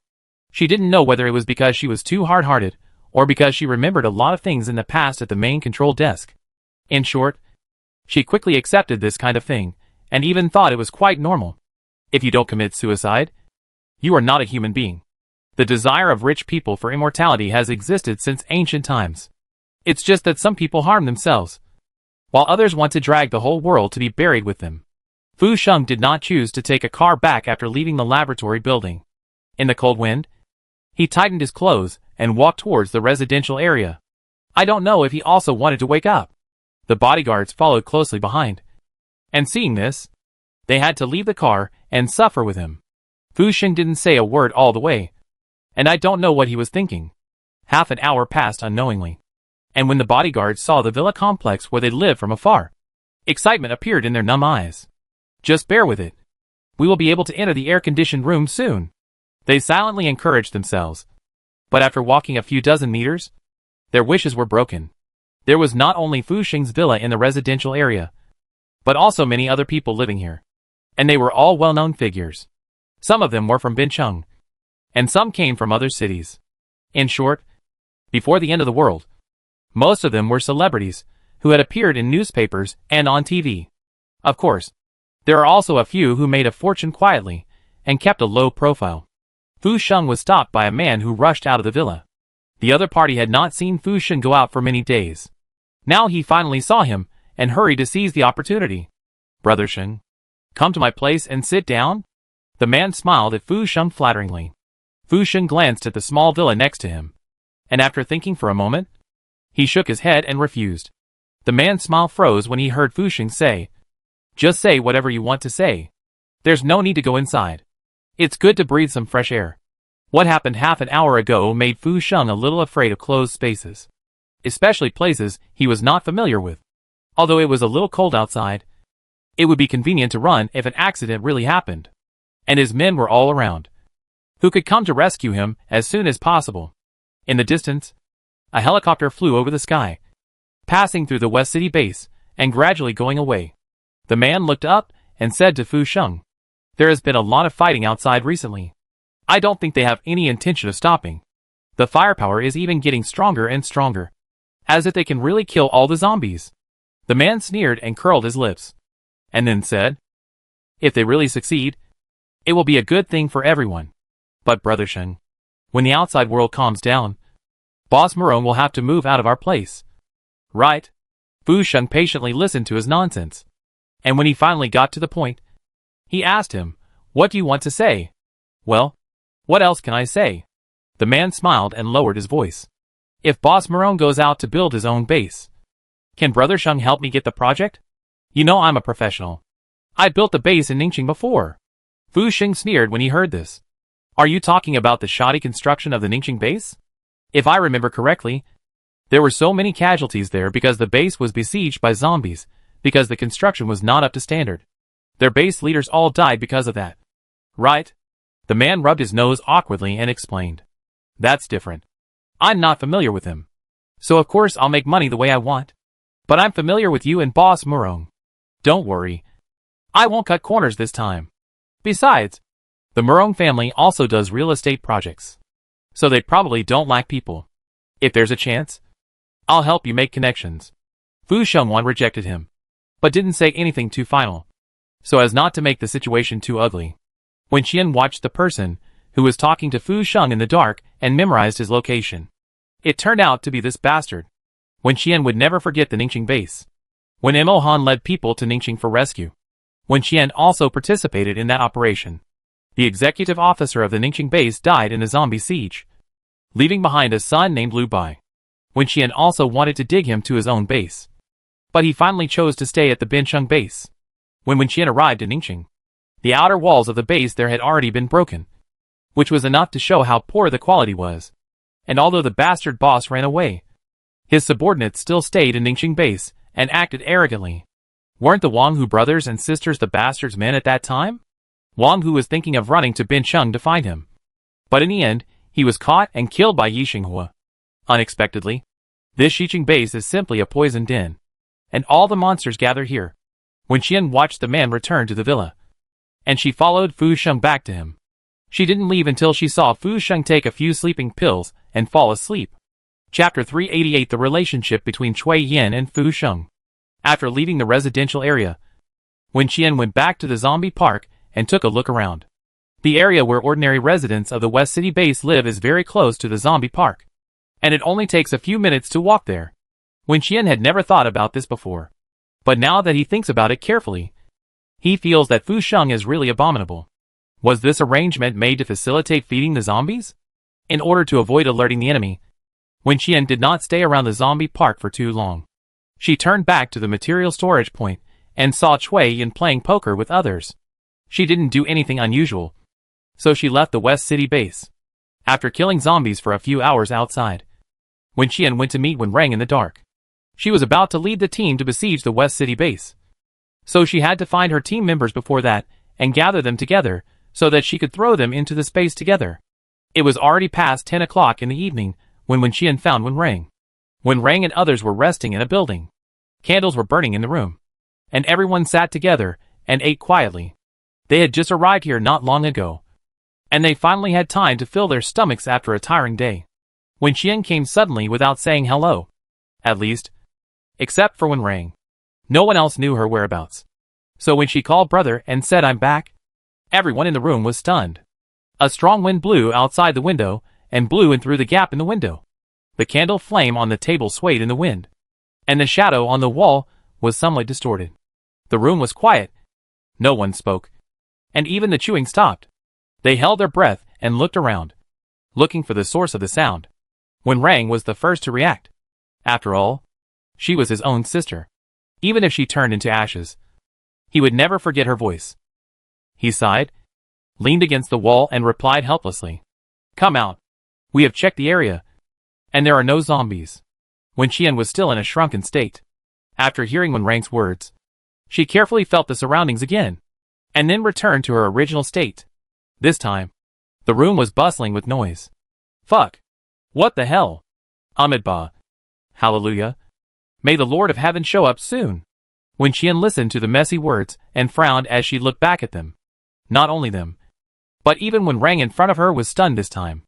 The instant noodles in Wen Rang's hand fell to the ground with a plop. He stared at the dead girl in front of him, who was dressed in white, with disheveled hair and a face that was whiter than if she had died 3 days ago. He took a deep breath and cursed. Who are you trying to scare to death in the middle of the night? Wen Qian. Wen Qian was stunned for a moment, thinking, haven't you seen me long ago and know that I'm not dead? Why are you still acting like this? But she realized the next second that she hadn't changed her clothes. Wen Qian was still wearing the Bai Wuchang suit that she had used to scare Fu Sheng during the day, which she had brought back from the escape room game store. Wen Qian smiled at Wen Rang sheepishly, and Wen Rang felt that she looked more like a mentally retarded person than ever before. Wen Qian, Sorry. I forgot to change my clothes. Wen Rang, I'll give you 2 minutes. Don't force me to beat you. Wen Qian immediately disappeared and went into the space to change clothes. When the 2 minutes were up, Wen Qian reappeared in front of everyone. Everyone's reaction was obviously much calmer than before, but their faces still looked a little abnormal. Wen Qian frowned and asked, Why? You didn't really think I was dead? No. Qi Chen swallowed the bread in his mouth with difficulty and replied, But I didn't expect you to look so dead when you came back. After saying that, he shrank his neck, as if he was still a little uneasy because of Wen Qian's appearance just now. They did panic when they first heard the news of Wen Qian's death, but when they thought about Wen Qian's strength and saw Wen Rang's reaction, they calmed down. Wen Qian snorted coldly and didn't pursue this matter with him. She took out her mobile phone from her pocket and said, Come here. I'll show you something. A group of people gathered around her, and Wen Rang also stood up to see what his sister was doing. After watching the video on her phone, they found out that it was indeed a haunted scene. What Wen Qian showed them was a real incident that happened in the West City base during the day. As a qualified modern young person, she always maintains a high-intensity mentality of stay calm when encountering things. Take a photo with your phone first, and finds fun for herself everywhere. However, she took this photo today not because she thought it was funny, but because she felt it was necessary to keep evidence. The sudden bloody scene in the laboratory and the white words typed by the researcher on the black computer screen made everyone around Wen Qian pale. Many people's relatives and friends in Wen Qian's base died because of Fu Sheng. They always knew that Fu Sheng was not a person, and was not even a person at all. But they did not expect that he would treat his family so coldly. Wen Rang frowned and sat back in the corner. Wen Qian put away her phone and asked everyone to continue eating and resting. Then she came to Wen Rang and whispered to him, What do you mean by asking me to come over just now? Wen Rang had just winked at her. although it was not obvious. Wen Qian still keenly noticed it. Imo Han called me this afternoon. When Rang frowned and whispered, he said he found something. After Imo Han heard Wen Qian's story about Cui Yan, he immediately asked someone to investigate Cui Yan's identity and background. Although the internet is now disconnected. In the era of rapid development of big data and electronic information, the storage capacity of the official database is enough for them to find some useful information. Wen Qian remembered that she had looked up information about a franchise hot pot restaurant on a search engine before, and within half an hour, she received a call asking if she wanted to open a store. Since then, she understood that the internet is indeed not a lawless place, because even a small company can find your mobile phone number and related information. It would be even easier for the authorities to check you. So when she heard Rang say that Imo Han had found some things, she didn't ask how he found them, but thought it was normal. The data shows that Cui Yan has some relationship with Fu Sheng. Rang's words made Wen Qian's eyes flicker. Cui Yan and Fu Sheng? What relationship could these two have? She frowned, thinking of Fu Sheng's indifferent attitude towards his wife and children. And her mind was full of ideas. After a moment of silence, she couldn't help but ask, could Cui Yan be Fu Go's illegitimate child? The kind that he has never seen since he was born? If this is the plot, then I know it. It's written in the book The Domineering Factory Director Dotes on His Little Wife that I read before. Chapter 389, The First Person to be Bitten to Death by Zombies. When Rang looked at his sister speechlessly, Wen Qian knew from his expression that he had guessed wrong. So he changed his words. Okay. I know. It's not such a cliché plot. When Rang was too lazy to complain about her, so he continued with the previous topic. Cui Yan has a sister who used to be a top student in a prestigious school and studied medicine. Wen Qian. This is a sad major. After graduating from college, she followed her mentor to participate in the project research of Fu Sheng Company, but died unexpectedly in an accident. This incident was reported in the local news of Bincheng at the time, but the girl's name was not mentioned, and the news did not cause any sparks. You should be able to guess the reason. Fu Sheng gave the Cui family enough compensation at the time, and the media also spent money to suppress it. When Cui Yan's parents saw such a large sum of money, they quickly signed the settlement agreement and never mentioned the matter again. Instead, they turned around and bought a house for their son to use for his marriage and children in the future. Wen Qian felt a little complicated after hearing Rang's words. Although her family had never favored boys over girls, she knew that this was a common thing and could be seen everywhere.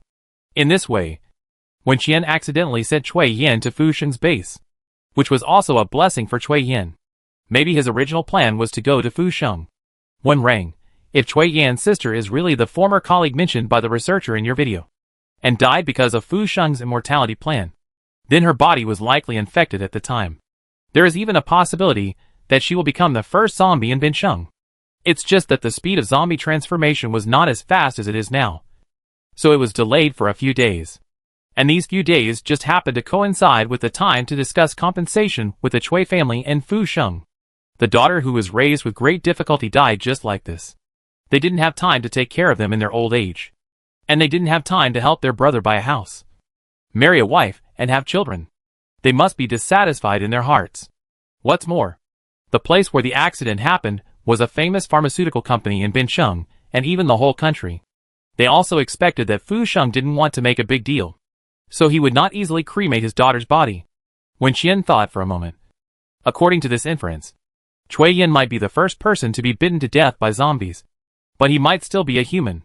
Yes, I would rather be the second one. Rang nodded. If it is the first one, then the speed of his mutation is too terrifying. He can live with humans for a long time without losing his mind. And he does not have the physical characteristics of zombies. He looks no different from ordinary people. In a sense, isn't this what Fu Sheng wants to become? In contrast, I hope that he was just confused by his sister's death, and some of his special powers awakened after the end of the world enabled him to communicate with zombies. So he chose to help zombies fight against humans. But no matter which one it is basically certain that Cui Yan has a close relationship with zombies. In the next action, he must be captured. In fact, Wen Qian thought about capturing Cui Yan first when she left the West City base today, but she was afraid of alerting the enemy. Those zombies will secretly escape from the zombie paradise when they find Cui Yan is missing. Wen Qian doesn't think that she can control so many special zombies at the same time by herself. The team members, who are currently distributed in various areas of Bincheng and are about to go to the West City base with her, are now in a very tired state after experiencing many days of hard fighting. It is obviously not wise to go to the zombie paradise to find trouble in this state. So they must rest well in the next 2 days. At least their physical strength must be restored. Otherwise, if they were killed by zombies at the West City base and then turned into special zombies to attack their own people, there would be no chance of winning the war. Wen Qian had been numb from killing zombies these days. She only knew that there were zombie corpses everywhere outside, and the sound of fighter planes and ammunition could be heard from all directions of the city. In some places, corpses were even piled up into mountains. But people did not have extra time to deal with them, which made the mutated animals rebel. Animals eating carrion can be seen everywhere on the streets. Wen Qian is really worried. After killing the zombies, they will go to kill these birds and beasts. Then it will be endless. Brother, do you know how many zombies we have killed in these days? Wen Qian asked curiously. The specific number is unclear, but it must be several million. According to the current situation, the effect is very good. But, Wen Rang paused for a moment and said, it is hard to say how long this unilateral suppression of the war can last. The zombies killed in the previous stage were all low-level zombies. But even so, they were enough to consume people's physical strength. Not to mention the ordinary participants in other bases, even those in Wen Qian's system, who had crystal core potions to enhance their combat power and food supplies to ensure their physical strength, are now exhausted. Zombies don't know how to stay up all night when they are tired. But people can't, which is also their disadvantage. So in the end, we still have to fight quickly. Wen Qian nodded and understood what Wen Rang meant. She looked at the companions around her, who were already drowsy, and took out some water from the space to distribute to them. All this water was drawn from the well in the space, and was bottled by Liu Mo. Although it could not completely dispel their fatigue and restore their physical strength, it could still help them adjust their physical condition quickly. Wen Qian thought that she would take them into the space to take a hot spring bath the night before the action. But there would be too many people entering the space by then. And her hot spring pool was not big, so it would definitely not be possible to handle it all at once.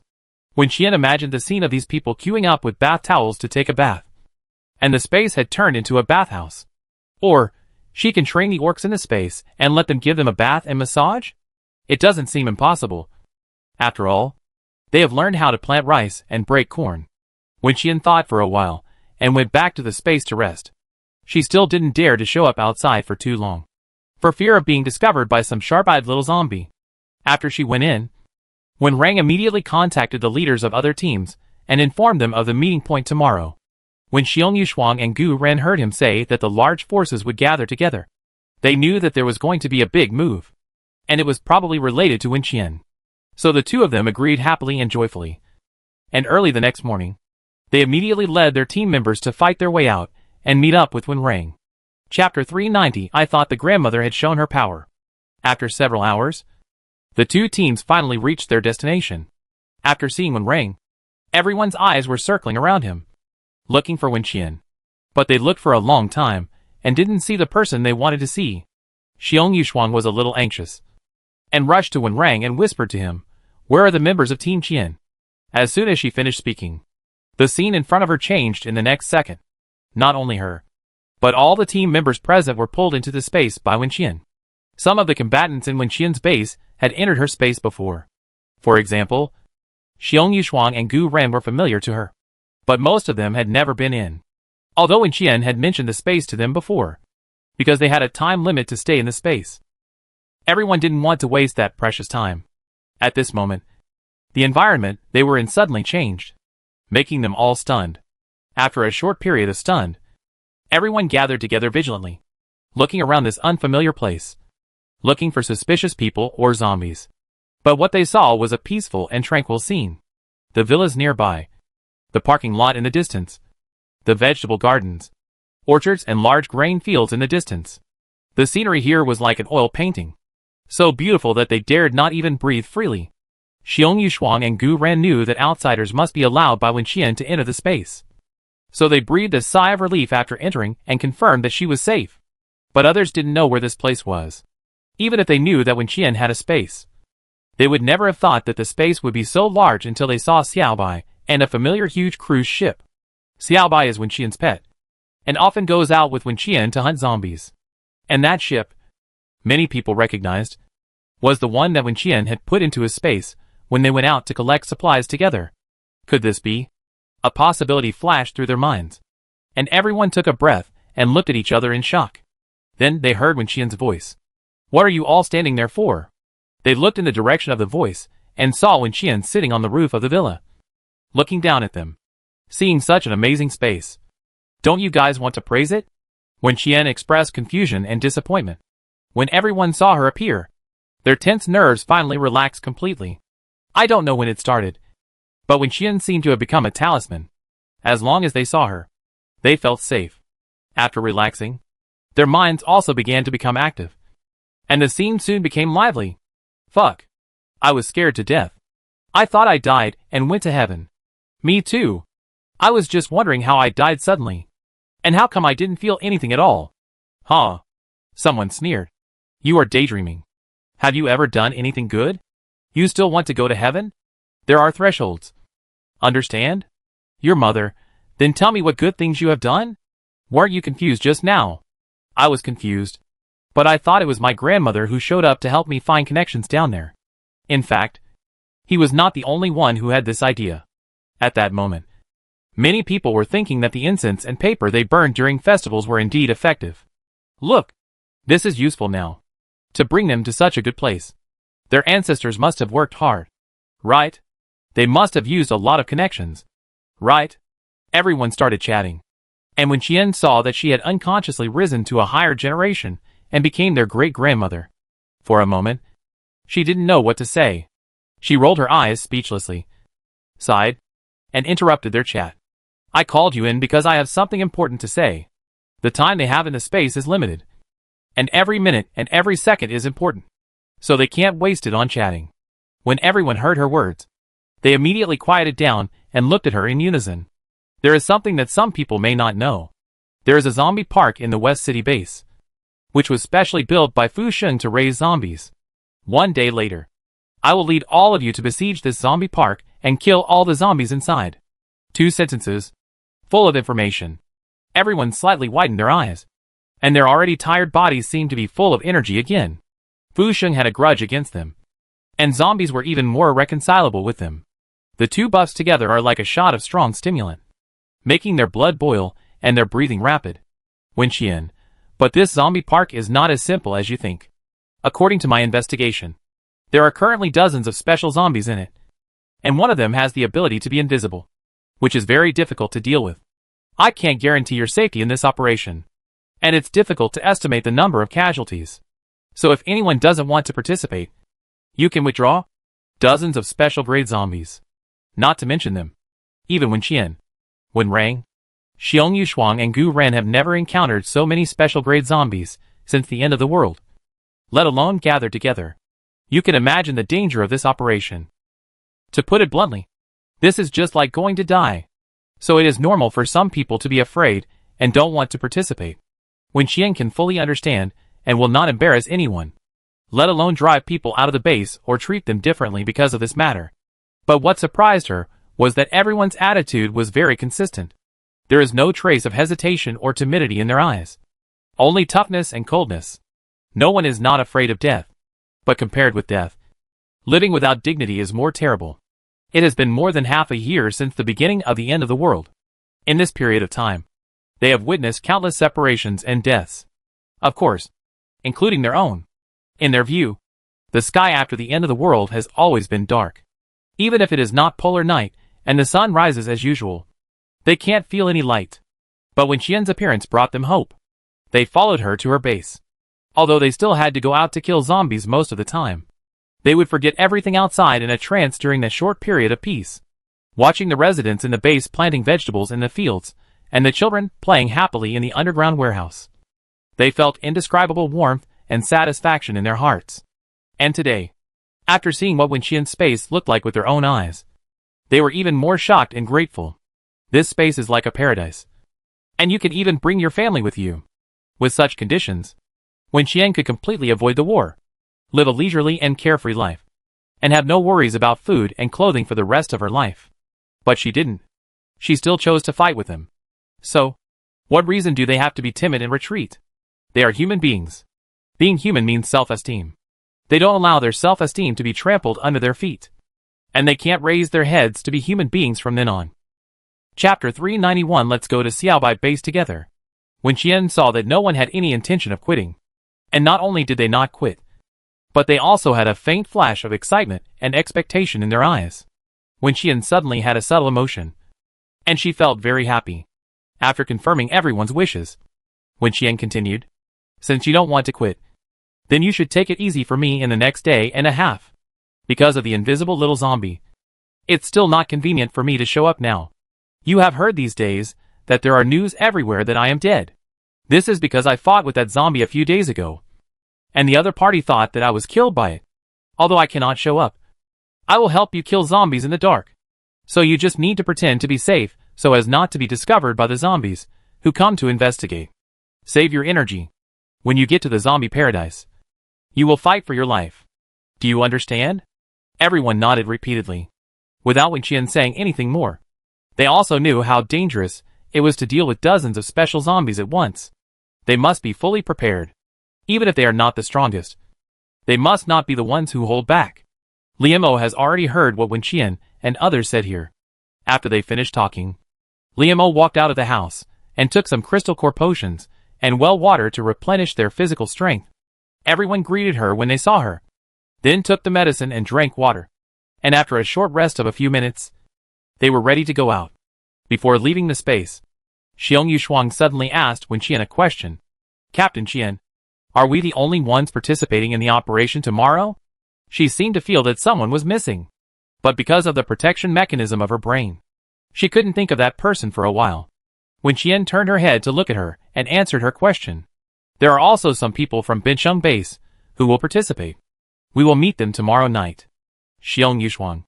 In Xiong Yushuang's mind, Binsheng base has been equated with Imohan. When she thought about taking action with Imohan, the former big boss, she felt suffocated. Why am I such a cheap mouth? Xiong Yushuang scolded herself. The less I know the truth, the happier I will be. Seeing her desperate expression as if she had eaten rat poison, Wen Qian smiled and touched her head, then led everyone out of the space. Xiong Yushuang was happy again because she was touched on the head, and smiled foolishly with a worthless look. After leaving the space, everyone immediately entered the battle state. These days, they have been sweeping and killing zombies everywhere, resulting in not many zombies daring to wander around the streets. So their speed of killing zombies is much slower than before. At this critical moment, Wen Qian's attract firepower skill was particularly useful. Although she used the ability to shrink, it did not affect her performance. As soon as the attracting firepower was turned on, a large number of zombies appeared in front of everyone. Because they couldn't find where Wen Qian was, the zombies all had a confused expression on their faces, which was quite helpless. Except for Wen Qian. Everyone else was safe during this time. They killed zombies recklessly. And Wen Qian was also madly using her ability in the dark, trying to make her team members use less energy as much as possible. There is strength in numbers. With such a group of highly skilled people gathered together, killing zombies seemed to be an extremely simple, even relaxing and enjoyable thing, from day to night. Except for the 10 minutes they spent in the space and eating some food to replenish their energy. They never stopped. However, although zombies kept appearing, everyone knew that they did not exert much effort. Because before they took action, the zombies had been killed by Wen Qian. Wen Qian said to let them rest. And he would let them rest. It was not just a simple talk. At around 10 o'clock in the evening, when Rang finally couldn't bear to watch anymore and took the initiative to stop Wen Qian and let her go back to the space to sleep. After entering the space, Wen Qian went straight to wash up and soak in the hot spring.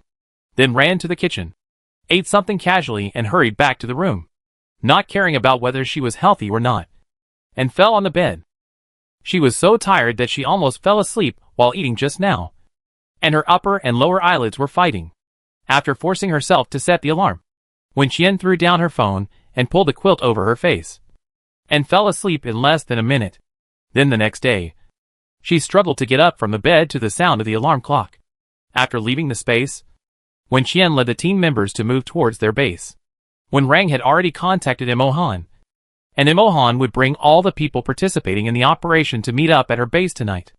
Imohan personally led the team out of the base and headed to the operation area that Wenxian was responsible for. This behavior seemed a bit strange, but it was easily and quickly accepted and understood by everyone.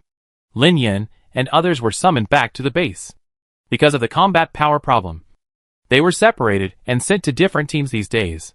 Seeing their familiar brothers and hearing Imohan say, "You guys go out of the base with me tonight," they all trembled at the same time, and they all had a guess. Is the boss finally going to take them to avenge Qianxin? They thought so. And the other people in Bincheng base, who knew that Imohan was going out, didn't care. Because Imohan's leaving the base was a big deal. There were too many people who wanted to discuss things with him every day. And he couldn't leave quietly. So he just left openly. And during these days, he occasionally went out for support operations. So no one thought there was anything wrong with him leaving at this time. And no one asked Imohan about his route and final destination. After all, the outside world is in chaos now. And there are people everywhere who are in trouble because of zombies. And each area has a person of extraordinary status leading the team. And it is normal to ask Imohan for rescue at a critical moment. At 5 o'clock in the evening, Imohan led dozens of people to the Xiaobai base. They did not set out together, but were divided into several groups one after another, and finally gathered halfway. Only Yixinghua and Lin Yin had been to Xiaobai base before, so the task of driving this time fell on Lin Yin's shoulders. The others were sitting in the car, and when they learned that they were going to Xiaobai base, they all felt a little complicated. Are they going to see the legendary Xiaobai base? The mysterious base that only very few people know the exact location of. They had always heard Lin Yin brag about how good it was there. And now they finally had the opportunity to see it with their own eyes? They were excited for a while. And then, they quickly calmed down, because they thought of Wenxian. They went to Wenxian's base. But Wenxian was no longer there. When they thought of this, the atmosphere in the car suddenly became a lot heavier. Lin Yin was driving in the front. And he felt that the atmosphere behind was wrong. He felt like he was going to visit a grave. Chapter 392 Shallow God. The car was driving slowly on the road. Lin Yin did not dare to drive too fast because the light was getting darker, and the zombies' attack power was also increasing. If a high-level zombie attacked the vehicle, and the car flipped over, his reputation would be ruined. When they arrived at the destination, it was completely dark. As soon as Lin Yin stopped the car, the team members jumped out impatiently and looked around. The headlights were on, enough for them to see the nearby scenery clearly. But after searching around, they couldn't see where the base was. In their sight, there was only a dark villa complex, which didn't look like anyone lived there. Looking in from the gate, there was a thick layer of white snow on the ground, and there was not even a footprint. Yixinghua frowned after getting off the car, turned his head, and looked at Lin Yin, asking, "Did you enter the wrong address in the navigation?" Lin Yin was full of confidence. But when he was looked at with questioning eyes by dozens of people, he couldn't help but doubt himself again. He lowered his head and clicked the screen of his mobile phone, shaking his head. "No. It's here." "Yixinghua, what about the base?" Yixinghua had been to Xiaobai base before, and when others saw that he couldn't find the entrance to the base, they became even more suspicious of Lin Yin. As soon as Yixinghua finished speaking, he heard a beep. Although the sound was small, it was particularly clear in the ears of this group of people. They looked at the source of the sound in unison, and then saw a scene of fragmentation. A non-existent door opened in front of them, dividing a villa in the distance into two halves. The building behind the door was completely different from the scenery they had just seen. When Imohan saw someone open the door, he directly put the bus into Wenxian's space and walked into the base. When the others saw his actions, they followed him like a string of quails, rubbing their eyes or staring at the surroundings in amazement. Some people even ran in and out of the base door several times to confirm that everything he saw was real. After a few seconds, the door closed again. Imohan and his men stood at the door and saw Wen Rang coming downstairs to pick him up, as well as Mu Xiai and others coming out of the guard room. "Fuck. It's really a base," someone whispered, quickly looking at everything in the base, and asked Imohan, "Boss, what kind of high-tech is this? Is it a laser projection or something? Can we make one when we go back and destroy the gate of the base?" "No." Imohan refused. "It's not a projection. It's a supernatural power." His words made everyone feel dead, and they continued to observe this legendary Xiaobai base. The base is not large, and compared with the Bincheng base, it is the kind that you can see the end at a glance. But although it is small, it is clean and exquisite, and has everything it should have. And the protection measures here are even more stringent than their base. All the opener parts above the head are blocked by diamond nets and glass. And not even a mosquito can fly in. The protective wall is at least half a meter thick, and ordinary ammunition has no effect on it at all. In short, the first impression this base gave them was that it was very safe. So safe that it made people feel like home. When Rang walked over, glanced at the dozens of people behind Imohan, and asked, "Have you eaten?" When Lin Yan heard this, he subconsciously began to swallow his saliva. The food at the goddess base was enough to make people dream for half a month. But they were not here to eat. How could they have the nerve to eat before talking about the shallow god? "I ate," Lin Yan answered first. But as soon as he finished speaking, his stomach started to growl. It was obvious that the stomach and the brain were not on the same page. And after Lin Yan's stomach protested his lies, the stomachs of other people around him also started to growl. A group of grown men, their faces flushed because of their poor stomachs. They hurriedly tried to regain their composure. "I ate. I really ate. Yes. I came here after eating. I'm not hungry at all. We haven't been digesting well recently, so our stomachs are growling." When Rang, some things are better left unsaid. When Rang suspected that Imohan abused his men, but then he thought that Imohan himself was hungry and full. So he swallowed back the mocking words that were already on the tip of his tongue. "It's still early. Let's eat first."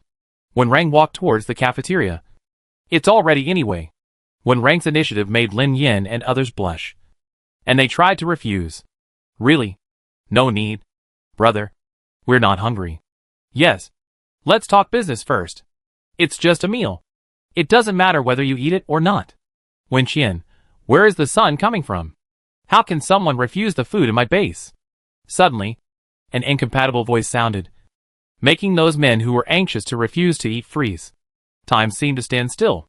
Everyone was stunned and motionless, thinking they were hallucinating. Wen Qian walked out of the corridor and asked them, "Are you sure you don't want to eat? If you miss this opportunity, you won't be able to eat again." Lin Yan and others turned their heads to look at her, because their movements were too slow. They looked like a group of robots. They stared at Wen Qian intently, not daring to blink easily, for fear that she would disappear in the next second. Wen Qian walked straight in front of them. The closer she was, the clearer she could hear the movements in their stomachs. She frowned slightly, and was about to say something. But the next second, she was hugged by Lin Yan, who rushed over. "Qian Shen!" Lin Yan cried with a sobbing voice. Wen Qian was frightened by him, and subconsciously wanted to push him away. But seeing that he was crying with snot and tears, she held back for a few seconds. And in just these few seconds, more people rushed over. One by one, the strong men surrounded Wen Qian like a wall, and each of them was taller than her. So her vision suddenly darkened, and she could only see their clothes and hear their crying. "I knew you wouldn't die." Lin Yan couldn't stop crying. Ever since he heard the news of her death, he had been holding back a lot of anger in his heart. I wanted to ask Ji Fan, who stayed at the base, to find out what Imohan was thinking. But Imohan's mouth was tighter than anything else. No one could guess what he was thinking, which made everyone panic and didn't know what to do. Although Lin Yan knew that Wen Qian was very strong, he was still worried. What if? Now in this ghost world, anything can happen. It's better to be safe than sorry. What if she really has an accident? He had been worried for many days, and all his emotions finally burst out the moment he saw her. Others were basically the same as Lin Yan. Even if they were not as close to her as Lin Yan, they had eaten her food and received her kindness, and had long regarded her as a close teammate. They were all upset about her death news. Even Yi Xinghua, who had always been old-fashioned, stood aside with red eyes at this time, feeling that he could finally breathe a sigh of relief. Chapter 393. Wen Qian hugged Imohan in public. Lin Yan hugged Wen Qian in excitement, without thinking much, just thinking it was great to see her again. But he hugged her for about 10 seconds, and then he felt a gloomy aura. Lin Yan was stunned for a moment, thinking, how could I still feel cold when I was wearing a constant temperature suit today? There is no reason. But he thought about who was standing next to him, and who he was hugging, and he suddenly stopped crying. Lin Yan secretly glanced in the direction of Imohan, and saw that he was frowning and staring at him with a gloomy look. He pushed Wen Qian away. Wen Qian? Wen Qian was like a doll, being held by Lin Yan's head. and was almost suffocating. The next second, he was pushed to the ground and staggered a few steps before he stood firm. Lin Yan's sudden action caused the brothers around him to suffer. Wen Qian didn't fall. But they did, because Lin Yan's strength just now was really strong. And they were completely unprepared. Suddenly, Lin Yan was scolded by many people. But he didn't care. Lin Yan stood there awkwardly and looked at Imohan, thinking that he was finished. I thought I was here to attend a funeral. But now I am here to die. I didn't mean it. Lin Yan hurriedly reviewed himself, but found that the anger in Imohan's eyes had not decreased at all. Imohan looked at him like a murderer. And Lin Yan's hair stood up. Helplessly. He could only turn his head to look at Wen Qian for help. "Aunt, help me!" Lin Yan shouted silently but desperately. Someone was so resentful that Wen Qian couldn't ignore him. She looked over the crowd and fell on Imohan. Seeing that his face was full of resentment, and Lin Yan was so scared that she dared not breathe. She walked in front of him. Imohan lowered his eyes to look at her. He was angry but couldn't vent it on her. So he could only sigh helplessly. He wanted to take them to dinner first. But just as the words came to his mouth, Wen Qian smiled at him, stepped forward and hugged him. Imohan's pupil shrank, and he froze for a moment. He hugged her back reflexively, and the anger he had just felt because of the actions of Lin Yan and others disappeared. Imohan didn't expect Wen Qian to do this, and the others didn't expect it either. Even when Rang, who was standing nearby, raised his eyebrows and turned back to look at the entrance of the corridor, thinking that if his father came out at this time, this matter would not end today. Except for Lin Yan. Everyone in Bincheng Base gasped in shock. Only Lin Yan felt like he had survived a disaster. In his heart, he was madly flattering Wen Qian, thinking that it was him, Qian Shen. He could really save his life at a critical moment. But what others are thinking now is, their boss has a girlfriend. Goddess, don't make a mistake. They were stunned as if they were struck by lightning. And the people in Wen Qian's base, especially Mu Xiai, looked at Imohan with a dark face and clenched his fists. Soon someone reacted and bravely reminded Wen Qian in a low voice. That, Qian Shen, do you know that our boss has a girlfriend? I know. Wen Qian looked at the man and answered, then looked at Imohan and asked, let's go eat first. Okay. Imohan's mouth curled up slightly, and his mood had become very good. Wen Qian didn't like to show affection in front of outsiders, and she hugged him just to coax him. So when she saw that he was no longer angry, she let him go. But Imohan was a little reluctant at this time. The empty embrace made Imohan's heart empty, and he followed Wen Qian towards the cafeteria. Seeing the natural reactions of the two, the others looked at each other, and didn't know what to say for a while. They followed behind in silence, their minds in a mess. Having been with Imohan for so long, they also understand some of his temperament. At least, they all know how he treats women. For such a long time, they have never seen Imohan get close to any woman, let alone hugging. If the person who hugged him just now was Murongya, they guarantee that Murongya would have fallen a few meters away. The strength with which Imohan pushed her away was definitely not less than that of Lin Yan, who pushed Wen Qian just now. But he didn't push Wen Qian away. He even responded. Yi Xinghua and Lin Yan walked side by side. He glanced at Lin Yan, who was smiling like a fool. The doubts that had existed in his heart before finally had an accurate answer. Yi Xinghua had doubted the relationship between Wen Qian and Imohan for a few moments before, but he forced himself to suppress the guess several times. But now, no matter how hard he tried, he couldn't convince himself, because he and Imohan had known each other the longest in the entire base. He knew Imohan and knew that Imohan would never be like Lin Yan, who would hug someone of the opposite sex on impulse. He whispered to Lin Yan, "You knew it a long time ago?" "Yes." Lin Yan opened his mouth and then covered his mouth, looking at Yi Xinghua. "What do I know?" Yi Xinghua. How could he know the truth later than this fool? It's a great shame. Wen Qian led everyone to the restaurant. Before everyone recovered from the shock, they were shocked by the food on the table and dared not sit down. Meat. A lot of meat. Braised pork ribs. Lion head. Sweet and sour pork tenderloin. Pot-wrapped pork. Roasted lamb chops. Stewed beef brisket. Spicy hot pot. Boiled pork slices. Beer duck. Hot pot chicken. And sausage clay pot rice. Although there are many vegetables on the table, at this moment, they only have meat in their eyes, because it has been too long since they have seen it. Before they said a word, Tears began to flow from their mouths. A group of men wiped their saliva at the food on the table, and finally understood why Lin Yin had always been obsessed with the food at Xiaobai base. Who the hell could forget this? The atmosphere in the room was very strange. Wen Qian looked at these people who only watched but did not eat in confusion and asked, "Are you really not hungry?" Lin Yin and others still did not speak. But the rumbling sound in their stomachs had already given Wen Qian the answer. "Wen Qian, why are you still standing there when you are hungry? Eat it while it's hot." Everyone looked at each other. And finally someone couldn't help but ask, "Is this our last meal?" According to convention, only the last meal before death can be eaten the best. With the food on the table, it was hard for them not to wonder if they would be killed in seconds after finishing this meal. Wen Qian was amused when she heard this. She held her chin with one hand and looked at the man, and replied, "From a certain perspective, it could be so. Because tomorrow I will take you to kill zombies. Very powerful ones. I really can't guarantee who will live and who will die." Wen Qian never perfunctorily dealt with critical moments.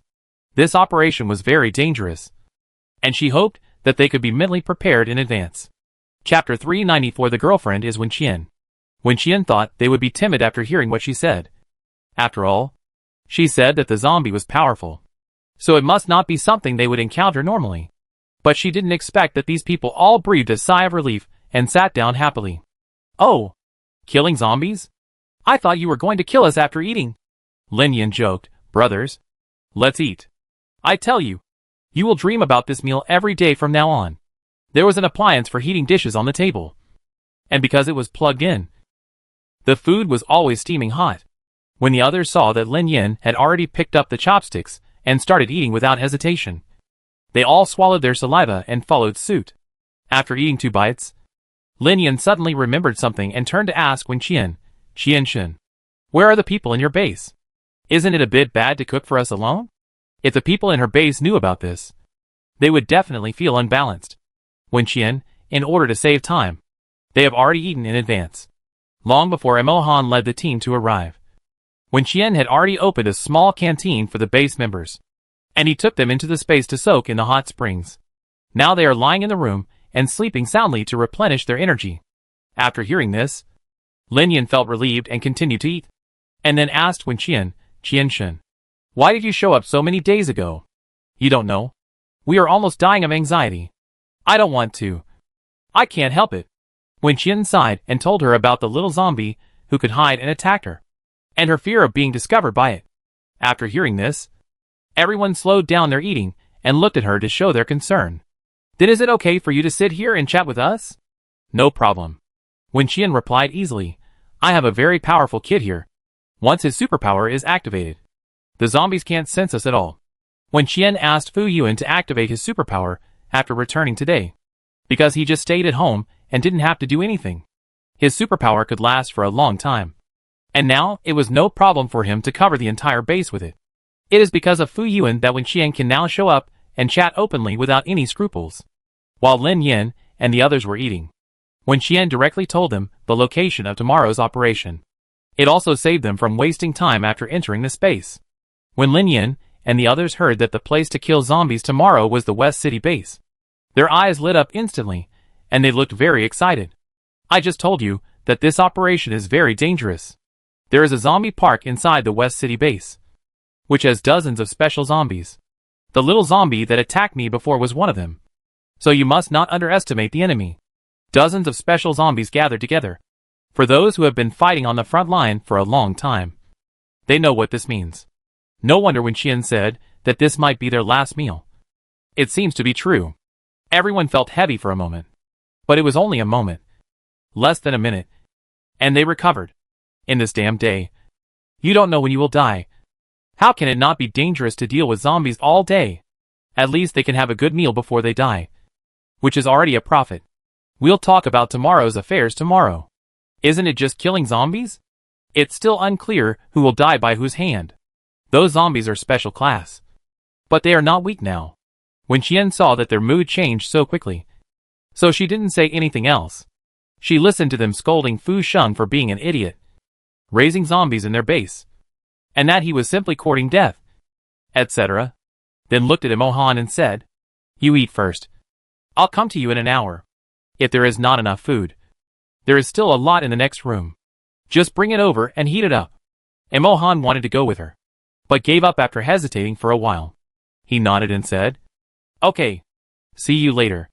When Qian got up and left, everyone watched her leave the room, and then silently turned their attention to Emohan. The room that was so lively just now suddenly became quiet. Emohan lowered his head to eat, feeling the eyes of dozens of people on him.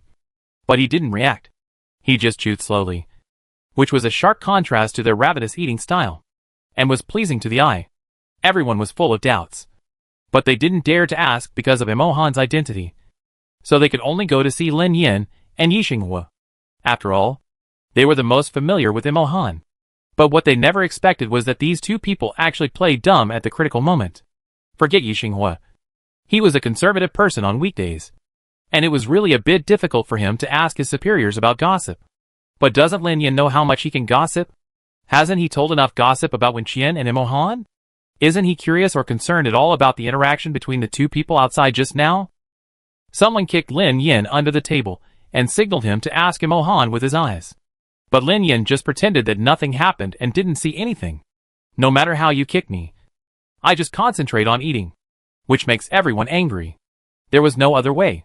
If they didn't find out the truth about this matter, they probably wouldn't be able to sleep tonight. So they decided not to count on Lin Yin, the idiot, and to do it themselves. Dozens of people exchanged glances silently, and finally a brave man took a deep breath, looked at Emohan and spoke. "Sir." Emohan tilted his head and looked over. "What's wrong?" The two looked at each other in the air, and the courage that the man had finally mustered almost flew away. Even though Emohan now looked very easygoing, he sat at the same table with them and ate the same dish. But the cold and aloof feeling that only belongs to the superiors in him cannot be ignored.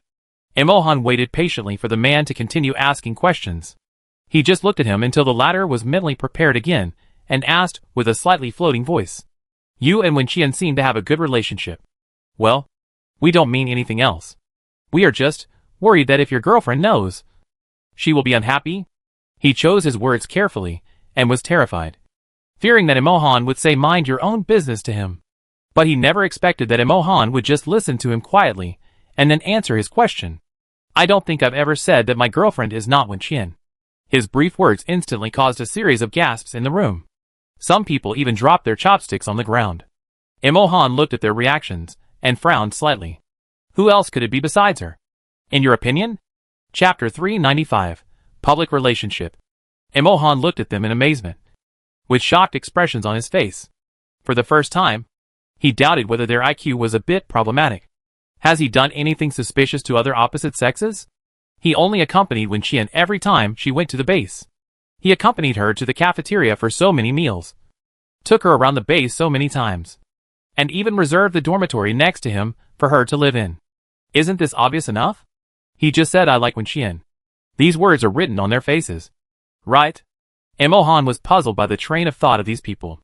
He sighed and continued to eat with his head down. But he was still in a good mood because they finally realized and discovered the relationship between him and Wen Qian. And the corners of his mouth rose. Except for Lin Yin and Yi Xinghua. The others were still in a state of dumbfoundedness. They really wanted to ask something more. But when they came to their senses, they felt that there seemed to be nothing to ask. Yes. Who else could it be besides Wen Qian? But, in a trance, everyone remembered one thing.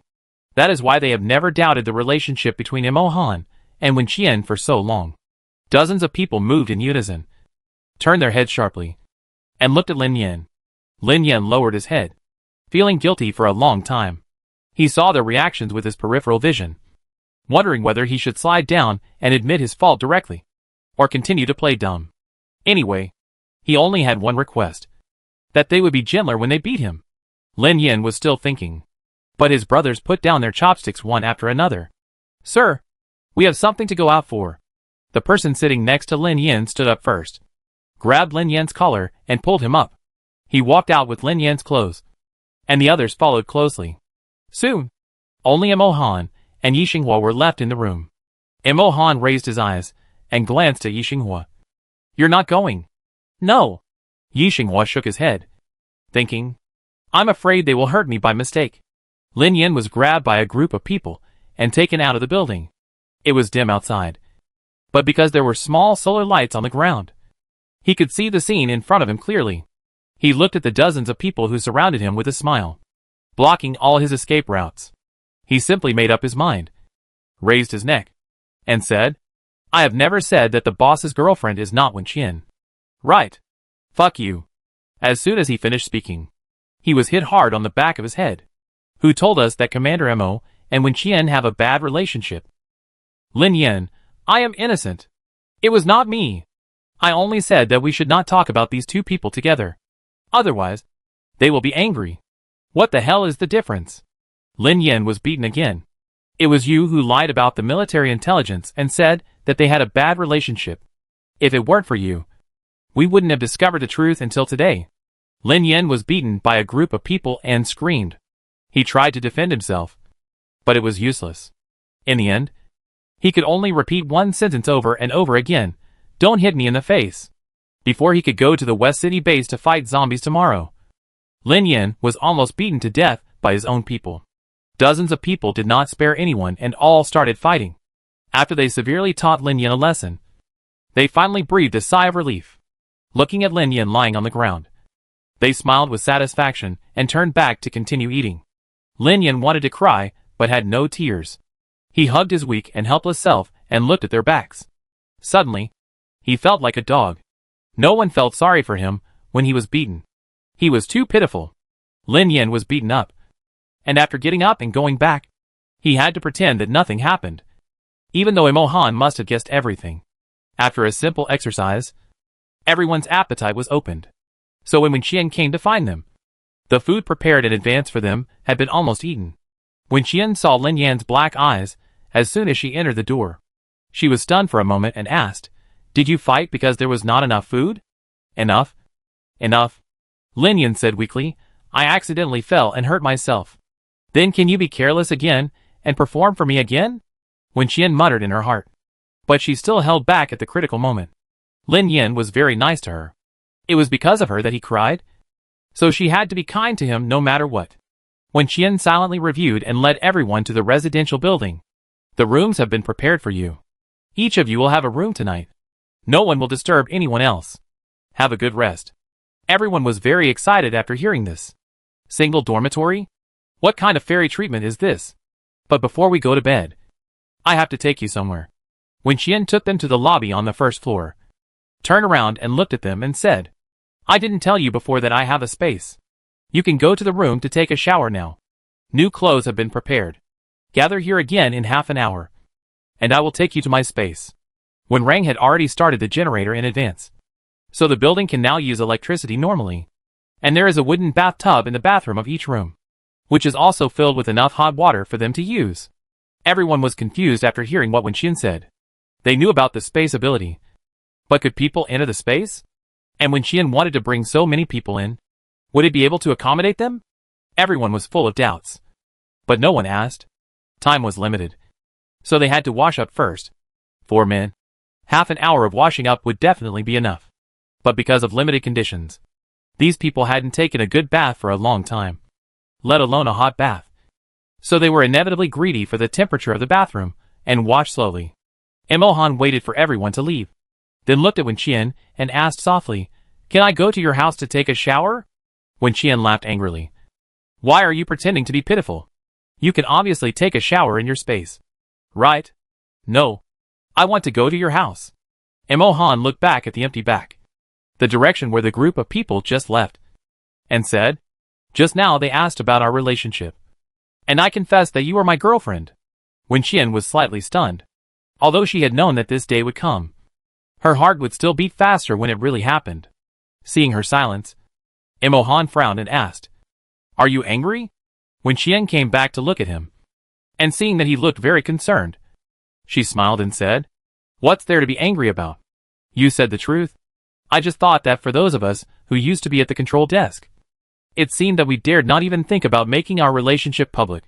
Wenqian was right. So she never knew how long Mo Han had waited for this day. He was never a person who liked to show off, and he didn't hide any treasures. But the only thing he wanted everyone to know was that Wenqian was his. Chapter 396 Stomachache. Rub it. Mo Han heard Wenqian's words. took a step forward to approach her, bent down, and kissed the corner of her lips. Go out for a walk, Imohan suggested softly. I haven't taken a good look around your base yet. What's good about her base? You can see the end at a glance. And several buildings are all here. Wenqian was a little confused, but didn't refuse. Lin Yan and others will not come out for another half an hour. So it's not bad to take a walk during this time. And then, you can go upstairs and sleep directly after you finish your work. Wenqian nodded and said okay. And the next second, Imohan took her hand and walked out of the building. Holding hands and walking was very unfamiliar to Wenqian. Before her brain could react, her body subconsciously struggled, but failed. Feeling that Imohan was unwilling to let go, Wenqian froze for a moment, and then fulfilled his wish. But she still reminded him, if my dad sees you, you may be called in for a talk. She hasn't confessed their relationship to her parents yet, although they should have guessed it. I was planning to tell Uncle Ning. Imohan was very relaxed. I'll tell him when we go back upstairs to rest. As he spoke, he glanced at the base gate hut not far away. He knew there were people inside, and he knew who they were. The reason why Imohan suggested going out for a walk was very simple. First, he really wanted to spend more time alone with Wenqian. And second, he wanted more people to know about his relationship with Wenqian.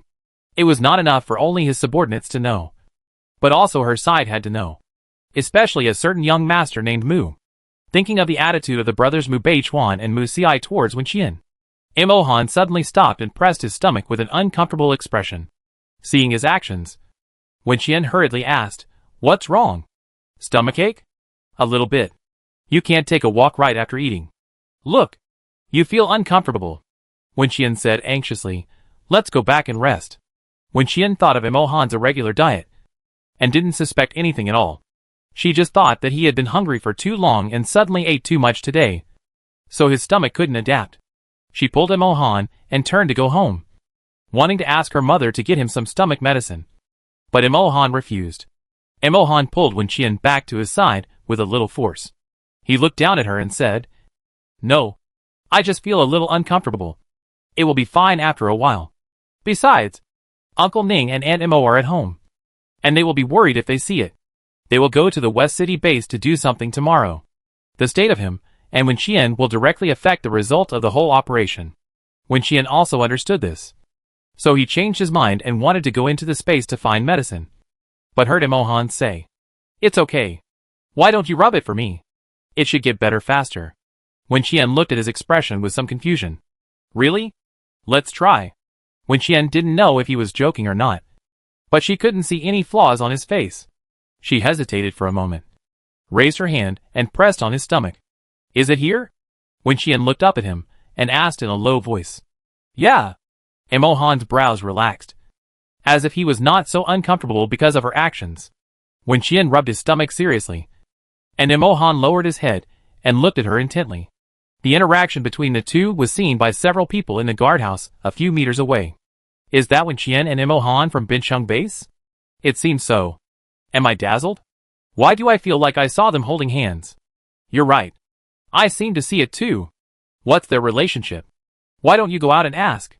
Do you think I'm an idiot? I won't do anything to ruin the atmosphere. No wonder we have so much cooperation with Bincheng base. That's why. But when did they start to get together? Little Wenqian has grown up and has a boyfriend. I suddenly feel the sadness of an old father. What's going on? Mu Si's eyes were gloomy.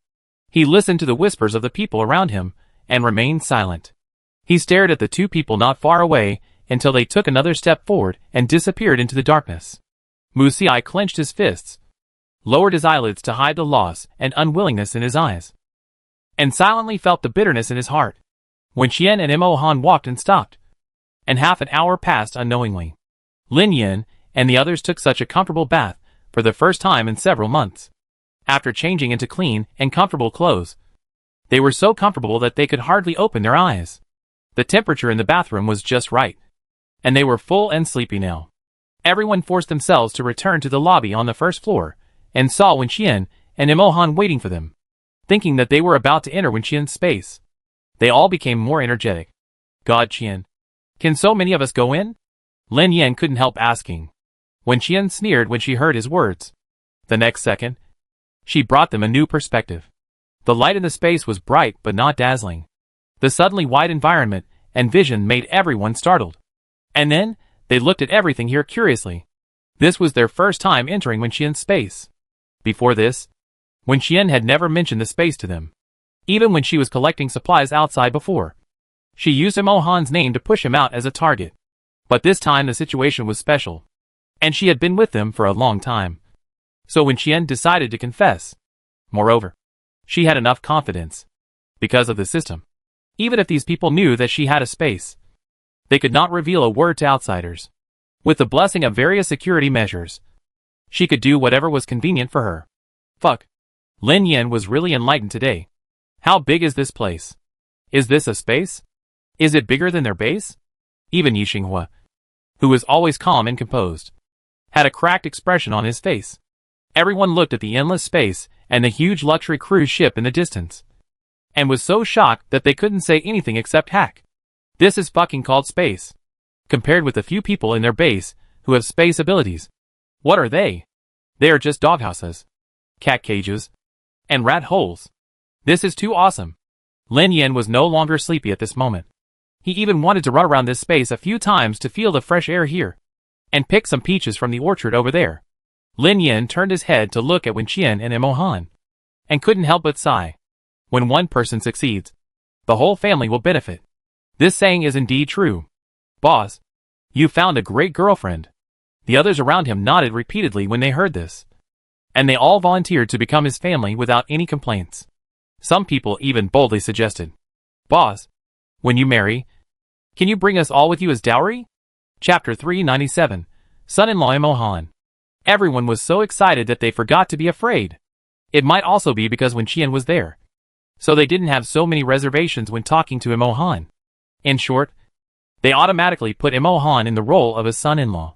Compared with here, the infrastructure of Binsheng Base is nothing. No wonder Wenqian looked down on them. They used to wonder, Wenqian is so powerful, why didn't they dig her back?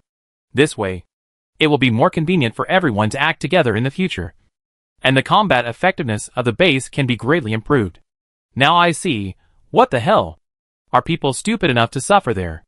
Lin Yan looked around stupidly for a while, then asked Wenqian in a low voice, God Qian, do the players in your base usually receive this treatment?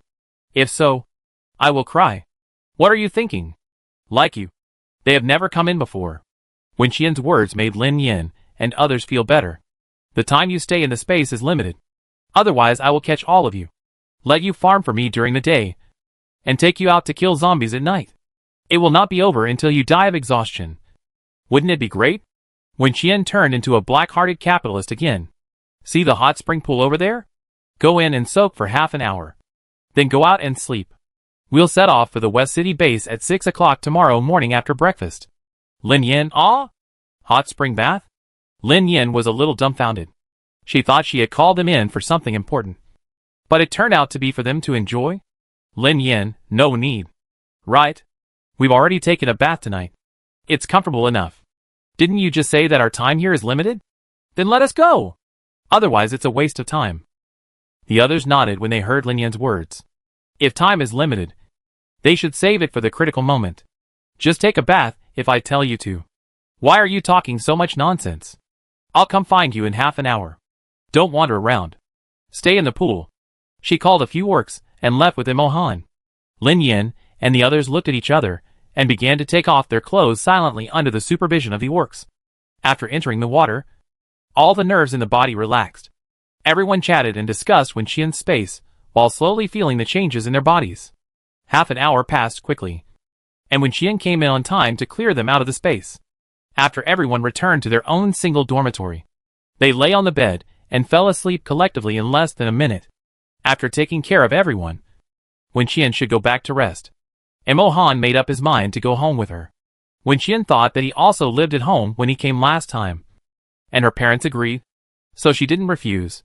The two walked side by side, and when they passed the gate, they were stopped by Mu Xiai, who came out. Qian. Mu Xiai called Wenqian's name softly, and after meeting Wenqian's eyes, he looked at Imohan. Wenqian understood what he meant and said, It's okay. Just say whatever you want to say. Mu Xiai. Are there any actions tomorrow? Wen Qian brought the team back early, and so many people came to Binsheng base again. It was hard not to guess that there was some emergency. But Wen Qian didn't tell him. Wen Qian nodded. Yes. I'm going to the West City base tomorrow. Then You stay where you are. The light in Musi's eyes dimmed. Wen Qian knew that he also wanted to participate. But the base really couldn't be left unattended. She couldn't just abandon all the old, weak and sick people in the base to kill those special class soldiers. Next time. I'll definitely take you with me, when the personnel rotate next time. Wen Qian said to Musi in a soothing tone. Then turned and left. The other party didn't understand what he meant at all. Musi looked at Wen Qian's receding back and sighed helplessly. When Wen Qian and Mo Han returned home, Wen Rang was the only one in the living room. Hearing the door open, Wen Rang, who was working on his computer on the sofa, raised his head and raised his eyebrows when he saw the two of them. Brother, why haven't you slept yet? Wen Qian asked in a low voice. She looked at the other rooms, which were all quiet and without any light. Everyone seemed to be asleep. Do you think I don't want to sleep? Wen Rang said sarcastically. If you and your little boyfriend hadn't been walking around downstairs and were seen by your old father, I would have been dating my girlfriend in my dream by now. Okay. Wen Chengning wanted to go downstairs to find them, but was caught by Liu Mo and taken back to the room. Although he failed to do so, Wen Chengning specifically told Wen Rang that if his sister didn't come home before 10 o'clock, he must go downstairs to bring her back. Wen Rang glanced at the time and said with a fake smile, You are quite punctual. If you are a little later, I will go downstairs to catch you. After he said that, he closed the computer and looked at Mo Han and said, Let's go. Good brother. You sleep with me tonight. I won't sleep with you even in the living room. Mo Han refused rudely. He rubbed Wen Qian's head, then went upstairs to the room he stayed in last time. Wen Rang taunted him, You're already living in my house. So what's wrong with sleeping with me and chatting? Next time I'll lock the door and see how you get in. He looked at Wen Qian. Why are you standing there like an idiot? Go back to your room and sleep. Wen Qian took 2 steps and turned back, asking seriously, Brother, do you really dream about your sister-in-law every night? How about I make you a pillow that's the same size as your sister-in-law? Get out. Okay. Wen Qian rolled back to her room. She was a little tired after a day of hard work. She changed her clothes, washed up, went to bed, and fell asleep quickly. The next morning, everyone woke up on time and went downstairs to gather. Wen Qian saw her teammates, who were full of energy and looked like they had been injected with chicken blood. In fact, yesterday, whether it was Wen Qian's people or Mo Han's people, they were a little puzzled why she insisted on letting them enter the space to take a hot spring bath. But after one night, they all understood. All the fatigue was swept away, the soreness was gone, and even some bruises on the body disappeared. They were in great shape now, as if they had been on vacation for the past few days. Wen Qian took everyone to the cafeteria for breakfast, and then distributed crystal core potions to them. After eating, the team was ready to set off. Wen Qian only brought one more person back this time. That is, Fu Yuan. Lin Yan and others were shocked to see this little kid, and they all expressed their concerns. After all, they were going to deal with special zombies this time. Wen Qian first let Fu Yuan get in the car, and then said, It's okay. Let him follow Yixinghua when we get to the West City base. And don't move with us for the time being. Fu Yuan is the main factor to prevent the zombies from discovering them in the early stage. It will take at least an hour to drive from here to the West City base. And this is if they are not attacked by any zombies. Wen Qian didn't want to waste time. She needed to get the others into the space after arriving at the West City base. So Fu Yuan was necessary. Chapter 398. Something terrible has happened. Someone has invaded the zombie paradise. One bus could not accommodate the people from both bases. So Wen Qian moved 2 out, and then stole a glance in the direction of Qin Baizu, as a full-time driver of Xiaobai base. Although others did not quite approve of it, Qin Baizu very consciously circled around the 2 cars, and briefly checked the condition of the cars. Since there are 2 cars, can I choose to take Mo Han's side? Wen Qian's mind moved, and then she saw her brother sneaking towards the car of Binsheng base, moving very slowly, as if he was afraid of being discovered by someone. Wen Qian snorted coldly. Wen Rang was keenly aware that someone was staring at him, and after a glance, he found that it was his sister. The two looked at each other for 2 seconds, and tacitly understood each other. and got on the same car in the crowd. Wen Qian was happy after sitting down, thinking that she would not have to take a fast car today. But what she never expected was that Qin Baizhu somehow found her, and Wen rang and followed them directly. "You got on the wrong car," he reminded them seriously. And the two almost fainted after hearing it. Wen Qian and Wen rang felt guilty, but they didn't have the courage to say, "I just want to take this car." So the two exchanged glances and started to make excuses. "Wen Qian, it seems so, but we are already seated, so let's not bother." Wen rang, "Yes. Everyone is in the car. Let's stay here and don't move." Qin Baizhu nodded, said nothing else, and turned away. Wen Qian and Wen rang breathed a sigh of relief subconsciously, but before they could breathe out, they saw Qin Baizhu turn a corner and enter the cab. Both. Lin Yan, the driver who was about to get on the car. Lin Yan looked at Qin Baizhu, who was sitting in the driver's seat, and said kindly, "Brother, did you get on the wrong car?" Qin Baizhu, "No. You drive that one." Lin Yan was confused. What does this mean? He scratched his head and didn't understand. But due to time constraints, he could only do what the other party said.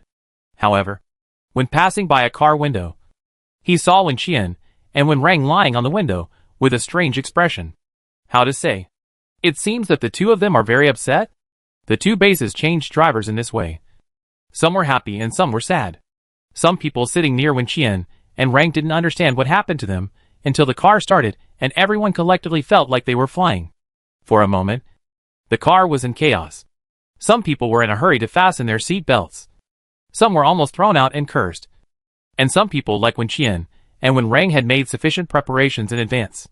At this moment, they closed their eyes and seemed to be very peaceful. The car finally arrived at the destination. Qin Baizhu braked and nodded with satisfaction, expressing his affirmation of his driving skills. Behind him, the people in the car quickly stood up, jumped out of the car as if escaping, and breathed in the fresh air outside. At the same time, he looked at the brother who was driving. Lin Yan came from another car and looked at Qin Baizhu a few more times. If for no other reason, he just felt that this guy drove too hard, and he almost lost him behind. When the people in Binsheng Base saw Lin Yan, they had never thought he was so pleasing to the eye. Looking at Qin Baizhu again, they couldn't help but wonder if this guy was drunk or used to fly a fighter jet. Wen Qian understood the mentality of those who were riding Qin Baizhu's car for the first time, so she waited until they had finished panting and vomiting before throwing them into the space with the car, fearing that they would pollute the environment. In the end, only she and Fu Yuan were left outside. Wen Qian squatted down and looked at Fu Yuan, asking him, "Are you scared?" Fu Yuan shook his head vigorously. "No." "Be good." Wen Qian pinched his cheek. "When you get to the place, follow Yixinghua. If the strength of your supernatural power can't hold up, narrow the range and remember to ensure your own safety. Do you understand?" "Well, I will try my best." Wen Qian hugged him, and then took him with him, teleporting to the outskirts of the West City base. Thanks to Fu Yuan's ability, the zombies nearby walked and stopped, and did not feel their presence at all. Wen Qian asked Fu Yuan to adjust the range of the ability, and then released Mo Han and Yixinghua. Because of the recent joint action clearing plan, the people in the West City base are very relaxed, and even the number of people responsible for patrolling the outskirts has decreased a lot, and those who occasionally come out are just lazy. Wen Qian arrived at the time of their handover, and did not even see a shadow of a person. And Mo Han nodded to Wen Qian, indicating that everything was ready. Tang Shi had helped divide the West City base into separate combat areas. From now on, this place can only be entered but not exited. The control duration can be controlled by Mo Han. Once the operation is over, he will operate to cancel it. Wen Qian handed Fu Yuan to Yixinghua and did not plan to take him in. Yixinghua was originally responsible for this area of the West City base. At present, he has contacted other people in the team to rush here, because there are hundreds of thousands of ordinary residents in the West City base. Wen Qian is worried that zombies will escape from the park, or there are other zombies lurking in the base. If these hundreds of thousands of people are bitten to death and cause zombies to turn into zombies, they will not be able to get out of the zombie park to deal with it. So Liu Yixinghua's team is on standby outside the base, ready to provide support at any time. After explaining everything, Wen Qian turned around and entered the West City base. She brought Mo Han directly to the zombie park and ran into the disgusting scene of zombies eating The ground was covered with blood and the remains of living people. The zombies had finished their meal and were a bit idle at the moment. So, when two powerful humans appeared in their sight, these ignorant creatures were all boiling. In an instant, when Qian and Imohan were surrounded by dozens of zombies that rushed out from all corners, she glanced and met the eyes of one of the little things. The little zombie that attacked her before. She sneered at it and disappeared in the next second, avoiding its attack. After standing firm, when Qian released all the other people into space, the sudden appearance of nearly 100 people stunned all the zombies, and a hint of hesitation appeared on their faces. The scent of human flesh and the fatal attraction of high combat power made the zombies completely crazy after a short period of shock. They could not control the killing desire in their bodies at all, and rushed towards the crowd screaming. A muffled thunder sounded in the sky, which made Fu Sheng, who was sitting in the living room chatting with Murong Yin, inexplicably feel bad. His right eyelid twitched a few times, making him upset. Mr. Fu. Outside the house, someone was running towards here with a ghostly howl. The man broke into the house without any rules, ignoring the bodyguards at the door, and struggling to run to Fu Sheng. He was still shouting. Something bad is happening. Someone is invading the zombie paradise. What? Fu Sheng turned his head and heard a click sound, and his neck was twisted. Chapter 399 God wants him dead. Fu Sheng looked painful, tilting his neck to look at the subordinate who came to report the news, and was too painful to move. He took a breath, thinking he had heard it wrong. After all, it was understandable that the zombies escaped from inside. But how could a normal person think of going inside on their own initiative, unless they were tired of living and wanted to die? Not only Fu Sheng, but even Murong Yin and Murong Ye beside him thought the man's words were ridiculous. Then the next second, they could no longer laugh. Really? The man looked panicked. From the surveillance footage, it was Wen Qian who led people to break in. Fu Sheng knew the danger of the zombie park. So in addition to strict protective equipment, he also installed many cameras inside, and sent people to monitor the surveillance footage 24 hours a day. This man just ran out of the monitoring room. His mind was blank, and he couldn't even tell how the gang got in. Because in just a moment, really just a moment, a large group of living people appeared. The people in the monitoring room were still chatting and laughing. But when they found something wrong, they were dumbfounded. They only had time to take a few glances before the cameras at the scene of the accident were damaged by all kinds of flying superpowers. Because the time was too short. Only when Qian was recognized. The screen was pitch black, just like their lives. The faces of the people were pale. Their hearts were about to jump out of their throats. And they quickly sent someone to report the situation to Fu Sheng. This is not a job that is easy to please. Fu Sheng has been in a bad mood recently, and he might shoot someone with a gun if he is unhappy. So they picked someone who is easy to bully. At this moment, the man who was trembling with fear was the unlucky ghost. As he finished speaking, the air pressure in the living room dropped rapidly.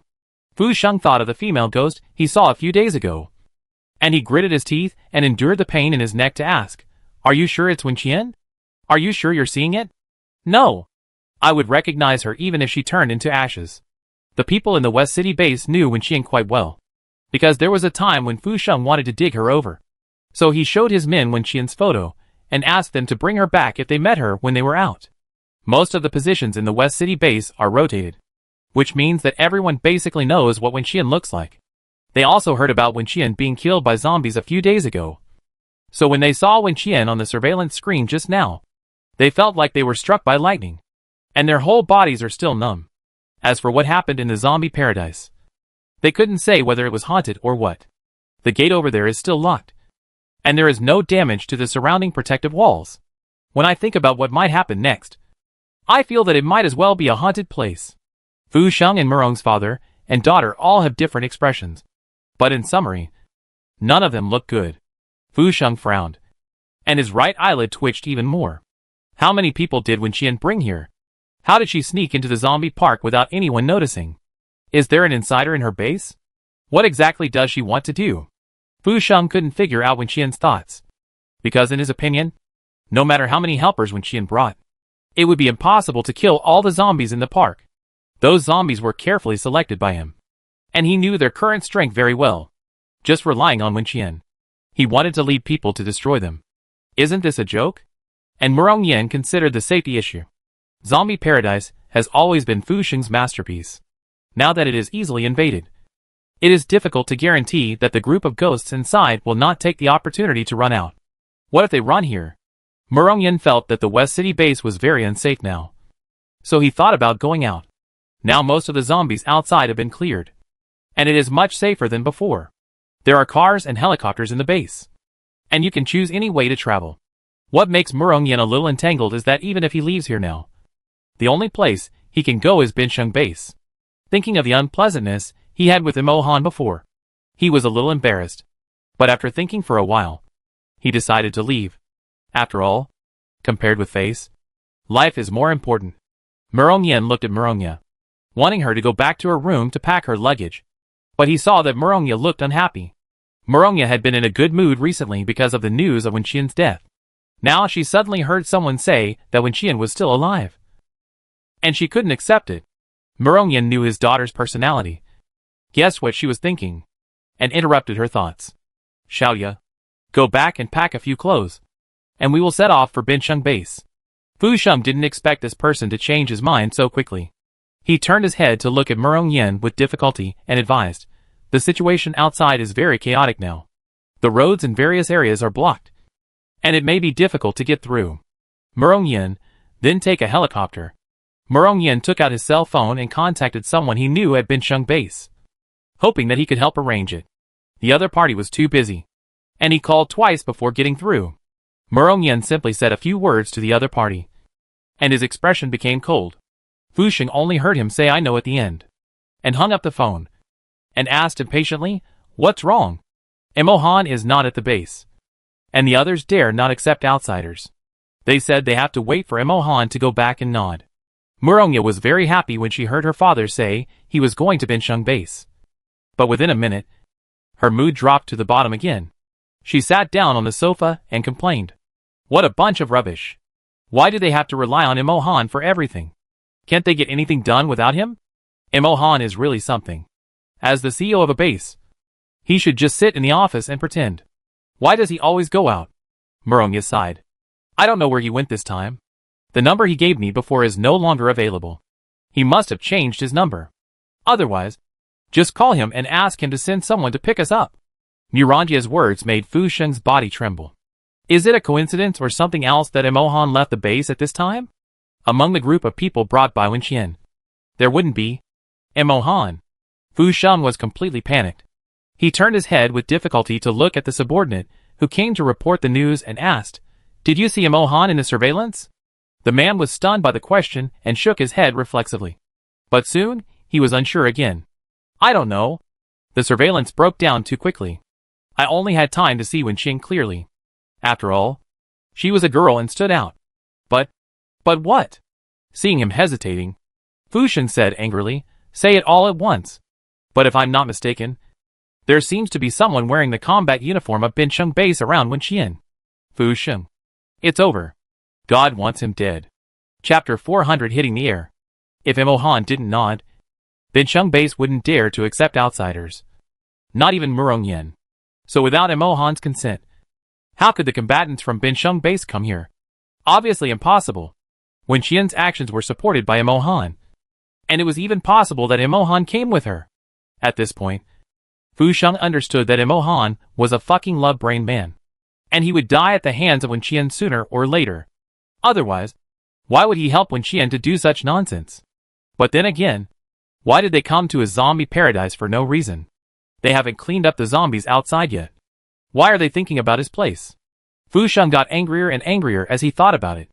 He has invested a lot of energy and financial resources in the zombie paradise. And now it's not even open yet. And it's going to be messed up. But Fu Sheng's eyes flickered slightly. Even if Imohan came with Wenqian, it's impossible for him to kill all the zombies inside. Right? The people they brought must be high-powered. And they are top-quality food for zombies. So the worst result now is that the facilities in the park are destroyed. Several of his zombies are killed. Imohan suffers heavy casualties, and finally escapes with Wenqian in a panic. Fu Sheng thought about it for a while, and calmed down a little. The worst thing is that the park is rebuilt. What's the big deal? No need to make a fuss. And Wenqian. That dead girl didn't die a few days ago. But it's hard to say today. No matter how powerful Mohan is, he can't protect himself and her in front of dozens of special zombies. Thinking of Wenqian pretending to be a ghost to scare him, Fu Sheng got even angrier. He looked at his men and asked, "Are all the surveillance cameras in the park broken?" He installed hundreds of them. "So there can't be one left?" The man replied with a trembling voice. "Not all of them are broken. But the surveillance cameras in remote locations can't see anything at the moment. And they haven't reached there yet." Murongyan frowned as he listened to the conversation between the two. He was silent for a moment, and still said to his daughter, "Go back to your room and pack your things." "Murongya, where are we going? Isn't it impossible to go to Bincheng base? Let's go directly by helicopter. I don't believe they can drive us out once we get there. Mohan will just go back and make things awkward again. No matter what. Safety is the most important thing now." Murongyan still felt that it was dangerous to stay here. He was feeling uneasy. He rarely had such a bad feeling. Fu Sheng wanted to persuade him again when he saw this. After all, if he left because of such a thing, it would not be good for his reputation if it got out. But before he could finish his words, Murongyan said, "Mr. Fu, I will stay at Bincheng base for a few days and come back after things stabilize here." Being the first mover, Fu Sheng's face turned black, and he could only nod in agreement. Murongyan and Murongya went back to their rooms to pack up for a while, and arranged for their men to go to the helipad to prepare. 10 minutes later, they set off. Fu Sheng was in a bad mood, so he didn't see them off, thinking about going to the monitoring room to take a look. Zombie paradise was still too dangerous. Fu Sheng didn't have the courage to go outside the door to watch the battle up close, so checking the situation inside through the monitor was the best choice. But what he never expected was that before he even got to the monitoring room, Murongyan had another accident. Fu Sheng received a call and heard a report from the small airport, saying that Murongyan's plane had just taken off and had not yet left the base when it seemed to have hit something, and almost destroyed the plane and killed everyone. Fu Sheng was dizzy by this, and quickly asked the driver to turn around and drive to the airport. When he arrived, Murongyan and his daughter were pale and looked frightened. Fu Sheng hurried over and asked, "What happened?" The helicopter pilot's arm was injured, and his clothes were soaked with blood, in the temperature of dozens of degrees below zero. The blood quickly solidified and froze hard, which became a natural support to help him fix his injured arm. He stood aside and answered Fu Sheng, "I don't know. It feels like something is blocking me from flying out of the base." Fu Sheng looked up at the sky with his twisted head. It was blue, and there was nothing.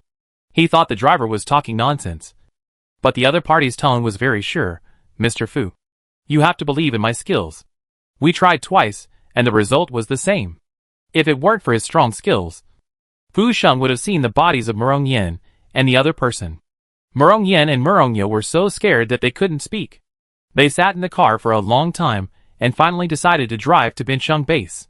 In short, they definitely didn't want to stay in this unlucky place anymore. Fu Sheng didn't even bother to persuade him this time, and immediately arranged for vehicles and personnel to escort him. However, more than 10 minutes later, his phone rang again. Fu Sheng looked at the phone that was ringing like a soul with an expressionless face, and didn't want to answer it.